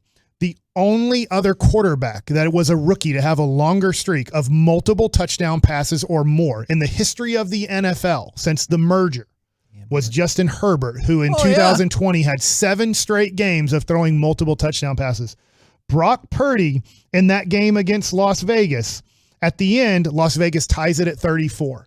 And then with 1:13 left, Brock Purdy throws for 52 yards and puts them in an easy field goal. They miss it. They end up winning in overtime. But, dude, how good is Brock Purdy? And this goes to your Trey Lance comeback player of the year. How do you go to Trey Lance when this kid is doing everything you just dreamed of and wished that Trey Lance could do? We talked about this a couple weeks ago. I could not believe that Trey Lance was the betting favorite to be the 49ers starting quarterback in week 1. I'm intrigued to see how the playoffs go. Obviously, I hope the 49ers lose early for selfish Cowboys reasons, but assuming they do not, and some people might argue they're the best team in the NFL right now, I don't see any way you do not make him the starting quarterback. Lance is like 3 years removed from playing real football. Yes! That's where my biggest concern is. He needs a complete complete reboot on everything again. And that's too much for me to go back to when Purdy has this kind of thing. He's going to have playoff experience to boot. Yep. Like all the things that Purdy's doing, that's the investment at a very cheap price. Can you get anything for Lance is the question. Because like that's a premium pick that you traded up for to go get. I think so that's the problem. Can because of the obsession with where you were taken in the draft and the potential, right? So to your point, you're right. He played one game in 20, got hurt in 21, got hurt in 22. So it's been a while since you've seen full Trey Lance. Or quarterback competition. Does Garoppolo get in there? Oh, you trade Jimmy Garoppolo. Okay. He's useless. Isn't Jimmy Garoppolo more likely to be okay with being the backup a little bit? I don't know. I mean, that goes into another question, but all right. So my next question is a Cowboys-Eagles question. Is Cooper Rush better than Gardner Minshew? Or oh no, is the Cowboys coaching staff better than the Philadelphia Eagles coaching staff by able to go 4-1 with a backup quarterback versus 0-2 with a backup quarterback? Because my inclination is that Gardner Minshew is better, but the Cowboys coaching staff had a better understanding of what their backup quarterback could do and emphasize that more. So my controversial opinion will be Gardner Minshew is better, but the Cowboys coaching staff did a much better job with their quarterback and understanding what he can and cannot do. Man, I know people don't like the Cowboys coaching staff. I want to give Mike McCarthy a lot more credit this year after doing something that we haven't seen in a long time for this franchise. So I do think that the Cowboys coaching staff was prepared. McCarthy did go through that in his first year when he lost Dak Prescott. So I'm just going to say that I think the coaching staff was prepared for what this season, what would be thrown at them and how to win. To your point, I do think Mike McCarthy should get strong consideration. It doesn't mean he should win, but he should get strong consideration for Coach of the Year. He's not even in the conversation. But he's Trayvon Diggs. Most likely he's going to go 13-4. Stop it. With playing 5 games without his starting quarterback. Yeah, it's pretty nuts. Okay, man, that is crazy if you think about it. A lot has to be said, Kevin, for hand on the wheel and the steadiness that he's provided the last 2 years. Do you count this as the new record if it happens? The Philadelphia Eagles have 68 sacks this year. The record is the 84 Bears with 72. If they get 5 sacks in the last week of the season against the Giants, that would be the new record. Do you have to asterisk it because it was 17 games over 16 games? I think I count it, and I think eventually people would have come around to Roger Maris. Like I know they did come around to Roger Maris. Is maybe not everyone's on board straight away, but I think eventually enough time will pass, and they're like, haven't we always played 17 games or 18 games? Yeah, I was just about to throw that out. Like now, I would probably consider asterisking whatever the old one was. Because you're never going back to 16 games. So from here on, everything is 17. I swear I'm not doing a bit, but I always thought that was what's so impressive about what O.J. Simpson did in 14 games. But I don't know how many people stopped on that and they were like, yeah, it was only 14 games versus, wow, 2,000 yards, amazing. I just want to see your bias against the Eagles. If you're like, no, it doesn't count because of. No, I think it does count. Okay, my last football question. I have more, but I know we're running out of time here. Jared Goff can opt out of his contract. He has 2 years and $50 million left, $25 million a year. Should Jared Goff opt out of his contract for a longer contract, more money, another team? What would you do if you were Jared Goff? I think I'm going to dick, but also I misevaluated remembering how much money was left on his deal. Because when you were going to say, should he opt out? I was like, hell yeah, he should. And then you said 2 for $50. I'm going to stay. Yeah, I would stay too. I mean, like your coach really likes you right now. You're on the verge of doing something that Detroit doesn't typically do. I would just stick around there and take my monies as I go. What a weird dynamic that it's Jared Goff battling Geno Smith and then, of course, Aaron Rodgers for that last playoff position. Like, I would have guessed maybe one of those. So the Colts play the Texans, by the way. Horrible game. Yeah. Nobody should ever watch that game. The Rams have a horrible game coming up, too. I'm forgetting who they play, but they should lose. I think they're playing Seattle, if I have that right. 49ers. 49ers. Is it 49ers? Yeah. So they should lose. Oh, no, the 49ers are playing the Cardinals. All right. So I believe the Rams might be playing Arizona or something like that. It's a horrible game, too. Nobody should watch it. It is the Rams and the Seahawks. Seahawks. Okay, so the Seahawks win. But let's just say the Colts, who do have a better record than the Texans, win. The Rams can, and I say move up to the 5th pick. That's Detroit's pick. So Jared Goff has to then wonder, oh, no. Do I opt in and then do they take a quarterback, or do I opt out and they say, well, if you opt out, then we're taking Will Levis. And so you're not going to come back. Like but I think Jared Goff could look at it. My last opinion here is he could look at it and look at whether it's Miami, whether it's the Jets, whether it's the Washingtons. He could look at maybe teams that are right around Detroit's level right now and go, well, those teams will probably give me a 4 or 5 year contract. That is a very intriguing point. With a KNC masterpiece right here on 105 through the Fan. I intrigue you. Coming up next, you always do a great job with these football questions. We enter into the lunch rush as part of the Expressway with a combo platter. Today is Festival of Sleep Day. Give us a sports opinion, and then what is the longest you've ever slept, and what were the circumstances behind this? 877-881-1053. We will celebrate the Festival of Sleep and sports next on The Fan. All day.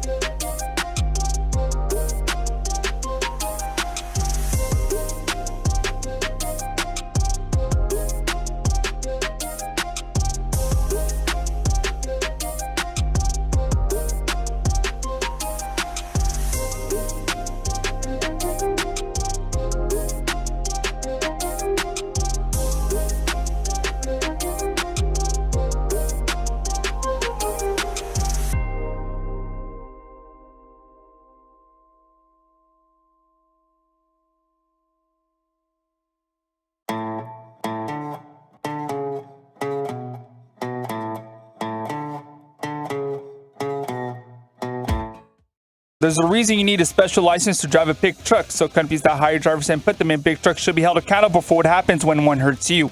Frankly, you need Frankel & Frankel. The consultation is always free. Visit them at truckwreck.com. 5 seconds left on the shot clock.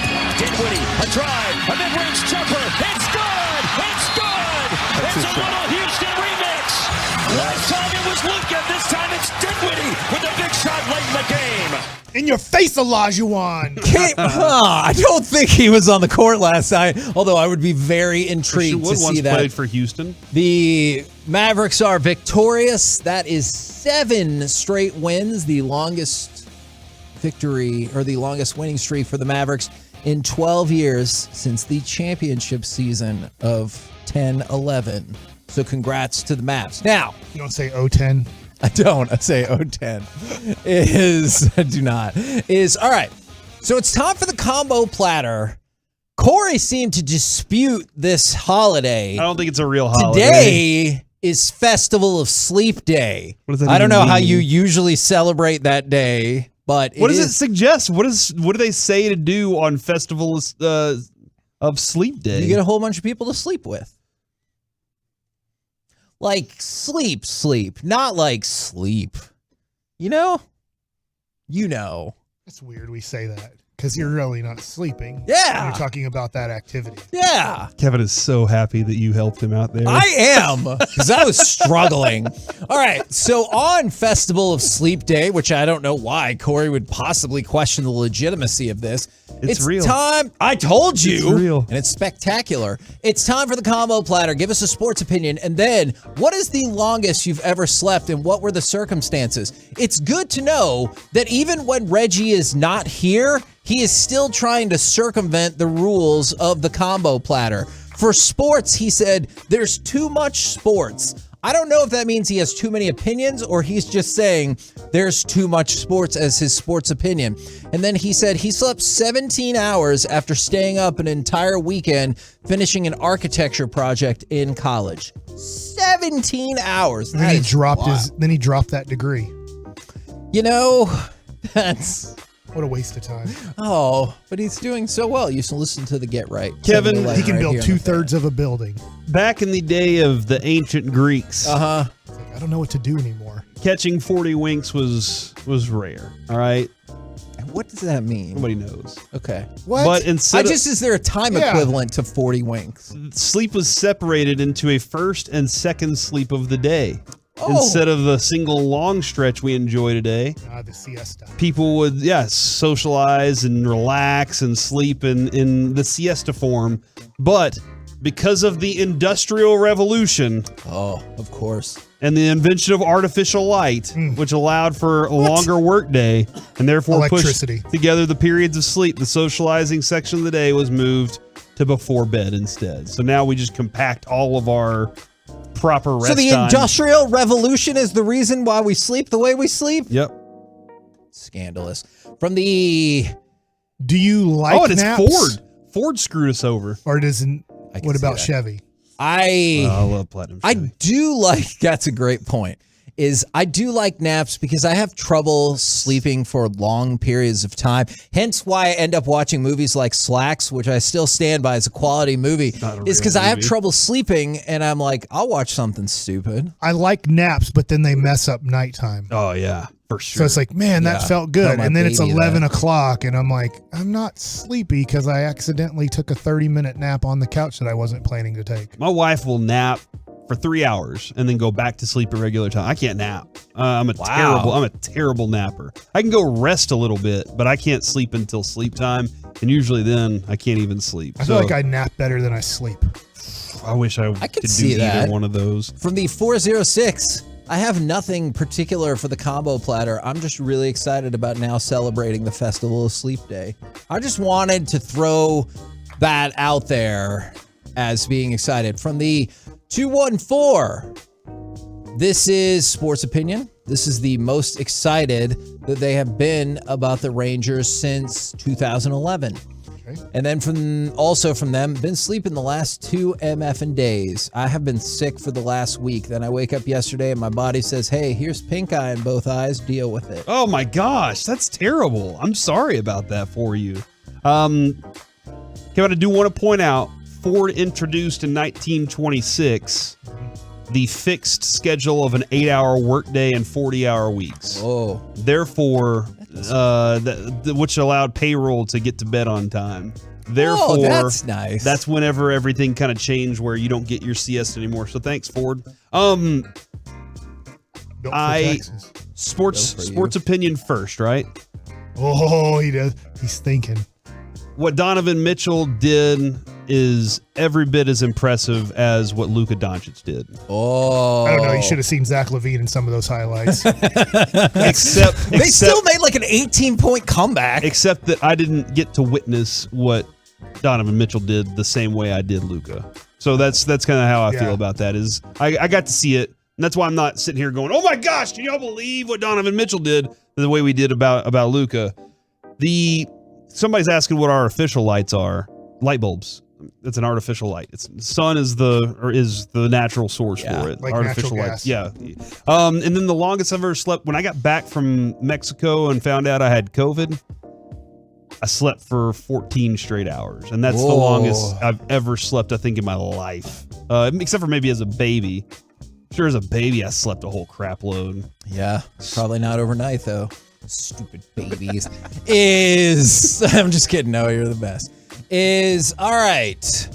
From the 469, Dallas won't get past the first round of the playoffs if Dak throws his weekly interception. And I slept 14 straight hours because Doc gave us a sleeping pill when we were on a plane ride for deployment. Oh, okay. I hadn't really considered that. Ice Cube used to talk about one of his friends, Jimmy, helping people sleep. Okay.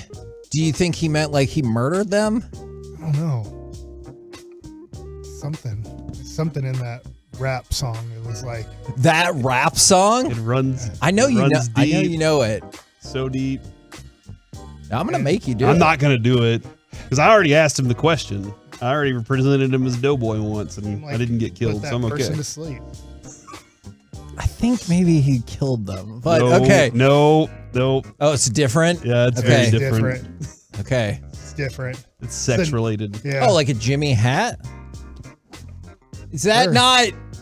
Is that exactly what you wanted, or Maybe not it's what you wanted? From the John 972, still not believing that Dak is the franchise quarterback. I slept 13 days while in the hospital with severe pancreatitis. Okay, I was afraid this would happen. Pancreatitis. We talked about this, and 13 days of sleep. I mean, but if that is like medically what they do, I do get that. All right, Mike, do you have a sports opinion? I don't even like this sports opinion because I think I'm going to be too optimistic. The Dana White needs to Dude, take a it's leave of absence. 2023. Embrace the optimism. New year, new me. There you go. Just No like chance. Kevin. That's Kevin's mantra. Everything's set up for the Cowboys to go to the Super Bowl. Oh my God. They're not playing great right now. That's the one thing that I wish they were. And I wish that Steven and Jerry, maybe they're lying and they know they're lying, but I'm afraid they're not lying. I wish they were playing better. They're not playing good football going into the playoffs. They're playing okay football. But Brock Purdy is a rookie quarterback. They've never gone to the Super Bowl. As in, a rookie quarterback's never been able to pull off the 2 to 3 wins that you need to go to the Super Bowl. According to Brian Broaddus yesterday, listening to the G-Bag Nation, Jalen Hurts is screwed. He's going to play, but he can't play the way. Yeah, he has to protect his shoulder. His shoulder is jacked up, and it's not going to get better in the playoffs or in this playoff run. And they have injuries now that they're concerned with, whether it's Lane Johnson, whether it's Sweat on their defensive line. Yeah. So they now have major injuries. Minnesota's horrible. That's the worst 12-win team in the history of football. Yeah. I think next year they go 6-11, by the way, the Minnesota Vikings. They are the luckiest team, and they are going to lose very quickly in the playoffs. Maybe they get lucky and they play the Giants or something and they're able to beat them. The Giants aren't good.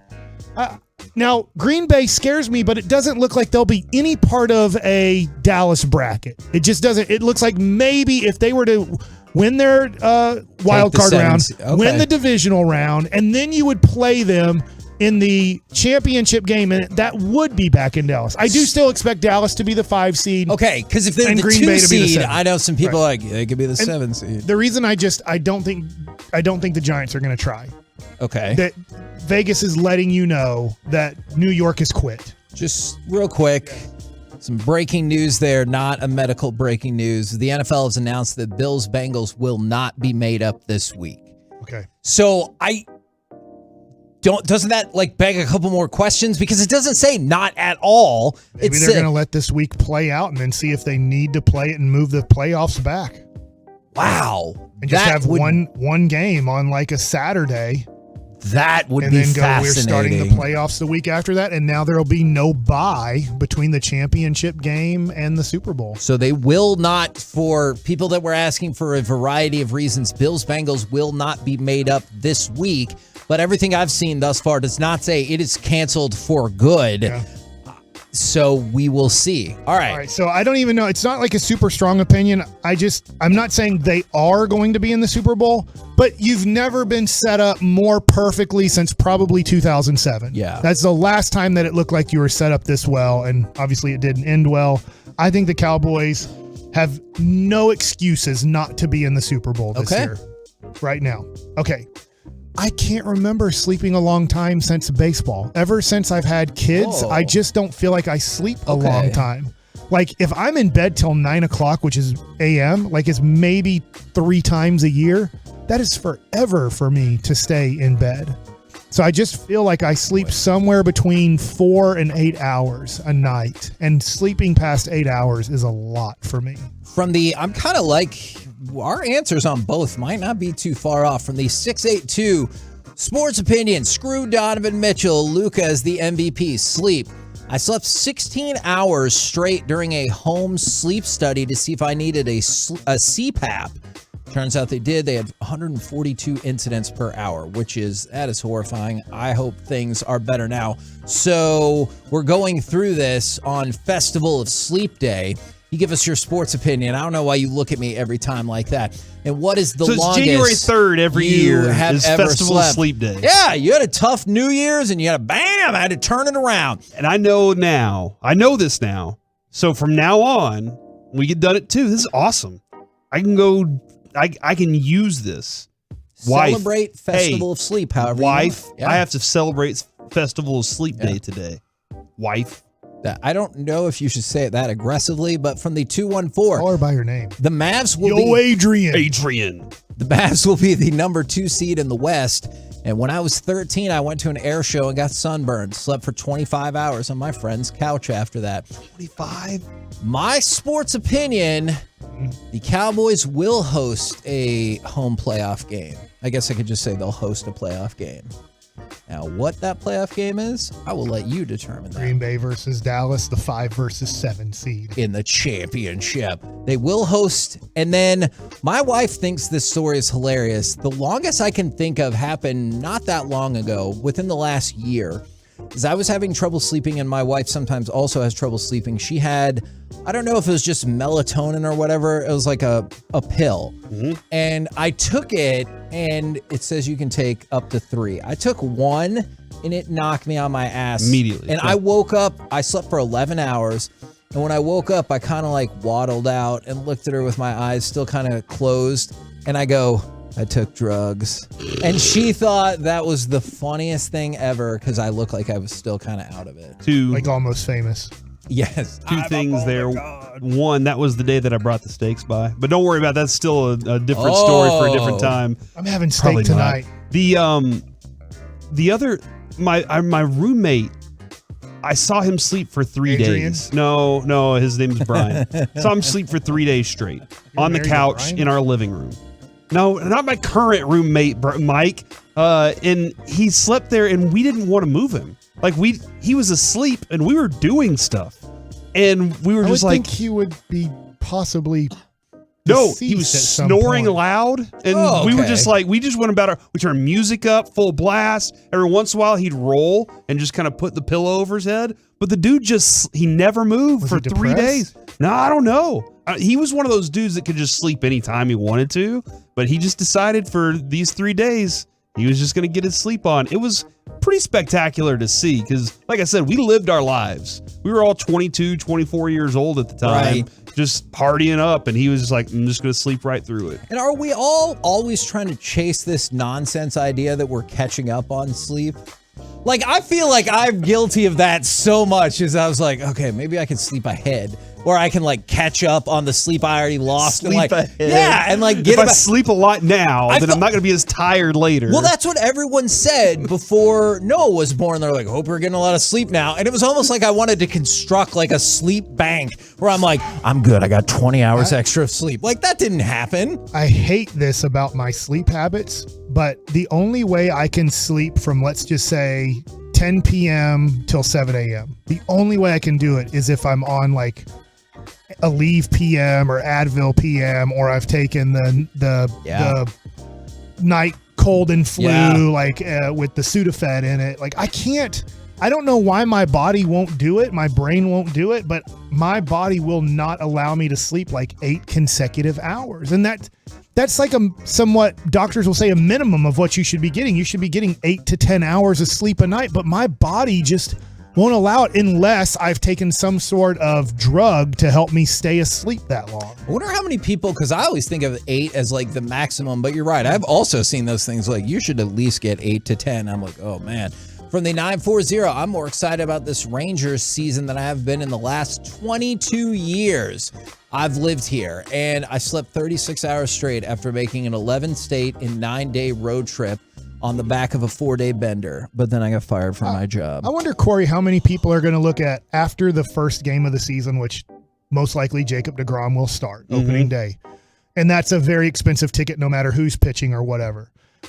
How many times will Jacob deGrom draw an extra, 5,000, 10,000 people to Arlington because he's starting that? Will people work hard to look at, hey, in the next 4 days, When is Jacob deGrom pitching at home? That's the game I have to go to. I've already started thinking about taking Avery to go see a game, like specifically to watch him pitch. My son asked me yesterday, is there any way possible I can meet Jacob deGrom?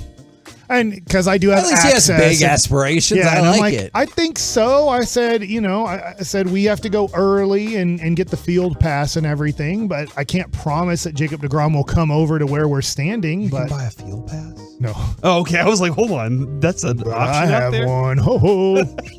Man, maybe Merry we need Christmas. to try to see if we can auction that off as part of Peace-a-thon, and then he'll never have it again. We're the KNC Masterpiece right here on 105.3 The Fan. Also on a difficult day for a lot of reasons. There's crowds all across Brazil that are bidding farewell to Pele, the soccer icon across all countries. And so big day for Brazil. And it's a big day for Mike Likes It. Speaking of the Festival of Sleep. Yes. If you would like to get better sleep or you're having trouble falling to sleep, I have a recommendation besides drugs. Oh, good. And that is watching season 5 of Yellowstone. Boom! Tell him about it, Mike! It's horrible. And I love Kevin Costner, and I have liked Yellowstone. I'm not saying I've loved Yellowstone, but over kind of the holiday break, Sue and I tried to catch up on Yellowstone, and after about 3, maybe 4 episodes, I'm like, I'm done. I can't. It's just people talking at a bar or talking about politics because Kevin Costner's, I believe, the governor of Montana now. And I just am so tired of the talking. Where is the farming? Where is something happening? And I get it. I don't want to give away some of the things. If you're like, I love Yellowstone, I wait till the season's over to watch. So I won't give away a lot of it. But here's the deal. I am watching out of, I don't know, the 40 minutes that it's on besides the commercials, 35 of it is just them talking, and it's boring, and it doesn't really excite me about what's going on in the next episode. They're not even doing like the cool montages where you see cool bull wrestling and stuff. And I just said something that doesn't make sense. It is so horrible. And here's the deal. Now I'm going to give you a positive about Yellowstone after telling you season 5 is horrible, which it is. We did watch 1883. So we got Paramount Plus, and we watched 1883, which is the one with Tim McGraw and Faith Hill. Okay. And Sam Elliott in that one? Yes. Okay. And it's star-studded cast, by the way. But they go from Fort Worth, Texas to they're trying to get to Oregon. Obviously, if you follow Yellowstone at all, they end up in Montana. So I'm not breaking any news here. I mean, we kind of know since they're going backwards, kind of like if I were to tell you, hey, guess what? Darth Vader dies. Well, you should know that by the time you're watching episode 1, 2, and 3, if you're watching Anakin as a kid. But 1883, amazing. I cried. It emotionally got to me. Each episode was a great episode. Tim McGraw and Faith Hill and the cast and everything. Pretty much the Oregon Trail, the going from Fort Worth to try to take the Oregon Trail and everything that happens, the weather, the elements, the snakes, the cowboys. I say cowboys versus Indians. I know Native Americans, but kind of all the things. Every minute of that show, you feel like there's something there. There's either you're emotionally connected or there's something happening to the group trying to get from Texas to Oregon where you're just like, man, how much more can this group take? And then Tim McGraw having to fight off whatever, or his buddies having to fight off whatever. The deal of just the harshness of life in 1883 and just dealing with kind of lawless land and people taking land that shouldn't be theirs and just what the Native Americans had to deal with. It is 1883. I can't recommend any more. It is great. I can't tell you how horrible Yellowstone has become. So they're connected. I've watched 2 episodes of 1923. This is with Harrison Ford. And Helen Mirren, is she in that? I believe so. 2 episodes in, I like it. It's good.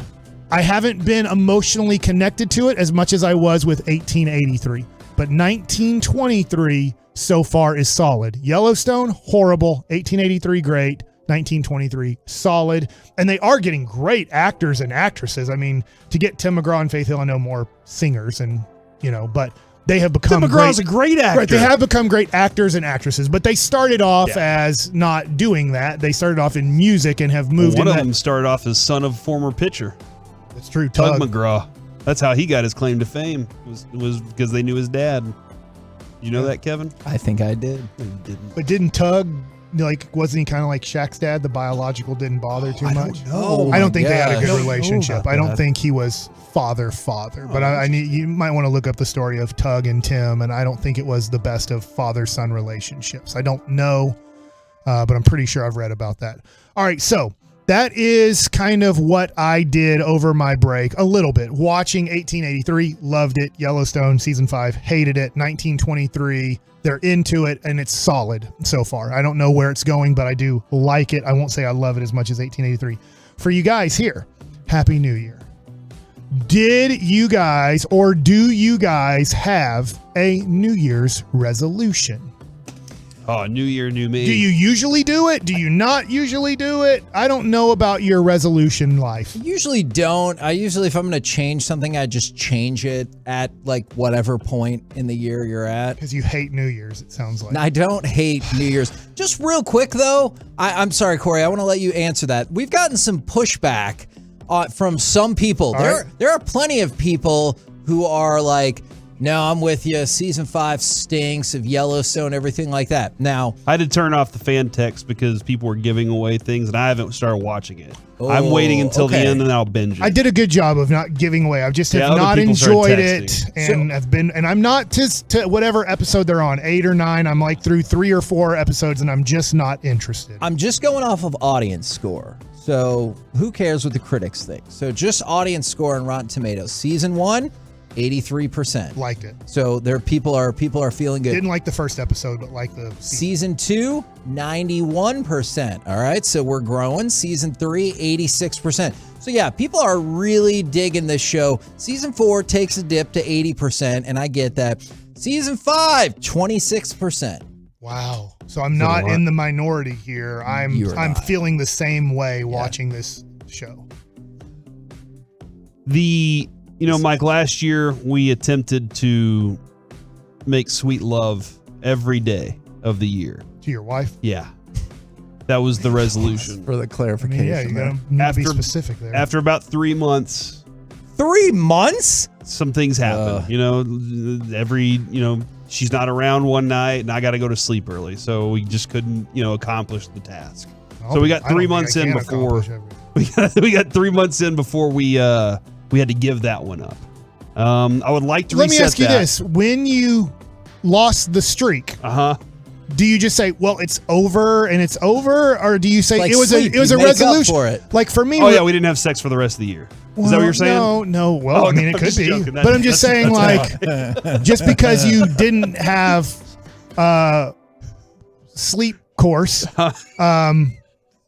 during that night or during that day, you lost that day. Does that mean, well, the streak is over, so we don't worry about it anymore? Because I'm trying to do a stretching every day for 2023. I want to stretch every day, whether it's 10 minutes, whether it's 30 minutes. I want to stretch every day, but I feel like if I don't stretch tomorrow, so far I'm on a 3-day streak. I don't feel like, well, I didn't stretch today. It's over. I'm never stretching again. I'm going to try to be as consistent as possible in 2023 with stretching every day. No, man. We grew closer. I really do think that for the 3 months we got closer because of it, because we spent a lot more time making sure we were accountable to each other for it.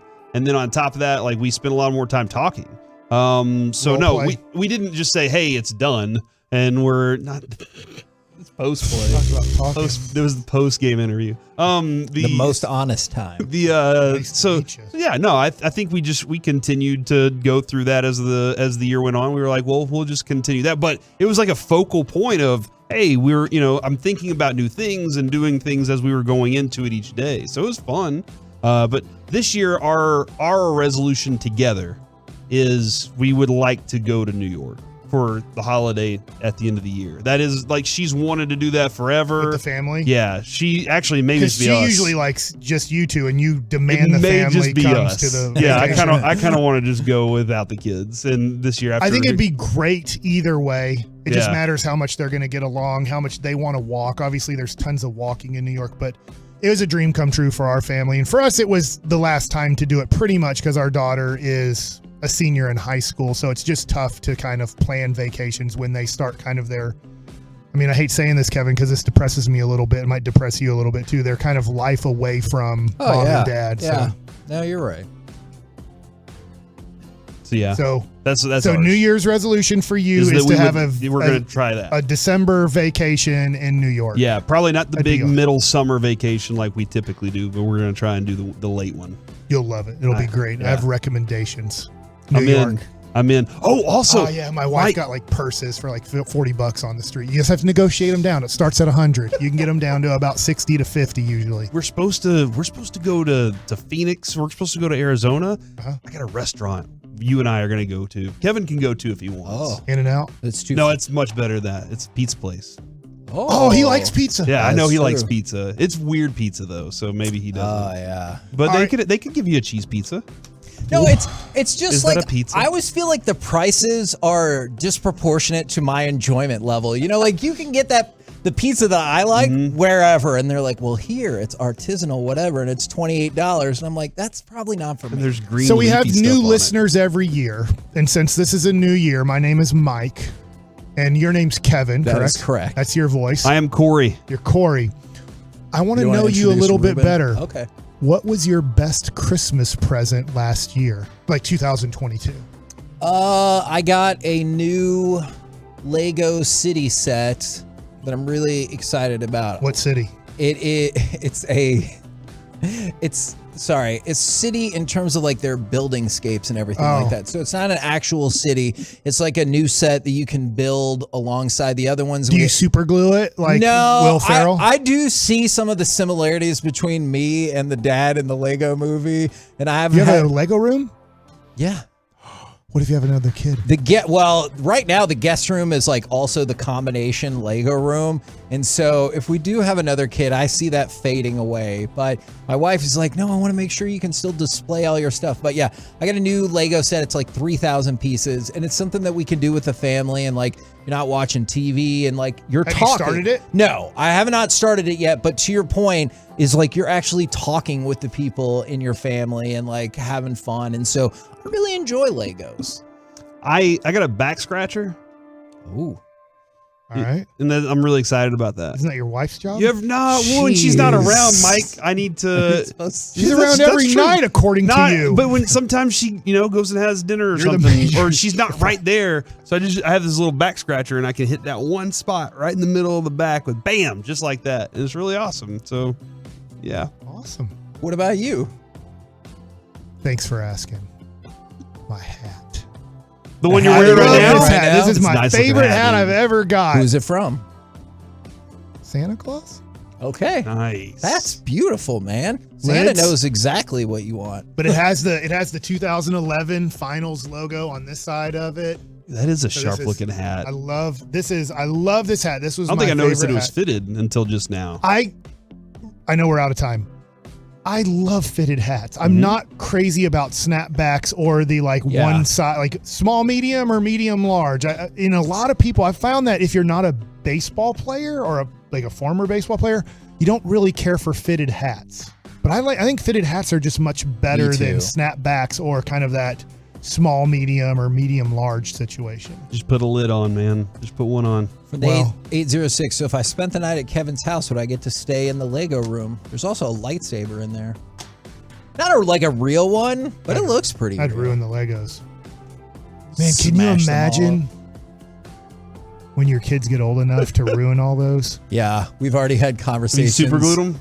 No, You gonna use I the still crackle? haven't. No, I still haven't done that. But we've already had conversations. Like Laminate when 'em. Noah starts crawling and stuff, we're gonna have to start moving. Dip some them in things. that glue that they do laminate like at bar tables.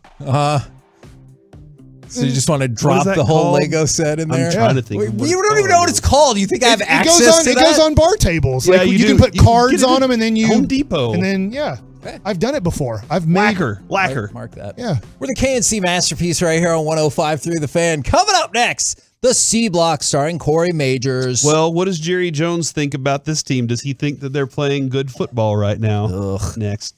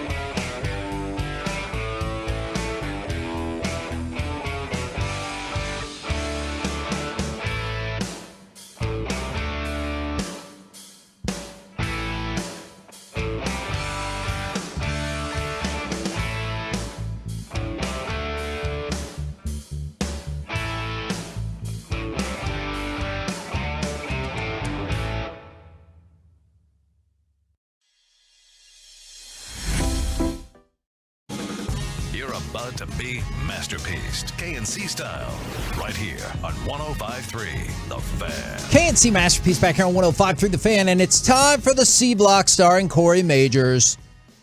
Thank you very much, Kevin.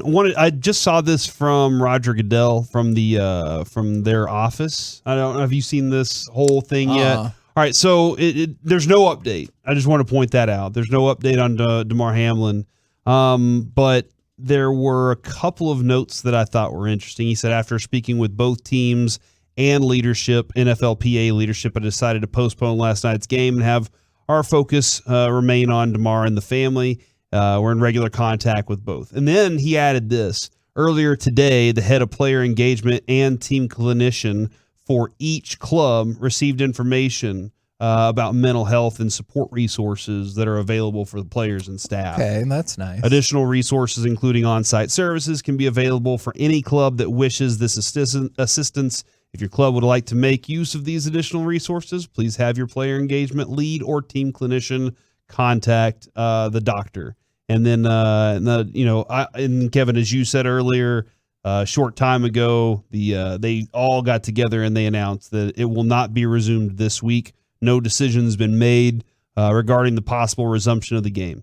And it was interesting this morning, when Sean and RJ had Jerry Jones on, he had his statement about the player. That's kind of the feeling I think we got out of it. I don't really want to play all those questions and answers, but it was, here's my statement about the player. And then it was mostly, I think, look, there's a lot still to digest league-wise. Yeah. That's kind of what I gathered from Jerry was we haven't talked about it yet. It sounds like Roger Goodell's still making some decisions. He never said that because Jerry does not want to give Roger Goodell like that kind of credence. But it sounded like there was a lot of information that still needed to be processed before anything. And then, Kevin, I think you saw just moments ago, still in ICU. He's still in critical condition. And that's the latest update we have, is that he is still in critical condition. I think that's from the Buffalo Bills. Okay. So I wanted to get all that kind of clearing out there. And isn't this one of the situations where you hope that's where the information comes from? Not like, we've already got text this morning, or like, I'm sure there's people on Twitter who's like, hey, I know a guy who works there and he said he's dead. Like, I feel like that's the kind of stuff that will like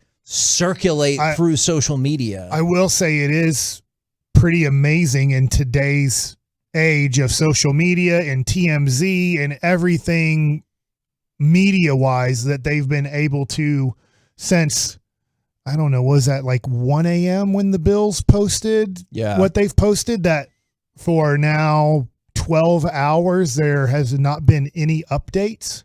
Yeah. The doctors haven't come out and had a press conference. The Bills, I'm not saying it's right or wrong. I'm just saying it's just interesting in today's world with CNN covering this now as their major story and Fox News covering this as their major story, that they're like, look, we are going to respect the family. We are going to respect the person. We're going to respect the organization. We're going to respect the hospital.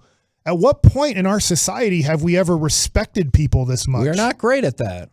I kind of like seeing it now. Oh my God, yeah. Like that's kind of the feeling is, and maybe Mike, we just talked about New Year, New Us, and how Kevin's really into New Year, New Him. Maybe that is the thing. Maybe because we just kind of went through that part of the year, that a lot of people are like being more thoughtful and giving more to that. That being said, we still have Twitter, and it exists, and there's two sides of it. So, and don't get me wrong, I always support somebody improving themselves in their life.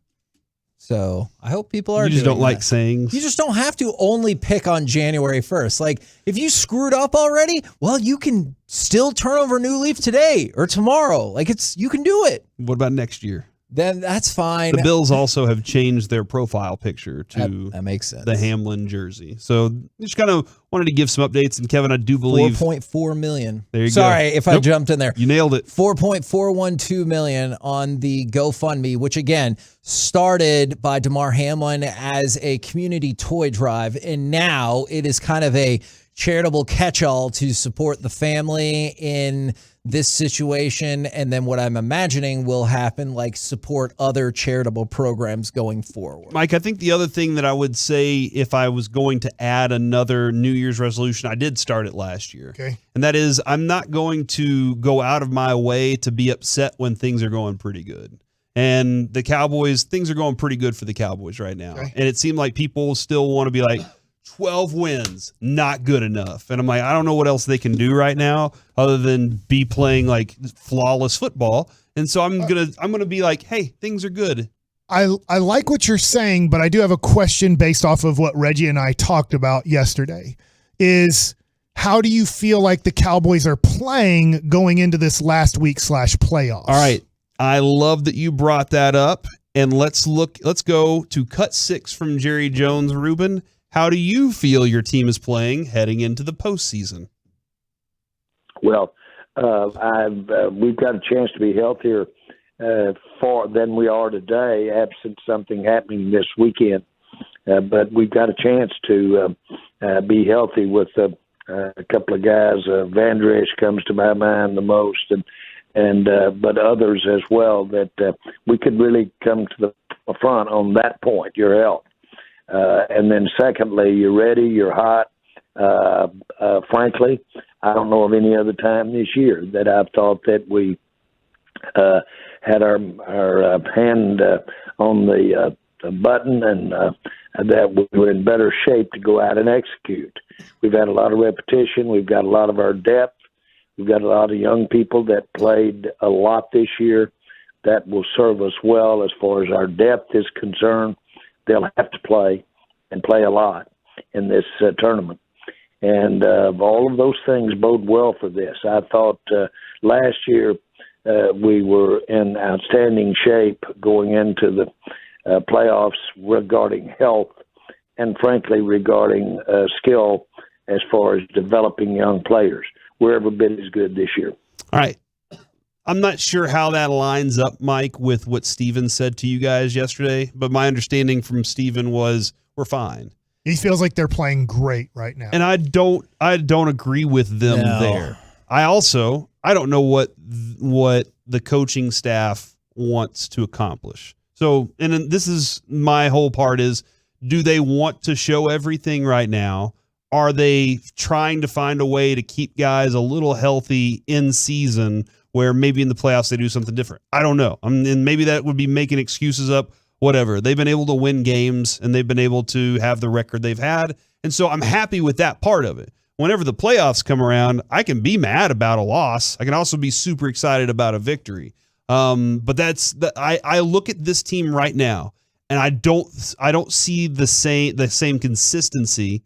I don't think have we seen consistency from this team all season? I'm glad that you asked that because that's what I was trying to figure out is would you say there was consistency like early in the year after the Bucs game, but like that's not what your team was ever going to be because that was the Cooper Rush time. Yeah. All right. Would you say it's consistency when you throttled the Bears and the Vikings because wedged in between that was the loss to the Packers that everyone was still like, what?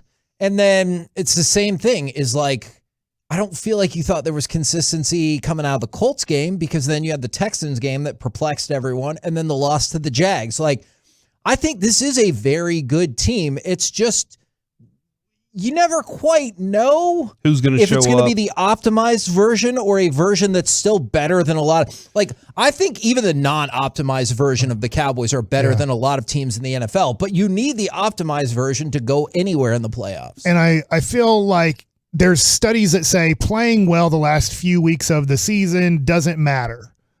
Some of it you'll say, man, they took that momentum into the playoffs and rode that momentum to a championship. And I know I was working at another station and I just remember the 2007 season and going into the playoffs, the guys working with going, man, the Cowboys just aren't playing well. And I'm like, dude, they're going to the Super Bowl. They're the best team in the NFC. And I don't really think anybody's close. But he's like, look at this Detroit game. They only won by 1 point, and that's not a good team. And then Philadelphia wasn't that great of a team, and they lost 10-6. And then they played another game where they played the Carolina Panthers, not a very good team, and they barely won. And then they didn't play the last game of the season because it didn't matter, and they lost 27-6. And then they had the bye. Then they lost to the Giants in the first round. And it was like, dang it, that last 4 games where they went 2-2, one of the games they didn't even try because it didn't matter, that for some reason that 2007 thing scares me. Mm-hmm. That I do think the Cowboys are a very good team, maybe the best team in the NFC, maybe. I think they're in that they can make it to the Super Bowl. They really can make it to the Super Bowl. And I'm not like, if you're just listening for the first time, my Cowboys love is gone. I don't hate the Cowboys, but I don't have this passion and love like the Cowboys are the best and they're going to win them. I really feel like I'm coming from this standpoint of, hey, I just watch the NFL. I like watching certain players. I feel like they can go to the Super Bowl, but it does concern me that they're not playing their best football right now. But also there's teams that haven't played their best football the last few weeks and they've made it to the Super Bowl and won the Super Bowl. That's two things right there that I wanted to get to before we go to the next segment, Kevin. One is across the league, you've had teams have like, what just happened? You see that the how did they Chiefs lose all that game? Yeah, for sure. Or how was that game even that close? It's happened. It happened to everybody this year. On the flip side of that, with the Cowboys, there is this part of you that wants to be like, Brad Sham told my class this at UNT one year. Baseball is a talking man's sport for play-by-play. Eric Nadell, Matt Hicks, Jared Sandler do a phenomenal job of, if there's nothing going on in this game, they're giving you something to listen to and chat about. Like, it's fun. Football is a march. Basketball is a mad dash. Football is a march.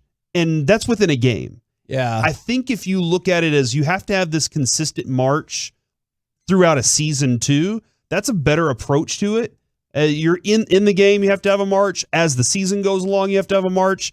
And that's something that you do have to establish some sort of rhythm in football. And that's something I'm hoping the Cowboys can do before the season ends, is that they find that rhythm. Otherwise, they've just been able to eke out ugly games. And that's not going to pay off. I agree. I don't think it'll pay off in the end. But you never know. Like, maybe they do find their rhythm in the playoffs. The Niners right now look like the best team because they are doing the things that I said they would do before the season. I said they were great physically running the football. Their defense was extremely sound. And I think I had a question mark about their quarterback play. I think you still kind of do, but they've answered it a lot more. The Cowboys, I do want them to find some sort of consistency because I don't think that they've been playing great. But I'm looking at this overall record this season. I'm going, this is so much better than whenever Jason Garrett was here. And it was 12-4, 8-8, 12-4. Who knows what you're going to get next year? I feel like for the next 5 years, if you have McCarthy around, you're going to say that was pretty consistently we were in the winning side of football. We're the KNC Masterpiece right here on 105.3 The Fan. Coming up next, it's time for college football on a Tuesday. Go back to the playoffs, plus how Sonny Dykes can match George Washington. We'll do that next right here on The Fan. 35 minutes of commercial-free Fan. Holy mackerel. It's the Expressway with Sean and RJ, mornings at 7:20, KNC middays at 12:20, and afternoons with G-Bag at 5:20 right here on 105.3 The Fan and the Odyssey app. RJ Chop here from my good friends over at QC Kinetics. Do not go through another year with that knee pain or that back pain or that chronic joint pain. Get real lasting relief from QC Kinetics, just like I did. They are the nation's leader in advanced regenerative medicine.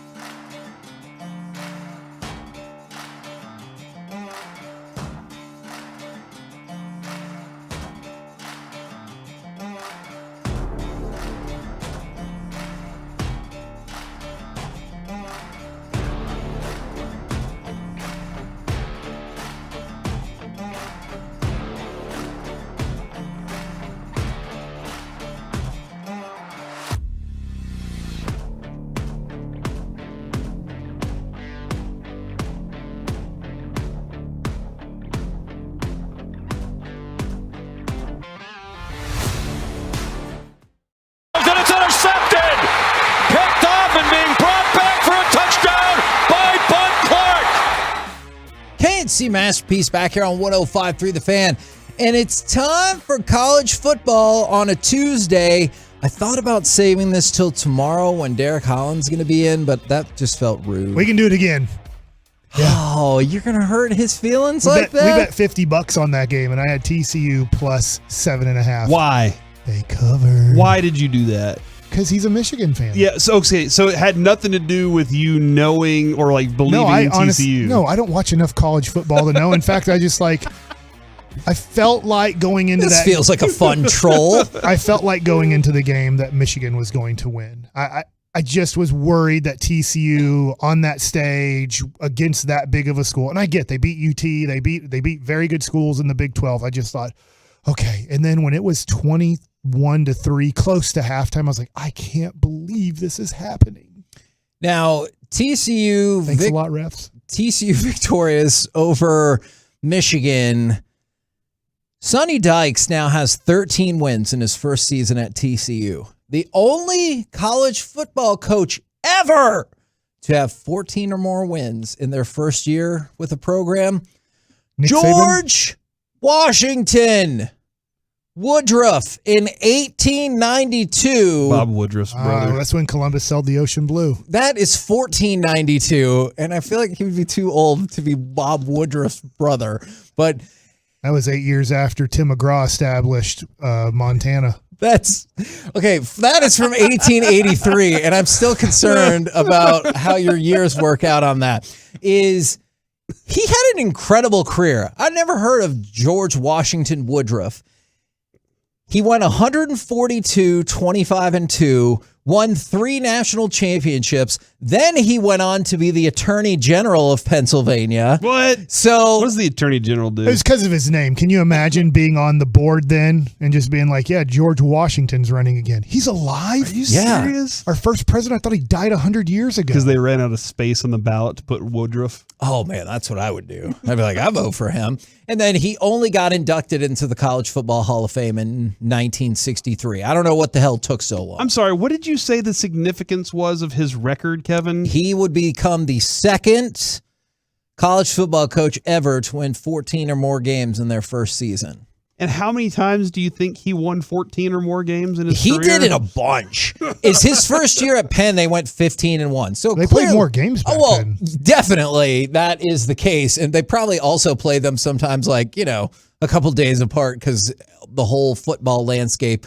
was so different. But TCU is victorious. I love the pettiness of all of them after that game of like, well, yeah, nobody really thought we should even be here or had a chance. Well, they're going to be able to ramp that up because now going into the game against Georgia 6 days away, they're 12.5-point underdogs. Well, it's going down, I guess, a little bit. Yes. I think it opened up at 13.5. That is correct. So they're now a point closer, but 12.5-point dogs. We're all against the TCU dogs. fans, right? Yeah, I want TCU to win that game. That is the feeling right now is like we're all TCU fans. This is really cool to see what they're doing and what they're accomplishing, man. Especially the commitment from the players to the program, how much they love the program and love being around football and part of football, man. This is a really fun thing to see. I hope it carries over. And let's be honest here. I don't feel like this is supposed to happen to Texas football. In a weird way, like Texas football is just kind of a underachieving product. And we rely on UT and A&M because they're the huge schools with the money and supposedly the 5-star players go there. Yeah, A&M's never won one, though. So no, they haven't. And to be in this situation is just so awesome. I really hope it's a competitive game. I want TCU to win, but I say that, and then I go back to 2019 when Little Texas Tech made it to the national championship basketball game, and getting their hearts ripped out in the last seconds really hurt. Close out on a 3-pointer. Yeah. Well, thanks a lot, Hunter. I wish you were better in Atlanta. Okay, I wasn't sure what the end of that sentence was going to be. Will TCU be the greatest program in Texas if they win? Yes. I think this is a great question for juniors in high school. Would you choose TCU now over, let's say, UT or A&M? Take out the money. I get that they're going to now have to take out how much money they're offering you. That's a good point. But if you were to watch these games, would you now go, man, I want to go play for Sonny Dykes. I want to play for TCU. They're the best team in the state of Texas. Yes, it's not like TCU has been terrible and just out of nowhere they had this resurrection season. Like I know there were some struggles along the way, but TCU has still been a really good program for a really long time. And if they knock off Georgia, who quite frankly probably shouldn't have even beaten Ohio State, I would be very interested in going there. You think Manning transfers before the signing day? I'm not gonna lie, Mike. Like, I think that's always kind of been. He's already locked in. It's already what? You think he's already locked in? Well, yeah. I think they don't have a quarterback. I think it's always possible that he could go. He could still say, "I can go wherever I want." So you think he's going to go to TCU? Not TCU. That would be amazing. Wow. The defending potential national champions, TCU. Can he earn more NIL money there than he can anywhere else? Don't think so. I would have to imagine, like, if you want to underachieve, obviously you can go to Texas, but you can also probably make the most amount of money. There has to be a lot of rich people who went to TCU, just like SMU was running the Southwest Conference for a little bit because of their rich. I know it was illegal, but everybody was paying. They just had a lot of alumni with millions of dollars to throw around them. TCU has to have some money. Yeah, no, I think they should be able to figure it out. How locked in were you guys? Because I know, like, going into New Year's Eve and everything, there's always like other considerations about social stuff. Those how games could you turn it away? They were amazing. And not surprisingly, the most viewed college playoff semifinals in 5 years. Because, really? Yeah, both of those games were there's incredible. no reason to turn it off. Yeah. Like sometimes unless these you games, love defense. Like when Cincinnati was in it, was that last year? Yes. I was like, oh, geez. You know, like, let's go eat or something. You got a really good point, man. They were exciting all the way through. Yeah. Michigan just kept coming back. And every time I was like, there was part of me that was like, I don't know if TCU has anything left to throw out there. Yeah. And then they throw, another pass that you're like, how did they do that? Or make another run that it was very surprising. But both teams, it was haymakers back and forth. I hope Derek's not listening, Holland, because he'll be here tomorrow. And I'm just going to make sure tomorrow I'm going to say that was probably the most perfectly officiated game I've ever seen. Oh, my God. You think he'll have thoughts about that no TD call? Like, where did his butt land? Did he have the catch all the way? I also thought they kind of got jobbed on that. And they spotted it wrong after the interception. Roman Wilson is the kid that play you're talking about. But he's also the one that scored the touchdown. And when he rolled over and landed, he had like an Avenger pose. And I was like, that's going to be the highlight of the entire thing. But because they lost, I don't know if you can use it that much. I think I saw that Georgia, Michigan, and Illinois were the only teams that hadn't given up more than 21 points in a game. Okay. And clearly Georgia and Michigan did not hold firm in that. Now, throughout the end of that game, I think that I can't remember who was announcing that game, was throwing out let's not forget that there are some poor teams up in the Big Ten that they played late in the season, Michigan specifically. So they were trying to reframe, but that makes no sense because they beat the brakes off of Ohio State in the fourth quarter, and then Ohio State went out and won. And so, Kevin, that's one of those games where you can throw out all the records, or should have one. Because that's the rival in those rivalries. You throw out all the records. You never know it's going to be a barn burner. Their offense, Ohio State's offense looked incredible in that game against Georgia. I know they coughed it up, but their offense did look incredible in that. Do you want to go to a lower tier bowl game, or do you want to go back to the Cotton Bowl or go to the Cotton Bowl? What happened at the Cotton Bowl? I hate lower tier games. Nobody cares. Okay, fair. Unless you're better, I've got a note for you. Let's go to cut number 8 from the Cotton Bowl. Oh, we're going to have a safety. Jenkins with the tackle, and it's a safety, and they'll get the football on the kick. What a cataclysmic turn in favor of the Green Wave. Now, there was not a lot of defense played in that game, but that did help as the Green Wave, which I'm pretty sure Bobby tweeted out directly to Jared Sandler, just a picture of a green wave after that. And Jared's like, you're a troll, which I think he probably was like, thank you. Is the Green Wave scored the last 16 points of the game in the final 4:07 to defeat USC 46-45. Your presumptive 2024 number 1 draft pick, Caleb Williams, threw for 5 touchdown passes, and looks like an incredible quarterback. The last time I cared about Tulane football was Sean King. Okay. That was the last time I think they were good at football. I was like, how are they in this game? Because I don't really follow college football. I'm like, I guess they got a good record and they're ranked or whatever. But watching Caleb Williams, I was up here doing radio, working my butt off on the new year. Yep. Is New year, new you. I haven't watched much of him play. That was spectacular. I even saw him throw an interception. I still thought it was a spectacular interception. I was like, that dude was just running to his left, threw across his body at like 80 miles an hour. I mean, the Tulane guy caught it, but I was just like, I don't know many human beings besides watching Patrick Mahomes in the NFL do some of the throws, keep plays alive. He can run for 5 or 10 yards. Like, I'm not going to run yet. I don't want to run yet. I know a guy's open 3 yards or 5 yards down the field. Let this develop a little bit more in the last second. Just let it go and throw rockets all over the place. That was so impressive to me. And I will say this, because I see it as minor league football, college football. I don't see it as a super fun product for me. And I get how awesome of a product it is for the country. Is I'm going to watch quite a few USC games next year because I'm intrigued to watch the greatness of Caleb Williams. No, I think you're right about that. I wanted to read this just for you, Corey, because you're not necessarily wishing success for Lincoln Riley.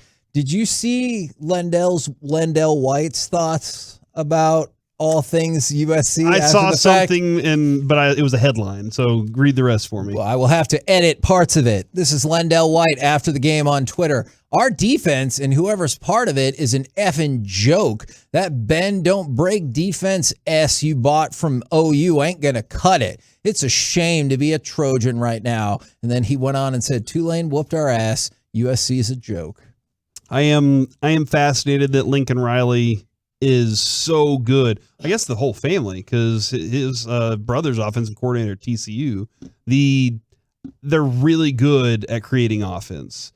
He is not good at having a good defense around. I just don't get it. I don't get that philosophy. I remember teasingly asking Patrick Mahomes at the Super Bowl when Lee Steinberg was bringing him around and he was not drafted yet. I literally asked the question, do you guys practice defense at Texas Tech? Mm-hmm. And he laughed and he said, yes, we do. Okay. Because it's like Lincoln Riley they have a certain amount of time they can practice at Oklahoma or USC. And he's like, we're going to spend 80% of our time practicing offense. Defense, can you stand out there so we can practice our offense? And he's like, the defense practiced. We practice offense the whole time against them. They had to stand out there and practice against us. And I just don't get how good of a player you can get at OU, how good of a and I'm talking about defense. Yeah. How good of a defensive player you can possibly get at USC. It's like he doesn't care. He's the Mike D'Antoni of college football. I don't think, because they had some good players at OU. Like they had a number of good, but it wasn't great skill at every position, and that does eventually affect you for sure. Whenever you don't, in college football, you can find the weakness very quickly and expose it the entire game, and it was a struggle because Kevin, I knew for a fact we're going up against Georgia or we're going up against Alabama. Whenever he was at OU, if you were going up against those teams, you were hoping your offense could make that play, and I was still infuriated that he didn't put the ball in Baker Mayfield's hands. Instead, he said, hey, I'm going to put it in somebody else's hands in the last play of the game. But like those offenses weren't necessarily known for blowing it out of the water. Alabama just recently, when Tua was around, said, hey, we're going to start chucking the ball all around. And now Bill O'Brien's like, hey, let's throw it around all the time. But back then, during that time, it wasn't like those offenses were like that. But they go up against an OU defense, and it was like, look, we can score 45 real fast. Now, it is a lower tier bowl that was interesting because of betting purposes. Mississippi State, obviously playing in honor of Mike Leach. They had the pirate flag on their helmet. They're up 13-10 over Illinois with just a few seconds left. The betting line is Illinois plus 3.5. So if you bet on Illinois, Derek Harper did. Probably feeling pretty stoked about it. After a 5 lateral play, Mississippi State eventually gets the ball and returns it 57, 58 yards for a touchdown. Eric Dampier? To win that. Not Eric Dampier. It's not basketball. To win the game and put down an all-time bad beat on Illinois. Or an incredible victory if you had bet on Mississippi State in that game. Kendall Gill was upset. I know Kendall Gill was not. How many people listening right now remember lottery pick Kendall Gill? Dude, did you see New Edition got back together? That's Johnny Gill. Oh, but my even gosh. still, they got back together does he on New rub you Year's the Eve. right way? It was New Year's Eve. They performed, Does he man. sing that song? Most of them looked very out of breath. Just saying. Oh, well, that makes sense. It was cold. We're the KNC masterpiece. Fab Five you're talking about? Right here. Or the football players? No. New Edition? Mm-hmm. Bobby Brown? Yeah, he looked out of breath. Belle Biv DeVoe? Yep. All of them. Now you know? And Johnny Gill. And that other one. Boys to Men? Who's the other one? ABC. Who's the other one? Nobody knows his Keith name. Sweat? Keith Sweat? That can't be right, can it? I mean, I know the who guy Keith who played Sweat for is. the Indiana Hoosiers and made that shot with Steve Alford. Coming up next. Ralph Tresvant was his name. Sure. That was going to be my next guess. Coming up next, let's He was the chit-chat unknown Jackson. with the fellas from the G-Bag Nation right here on 105.3 The Fan. First, let's talk about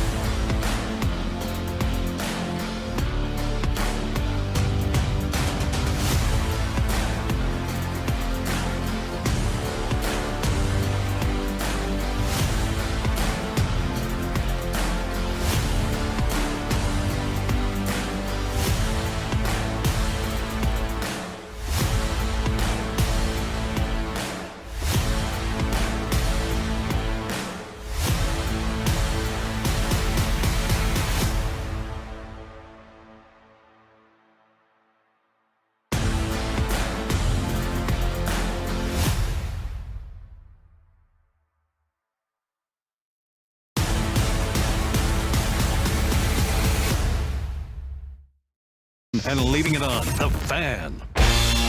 This segment of the KNC Masterpiece is brought to you by Classic Chevrolet. It all comes down to this. Classic Chevrolet and Grave Varieties leading the way to finish #1 in America. They never charge more than MSRP. Not now, not ever. Plus, they pay for full market value for your current vehicle. Find new roads. Visit Classic Chevrolet. Relax and enjoy the difference. KNC Masterpiece back here on 105 through the Fan, and it looks like we have all of our crew back together, courtesy of D&M Leasing. Time for that chit-chat with the fellas from the G-Bag Nation. Gentlemen, how is you today? Awesome. How are you, Heggy? I'm doing very well. Thank you very much for asking. Now, I had a college football adjacent question for you.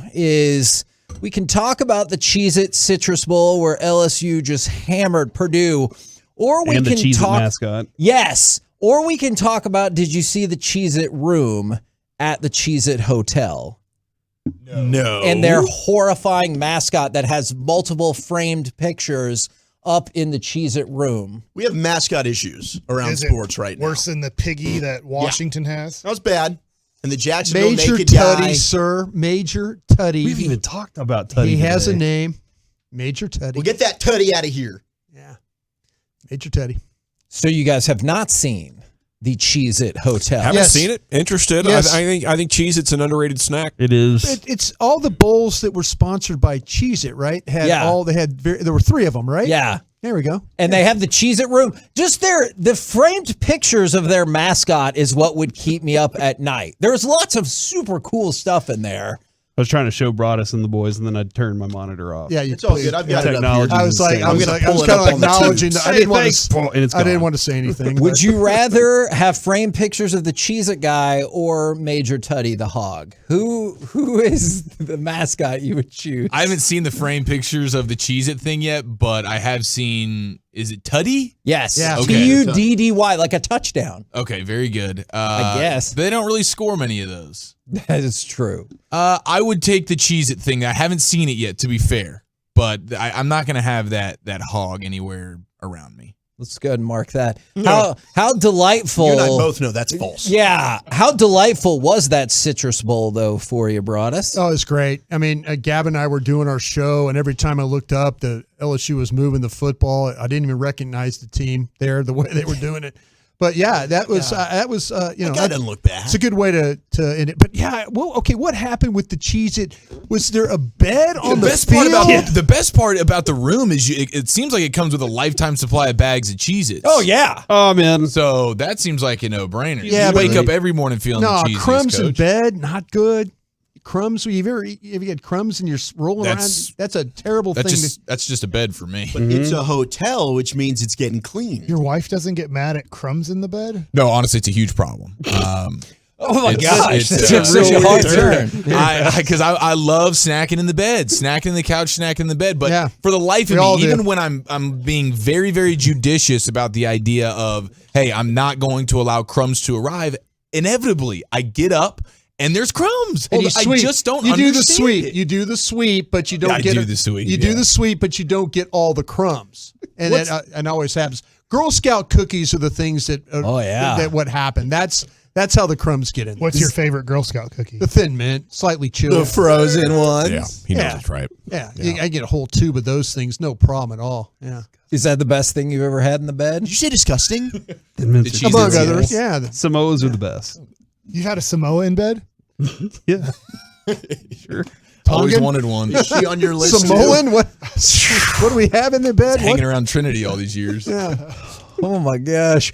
Okay. Got any kids out of this? Do you maybe playing football somewhere with your size? Guards. Yeah. In or out of wedlock, hey? They do the haka before, yeah. Corey's got some really good rugby player running around the world somewhere. Yeah, but Corey, you really don't like Thin Mints, right? don't. It's not just you're all Samoa all the way and you're like, I can't abide by any other Girl Scout cookie. You really don't like I will Thin go Mints. out of my way to avoid them. You think they taste like toothpaste? Is that what like you said? mint chocolate, right? It reminds me, like the cookie reminds me of the Oreo, which is the worst cookie. And Wow. and Dawson knows, like, Similar. we've had this. I can see that. Settle we had down this, over there. Are you an Oreo hater too? No, I like the Oreo. Okay. Yeah. Wait a minute. He just said I thought you said he hated He them. he knows. Oh. He knows how I feel about the Oreo because a lot of people hate that opinion, but It's I your don't worst like take, Oreos. right? It's your worst take? It must be. All the other ones are golden. No, it seems like your cookie takes are pretty horrible. I love cookies. No Thin Mints, though. Except for the not Thin computer Mints. thing. Thick That's Mints, the hard maybe? thing to Could I deal with. get you with Thick Mints? No, I don't want a thick mint either. I don't want a mint flavored cookie. If Oh, I so want it's a the mint, I'll mint. just eat a mint. So it's not the size of the mint, it's the mint. Yeah, exactly. So I'll just rather have a coconut flavor with caramel cookie. Like that's fantastic. That tastes You're great. making it sound like that's the only option for a cookie is the Samoa. Yeah. All right, so you're not feeling great about his only option of cookie right here. No, I don't feel. I just feel bad for him because if you're not enjoying the Thin Mint, what are Girl Scout cookies really? They're a bunch of bad cookies outside the Thin Mint. So Oh, what about the tag? he doesn't really even get to enjoy the Girl Scout cookie season. Yeah, they're not good. Oh man, They're not good. Plus, how many people in our Metroplex know if you live in Fort Worth or Fort Worth adjacent, you get different Girl Scout cookies than Dallas and Dallas adjacent? Whoa, yeah, They come from two different places, and sometimes they're called different things. Like the trefoils or the shortbread. Yes. Yes. I can go to Trefoil. different parts of the Metroplex That's and get right. different Girl Scout Yeah, cookies. there's tagalongs or peanut butter patties. There's Samoas or some Well, we're in other Fort Worth on fancy Friday. We can name. get Are they that done, just different names but the same cookie? They're a lot different. The tagalongs for Fort Worth, not my favorite. But the Someone wrote a paper about this. Peggy, what are you doing? No, I wrote the paper That's what I'm myself saying. by researching this. All Oh, right. okay. Whenever people, so I love Girl Scout cookies. The s'more cookies in Fort Worth far superior before they got discontinued than the ones in Dallas. Why? I have lots of thoughts because they were totally different. Totally different. Anyways. That was really educational for me, though, Hagee. Thank you for that. Well, and plus I was trying to think, do we need to transition into like the biggest thing that happened in sports last night? But it felt like an odd transition to go from, hey, did you know Girl Scout cookies are different, to what were your thoughts during Monday Night Football? That's a hard transition. Dallas County cookies have an extra gram of fat and smooth layer of chocolate. Tarrant County cookies are mintier. You can see holes in them, and they're crunchier too. Why can we see holes in them? I didn't make the rules. I just read this off of CBS. If you look at the News. side of the box, they're from different places. Are they baked in different areas? Okay. Yeah. No, they really are. No Now- matter your preference, the Girl Scouts will gladly satisfy your craving. Is what it says. At the end you of the probably story. shouldn't have read that. It's on CBS.com. I wish I had more papers to shuffle. I only have two. It's not very dramatic. All right. In all seriousness, what do you think will be the next step now that more time has passed? The NFL is like, we're not going to play the game this week. Do you believe the Bills-Bengals game that does have a potentially massive implication on the playoff seedings will eventually get played? And how does everything shuffle up then?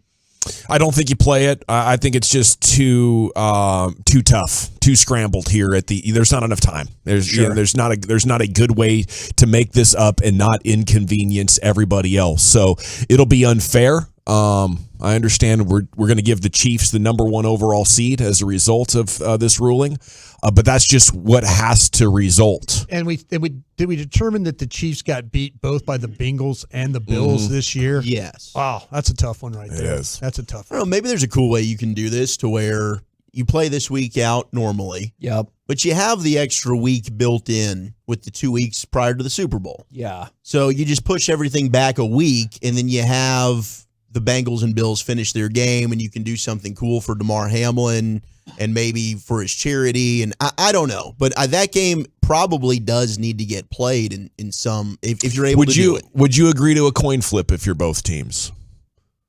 Rock, paper, scissors. I think something like that could come in the cards because if you're the two teams involved, you don't want to just give it to Kansas City. No, hell no. Especially So- because beat 'em. Cincinnati A coin flip, can't get to number 1 without that win. Like Right. Buffalo, there's at least like a possibility. Yeah. Cincinnati can't get there without a win in that I game. think that you're going to see the league break out the old pandemic plans. They didn't lose a game because of pandemic football, but maybe there's something that we didn't know about that they were holding back that they could say, okay, if in case we lost games, this is how we were going to play the games. So maybe they've got something involved. These games, I mean, it's so unfortunate what happened. Don't get me wrong, but now you're talking about trying to finish out the season the right way for all the players involved. And you mentioned the charity. We're now just surpassed 4.5 million. It's awesome. I will say this. That Bills Mafia, they get it done. Those fans get it. They're the ones that generate the interest, and all of a sudden everybody goes, you know what? It ain't all about eating chicken wings and breaking tables. Yeah. Those fans get it, and when they mobilize, they get stuff done.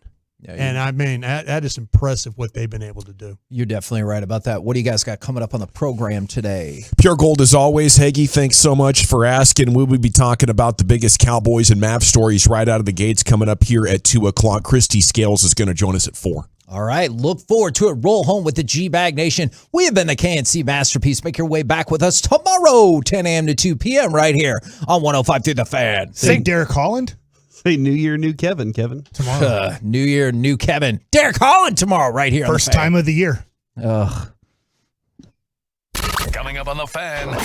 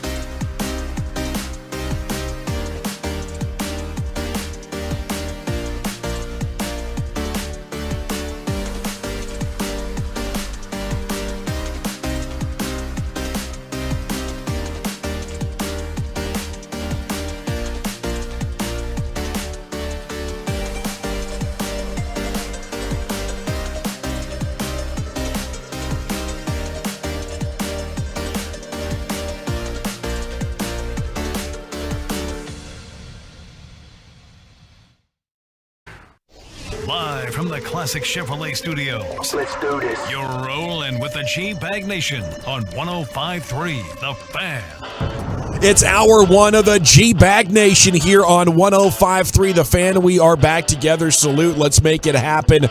General at your service. If you see me, bear me. N.A., there's Brian Broaddus. Lucius Alexander is in the Pimp Cup. Happy 2023 to you, sir. Happy New Year to everybody checking in here. Wolchuk and Chiafalo. Carter Freeman is back there coordinating your video. What? And along with you, we are the G-Bag Nation here on 105.3 The Fan. Yes, and what a big day in sports. Talk about all the stuff going on here with the Mavs, the Cowboys, and the big story last night in the Bills and Bengals game. The very latest news being the NFL has said we're not going to resume it this week. I don't know. I think some sort of a tiebreaker has to be established because I don't think they would accept just a no play because one of them could get home field advantage and the number one overall seed. So I do think we're heading for some sort of a tiebreaker, but that's secondary. Just an absolute stunner, something we've never seen in this world and in this game. Now, I get a text as I'm watching the Mavericks game. Mom says, "Are you watching the game? This is scary."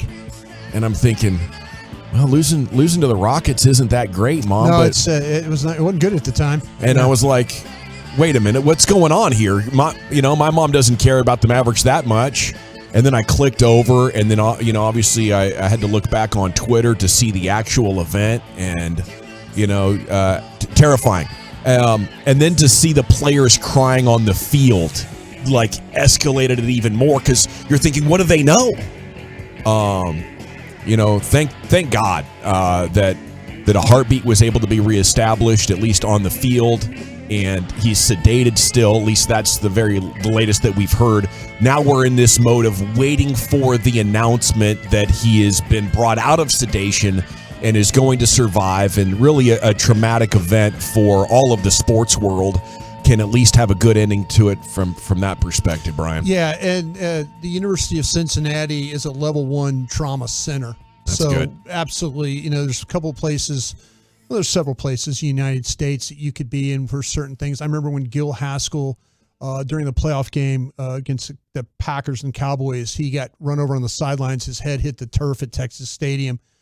Head trauma. It was awful. We cart Gil off the field and had to play on from that situation. And you just, he was in the right place. Dallas with their head trauma and the hospitals, the doctors and stuff that they have was a great thing. The trainers and doctors that work at these games are incredible people as well, and have to deal with that. So he was in very, very good hands throughout. It is a very scary thing. And going back and researching this, when you start to talk about hits directed at the heart, I found it happens in hockey games where hockey players take pucks to the chest and they take a puck right to talk about trauma to that area of the chest. In 2015, a player died from it in minor league hockey from taking a puck to the chest. We've had some others that have passed out and regained consciousness and things like that from taking, that puck. It's the perfectly timed hit. It's the perfectly that timed, takes it out of rhythm. Yeah, exactly. There's a lot of cardiologists and doctors have gone on and talked about this, but the main thing seems to be one of the things that they're offering as a possibility was the hit at the exact time of the heartbeat or the rhythm of the heartbeat or in between. And it just at that point in time, it's like getting hit by lightning. Jeez. It's one of those things. So they're kind of talking about that. But there's just so much, he's the support that you have from, like I say, these trainers and doctors, and to be in Cincinnati at that time and be at a level 1 hospital, things will hopefully work out for him at the end. Well, it kind of made me think about the Rich Peverly situation with the Stars when he had his heart stop and you had the players jump onto the ice and try and alert everybody, hey, we have a situation here. This is an emergency. And they ended up stopping that game. And thankfully, Rich Peverly's okay. But, yeah, you could just tell this is different, that this wasn't just a normal situation. And the players' reaction, thought it was pretty evident, hey, we're not playing football. And kudos to the training staff and everybody for doing what they needed to do in the moment to make sure that he was at least able to be taken to the hospital and get that heartbeat going again. It reminds me very much of what the Cowboys had to deal with a couple of years ago with Marcus Paul. The trainer guy, the weightlifter guy, the strength coach. Yeah, strength coach. He goes down in the weight room and trying to revive him. These trainers, they did everything they could to try and make it, and they just couldn't bring him back. That's the scary thing about it is when things like this happen. There's a lot of very skilled men and women out there, and they're doing everything they can. And, fortunately, they were able to get his heart rate back going last night. That just shows you with all the equipment and stuff that they're able to do. But, here's a situation with the Cowboys that they had to deal with losing a family member, to a situation during the season. It's never good. No, it's and I guess thankfully it doesn't happen very often. You mentioned 2015. Here we are in hockey. Here we are 2022. You got to go to minor league hockey because if this did happen more frequently, the game wouldn't survive. This has to be like a once in a lifetime type of event because if it was once in a season, the game would not continue. I just felt like the more research I did on it with the sporting events, where it was hockey. It was those shots of defenders taking pucks to the chest that caused these issues. And, I didn't find any in football or anything like that. I think this is one of those things that you just last night you learned something, and we'll see what the findings are from the University of Cincinnati.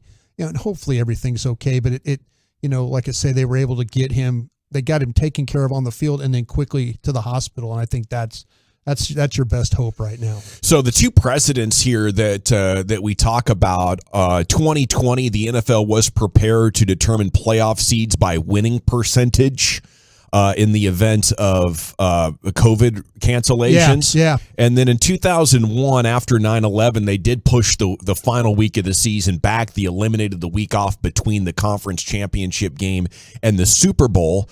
Do you think that one has some legs to it? Absolutely. I think everything's on the table for you right now. But the NFL doesn't know what they want to do. I think they're going to let this situation sort of play out. They need to figure out this is a tragic situation. It really, really is. And hopefully Hamlin recovers. But, they're, like I say, the season that they look at, they have to find a way to finish the season. They do owe it to everybody that plays football, the coaches. They owe it to these guys to try and make the best call that they can in order to finish the season. And that's where I'm not trying to be insensitive here. I'm just trying to think of what, there's a lot of guys and men and women that are affected by this, but you as the league, their responsibility is, A, to make sure that their players are okay, but B, that they figure out a way to okay, we have to move on.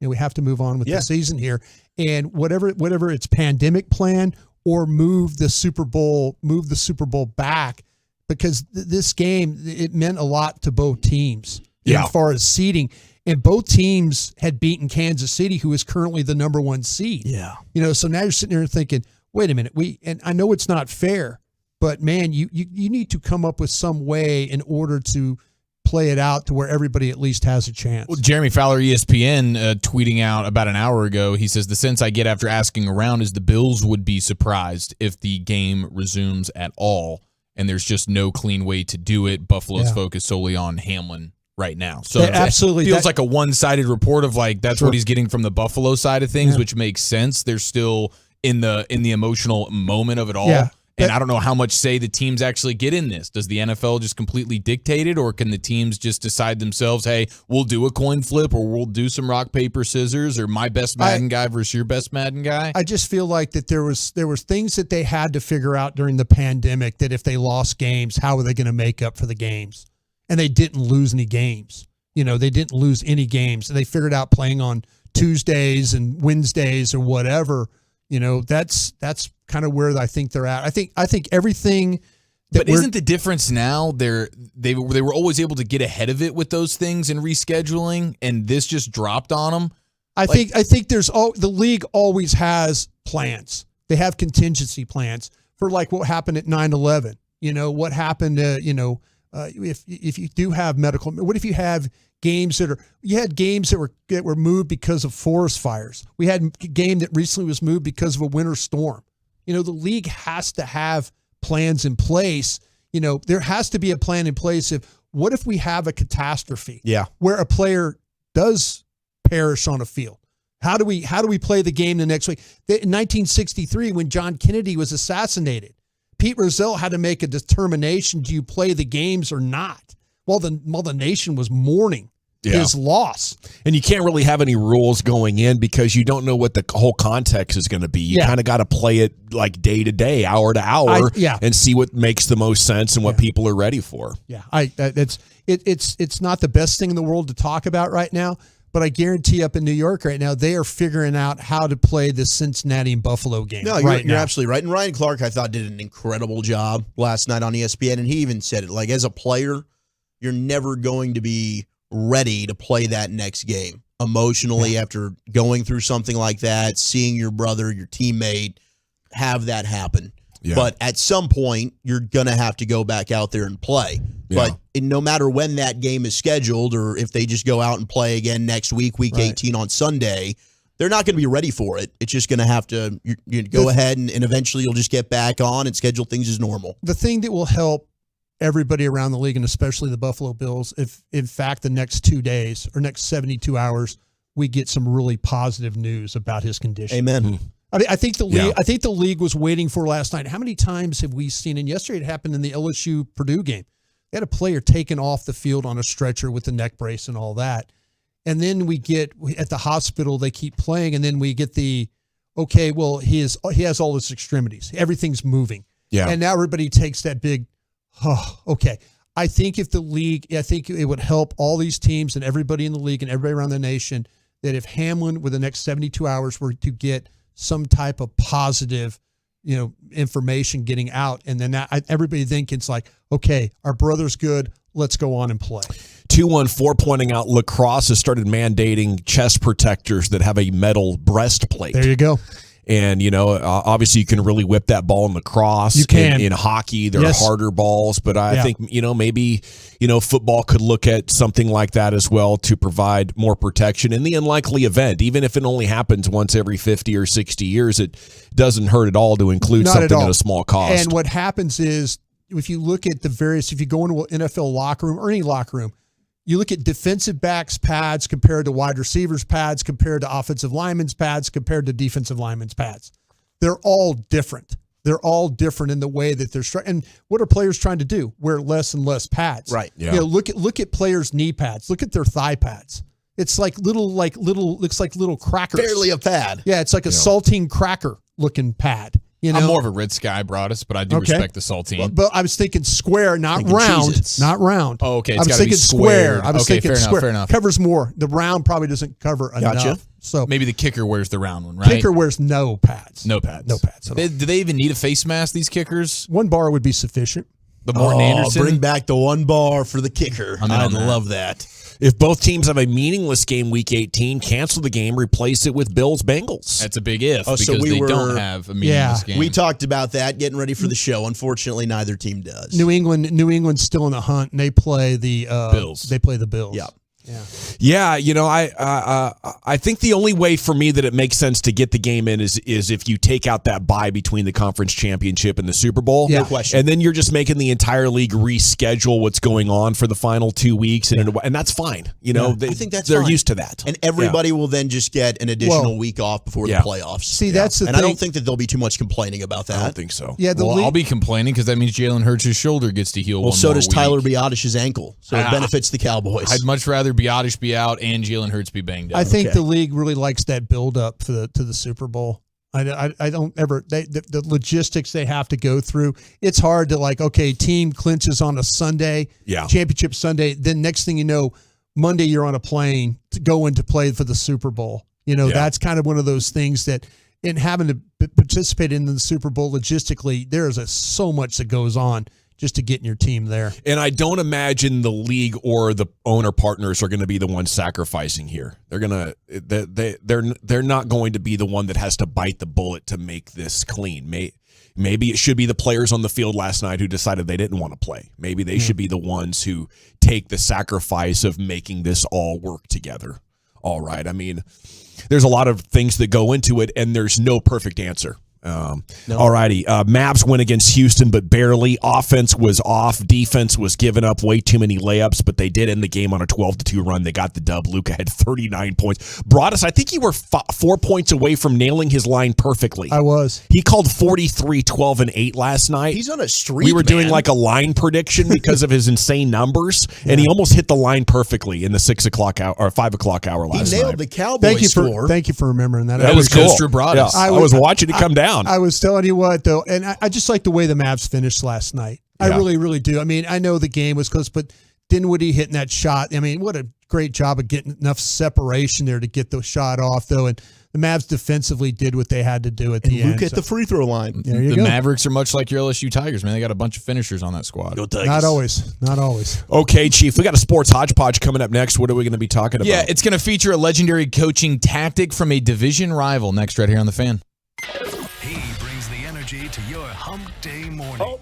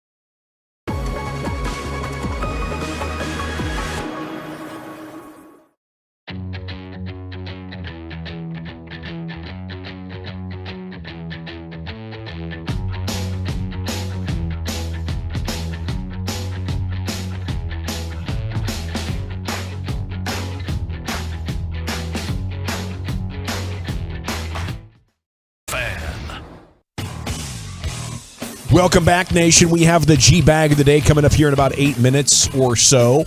It's time now for a sports hodgepodge. Here is your hodgepodge host, Eric Chiafalo. All right, so there's a story coming out of New York with the Giants, who are playoff bound. Brian Dable and his cigars in year one are going Got a to nice the big dance. truck, too, he drives. Does he? That Yeah. doesn't surprise me. Oh, he's got I a imagine. big old truck he drives. Yeah. Big old. Because he's on the smaller side from a height standpoint. Got to hop up in there in that Why'd truck. you have to clarify from a height standpoint? Just because I wanted to razz you. Yeah. Horizontally, I'm he's razzed. not challenged, but vertically is just a touch. But he's crushing it right now with the Giants. He's feeling really, really good. And how about this story about what he did during training camp? Did you guys see this? No. About how he molded Daniel Jones into a tough SOB? Okay, I like this. He molded him. So He did something Garrett couldn't do? I think he Well, did duh. a couple of things that Garrett couldn't Well, do. And so go That's a good one. above 500. Yeah, go above 500.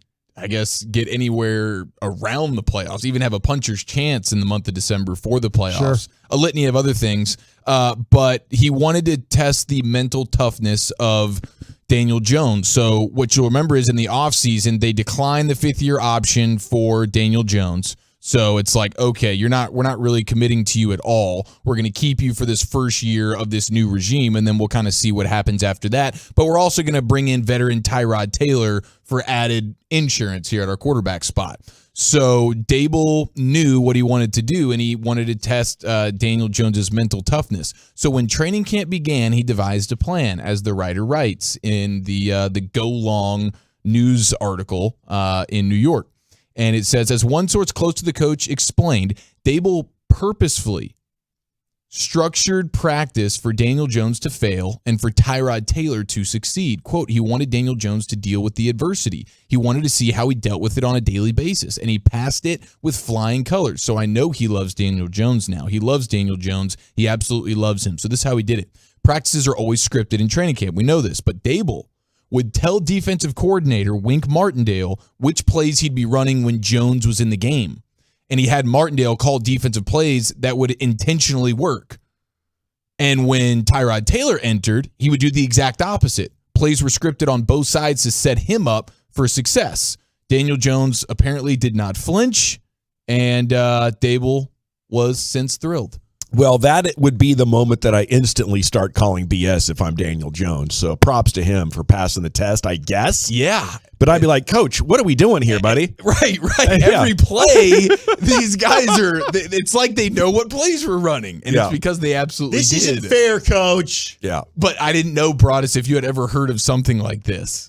Like, I'm sure there are things that you do to tweak. Hey, I want to make this guy look good because he's my guy. So let's build up some confidence. But I've never seen the opposite, where let's tear this guy down and see if he completely crumbles mentally here, because we're going to pick him off multiple times today because we know the exact plays. I kind of feel like that I haven't been a part of something where the coach, like in a meeting before practice, says, hey, listen, I'm going to make it really, really tough.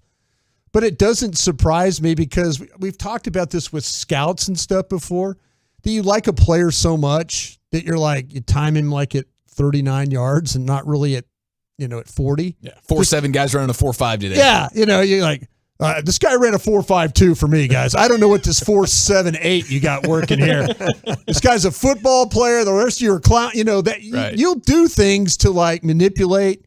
But I've never had a coach. I've never been in a meeting like in a 2-a-day practice where a coach says, "Hey, we're going to really jack with this guy today," and I'm like, and you'd have to go, "What are you going to do?" I'm going to make sure every play he has fails, right? Because we're all trying to evaluate the players, you know. Yeah. But no, I've never. But I've seen scouts manipulate. I love it. I mean, it was a make or break type of year for Daniel Jones. You've had enough time to evaluate him, so let's throw him to the wolves. He just needed some consistency with this. I mean, him, with Brian Daboll and then with Mike Kafka and all that, finally got some coaching up there.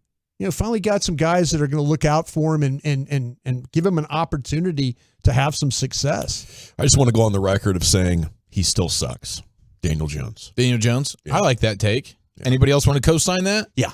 Okay, Daniel Jones sucks. We got 2 out of 4 going right now. Broadus, do you want to say Daniel Jones sucks for the record? No, I don't think so. I'm not going to go coward. there. No. Daniel Jones sucks, man. No, you like those 15 touchdowns? I tell Lighten it up for you? No, I'm tell you what I like though. Would you say he's tough? He's tough. He's tough, but he still sucks. He kind of like he does what you want him to do, Gavin. I mean, he does. He's willing to run. He is. That's the thing he's willing about to it. Put his body on the line. Yeah, I think the coach has done a nice job optimizing the game plan for him to have success. It's kind of like what they're doing in Jacksonville for that guy. Sure, that guy in Jacksonville. We were having, but the eyes tell you Trevor Lawrence is breaking out into something. Gavin, we had some of those radio shows where we were having discussions about would you rather have Dak or that guy in Jacksonville. Lawrence was going bad. Yeah. No, we had those conversations. Yeah. I'll tell you what, I'll take Dak. Dak. Yeah, everybody was jumping up and down. Right. And now that guy was like, man, that kid's really kind of getting it down there in Jacksonville. And you're like going, well, wait a minute. He always kind of had that in him, didn't he? Mm-hmm.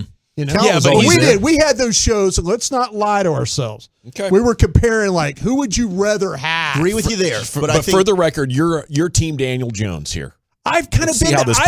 I've been the guy all along that says. Remember, I'm always the one that says, "Man, I kind of like what the Giants are doing," and then it falls apart completely. Them or the Commanders.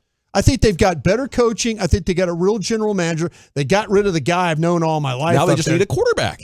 I agree with you. Now they just need a quarterback. Because I co-sign everything you just said. Daniel Jones just ain't that guy. But what do you think that, like, how do you think Dable ends up? I'll take Dak over that guy. All you guys, and then y'all hate Dak. At what point does that argument you had this morning on Twitter there?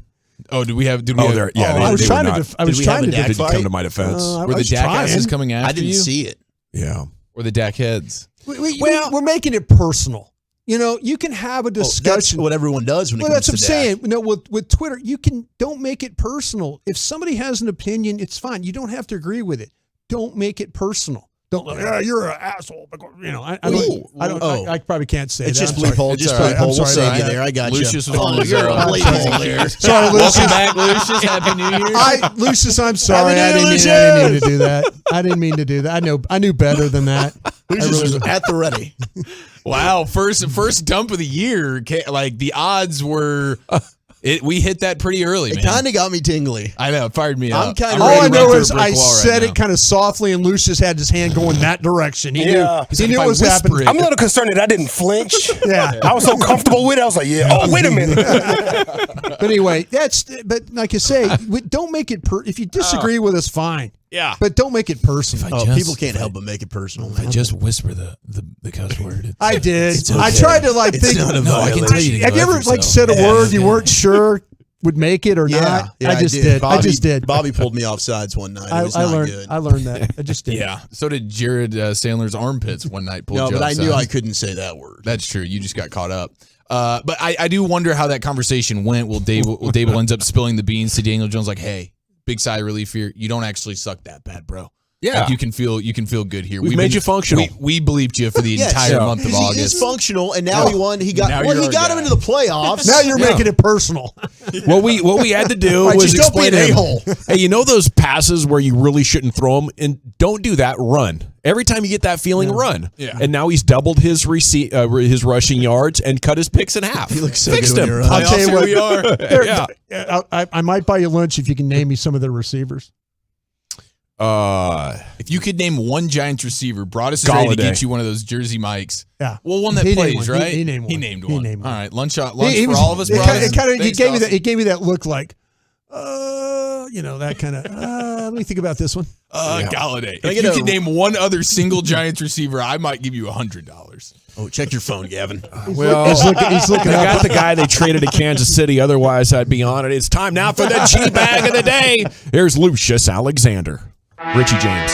Yes! Yes! Man. He looked it up. Google, man. He's got the same Google we do. Happy New Year, Lucius. Yeah, man. Happy New Year to you. Sir. New Year starting off slimy, ain't it? Yeah. Real slime mode ass year right here. Yeah. We done lost Gangsta Boo. We got this NFL situation we're just standing by. Yeah. Fred White from Earth, Wind, and Fire. We've lost him. What? I'm talking about this. The year just started. We got the rally car driver guy, that co-owner of the DC brands. Come on, man. Yeah. Jeremy Renner is on life support or something like that. Well, let me say critical. Let me say critical. Yeah, no, not life support. Snowplow It's guy. not a man. good If you situation. just whisper life support, you can get away with it. Yeah, you just excuse me. Yeah, so I'm gonna watch my intentions this year and slow down, not get myself in situations. Okay, it looks like our winner was a TCU turnover. It must have been the call. Call must have been amazing, huh? It was the win. Okay, Yeah. all right, here we go. 3 receivers to the right. Snap comes back. It hit the ground. It's loose on the ground. The Frogs bail on it. Now Michigan's picked it up. They toss it back right. Edwards flips it forward. Down it goes here to 34. This game is over. The Horned Frogs have come to the desert and quenched the thirst of every TCU fan. Okay. As now they'll find a way to the national championship game. Brian Estridge belting out the call. You hear how strong those R's were in that call, Wolchuk? you gotta double it to get to Wolchuk standards. So you still do have the strongest R's, but Estridge, he's got some pretty strong ones too. Thank you. Great pipes. Listen, you guys know the reason why Kyrie Irving rocks number 11? No. I am number 11. You guys seen that movie before, by the way? Yeah. Stranger Things? No. I am number 11. Who's that? Benicio del Toro? It is Benicio del Toro. And Wesley Snipes, the fan. Yes, it is the fan. There we go. There we go. I haven't seen him in a number long 11. time. Listen to Kyrie Irving. Well, you're not going to hear Kyrie Irving explain, but somebody's going to explain for Kyrie Irving why he rocks number 11.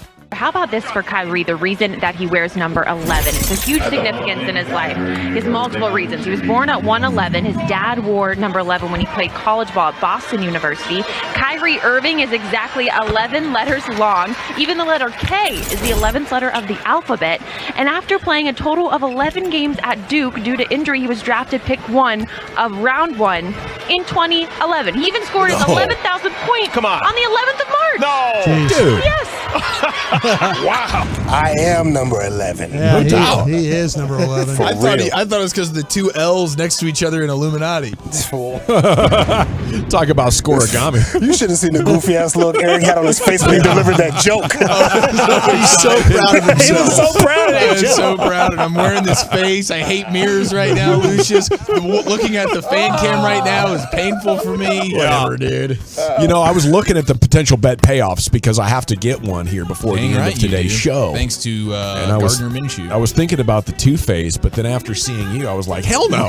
No way. Bro. You don't want to see that neck of yours. That's like a Believe 3-week me. payoff. Yeah, bro. It is. And it's like Wolchuk's back waxing, where it was a payoff for weeks and weeks because of how much it hurt it's him. still paying We did off. family Christmas pictures over the weekend. You want to know how awful timing that was for me? no. So that was a big time bet payoff. Big time. Still paying the price. But you look ridiculous. Sorry to the Twolo. We should have talked about that.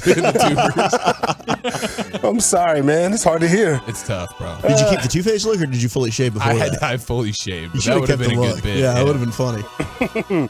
Okay, how about this? We got a man that hit fast food Karen. This woman was giving the fast food workers a hard time. This brother right here gave the Karen a little straightening. That's like horrible. So you should tell me, hey, sorry, I didn't give it to you. Well, I don't know who gave it to me, but you know that, right? That's disgusting. These guys have a hard job. I mean, you think, I know that. like, it's just some sauce, man. They work a lot. No, hey. No, it's just a little bit of sauce. I work too. But I don't need to hear you yelling. By the way, it's just a little bit of sauce is a fly line. That's what he keeps saying. It's just a little bit of sauce. This man for just doing his job. Yeah, but no. You need to show people respect. This is America. Show them respect. No, she's yelling at this man over sauce. You guys, be nice when you come out here. Stop belittling these people. They're under enough stress. The corporation's making all the money and letting these people have to deal with the front lines. This is horrible. This is not America. This is not how we treat our fellow brother and man. We walk over dead bodies in the sidewalk. People spun out. We just act like it's normal. This is not normal. Wake up, wake up, wake up. And this is what we're breeding. People that just don't care. They just want to get their food, get their live, buy, consume, die. But no, 2023, we don't bend the knee. We take back our cities. We start spreading love over some sauce. Some sauce. I'll give you some special sauce. You want some special sauce? Yeah. Some sauce. I like that guy. Over some sauce. I might vote for him. Follow. I might vote for this guy. Yeah. Hey, he's fighting for the common man out He is there, fighting man. for the common Tell you how man. many Absolutely. sauce issues I've gotten into. Just over a little bit of sauce. How about this one? A little cultural misunderstanding, if you will. Cultural misunderstanding.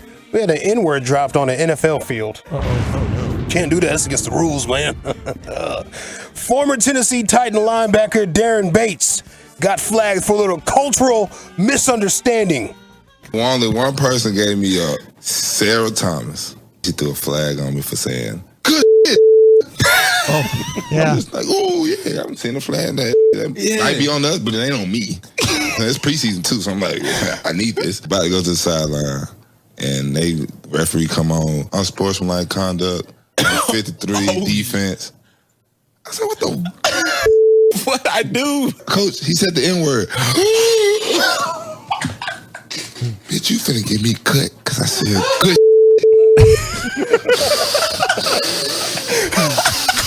I'm talking to my friend. That is sportsmanlike conduct. Straight up. You said I did unsport. That was straight sportsmanlike. That was sportsmanlike. I ain't talking to the he hit. He hit hard. He made the fumble. Wow. Talking to my friend. Just give him a compliment. Tricky situation. It's hilarious. It is time to vote for the G Bag of the day. Is it TCU voice Brian Estridge, our one-time champion? Is it Kyrie Irving, why he wears number 11? He is number 11, I'd say so. Jeez. Man giving fast food Karen a straightening out. Or is it the cultural misunderstanding featuring Darren Bates? I'll go with the local story there, the TCU dub. Chief, how about you? I'll rock with the misunderstanding. Alrighty. Lucius? I was going to do that. Yeah, me too, man. Me too. 2-1. I'll get you some special Bowie? sauce. 2-1 to 1. Yeah. Homage, you got a lot of options here. Yeah, chaos. No, I'm going with chaos for sure.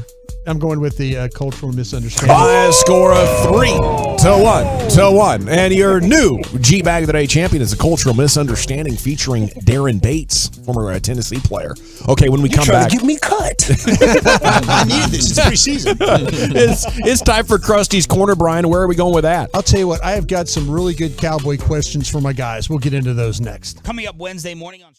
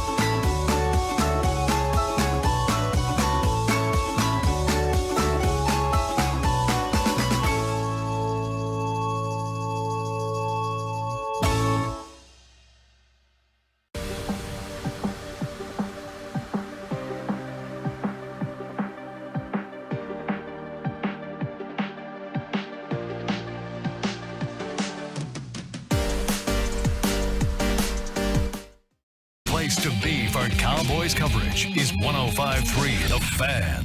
Classic Chevrolet in Grapevine knows you like buying to be easy. That's why they created the Classic Chevrolet Easy Pass online buying tool. Visit ClassicChevrolet.com to get started. Chevrolet, find new rules. Well, thank you, Lucius. It is time now for Brian Broaddus' Krusty's Corner. Here he is, king of the Krusties, Broaddus. Thank you very much, General. Appreciate that. Nice to have everybody back. Yeah, it was good. Everybody back together again. Oh, it's a party. It is a party. All right. Wandering around, I came up with some questions for you guys. These Cowboy questions. I think fans would be interested in this too. You guys always give pretty good answers to these things. Chief, I'll start with you. First pretty good answer of the day. Here it comes. Here we go. You could have this guy back for sure for the playoffs. Leighton Vander Esch or Tyler Biadasz.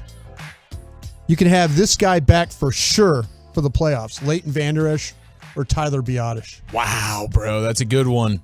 That's a really good one. I think this is a team now that's having to lean on its offense more so than ever at this point in the season.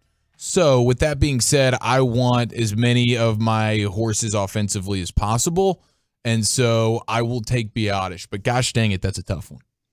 Yeah, I was going to go with Vander Esch for, I think, similar reasons. You know, I just want this defense to be a little bit better, and I think Leighton ties a lot of it together.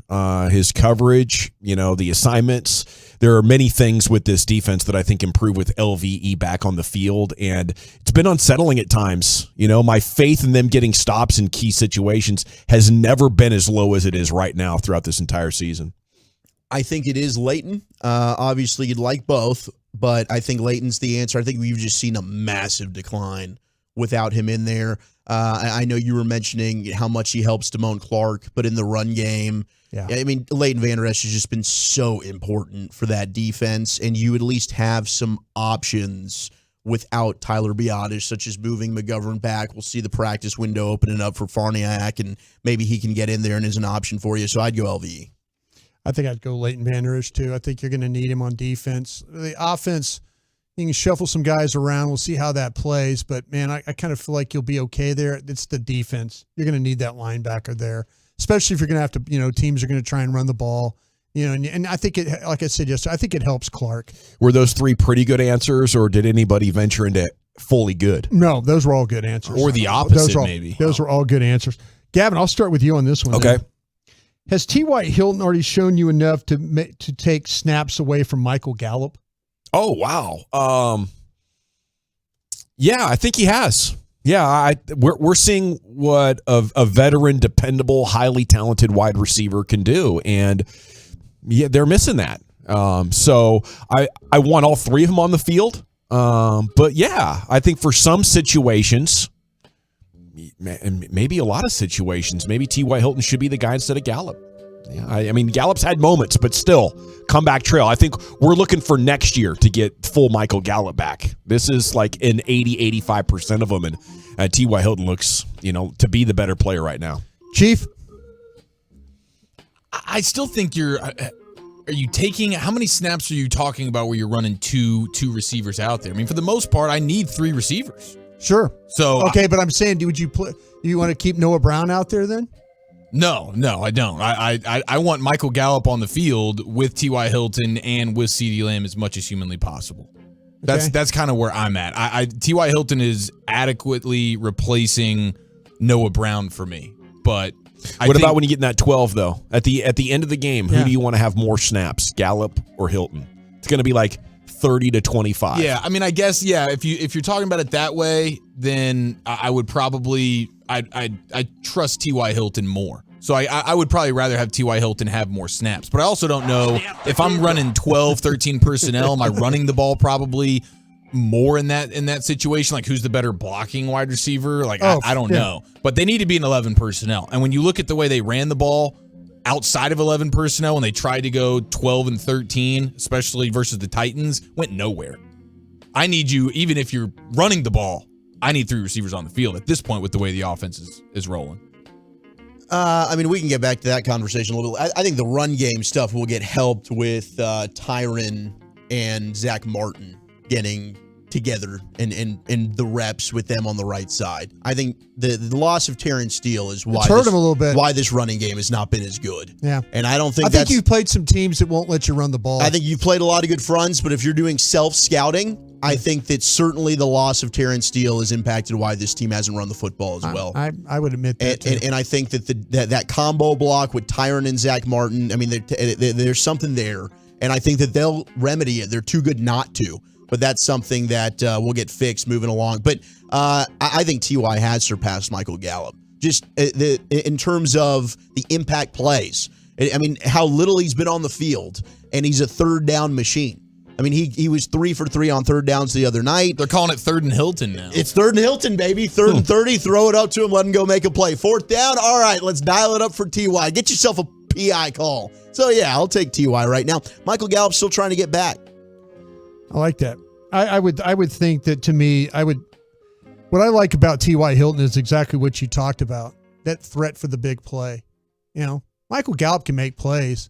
But the threat that you have, that's why you talked about get Odell Beckham and you get T.Y. Hilton, that threat, that ability to finish plays and stuff. I just think there's more of a consistent player there, veteran player. So I think that I would put Hilton on the field as much as I could. All right. How about this one, Wooly Bully? Give it to me. You could run the ball more or continue to create turnovers. Which one are you taking for the Cowboys? Oh. You can run the ball. You can run the ball or create more or continue to create turnovers.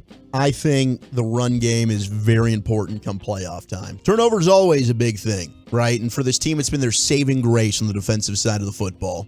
But I think in order for this team to make a deep run, they're going to have to get back to the success that they had with the ground game. So give me that run. Gavin?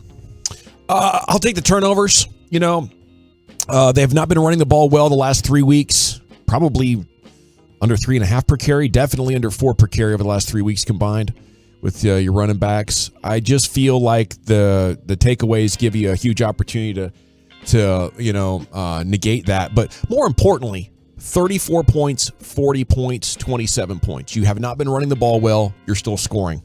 You're fine. Just keep making them respect the run. The points will come. Yeah, I'll take the turnovers. Because turnovers we've seen for the entire life of football. If you win the turnover battle, you probably win the game. So if you're going to tell me we can go into the playoffs and turn over Jalen Hurts and the Eagles, that's when you beat a team like that. I'll take the turnovers all day. What if I told you instead of the turnovers, it could be not give up big plays? I'll take that as well. It'd I'll be take the big plays. Which one? You either get turnovers or you prevent the big play. That's a really, really difficult question. I'll still probably say just give me the turnovers just because are we getting 4 a game or 2 a game? To me, it's the big plays because you got the turnovers against Jacksonville, still got beat, right? You gave up the big plays. Like the big plays are what can kill this defense.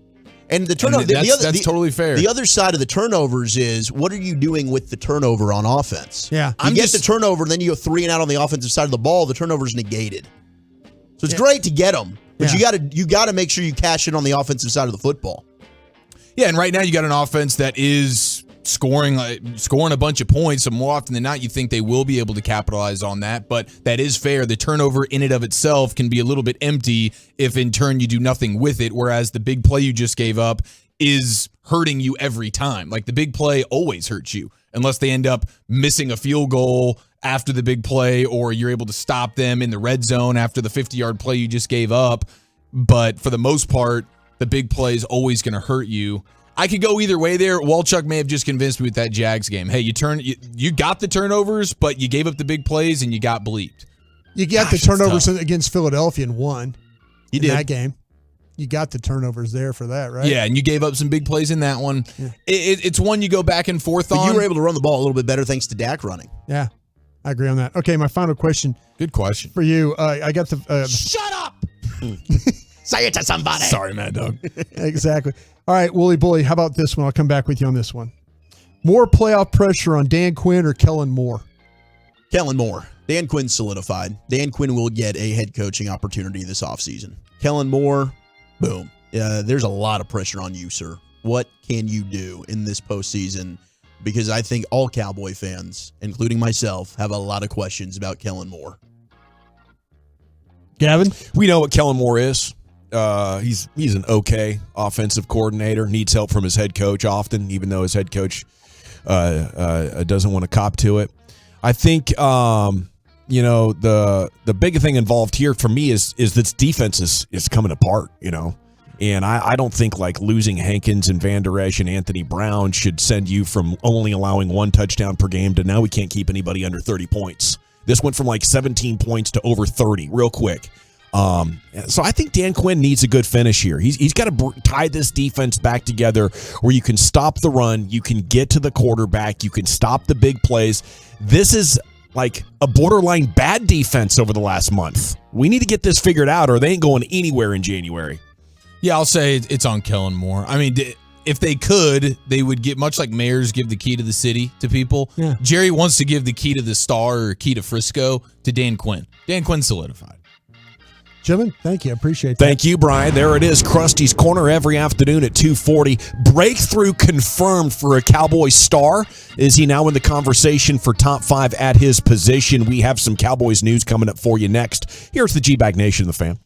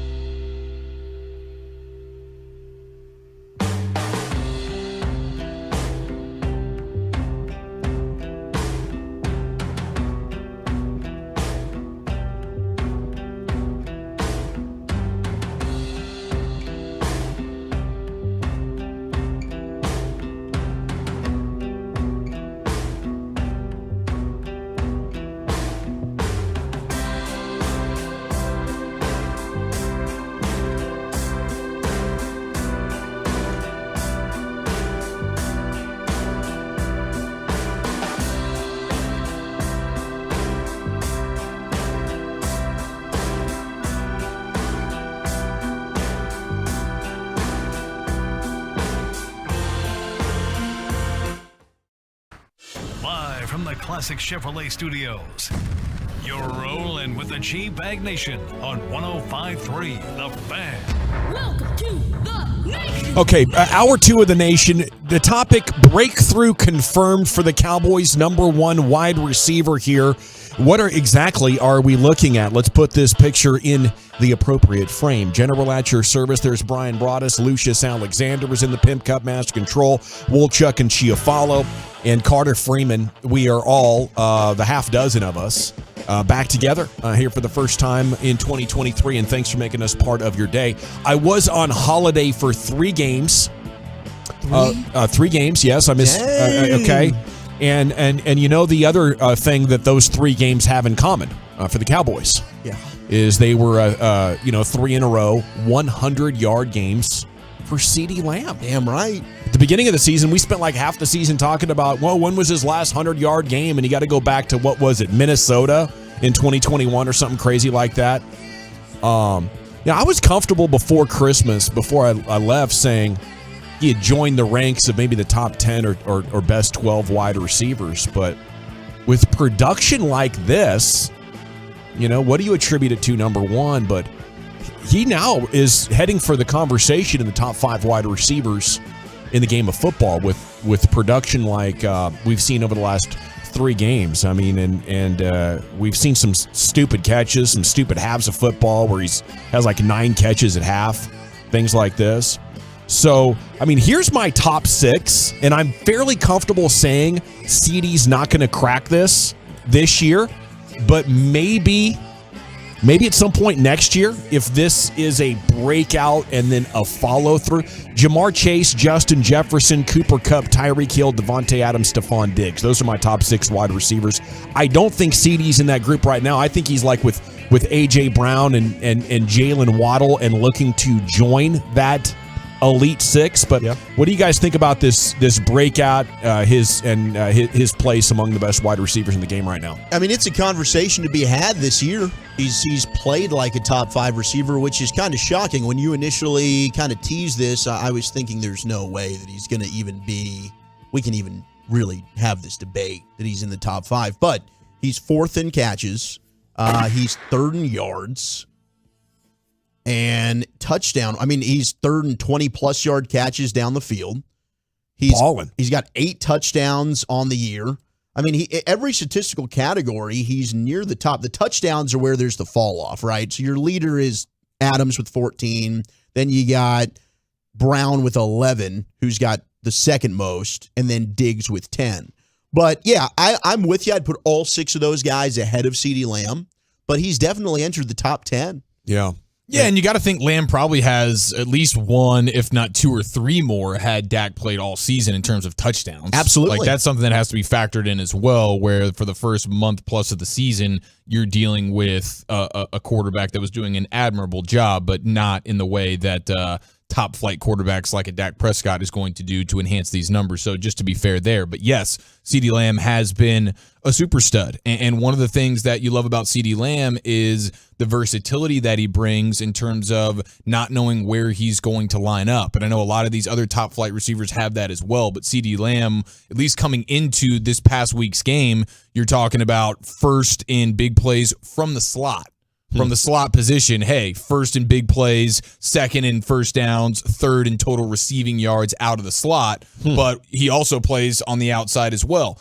A lot of it is credit to Kellen Moore, and it's a little bit late to the party, but welcome to it, is getting him moving around and getting him in motion. We talked about this plenty, where for a good chunk of this season, from receivers being in motion, CeeDee Lamb was number 1 in receiving yards and receiving touchdowns. Hey, when you create good matchups, this dude can take advantage of them here. So get him in motion, allow him to play in the slot, allow him to play on the edge. Here's a couple of jet sweeps as well to add to the versatility. But next-gen stats, CeeDee Lamb has caught more targets than expected for the 9th time in his last 10 games. So they have like completion percentage over expected for quarterbacks. You have receptions over expected for wide receivers. And now for the 9th time in 10 games, CeeDee Lamb has gone over his expected receptions and targets. And so that's something that is hugely encouraging as well. So he's been a stud. Man, that there's so many stats you guys are throwing at us that are like top 3, top 2, top 1. Like,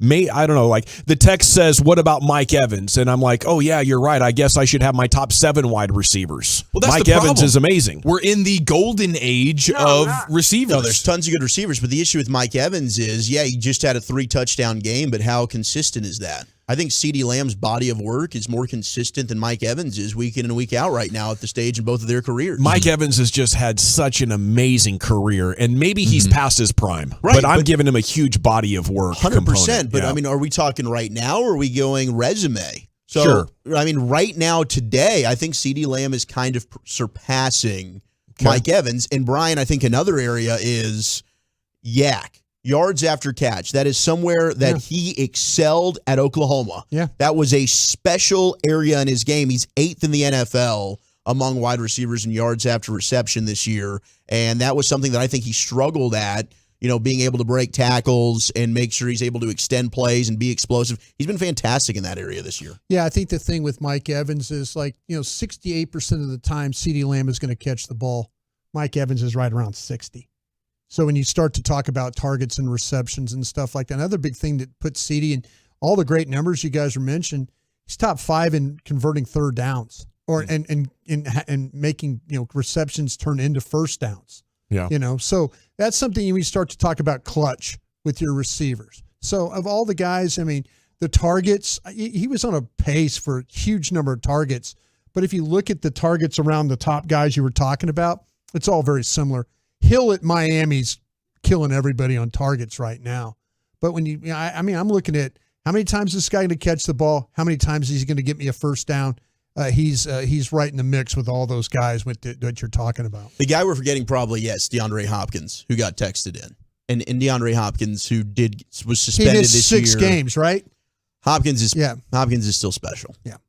Sorry, I'm fighting a sneeze. You're all good. Okay. All right. I think I've denied it. I think I rejected that sneeze. Wow, bro. Into the third row. That's incredible. Okay, Lamb was also screwed out of a touchdown against the Giants when he got both toes down in the back of the end zone. Oh, bro. Or it was the heel, right? Wasn't it the toe and then the heel? Well, that's the thing. The rule is, you got to go. Bull. Heel toe is what you got to do. We've talked about CeeDee Lamb over the last couple of weeks as well, and I do want to mention that brought up last week about the idea how many interceptions are on CeeDee Lamb with these miscommunications. If you're really splitting hairs about what the whole body of work for CeeDee Lamb this year, you do have to mention that. And it does seem like something that's since been cleaned up. But there was that stretch for a couple of weeks where it's like, are him and Dak on the same page? And is that on you, CeeDee Lamb? Is that on you, Dak? I think whatever. We all watch a lot of football, but I'd like to know of the top receivers, how many of those receivers are responsible for turnovers. Right. That's what I'd like to know too. Well. Just as part of the body of work for evaluating. Yeah, we don't notice that about other teams' players quite as much. Cheech, it also seems CeeDee has put the drops behind him. I think that's a good point as well. There's been a huge step up. Another texter mentioned maybe hanging out with the other 88s has had an impact on him. I think taking away Amari Cooper was big because the responsibility goes on him to be the number one.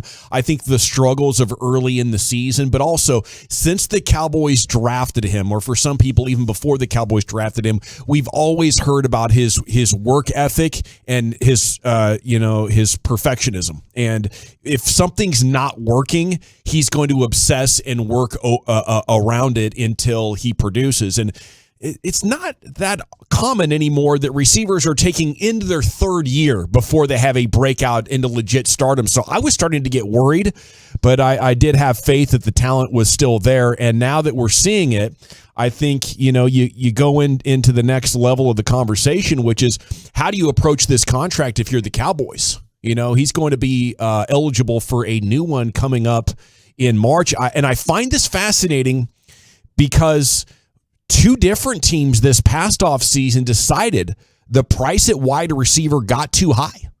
Tyreek Hill and Devontae Adams, who ended up getting $30 and $28 million. Chiefs and Packers said no thank you.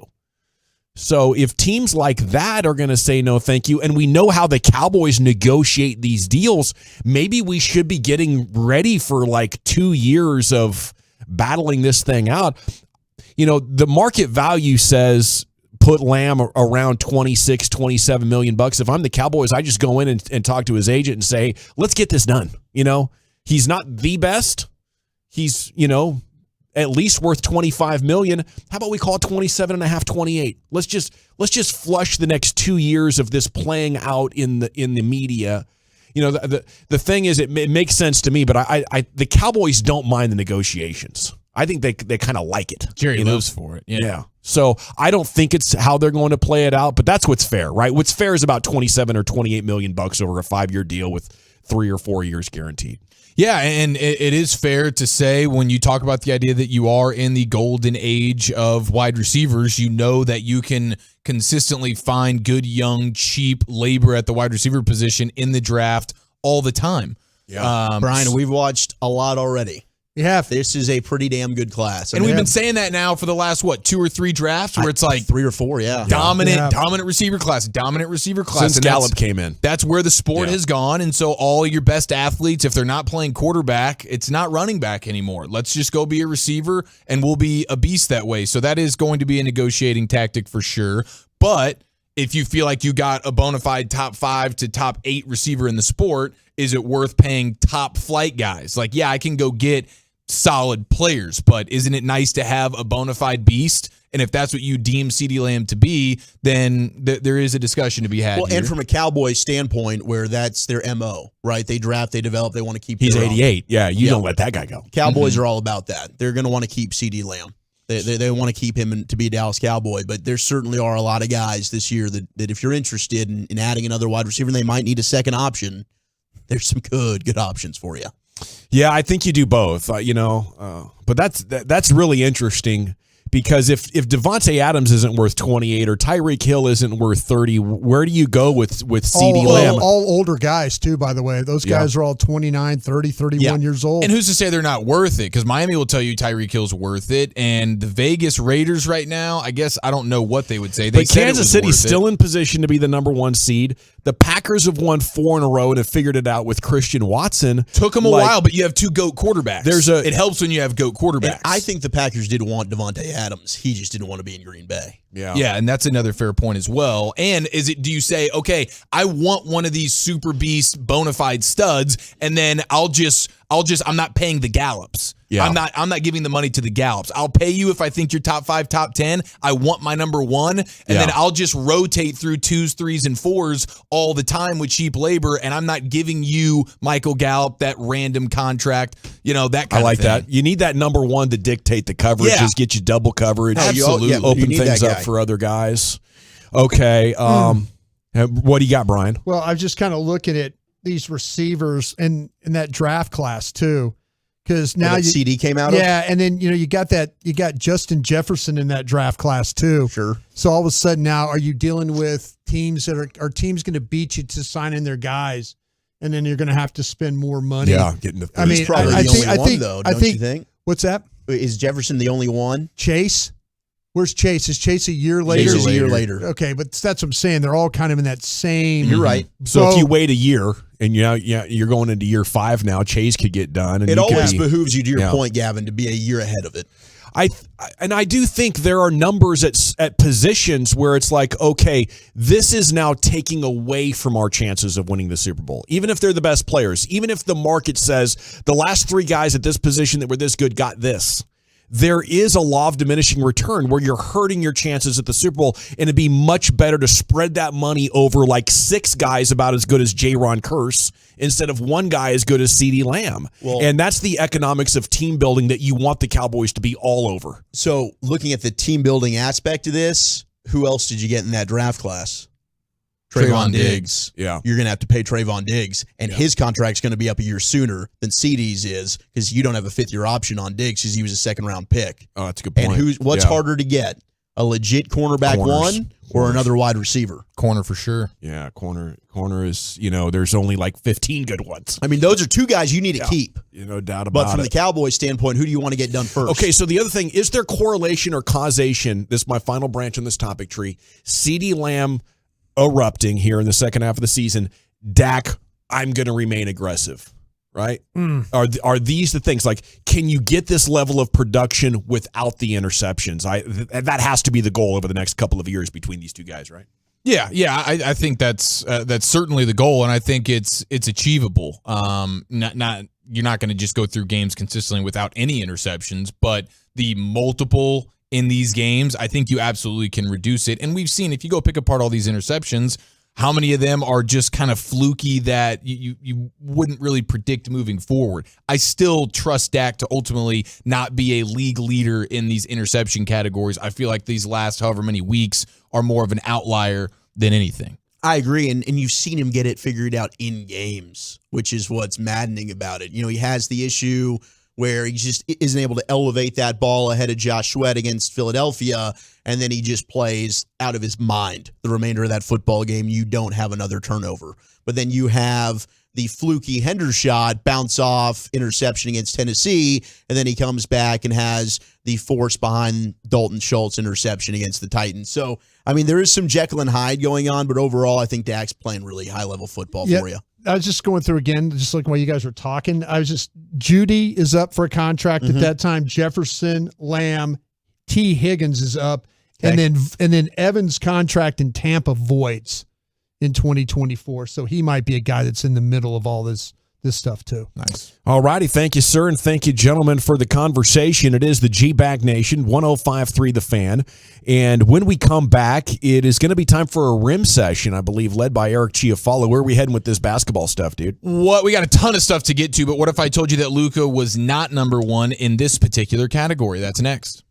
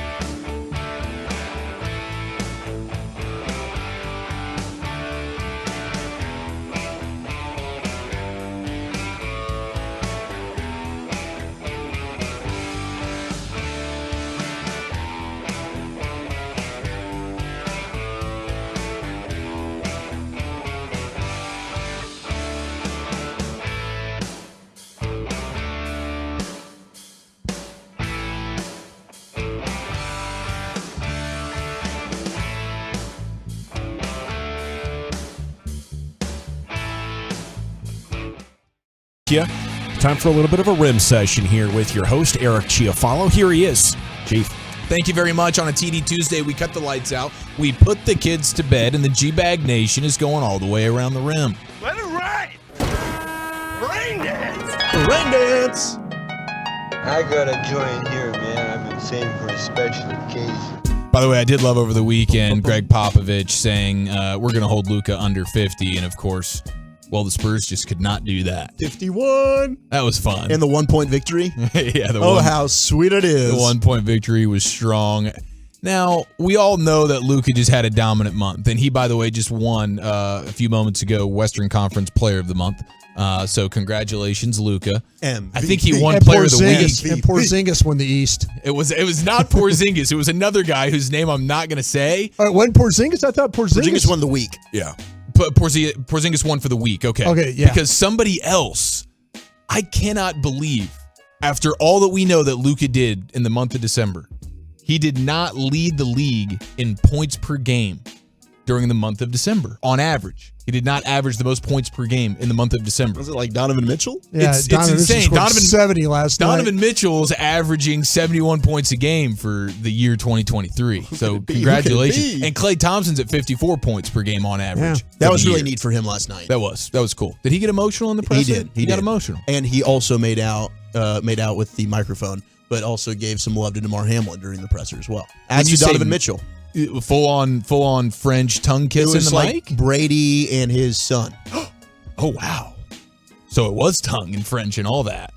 My goodness, that was a crazy experience if you ever watched Tom versus Time really on Facebook. Freaks you out the first time you see it. The way he kissed his eldest son was borderline inappropriate. But who do you think it was? If it's not Luka scoring all the points, Jokic, that's what I was going to guess. That's another good guess. Eastern Conference player, you said, right? It is an Eastern Conference player because he just won Eastern Conference Player of the Month. Durant? Was not Durant. Joel bleeping Embiid. Yeah. 35.4. I'm like, what kind of month did Joel Embiid just have? If he actually beat Luka for points per game leader for the month of December. My gosh, bro. You must be absolutely crushing. Carrying him. Of course he is. Yeah, he's carrying that Yet squad. he's still not appreciated there in Filthy. Yeah, if you look at some NBA bold predictions right now, one of them is come July, and maybe even earlier, you're going to get the Embiid, get me out of here. Perfect. Yeah. Come to Dallas. Which, yeah, I think that's fantastic. Come to Dallas. Please come to Dallas. You play with him in 2K23, it tells the whole story. Mm-hmm.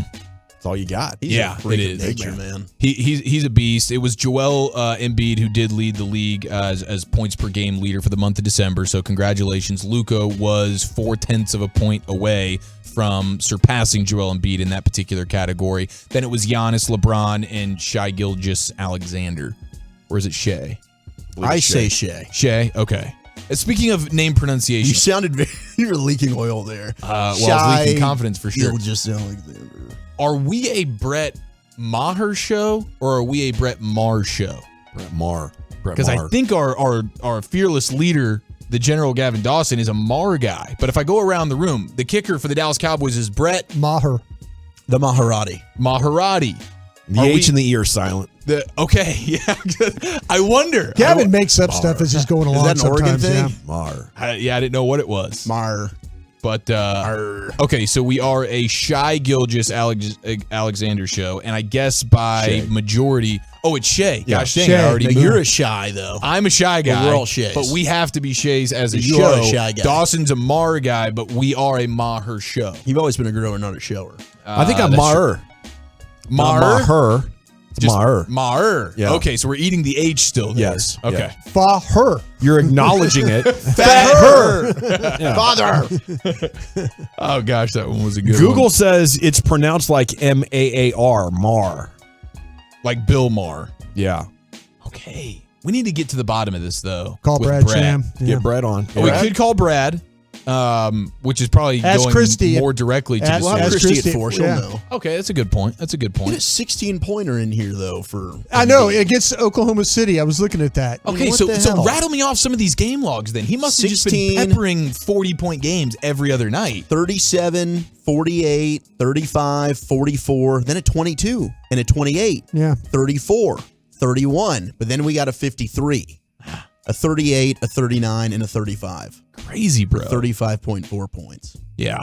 Yeah. He had a special month. There's no question about it. And is it insane right now of where the Mavs, like this was a little bit surprising to me of seeing where the Mavs are in regards to the Western Conference seeding. Like for his just. Oh, they were pulling from the rear. Right. But they now. Were in the play-in, but now they've skyrocketed. They're 2.5 games back. Yeah, you giggling, Brian? Of the number one. funny for you? They're sitting in the 4 seed, bro. Yeah. And number one spot. Everything's pretty tight right now. Don't get me wrong. A couple of bad games in a row and you go right back down, but it was surprising. And a 7-game winning streak will do that, which, by the way, Spurs. that's the longest win streak in almost 12 years. Since the NBA Finals year. Since the NBA Finals year. Run. And doing it without Dorian Finney-Smith, doing it without Maxi Kleber, Josh Green, all very, very good. But when Luka's going to drop 42, 11, and 10 on you, just go triple-doubling, and Christian Wood's going to give you 20 and 7, then things can happen that way. Yeah, it's a lot of fun right now with Luka and Christian Wood playing together and being 6-1. You had a bunch of guys get hurt. It's like, hello, maybe they have stumbled into it or been forced into it, or maybe it was kids' plan all along. This is showcase time, right? Gavin's so happy they're 6-1. He doesn't care about the opponent. He doesn't care about people getting healthy. All he cares about is Christian Wood looking good. Yeah, we're going to talk about it a little bit later on. There's 2 stories today about Christian Wood and Luka and this pairing, and should it be like a lifelong partnership, or is this someone you're thinking about trading? And if it's not someone that you're going to build a lifelong partnership with here with Luka and Christian Wood, then you owe it yourself to showcase the hell out of him and trade him early next month. This is a golden opportunity. He's balling, dude. He's balling. He's averaging 23 and 8 on this stretch. Dude, he's got Baskey wanting him to sign him to an extension right now. 2 weeks ago, Mike's like, get this guy out of here. Yeah. Please. This team sucks. Wembanyama, let's go. Now he's like, Christian Wood, 4-year deal. Come on. People talk about the Titan and the Superman and Mr. Freeze, but there is no roller coaster quite like the best. It's the best. That's why you tune in 10 to 2, the KMC Masterpiece. You going to call him out for that tomorrow in Crosstalk, Brian? No, hell no, I'm not going to call him out for that. Come out of the gates. His mind every 72 hours. I'm not. What are you doing over there, man? What are you doing? The problem with you is you don't listen. Bear. Oh, I listen. I like the way you explain things. I listen, man. That's my problem. It's still too Killing soon. everybody with these numbers. Why? Okay. Still too soon to joke? Stir the pot a little bit? Is there something going on here? Like was great. around the rim? What do we got going here? Yeah, G-Bag of the Year is coming up, and that rant is... in June? Yeah, that fight. June, Yeah. June 8th? I might be at the lake by then. Yeah, by then, who knows where Broadus is going to be. We do have the quote, though. Christian Wood is alleging that his connection with Luka Doncic is much like ice cream and fudge. Yeah. Oh, my God, that's Says heaven right there. we just go together like ice cream and fudge. Man, that is So good. how could you split Ice that cream up, and fudge honestly? is good. Ice cream and fudge is fantastic. Does actually bring up a very serious question because I've been having inner battles on today's top 10 list. Oh, really? Oh, you haven't even fully locked in the 420 Wooly Bully top 10? I was going to ask you guys what you wanted to do. You're not crotch first. This is what we got today? Well, we got 2 good national days. It's National Chocolate Covered Strawberry Day. So I've got Matt's top 10 chocolate covered foods. And then Okay. we've got National Drink Out of a Ants. Straw Day. So I've got top 10 beverages in the world. So I could try and sandwich them together somehow. We've talked a lot about chocolate. Let's go with the Bevs. You want Bevs? Look at Broadus, man. Thoughts Shortening first. words. All right. New year, new Broadus. New year, new beat. Welcome to the team, big boy. Just trying to avoid the basic conversation again. I love you, Mike. I really anything do. to cannonball I out of do. that one. I'm just get me glad out you were of this. listening, Brian. That is pretty Thank funny. you. Shut up! By the way, in the latest power rankings, The Athletic has the Mavericks in the number 7, which actually is leading the tier 2 brink of contention category. This is good. Okay. This is good. So that is exciting. And the New Year's resolution is just to simply get the hell out of Luka Doncic's way, says Zach Harper.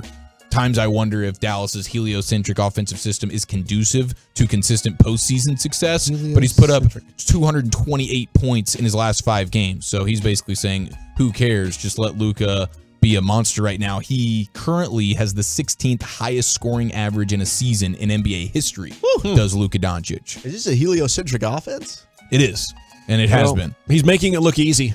Yeah, he is. I feel like it is a run-through Luka offense. Dang right it is. Well, that's what he's saying. Yeah, exactly. Yeah. But they're still like, you know, so the back and forth thing, right? And it's like, oh, we're excited they've won 7 in a row. Oh, they're playing like a 500 team.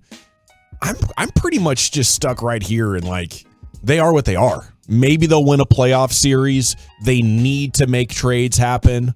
Like these are just holding cards until we get to the real deal, which should be the prime of Luka's career. And it's going to happen in the next like 2 to maybe 20 months. You know, by the end of the summer of 2024, we're going to have the real roster. Yeah, when Joel Embiid's a Mav, it's going to be amazing. Yeah. Gosh, that's going to be special. Well, I'm a little bit worried about what Shams Charania. I'd settle for a Bogdanovich. What happened here? Well, it's not like this huge report, but Why he says is he crapping on all our dreams? He's not crapping on the Mavs' dreams in particular, but he's really fanning the flame for the dreams of Grizzlies fans, which inherently kind of craps on Mavs fans a little bit. He says the Grizzlies, the good thing about them is they have all their flexibility moving forward. They have their young guys, but I think when you look at Danny Green's contract, he's making a bunch of money. They have 5 first-round picks to play with, and those are the first-round picks that they put on the table in any deal for Kevin Durant when they inquired on him in the summer. He basically goes on to allege that the Grizzlies have all the makings of a team that could land that next disgruntled star, and we all sort of just need to be aware of that. He says they can really go get a star player out there in the marketplace with all the flexibility and stuff that they have. So just keep an eye on that. Pieces. That would be certainly disappointing if that ends up being the case. The Grizzlies have, I mean, they got a really nice young core. And then did you guys see John Morant dealing with some type of civil case? Yeah, he punched some 17-year-old in the face. Allegedly. Allegedly, of course. Allegedly. So over the summer, he was playing in his driveway. John Morant is playing in Tennessee. In his driveway playing a pickup game, and I guess some level of neighbor 17-year-old kid was playing with them. Kicked his ass. And inadvertently hit him in the head with the basketball. So the kid allegedly hits John Morant in the head with the basketball. Allegedly. And then allegedly John Morant reacted by angrily approaching him before punching him in the face. So this has since become a civil matter, which means, you know, the law enforcement conducted the investigation and then just referred the potential assault to a district attorney who declined to press charges. So probably ultimately not that big of a deal, but it is kind of funny, like 17-year-old kid one-on-one style. Or were they playing 21? Was this a group thing? It was 5-on-5. Either way, it was on John Morant's turf. I think it was an LSU style group thing. He was defending his own turf right there.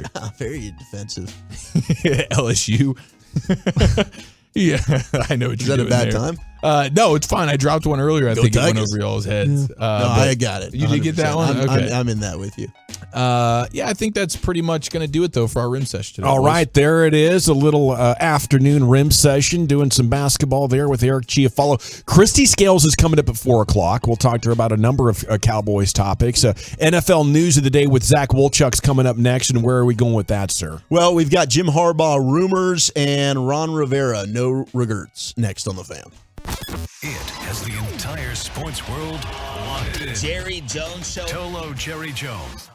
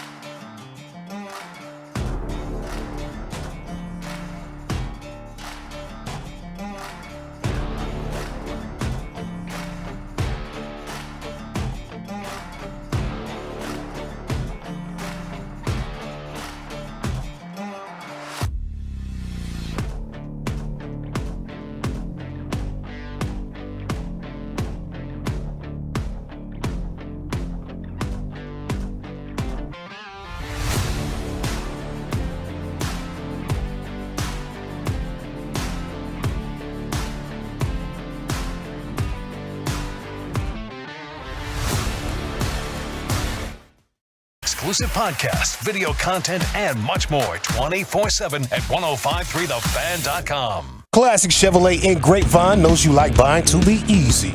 That's why they created the Classic Chevrolet Easy Pass online buying tool. Visit ClassicChevrolet.com to get started. Chevrolet, find new roads. Oh, thank you, Lucius. Christy Scales is coming up at 4 o'clock. Cowboy sideline reporter here will join us coming up at 4. It is time now for some NFL news of the day with Zach Wolchuk. Here he is, the bully himself. Zach.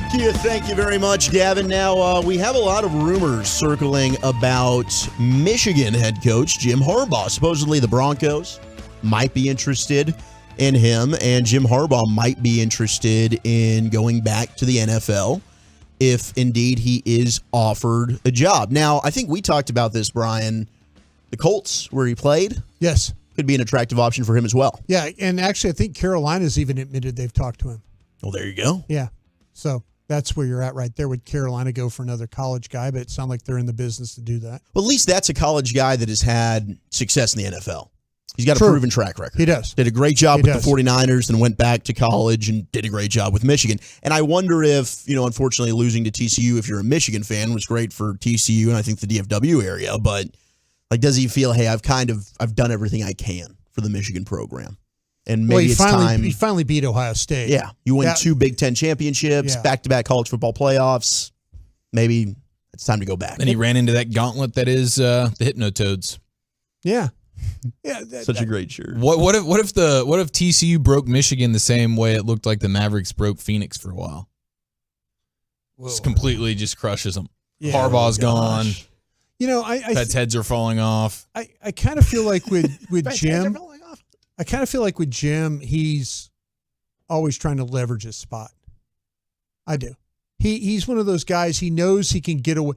There's going to be a day where Michigan wakes up and they said, "Listen, you keep flirting with these NFL jobs." I mean, he interviewed for an NFL job like late, like Minnesota. Yeah, Minnesota. He interviewed for that Minnesota job like really late, and and people are saying, "Oh, well, okay, maybe he's gonna."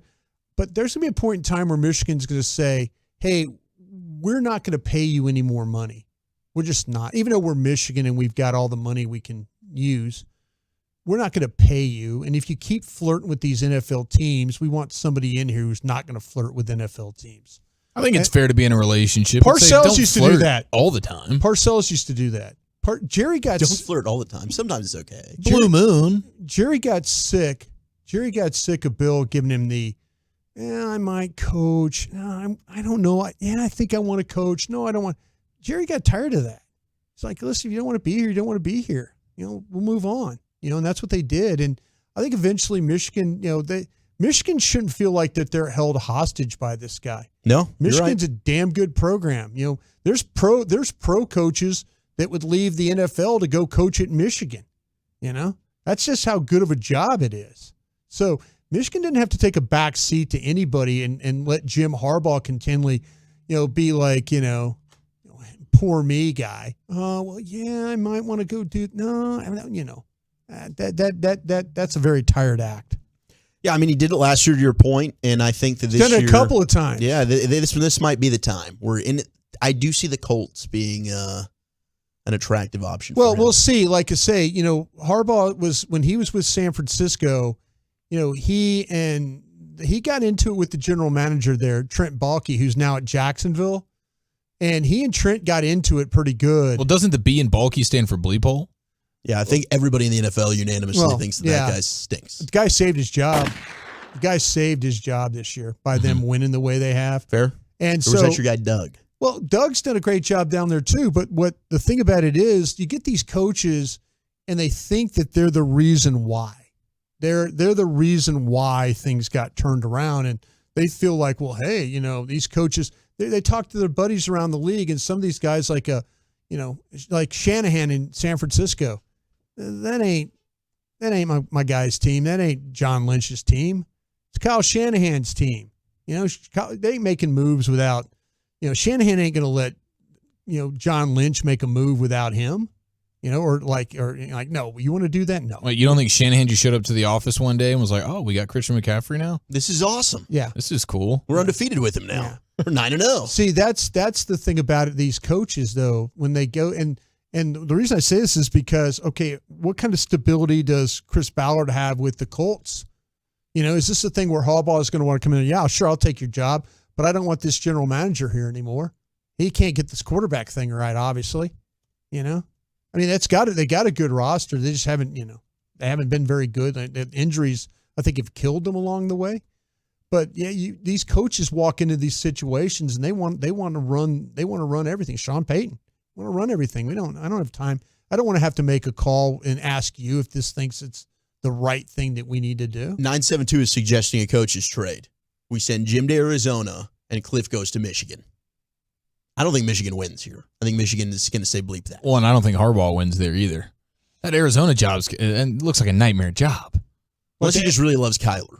Well, see, that's the thing about it, though, is you do have your draft picks, and you're going to and you have some, you've got guys on. Actually, they've got some players on that thing. Yeah. Well, a year ago they were 10-0.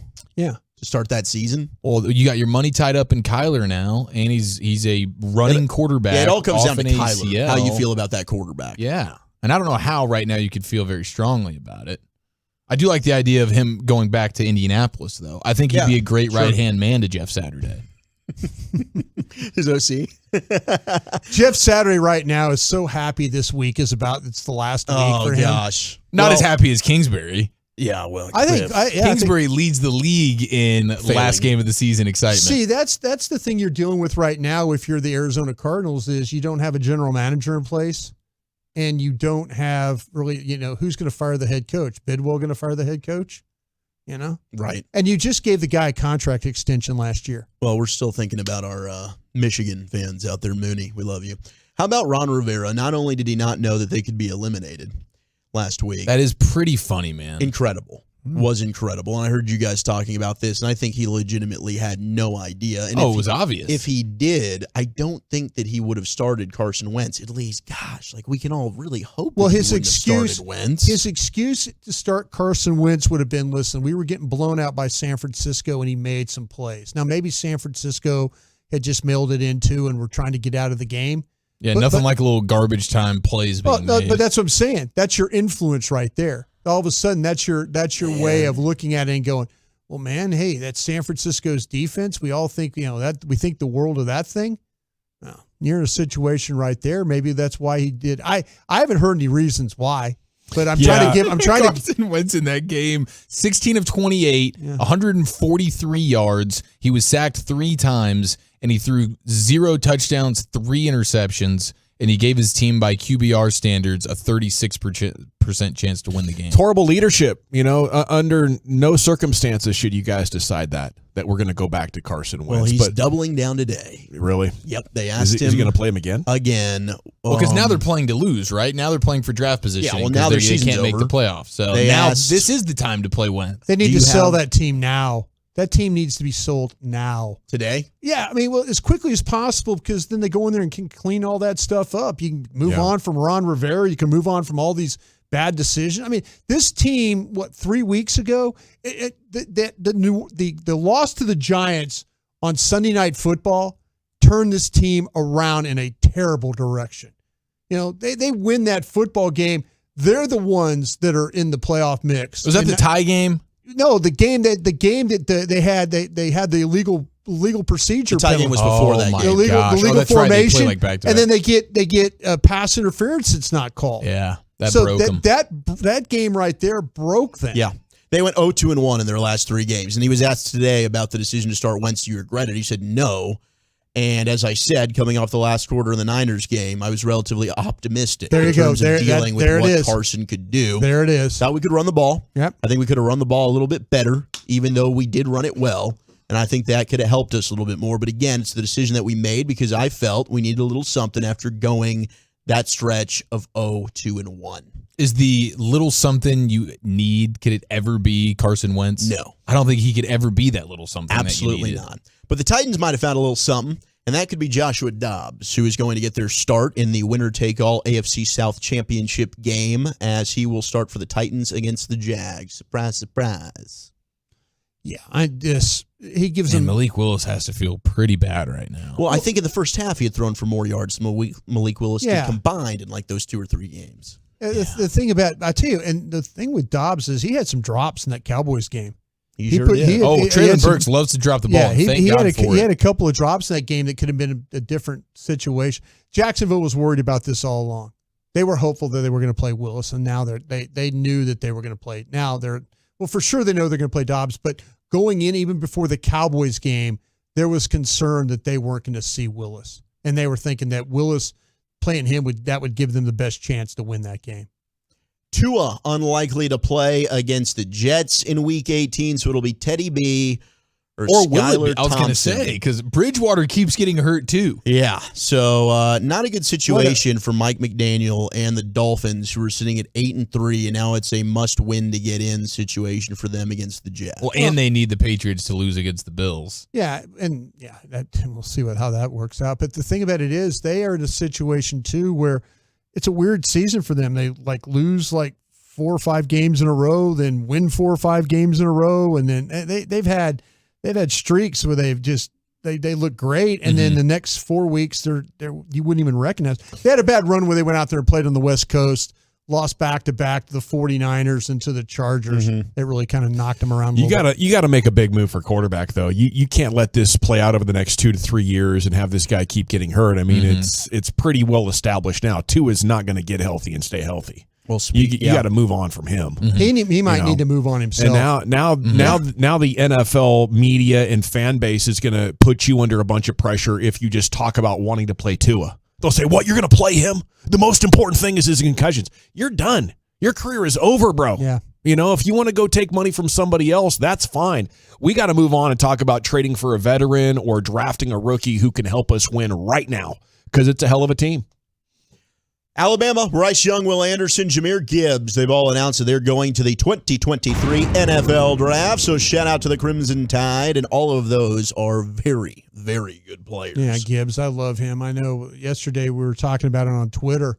That's a complete back right there. The physicality he plays running the football, he's tough, he gains yards, he can make people miss, he catches the ball extremely well.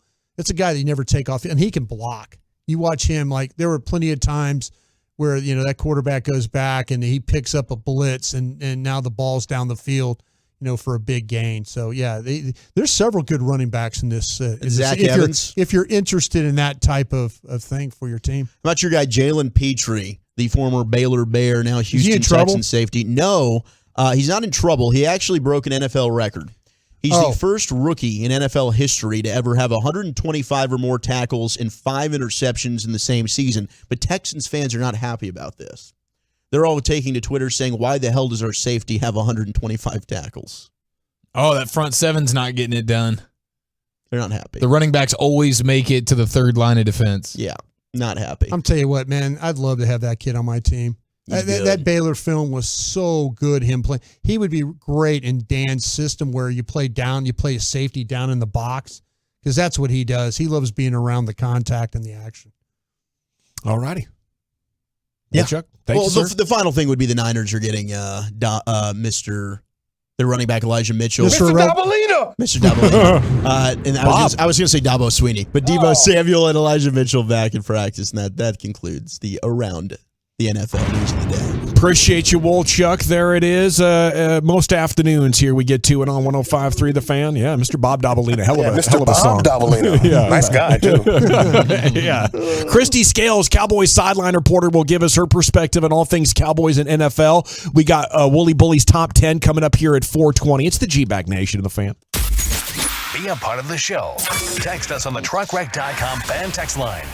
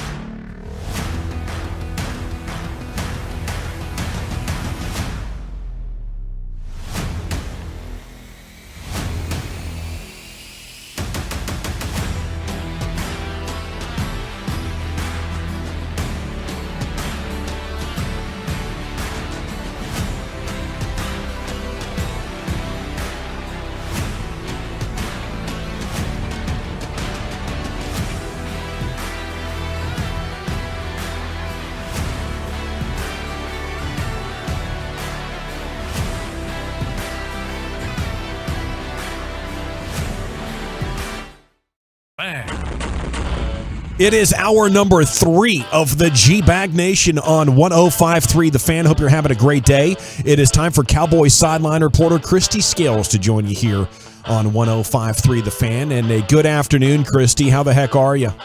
Hey, General. Doing real well. Thanks for having me on. Well, it's always great to have you on, Christy, and get your stories and your perspective and your insights on the day's news events. Do you think the NFL knows, how they want to handle things moving forward with getting this Bills and Bengals game done? Well, it's just interesting to say that it's not going to be played this week. So then when is it? So are they not going to play it all? Just very interesting. But, considering as scary a situation as it was last night, I think overall they've handled the matter very well, and both head coaches, and kudos to all the fans as well who, are showing up outside the hotel today there in Cincinnati to, show support for Damar Hamlin. So we've just never had a situation like this. They're going back in history. It's been just over 50 years ago. There was one death in an NFL game that was heart-related. It was a Detroit Lions receiver, Chuck Hughes, who passed away at the hospital, but luckily we're not talking about that. We're just talking about, if and when they make up that game, and I don't know that they will. Well, I mean, it seems like the medical personnel on the field did a tremendous job given the situation last night. And, Chris, you've been doing this for a long time, and I know none of us, and you included, have probably seen anything quite like what transpired on Monday Night Football, but what can you share with us regarding what the NFL has in place from a medical standpoint and the professionals that they have on the field for every single Sunday and NFL game? There are over 30 medical professionals at every NFL venue for every NFL game, and it's standardized across the league. And the vast majority are down on the sideline, but one of the newest additions that the league made a few years ago was adding the 2 ATCs, that's the Certified Athletic Trainer Spotters, that are up in the booth. So when you say 30, you got that many at a game? Well, the Cowboys alone, the teams have their own team physicians, they have their own athletic training staff, and then there's the game day support personnel that's provided by the league. So the Cowboys' 5 team physicians, there's usually 4 that are down on the sideline per game. Then you've got the 4 full-time athletic trainers plus 2 graduate assistants. So then you'll have the equal amount for the visiting team. I'm pretending that it's a home game at AT&T Stadium, okay?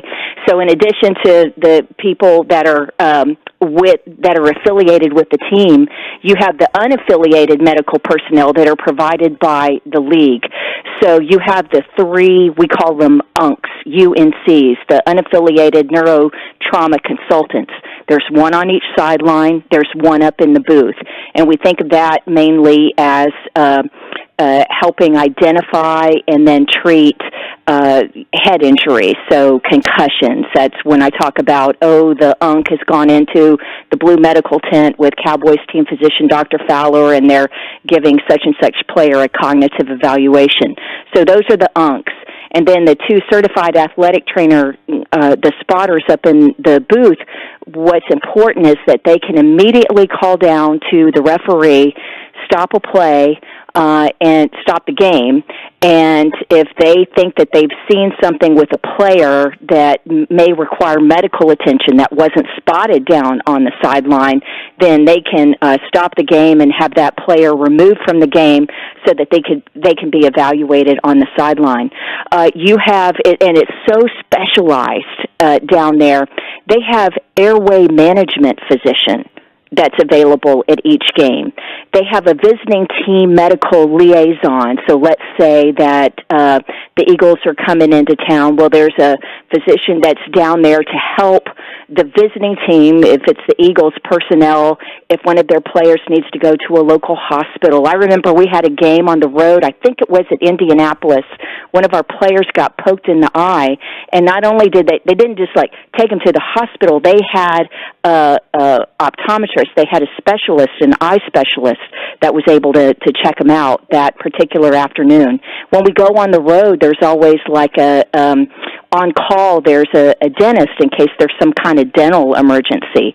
And you have the paramedics, you have the ambulance, you have the X-ray and digital imaging techs that are down on the sideline so that when they go to the X-ray room, it's actually digital imaging. We use the old term X-rays, but as soon as they take those images, they're available not just to, say, the visiting team physicians, but it can be shared with specialists back in the city, from the visiting team. So it's just amazing. And I think it's important that people know that there's so much help that is there and available with over 30 medical professionals, just ready to act at a moment's notice.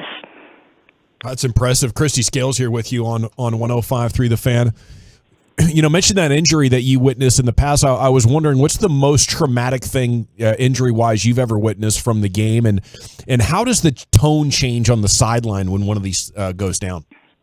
Well, my first year as the sideline reporter was 1999, and so the game in Philadelphia that year, that's the one where Michael Irvin suffered the neck injury and, went by ambulance to Thomas Jefferson Hospital, and he had suffered the neck injury that ultimately ended his career, and that was a very, very scary situation. The year before, some of the more serious injuries you don't know until later on. I remember the previous season we had a wide receiver. This is back when I was working in the radio booth as the booth producer.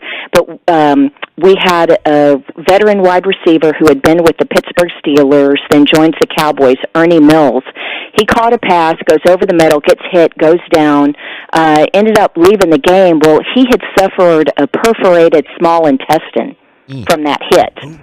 And they didn't know it until they got him, obviously, to the hospital that night. You remember when Jason Witten, had the spleen injury, right? That was from a hit in a preseason game. And, obviously you don't know that you have a perforated intestine or something with the spleen until you get to the hospital. So, but definitely the scariest in my career was the Michael Irvin one in 1999. Christy, you weren't on the sidelines in a preseason game. Didn't Pittsburgh have a kid that got...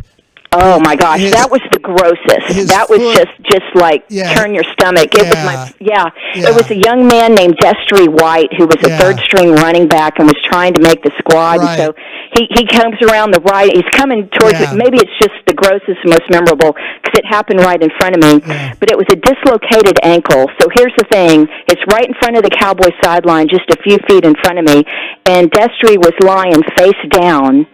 But his toes on his right foot were pointed up towards the roof, the hole in the roof at Texas Stadium, because his foot was backwards. Yeah. And that was, and then a few plays later, when the Cowboys get the ball, that's when Mike Lucky, the tight end, suffers the fractured leg. Yeah. And so, just in terms of, and of course, obviously that injury, Destry White never, made it back to that level in his career, and so,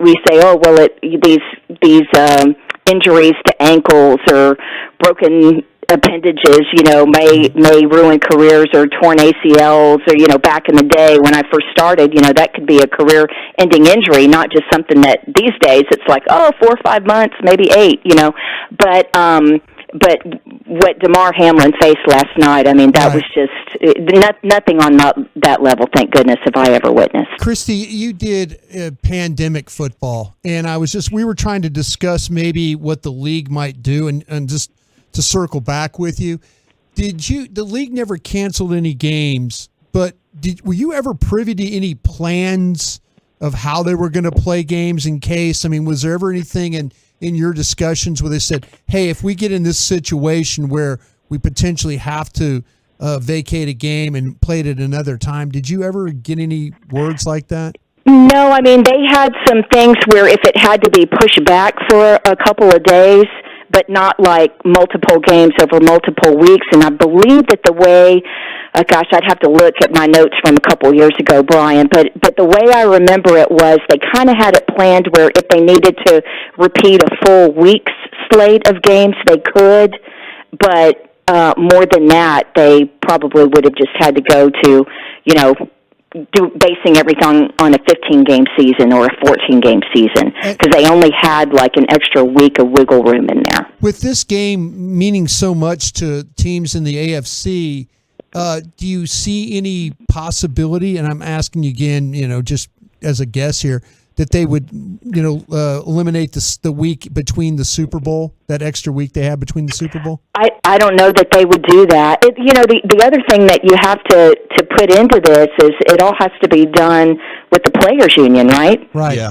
It all has to be agreed to. So this isn't just Roger Goodell. I mean, ultimately, it's his call, but when it's a situation like this and it's the emotion of the players and all that, and the two teams, when those guys were out there on the field watching what was happening, just keep in mind that it's so layered, and even pushing things back by a week, you've got the networks involved, and not just the network that's broadcasting the Super Bowl. So there are so many moving parts to this, and that's why it's so hard to anticipate what they're going to try to do. So I'm sorry that I can't give you an answer, but I'm just saying, hey, there are a lot of layers to this onion that you're trying to unpeel. Yeah, things change significantly, I think, when you see all those players and how impacted they were and they want to leave the field. I think that was clearly on the other side of the line of when we're not going to resume. But, Christy, do you know where that line is for the future? Do you wait to see what the players say and let them lead it? And if they are not comfortable playing, you just don't play? Or do we have expectations of hopefully decades down the road, when we have to cross this road again? Yeah, I really don't know, General. I'm sorry to be so vague, but that was I'd never seen anything like that last night, and I thought I had seen some pretty serious stuff on the sideline, but nothing to that extent. So, yeah, it's going to be interesting to see how the league continues to handle this, but honestly, my thought is, who cares right now? I mean, I know I should, but it's like, until you know something about DeMar himself, I mean, it's not... What if there's brain damage? There's all sorts of things that you have to think about and be sensitive to. Yeah, Christy Scales with us here on the G-Bag Nation, 105.3 The Fan. No, and to that point, and like you said, you haven't seen anything quite like the DeMar Hamlin situation, but initially, you're thinking about DeMar Hamlin, his family, but I'm also just the reaction from the players on the field. Thinking, I don't know how in the world you can ask them to keep playing. I mean, even from the Michael Irvin situation, I think about the DeMarcus Ware play where he got carted off against the Chargers several years ago. I mean, how's it been like with the players on the sideline and having to then go back out and continue playing when things like this happen?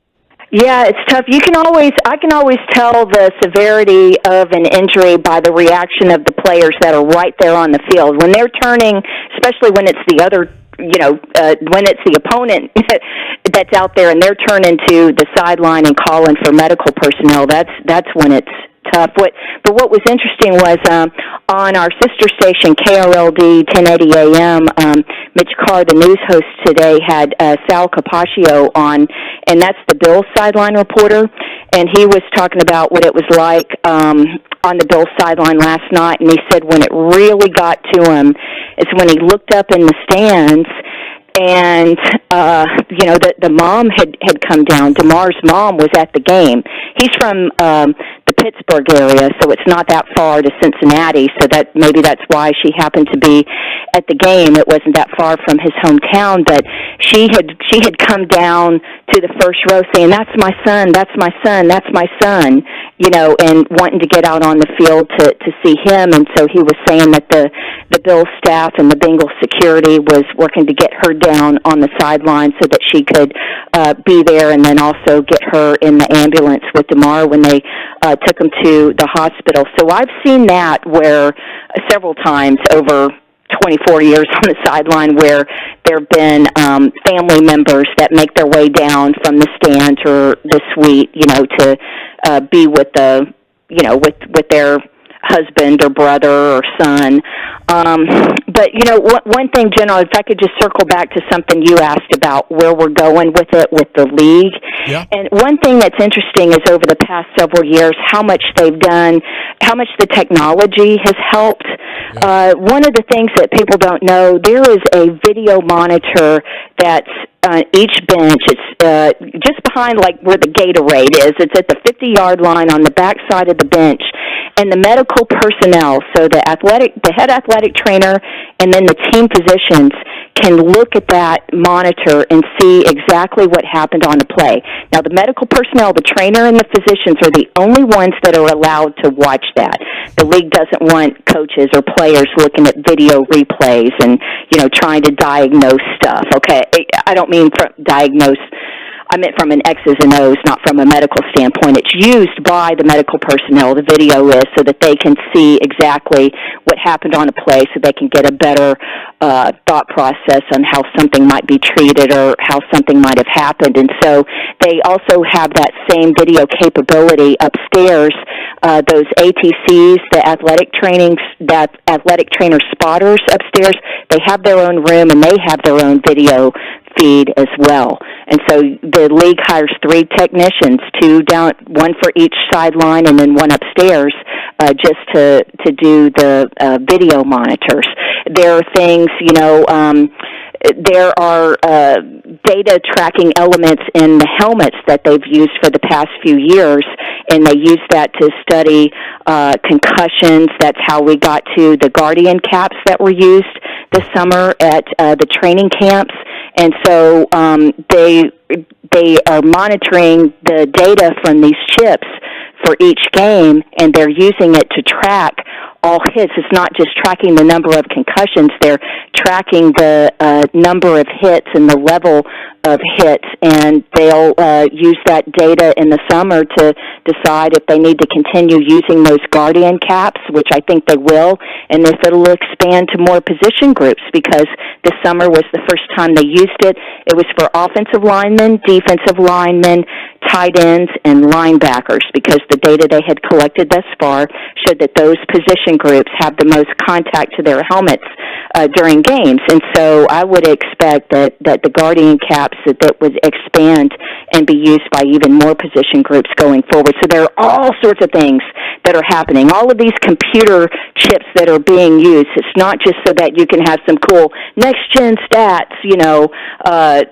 to use for the TV broadcast. They're using it for serious purposes and trying to make the game safer for NFL players. Well, that's fantastic information, Christy. I think one thing is for sure, the NFL hasn't done everything perfectly, and I've been a big critic of them over the years, but it seems like all these safety measures that you've told us about over the last 15 minutes likely came together to save a guy's life last night. Absolutely, and just one thing, the most obvious of things, the AEDs, the defibrillators, right? Yeah. Automatic external defibrillators. You use those in case of sudden cardiac arrest. Obviously, they've been available many years at the NFL level, at college levels, but now a lot of the high school facilities and even junior high facilities, because you hear it sometimes, a story of a young player collapses, but luckily, or even a fan in the stands or a coach, but there was an AED nearby, and they were able to use it and revive the person and help save a life. Christy, this is a silly question, but could you please state the first and last name of the current Cowboys kicker? The current, what, Brett Maher? Boom.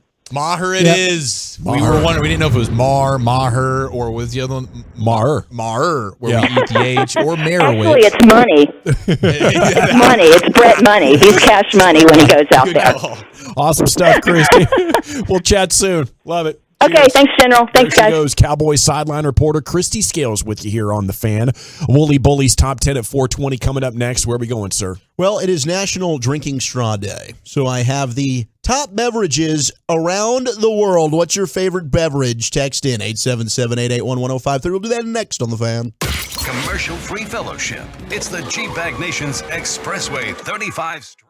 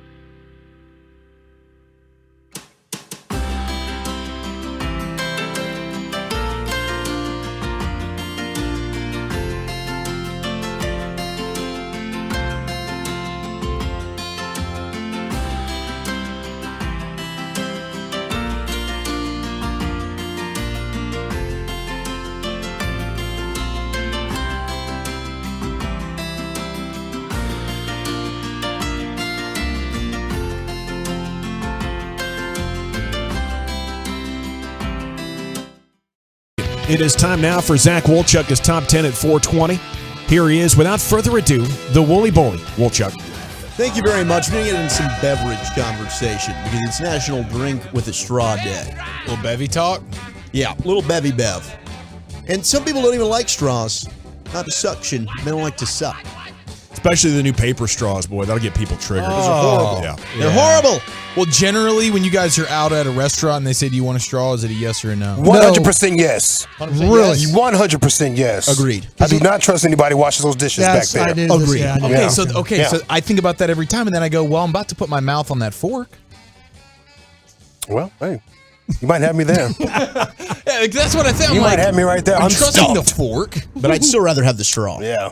Just because maybe you're a straw guy. Like my mom is funny that way. She always says, can I get ice water with lemon in a straw? That's how she orders her drink every time. Guaranteed. You don't ever get like a beer cup and it has like a woman's lipstick on it on the rim? Oh, yeah. No, yeah, for sure. I always see this every time. Yeah. You're looking for that gal. Pretty gross. Right, where's she? Yeah, where'd you go? Where'd she go? She a third cup, lady. But yeah, I'm definitely using Isn't there the a straw. thing where, like, with a cocktail, though, you don't want one of those little straws? Like, it looks more manly if you're just drinking it? Oh, I don't care about looks. Yeah. I want the umbrella and everything. I don't care less. Bad boy. I think the only drink that you drink with a straw is a margarita. That's nice. I'm not a because the margaritas are like usually big. You know, you're like, and then it's like putting a bucket up It's to like your a face. Slurpee. Like you're never drinking a Slurpee without a straw. You like the Slurpee and those alike, like a margarita, Yeah. assuming we're talking frozen here. Yeah. You're going to want that bad boy through a straw. I'd Yeah. co-sign that 100% of the time. There are some times you just want to get it down faster. Like I'm on a mission here. So are you using the straw to get it down faster Yeah. or okay. That, like, let's go ahead. Yeah, And a non-frozen one too. Non-frozen margarita with a straw. Mm-hmm. Yeah, you're gonna get drunk quick. On the rocks. Yeah. You're saying? Yeah, you get drunk On the fast, rock. bro. Yep. That's what I'm going for.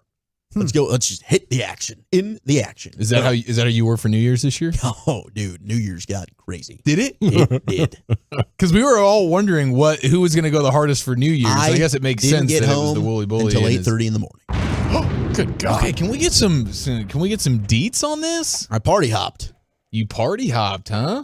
Thank God for Uber. I was hopping. Yeah, thank goodness for the Lyft and the Uber. And Same driver, or did you just no, kind of kidding stay me? on call? I was going from I had far gaps in between locations. I was out in Fate, Texas, and then I had to go to Princeton. It was not good. Wow. Was this expensive drives. Is this from the apps? We're not falutin. Is this an apps deal that was going on here? You meet No, that's just where my friends have decided to move for the bang for your buck on the building of the homes. Faith. Yeah, Faith. It was a housewarming / New Year's Eve party. So I started there. I watched TCU, Michigan. I watched Ohio State and Georgia, which was incredible. So you stayed till midnight at one party. It was now 2023 when you decided to go to another. Then I popped because I knew the second one was going to be an all-nighter type deal. Okay, so that was because they had a closer. DJ. They were going ham, and these people they're wild. I mean, you talk about the psychedelics. Yeah. Aaron Rodgers was there? They're about that Portland scene, Gavin. They're into this. All right. So I knew if I got there, it's okay if I showed up a little bit late. Stuff was still going to be alive and popping, and it sure was. But there might not be any shrooms left for you. Well, that's good because I'm not really. I wasn't dabbling. Pizza. You can't eat pizza anyway. The problem was I had to catch up on the boozing, and then next thing you know, I've got to like sober What'd you do up. during the football games? You just not drink anything? Well, I cut myself off at about 10 o'clock to try and like. I don't want to get. I don't want to get too, or else I'm not going to be able. I mean, to you got to party survive. till 8 a.m. You got to pace yourself. Right. Yeah, So there was pacing going on.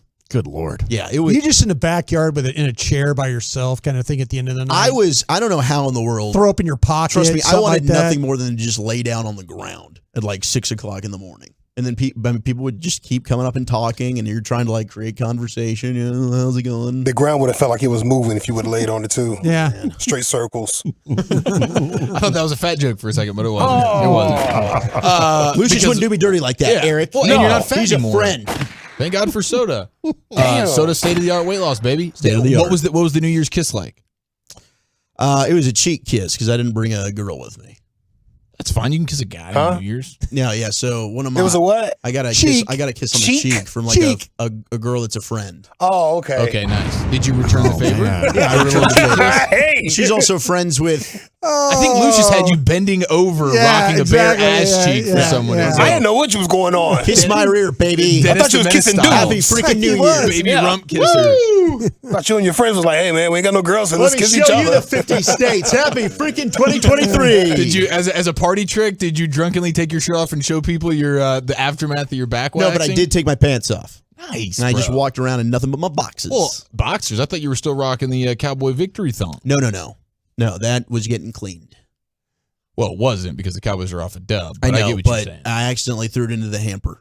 Walchuk was roaming through Rally House on Friday in Hewlin, which, by the way, we will be back there this Friday Damn right. celebrating TCU We in a had huge so much way. fun. Walchuk was roaming through the giant Rally House that is the Hewlin location, trying to find a new Cowboy Game Day thong. Didn't see one. But we'll circle back at the next one. I put in a request, so let's see. Yeah, we'll get special order. Yeah, get you a Dallas Cowboys eye patch. It's almost the same thing.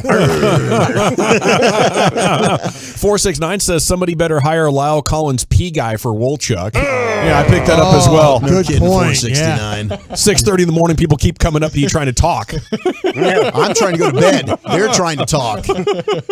Hey man, you like to party? No, get me the hell out of here, please. And then I've got to get it back to where my car was, and so I get a lift over back there. It was honestly kind of Well, hell. at least Yayo is soda approved, Good for the metabolism, and it doesn't have any calories. Yeah, I suppose. I suppose that is. It's a skinny man's drug. And you make amazing plans that you'll never fall through on. It's a skinny man's drug. Oh, Lord. So is the Adderall, I suppose. All right, let's get into the beverages, shall we? The most popular beverages in the world. Now, we had a lot of people texting in the Dr. Pepper. Of course, it's the the drink of Texas. Ice cold water. Yes. Love gotta water. be the best. Yes. The king of all bevies. Throw a little lemon and salt in there. Modelo. Alkaline water, by the way. Alkaline. Ooh, okay. Yeah. pH balance, baby. Yeah. Don't get that bleach water that they're handing out there. Shiner. Yeah. Hello. Yeah. Is this the best beverages in Texas? Oh, no, these are texts. They're just texts coming in. Okay. But this is going to be like a world-long thing. If we're doing our own. They had that huge inflatable bottle of Shiner at the fair, and all the men were walking by like it was some type of throne. They was all taking photos next to it. They had their wives and families next to them. Like, oh, yeah, here we go. This is our I'm in version of- Texas, bro. Our version of Santa. Yeah. I'm getting on that loud. Ho, ho, ho. All right. We've got the honorable mentions would be sangria, sake. Sake. You guys had sake bombs? Those are Yes. niche Yeah. beverages. They cost a lot. That'll ruin They your cost day. a lot. Those will warm the tum-tum, Yeah, dude. yeah. I was like, what is this, your third one? That's Yeah. enough. Yeah. That's Literally, it. yes. Yeah, that's enough, bro. Yes. I usually stuck with the Irish car bombs myself. I love the Irish car bombs. I had those at my buddy's wedding. We went to a pub afterwards. Yeah. I lost it. I took a few of those. Full send. Absolutely. Full send. Those will push you into another element.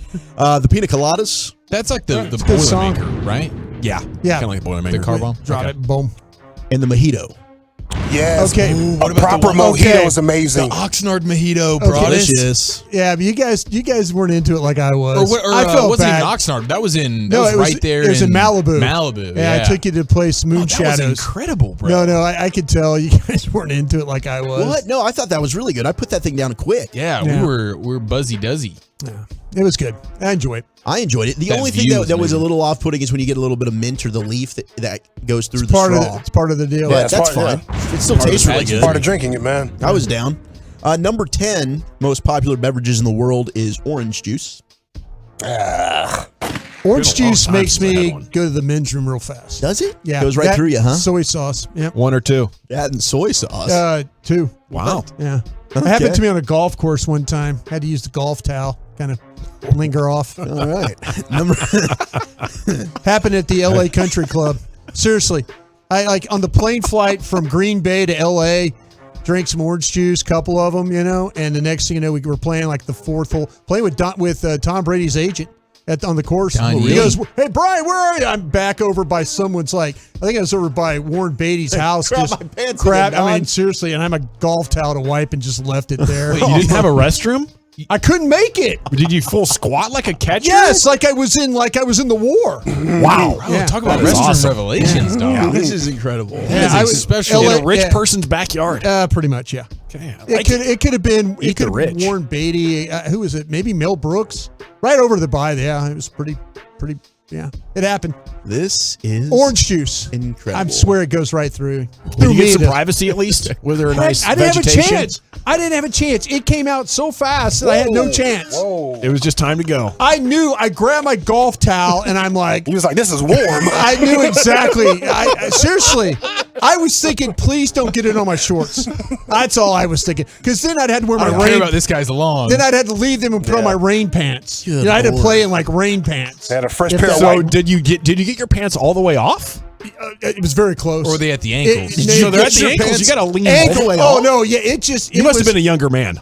I was in my 30s. Okay, yeah. But the thing, it just like exploded out of me. Come on, bro. I'm just saying.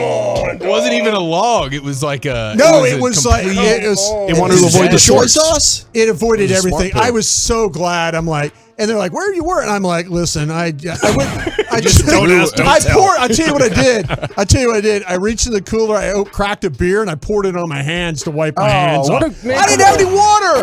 There was no water.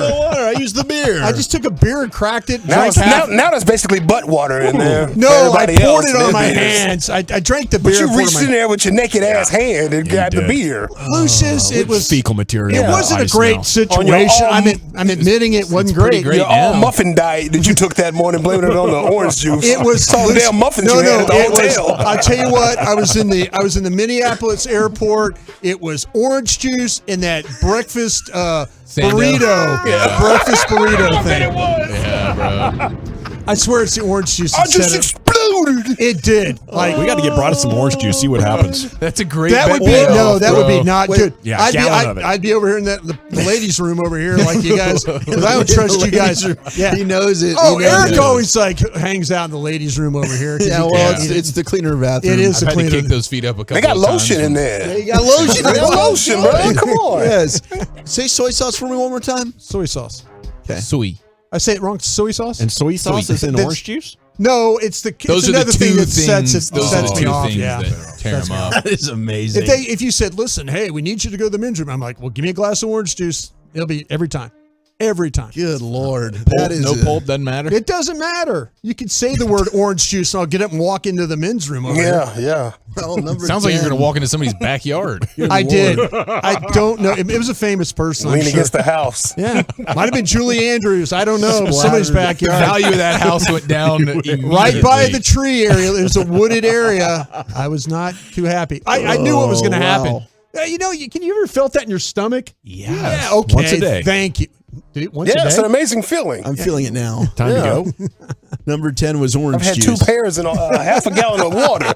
Had some prunes. You only I'm dream, ready, bro. You only dream what I went through, right? Is that what you're talking about? Hell yeah, with a cigar in my mouth. Gosh, I feel a lot lighter. I feel amazing. Make a full turn here on this ball. God, I feel good. This is epic. Number 9 is the energy drinks. No problem with them. Like Red Bull, though. Good. 469 wants to know if you yelled 4 whenever. No. Oh, 469 needs to be blocked. I'm just telling you right now, there was no time to really think in this thing. This was total reaction. This was No, a total and kudos to you, man. Yeah. It sounds like you in an emergency situation, not unlike the medical staff in Cincinnati last night, you pulled off a miracle. This has topped your apartment roof situation after the Wendy's Yeah. spicy chicken It sandwich. sounds like what the You went orange over the juice does to your bowels is what the spicy chicken sando from Wendy's does to mine. But mine was on a parking garage. Yeah. Oh, And I did have a towel. Yeah. It was a beach towel, and thank God it was. Yeah. Golf towel wasn't going to handle this one. Absolutely glorious. I took the golf towel in and I came back without it. I was like, let me borrow your towel here. Don, do you got a towel I can use? Toss me another one, Mr. please. Yee, can I have some towels here? Number 8 is the soft drinks, which Dr. Pepper would be a part of. Peach soda. Delicious. It's bubbly. Number 7, we got whiskey. Oh, so much there. whoa, I yes. had so much of that on New Year's. Number 6 is tequila. Oh yeah, that's your boy. Hey, bro, did you ever your girl try to get you to go to brunch or something like that? Yeah. Yeah. You guys got excuses? I can't go to brunch. No. You tell about your orange Oh, juice no. stories. Let me tell you what. Every time Lucius, it's like screwdriver. No, it's the Bloody Mary. I'm like, you took a mimosa? No, give me the Bloody Mary. Bloody Mary. Give me the Bloody Mary. You don't want to see what happens when I drink mimosas. You don't want me. Trust me, baby. Brunch is ruined. You don't want me to. You want to see bottomless? Yeah, you don't want to grab your apron and head into the.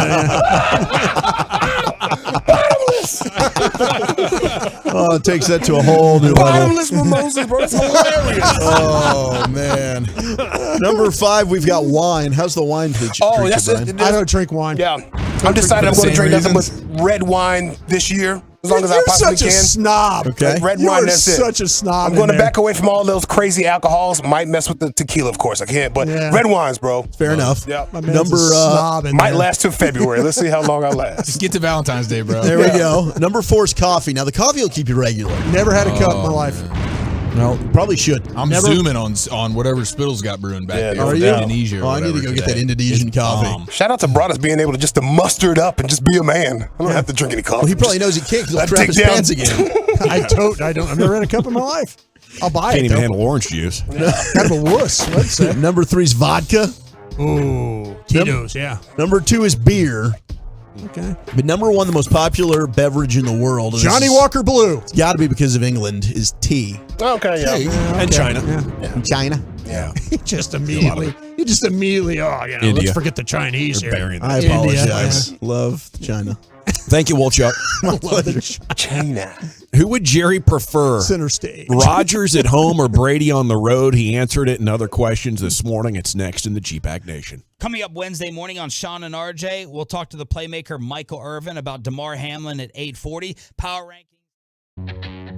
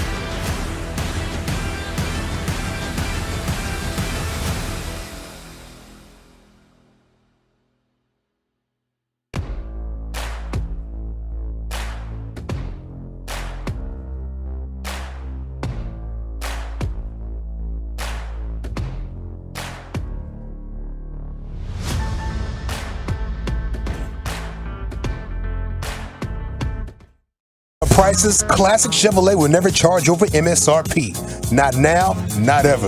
This is Texas. This is classic. Find new road, y'all. Well, thank you, Lucius. It is the G-Bag Nation here on 105.3 The Fan. And we got some Jerry audio here for you. Now, Brian and I talked about this subject yesterday a couple of different times, wondering what your guys' thoughts on it as we get to Jerry Jones Cut 4. Is there a certain team you'd rather face in the first round? Here's Jones today with Sean and RJ. No, I'd like to have the best advantage going into the playoff, which is the best scheduling. I'd like to have in a home a game. That's at the top of my list. And we all know the scenarios that have to happen for us to get a home game in the playoff. And that's one. Two, I certainly would love to have a bye. That's possible. And so those things are very important as we look at it from this perspective today. We've got to take care of business, or we know none of the buys are possible, or none of the playoff game is, or having a playoff game at home is possible. But I know that's kind of the pat answer, but we do have to beat the Redskins. I mean, we do have to beat the Washington team. Let me make an X under that. We have to beat the Washington team.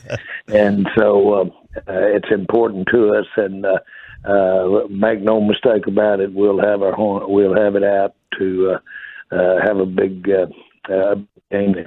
So he wants the number one seed, or to have as many home games as possible. And by that, you could infer that he would prefer to face Aaron Rodgers and the Packers than Tampa. Do you guys add anything else to your evaluation of who you'd rather face in the first round? Yeah, I mean, look, anytime you get a home game, certainly that's beneficial, and the Cowboys have been good at home. And if you can get the bye, I think that's obviously the ideal case, is you get the bye, and then you're automatically in the divisional round, and especially with this team having the injuries with Hankins, LVE, and Biotish, that's going to be huge. But just if we're looking at Bucs-Packers, you got a team in Green Bay that if they beat Detroit, they'd have won 5 in a row to get into the playoffs. And Aaron Rodgers is that damn boogeyman. It goes back to that conversation we had leading into it when I was nervous about playing the Packers. Granted, that game was in Lambeau, but that dude has been a pain in the butt at AT&T Stadium. He's had tremendous success at AT&T Stadium. He's won a Super Bowl at AT&T Stadium. So that is a nightmare scenario. Now, it'd be an amazing story to finally go ahead and get that monkey off the back and beat him at home. That'd be awesome. But in terms of just who's playing better football right now between the Bucs and the Packers are playing red hot. Every single week has been a playoff game for them. Their defense has looked better. Christian Watson is finally emerged as a legit receiver ever since that Cowboys game. They're the better football team right now than the Bucs are, personally. Both, you don't want Brady or Rodgers, but I mean, the Bucs just had to come back to beat the Panthers, and the Panthers aren't good. Yeah. That's the way I'm looking at it, but at the same time, the Cowboys had the game against Green Bay. They were in control, right? And Tampa, it looked like you never had a shot, and that's 2 games in a row where they really had their foot on your throat. And outside of that crazy comeback, you should have beat the Packers. But I do think Green Bay, more than most teams, maybe more than everybody but New England over the last 20 years, has had the ability to change who they are midseason. And even though it's different coaches now, I think I'm going to think in my mind going into this, I won't be surprised one bit if the Packers figure out a way to win a couple of playoff games. They can play defense. They can run the ball. They have Aaron Rodgers and Watson. And I feel like Tampa is just willing themselves to be a playoff team. Right. And needing miracle comebacks against bad teams in order to do it. So I'm almost throwing out what happened in week 1, Chiafalo. I think the Cowboys would have success against Tampa. I don't disagree with you there, but I mean, Tom Brady's still kind of a boogeyman as well versus the Cowboys. It's a double boogeyman situation. It is. We're looking at. It is. He's never lost. Yeah, He's 7-0 versus the Cowboys. Yeah. No, so is Rod. Right, they both are. But to me, I just think the Packers are a better football team right now than the Bucs are. So you'd rather go to Tampa and take on Tom than have Aaron Rodgers at AT&T? You would it's yeah. I think playing a Packers team, and it's weird because obviously you'd rather have the home playoff game. I'd rather get the one seed about that deep ball above anything. Brady to Evans versus Nashawn right now or something like that. Just overlooking the one to Watson that crushed us in the fourth quarter when they came back from 2 touchdowns down. I mean, it's the same damn thing, man. It's the same damn thing. How do you beat Green Bay? Well, can you stop the run game with Aaron Jones? Don't turn the ball over. You couldn't do it. And if you don't turn the ball over, then yeah, you got a good shot. You run the ball. You got to run the ball. I think you got to. Yeah. The problem Green Bay presents to you is their pass defense. They have the capability of taking one of their guys and completely eliminating one of your best player in CeeDee Lamb. That's what you have to worry about. Then the next thing you're going to think of, well, can they stop the run? No, they really can't. Team's going to run the ball on Green Bay. Now, do you feel like you've got your running game in good enough shape to beat Aaron Rodgers? You're not going to run all over them. Now, you haven't been able to run the ball efficiently for 3 weeks now. I don't know how that's just going to snap back into place. That's the trick. Yeah. That's the trick to beat the Packers. You have to find a way to take advantage of that by running the football. You'll need Dak to run. Yeah, you'll stop their run. Yeah, because they're going to find a way not to let you throw the ball with Jair Alexander. Yeah, they're going to say, "Listen, we don't care. We don't care who. They're going to say, well, we don't care about CeeDee Lamb. Well, he just shut down Justin Jefferson. We just shut down one of the best. Yeah, I mean, Sam Darnold just looked really good against the Bucs. And then the other conversation here, I'm going to jump to 11 on you, Lucius. Here, Jerry Jones, and how would you guys handle the situation going in? Will you rest players versus Washington? There's too much to play for. We should go out and play and know that we've got 2 weeks before we have a playoff game. Jerry? In a week when we get the game. That's what I'm excited about. I'm sorry I didn't mean to interrupt your statement, but Happy New Year to you, and this is the way to start one. We've got a lot initially on our plate and exciting, but more importantly, we've got a great year ahead of us, and I've had a good one with you, but let's do it even better next year. Put me in, Coach. Yeah, there we go. Put me in, Coach. No, really, my mind's going the wrong way.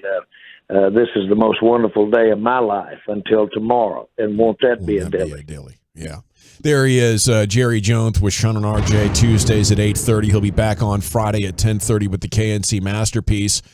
I think you just look at it, and at halftime you make an adjustment if necessary, right?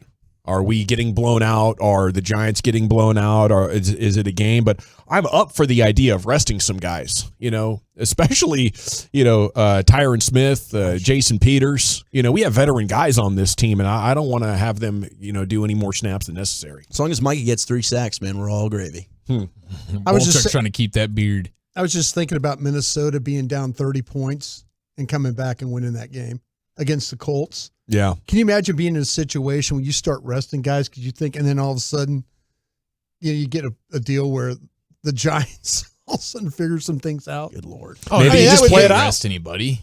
But that's what I'm saying. You're they're going to play to win. I think should. I think the Cowboys are going to play to win this game. The whole game. Yeah. Yeah. I do. Yeah, I take a look at it at halftime or something like that with a couple of key guys. But I definitely get your point. Crazy comebacks have been happening in the NFL all year long. Yeah. Okay, we have the 5 biggest reasons that the Cowboys could be prevented from going on a deep playoff run and other stories. It's time for the C-Note. The Cowboys news of the evening is next on The Fan.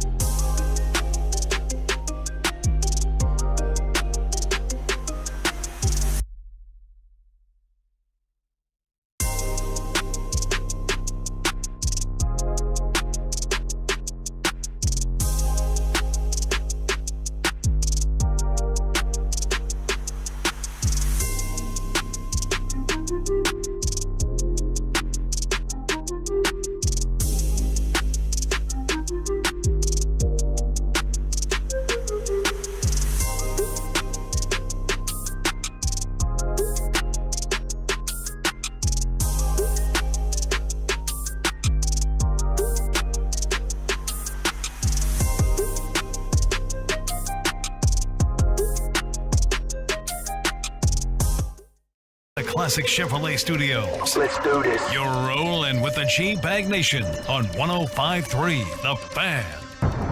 It's hour 4 of the G-Bag Nation here on 105.3 The Fan.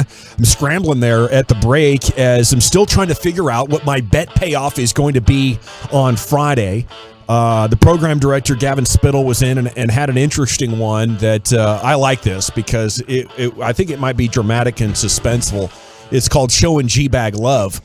And you have to call friends or family members of the other members of the show and give them compliments for 2 or 3 minutes and just like give them love about how awesome they are as people. Okay, so I have that one that I'm sort of intrigued by and fascinated by. Like, could you pull that off? We got the foam fingers for the full show. That just seems highly inconvenient. There's no way I could do that. Shock collar segment. Oh, well, how about those foam fingers, but TCU, since we're going to be at Rally TCU House. foam fingers? TCU foam fingers, and it's for 5 hours. I need to have mouse control. Right, that's what I'm saying. It's really going to inhibit your ability to do your job. Can I like hollow out part of the TCU foam finger so I could get an actual finger through to manipulate my computer mouse? We could discuss things. Some possible what you end up going you with. can't. I can't. Okay, Screw you, Brian. You can't. A bet payoff's a bet payoff, baby. Okay, Krusty the Clown. Maybe I should come as Broadus, although you already did that. Yeah, Ben Franklin. Yeah, I did the Ben Franklin one. The Raider Joe dressed as a Raider fan. I don't know if I could do that. Rabid. You got spikes. You got your face painted. You got spiked shoulder pads, and you're just generally ornery. Just wear a bra. Yeah. Oh, yeah. For a Raider fan? They do weird stuff. Okay, they do weird stuff. Okay, 5 biggest reasons that could prevent Cowboys from a deep playoff run. None of these are absolutely jumping out to me. Can I make my decision tomorrow? Can I sleep on this? Sleep on it. I think that's fair because once you do it, you got to commit 100%. Okay, we got the C note here, the Cowboys news of the evening. How about the cream cheese bagel? Oh. How about a spelling contest? Well, I love a good cream cheese bagel. Me too, bro. That's horrible. God. If that was a bet payoff for me, that would be the greatest thing ever. Good start to a punish day. me, please, baby. What's the go-to cream cheese? Yeah, I don't know if I could handle that. It might be vomit-inducing. Okay, but we start with John Machota here in the Athletic. Wrote a story today, 5 biggest reasons that could prevent the Cowboys from a deep playoff run. The truckwreck.com fan text is open at 877-881-1053. How many playoff games do you think they'll be in? Do you see a playoff run? And if not, what is the thing you think that is going to hold them back from the playoff run? I mean, there's a lot of things that could deep six you. But number one, according to John Machota, what do you think it is? I think he'd probably put turnovers. Yeah, give me the turnovers. turnovers. Give me the interceptions. Yeah, since Dak has returned from a fractured thumb in Week 7, the offense has been among the most productive. Cowboys have only lost twice during that, Green Bay and Jacksonville, but turnovers were a major issue in both, threw 2 picks in each of those games, and all 4 led to touchdowns. He's thrown 2 picks in 4 of Dallas's last 8 games, including Tennessee. And not all of those turnovers are on Prescott. He's had more than his share of bad luck with passes that should have been caught. yeah, I don't think he's quite this bad. But Prescott's still saying he's not worried about the turnovers being an issue in the playoffs, and if they continue, the Cowboys could potentially still overcome them in a big game. It's not exactly ideal, though. Yeah, I don't know how to look at this. Some of it is luck, but I don't think this is something you can fix in a couple of weeks. This is something that you hope to evolve into being less of a problem. And in the sample size of upcoming seasons, you don't have as many wide receivers let you down. But this is kind of a hold your breath and hope it's not your turn to get hosed.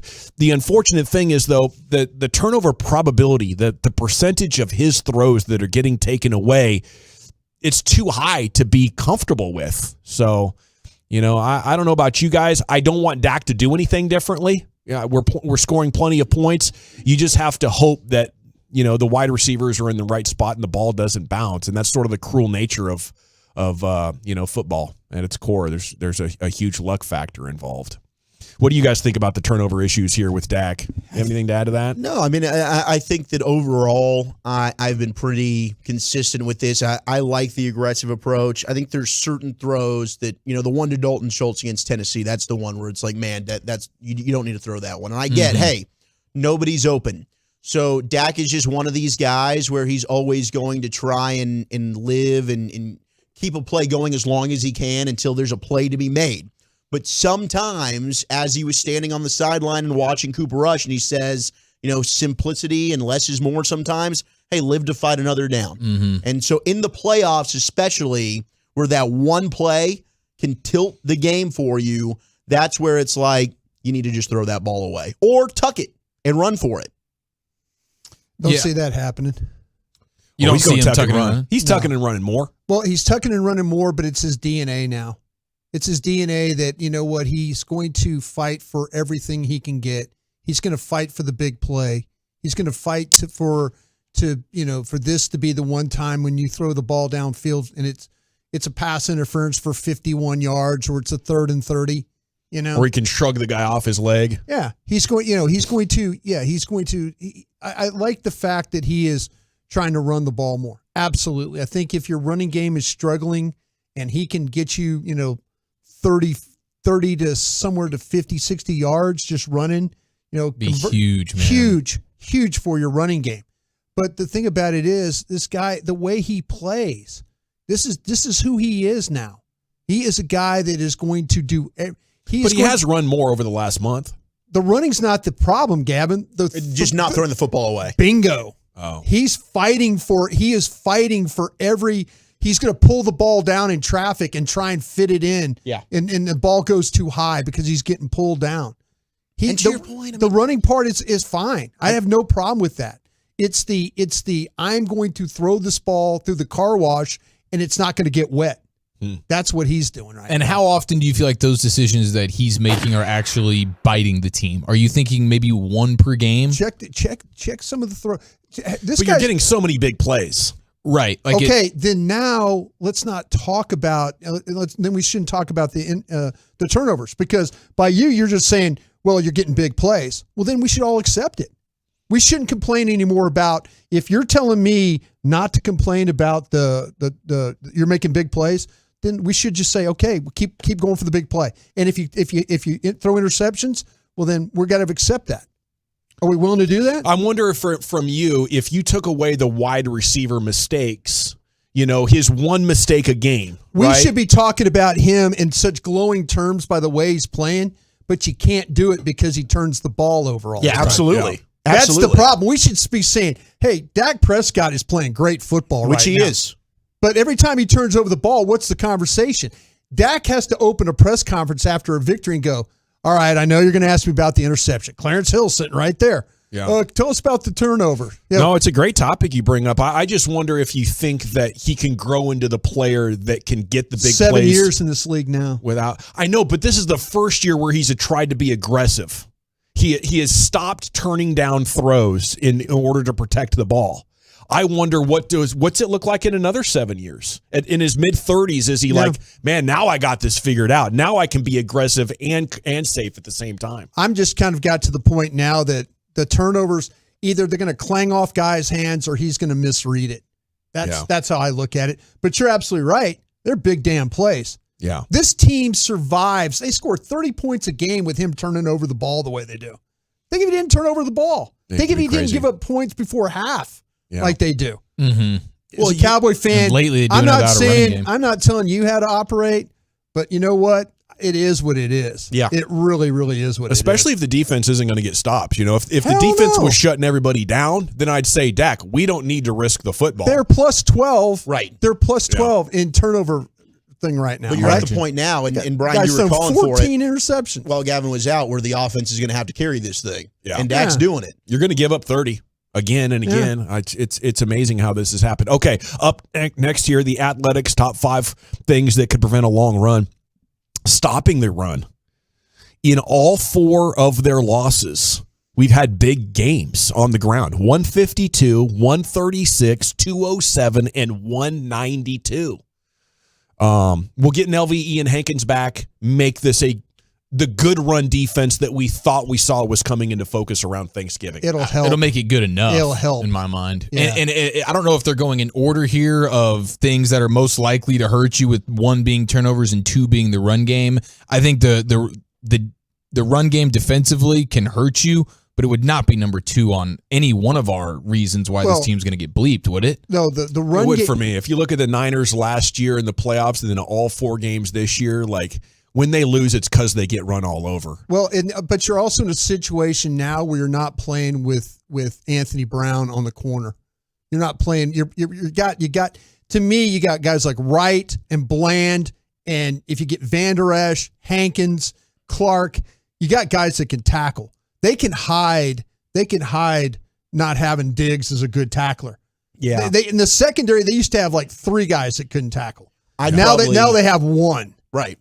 I'm much more worried about the explosive plays. I'd probably put the cornerback 2 situation ahead of the run, but I will say getting Hankins back it's about a yard difference. It is a yard difference with him in and out of the lineup. Yeah. So that's definitely going to help you. And Leighton Van Der Esch has been massive. I mean, you saw it completely changed the Jacksonville game massively. The second he leaves, it's like all of a sudden your defense can't do anything. Yeah. So both of those guys are going to help you immensely when you get them back in the lineup. That gives me encouragement there. But the big plays that the defense has given up, and you talk about these games where the run game, and you talk about 200 yards that you gave up to the Packers, but how many big plays did they get through the air that game? And what you've seen now, and we talked about it on Friday, I mean, the Titans had 317 yards the other night, but 143 of those yards came on 5 plays. It's big passing plays. It's a screen to the running back. He's taking it. Nashawn Wright, Malik Hooker's not getting over, whatever it may be. And the Cowboys had been great at it all year, despite most of the year not being good with their run defense. Winning games. But why? Because they were also dominant when it comes to not allowing explosive plays over 20 yards. But now when you look at it, okay, through 13 games, they allowed 32 total explosive plays over 20 yards. In the past 3 games, it's gone all the way up to 16. They've given up 16 explosive plays in the last 3 games. And so where you go from giving up a little over 2 per game to now over 5 per game, to me, that is what really kills you. I think your offense is too good to allow a team that just runs the ball to really hurt you. But if you have a team that is able to, here's 30 yards, here's 40 yards, here's 25 yards, then, and that's usually happening through the air. I don't think there's any of those team that's going to murk you in the playoffs, though, that are like that are just going to run the football, though. But I will say in the playoffs, that's when the running game matters. If you're worried about Dallas's pass rush, you'll run the football. It's a good way to mitigate it. That's fine. Run on me, bro. Run on me. Take the 5 to 6 yards. Do it. Don't throw on me. Don't throw to Nashawn Wright for 33 yards. If you as an offensive coordinator want to come into the game and say, we're going to take the 5-6 yards every time versus the Cowboys, and maybe they're not even getting that when you consider Hankins and Leighton Van Der Esch, but let's say they are. Beautiful. If I'm McCarthy and I'm the Cowboys, thank God you did that. Because you got 33 yards a pop. Every 1 out of every 4 times you want to test Nashawn Wright, you're going to get 30 plus. Didn't Jacksonville run the ball where they had 30 yards a shot running that? I remember like the jet sweeps. I think but did those kill you, or those end arounds absolutely killed you. Those end arounds did, but I think had like 3 carries for like 60 yards. It was yards. the Packers game. They gave up a bunch of 10+ yard runs. Yeah, that really hurt. But when did they give up the points? When Rodgers was putting it over the top. That's when they gave up the points. Right, because the Cowboys were now, hey, we got to defend the run game. Right, which is their own fault. Yeah.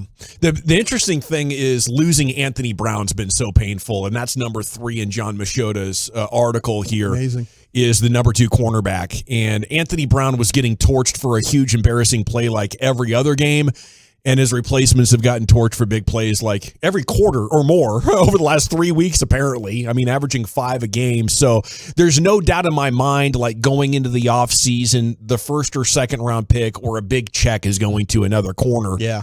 The problem is right now, can they do anything else? And the answer is no, right? I mean, they tried the guys off practice squads. They looked for any opportunity, and it's unbelievable. But I guess Nahshon Wright is their second best outside corner. That's their guy right now, and you've got to figure out ways. You know, if you could get teams to get back in the long yardage situations, the Cowboys haven't created, and maybe this is the way the officials have called games. Early in the season, it seemed like to me the Cowboys got the opponents in a lot of negative yardage situations. Holdings, sacks, whatever, but they haven't. Teams have stayed ahead of the chains, and that's really been the problem of their pass rush. They're getting second and 4, 3rd and 1. So you're getting a lot of those. They haven't been able to you saw what happened when the Titans got into some long yardage situations. There goes the pass rush. Here we go.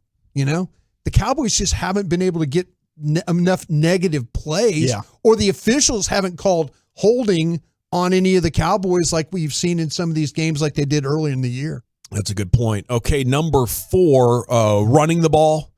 Last 3 weeks, it's been pretty rough. You had Pollard out with the injury. But yes, it's not coming together well in the running game.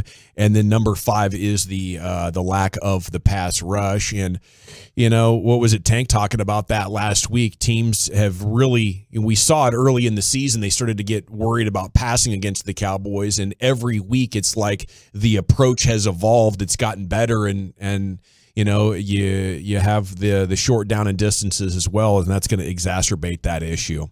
So let's look at the truckwreck.com fan text here. Ryan and Rowlett, is now a time for nitpicking, or your team is who it is? Get into the dance as healthy as possible and see if your formula works. Yeah. I think it's a good point, because if anybody else is nitpicking their team, I think they're going to come up with more stuff than you have against the Cowboys right now. I mean, maybe the 49ers could be more confident, but you're dealing with a rookie quarterback, and the Eagles. So the team that might be the number 1 seed has a lot of issues right now. Yeah. All right, let's step aside. When we come back, it's time to hit the Expressway. 35 minutes of uninterrupted sports content. We'll get you caught up on everything that's been developing throughout the broadcast afternoon. Bobby Belt's going to join you. LA Live coming up at 5:40. And then we'll be in the 6 o'clock hour before you know it here. It's the G-Bag Nation of the Fan. All righty. I got a live spot here, though, don't I? It's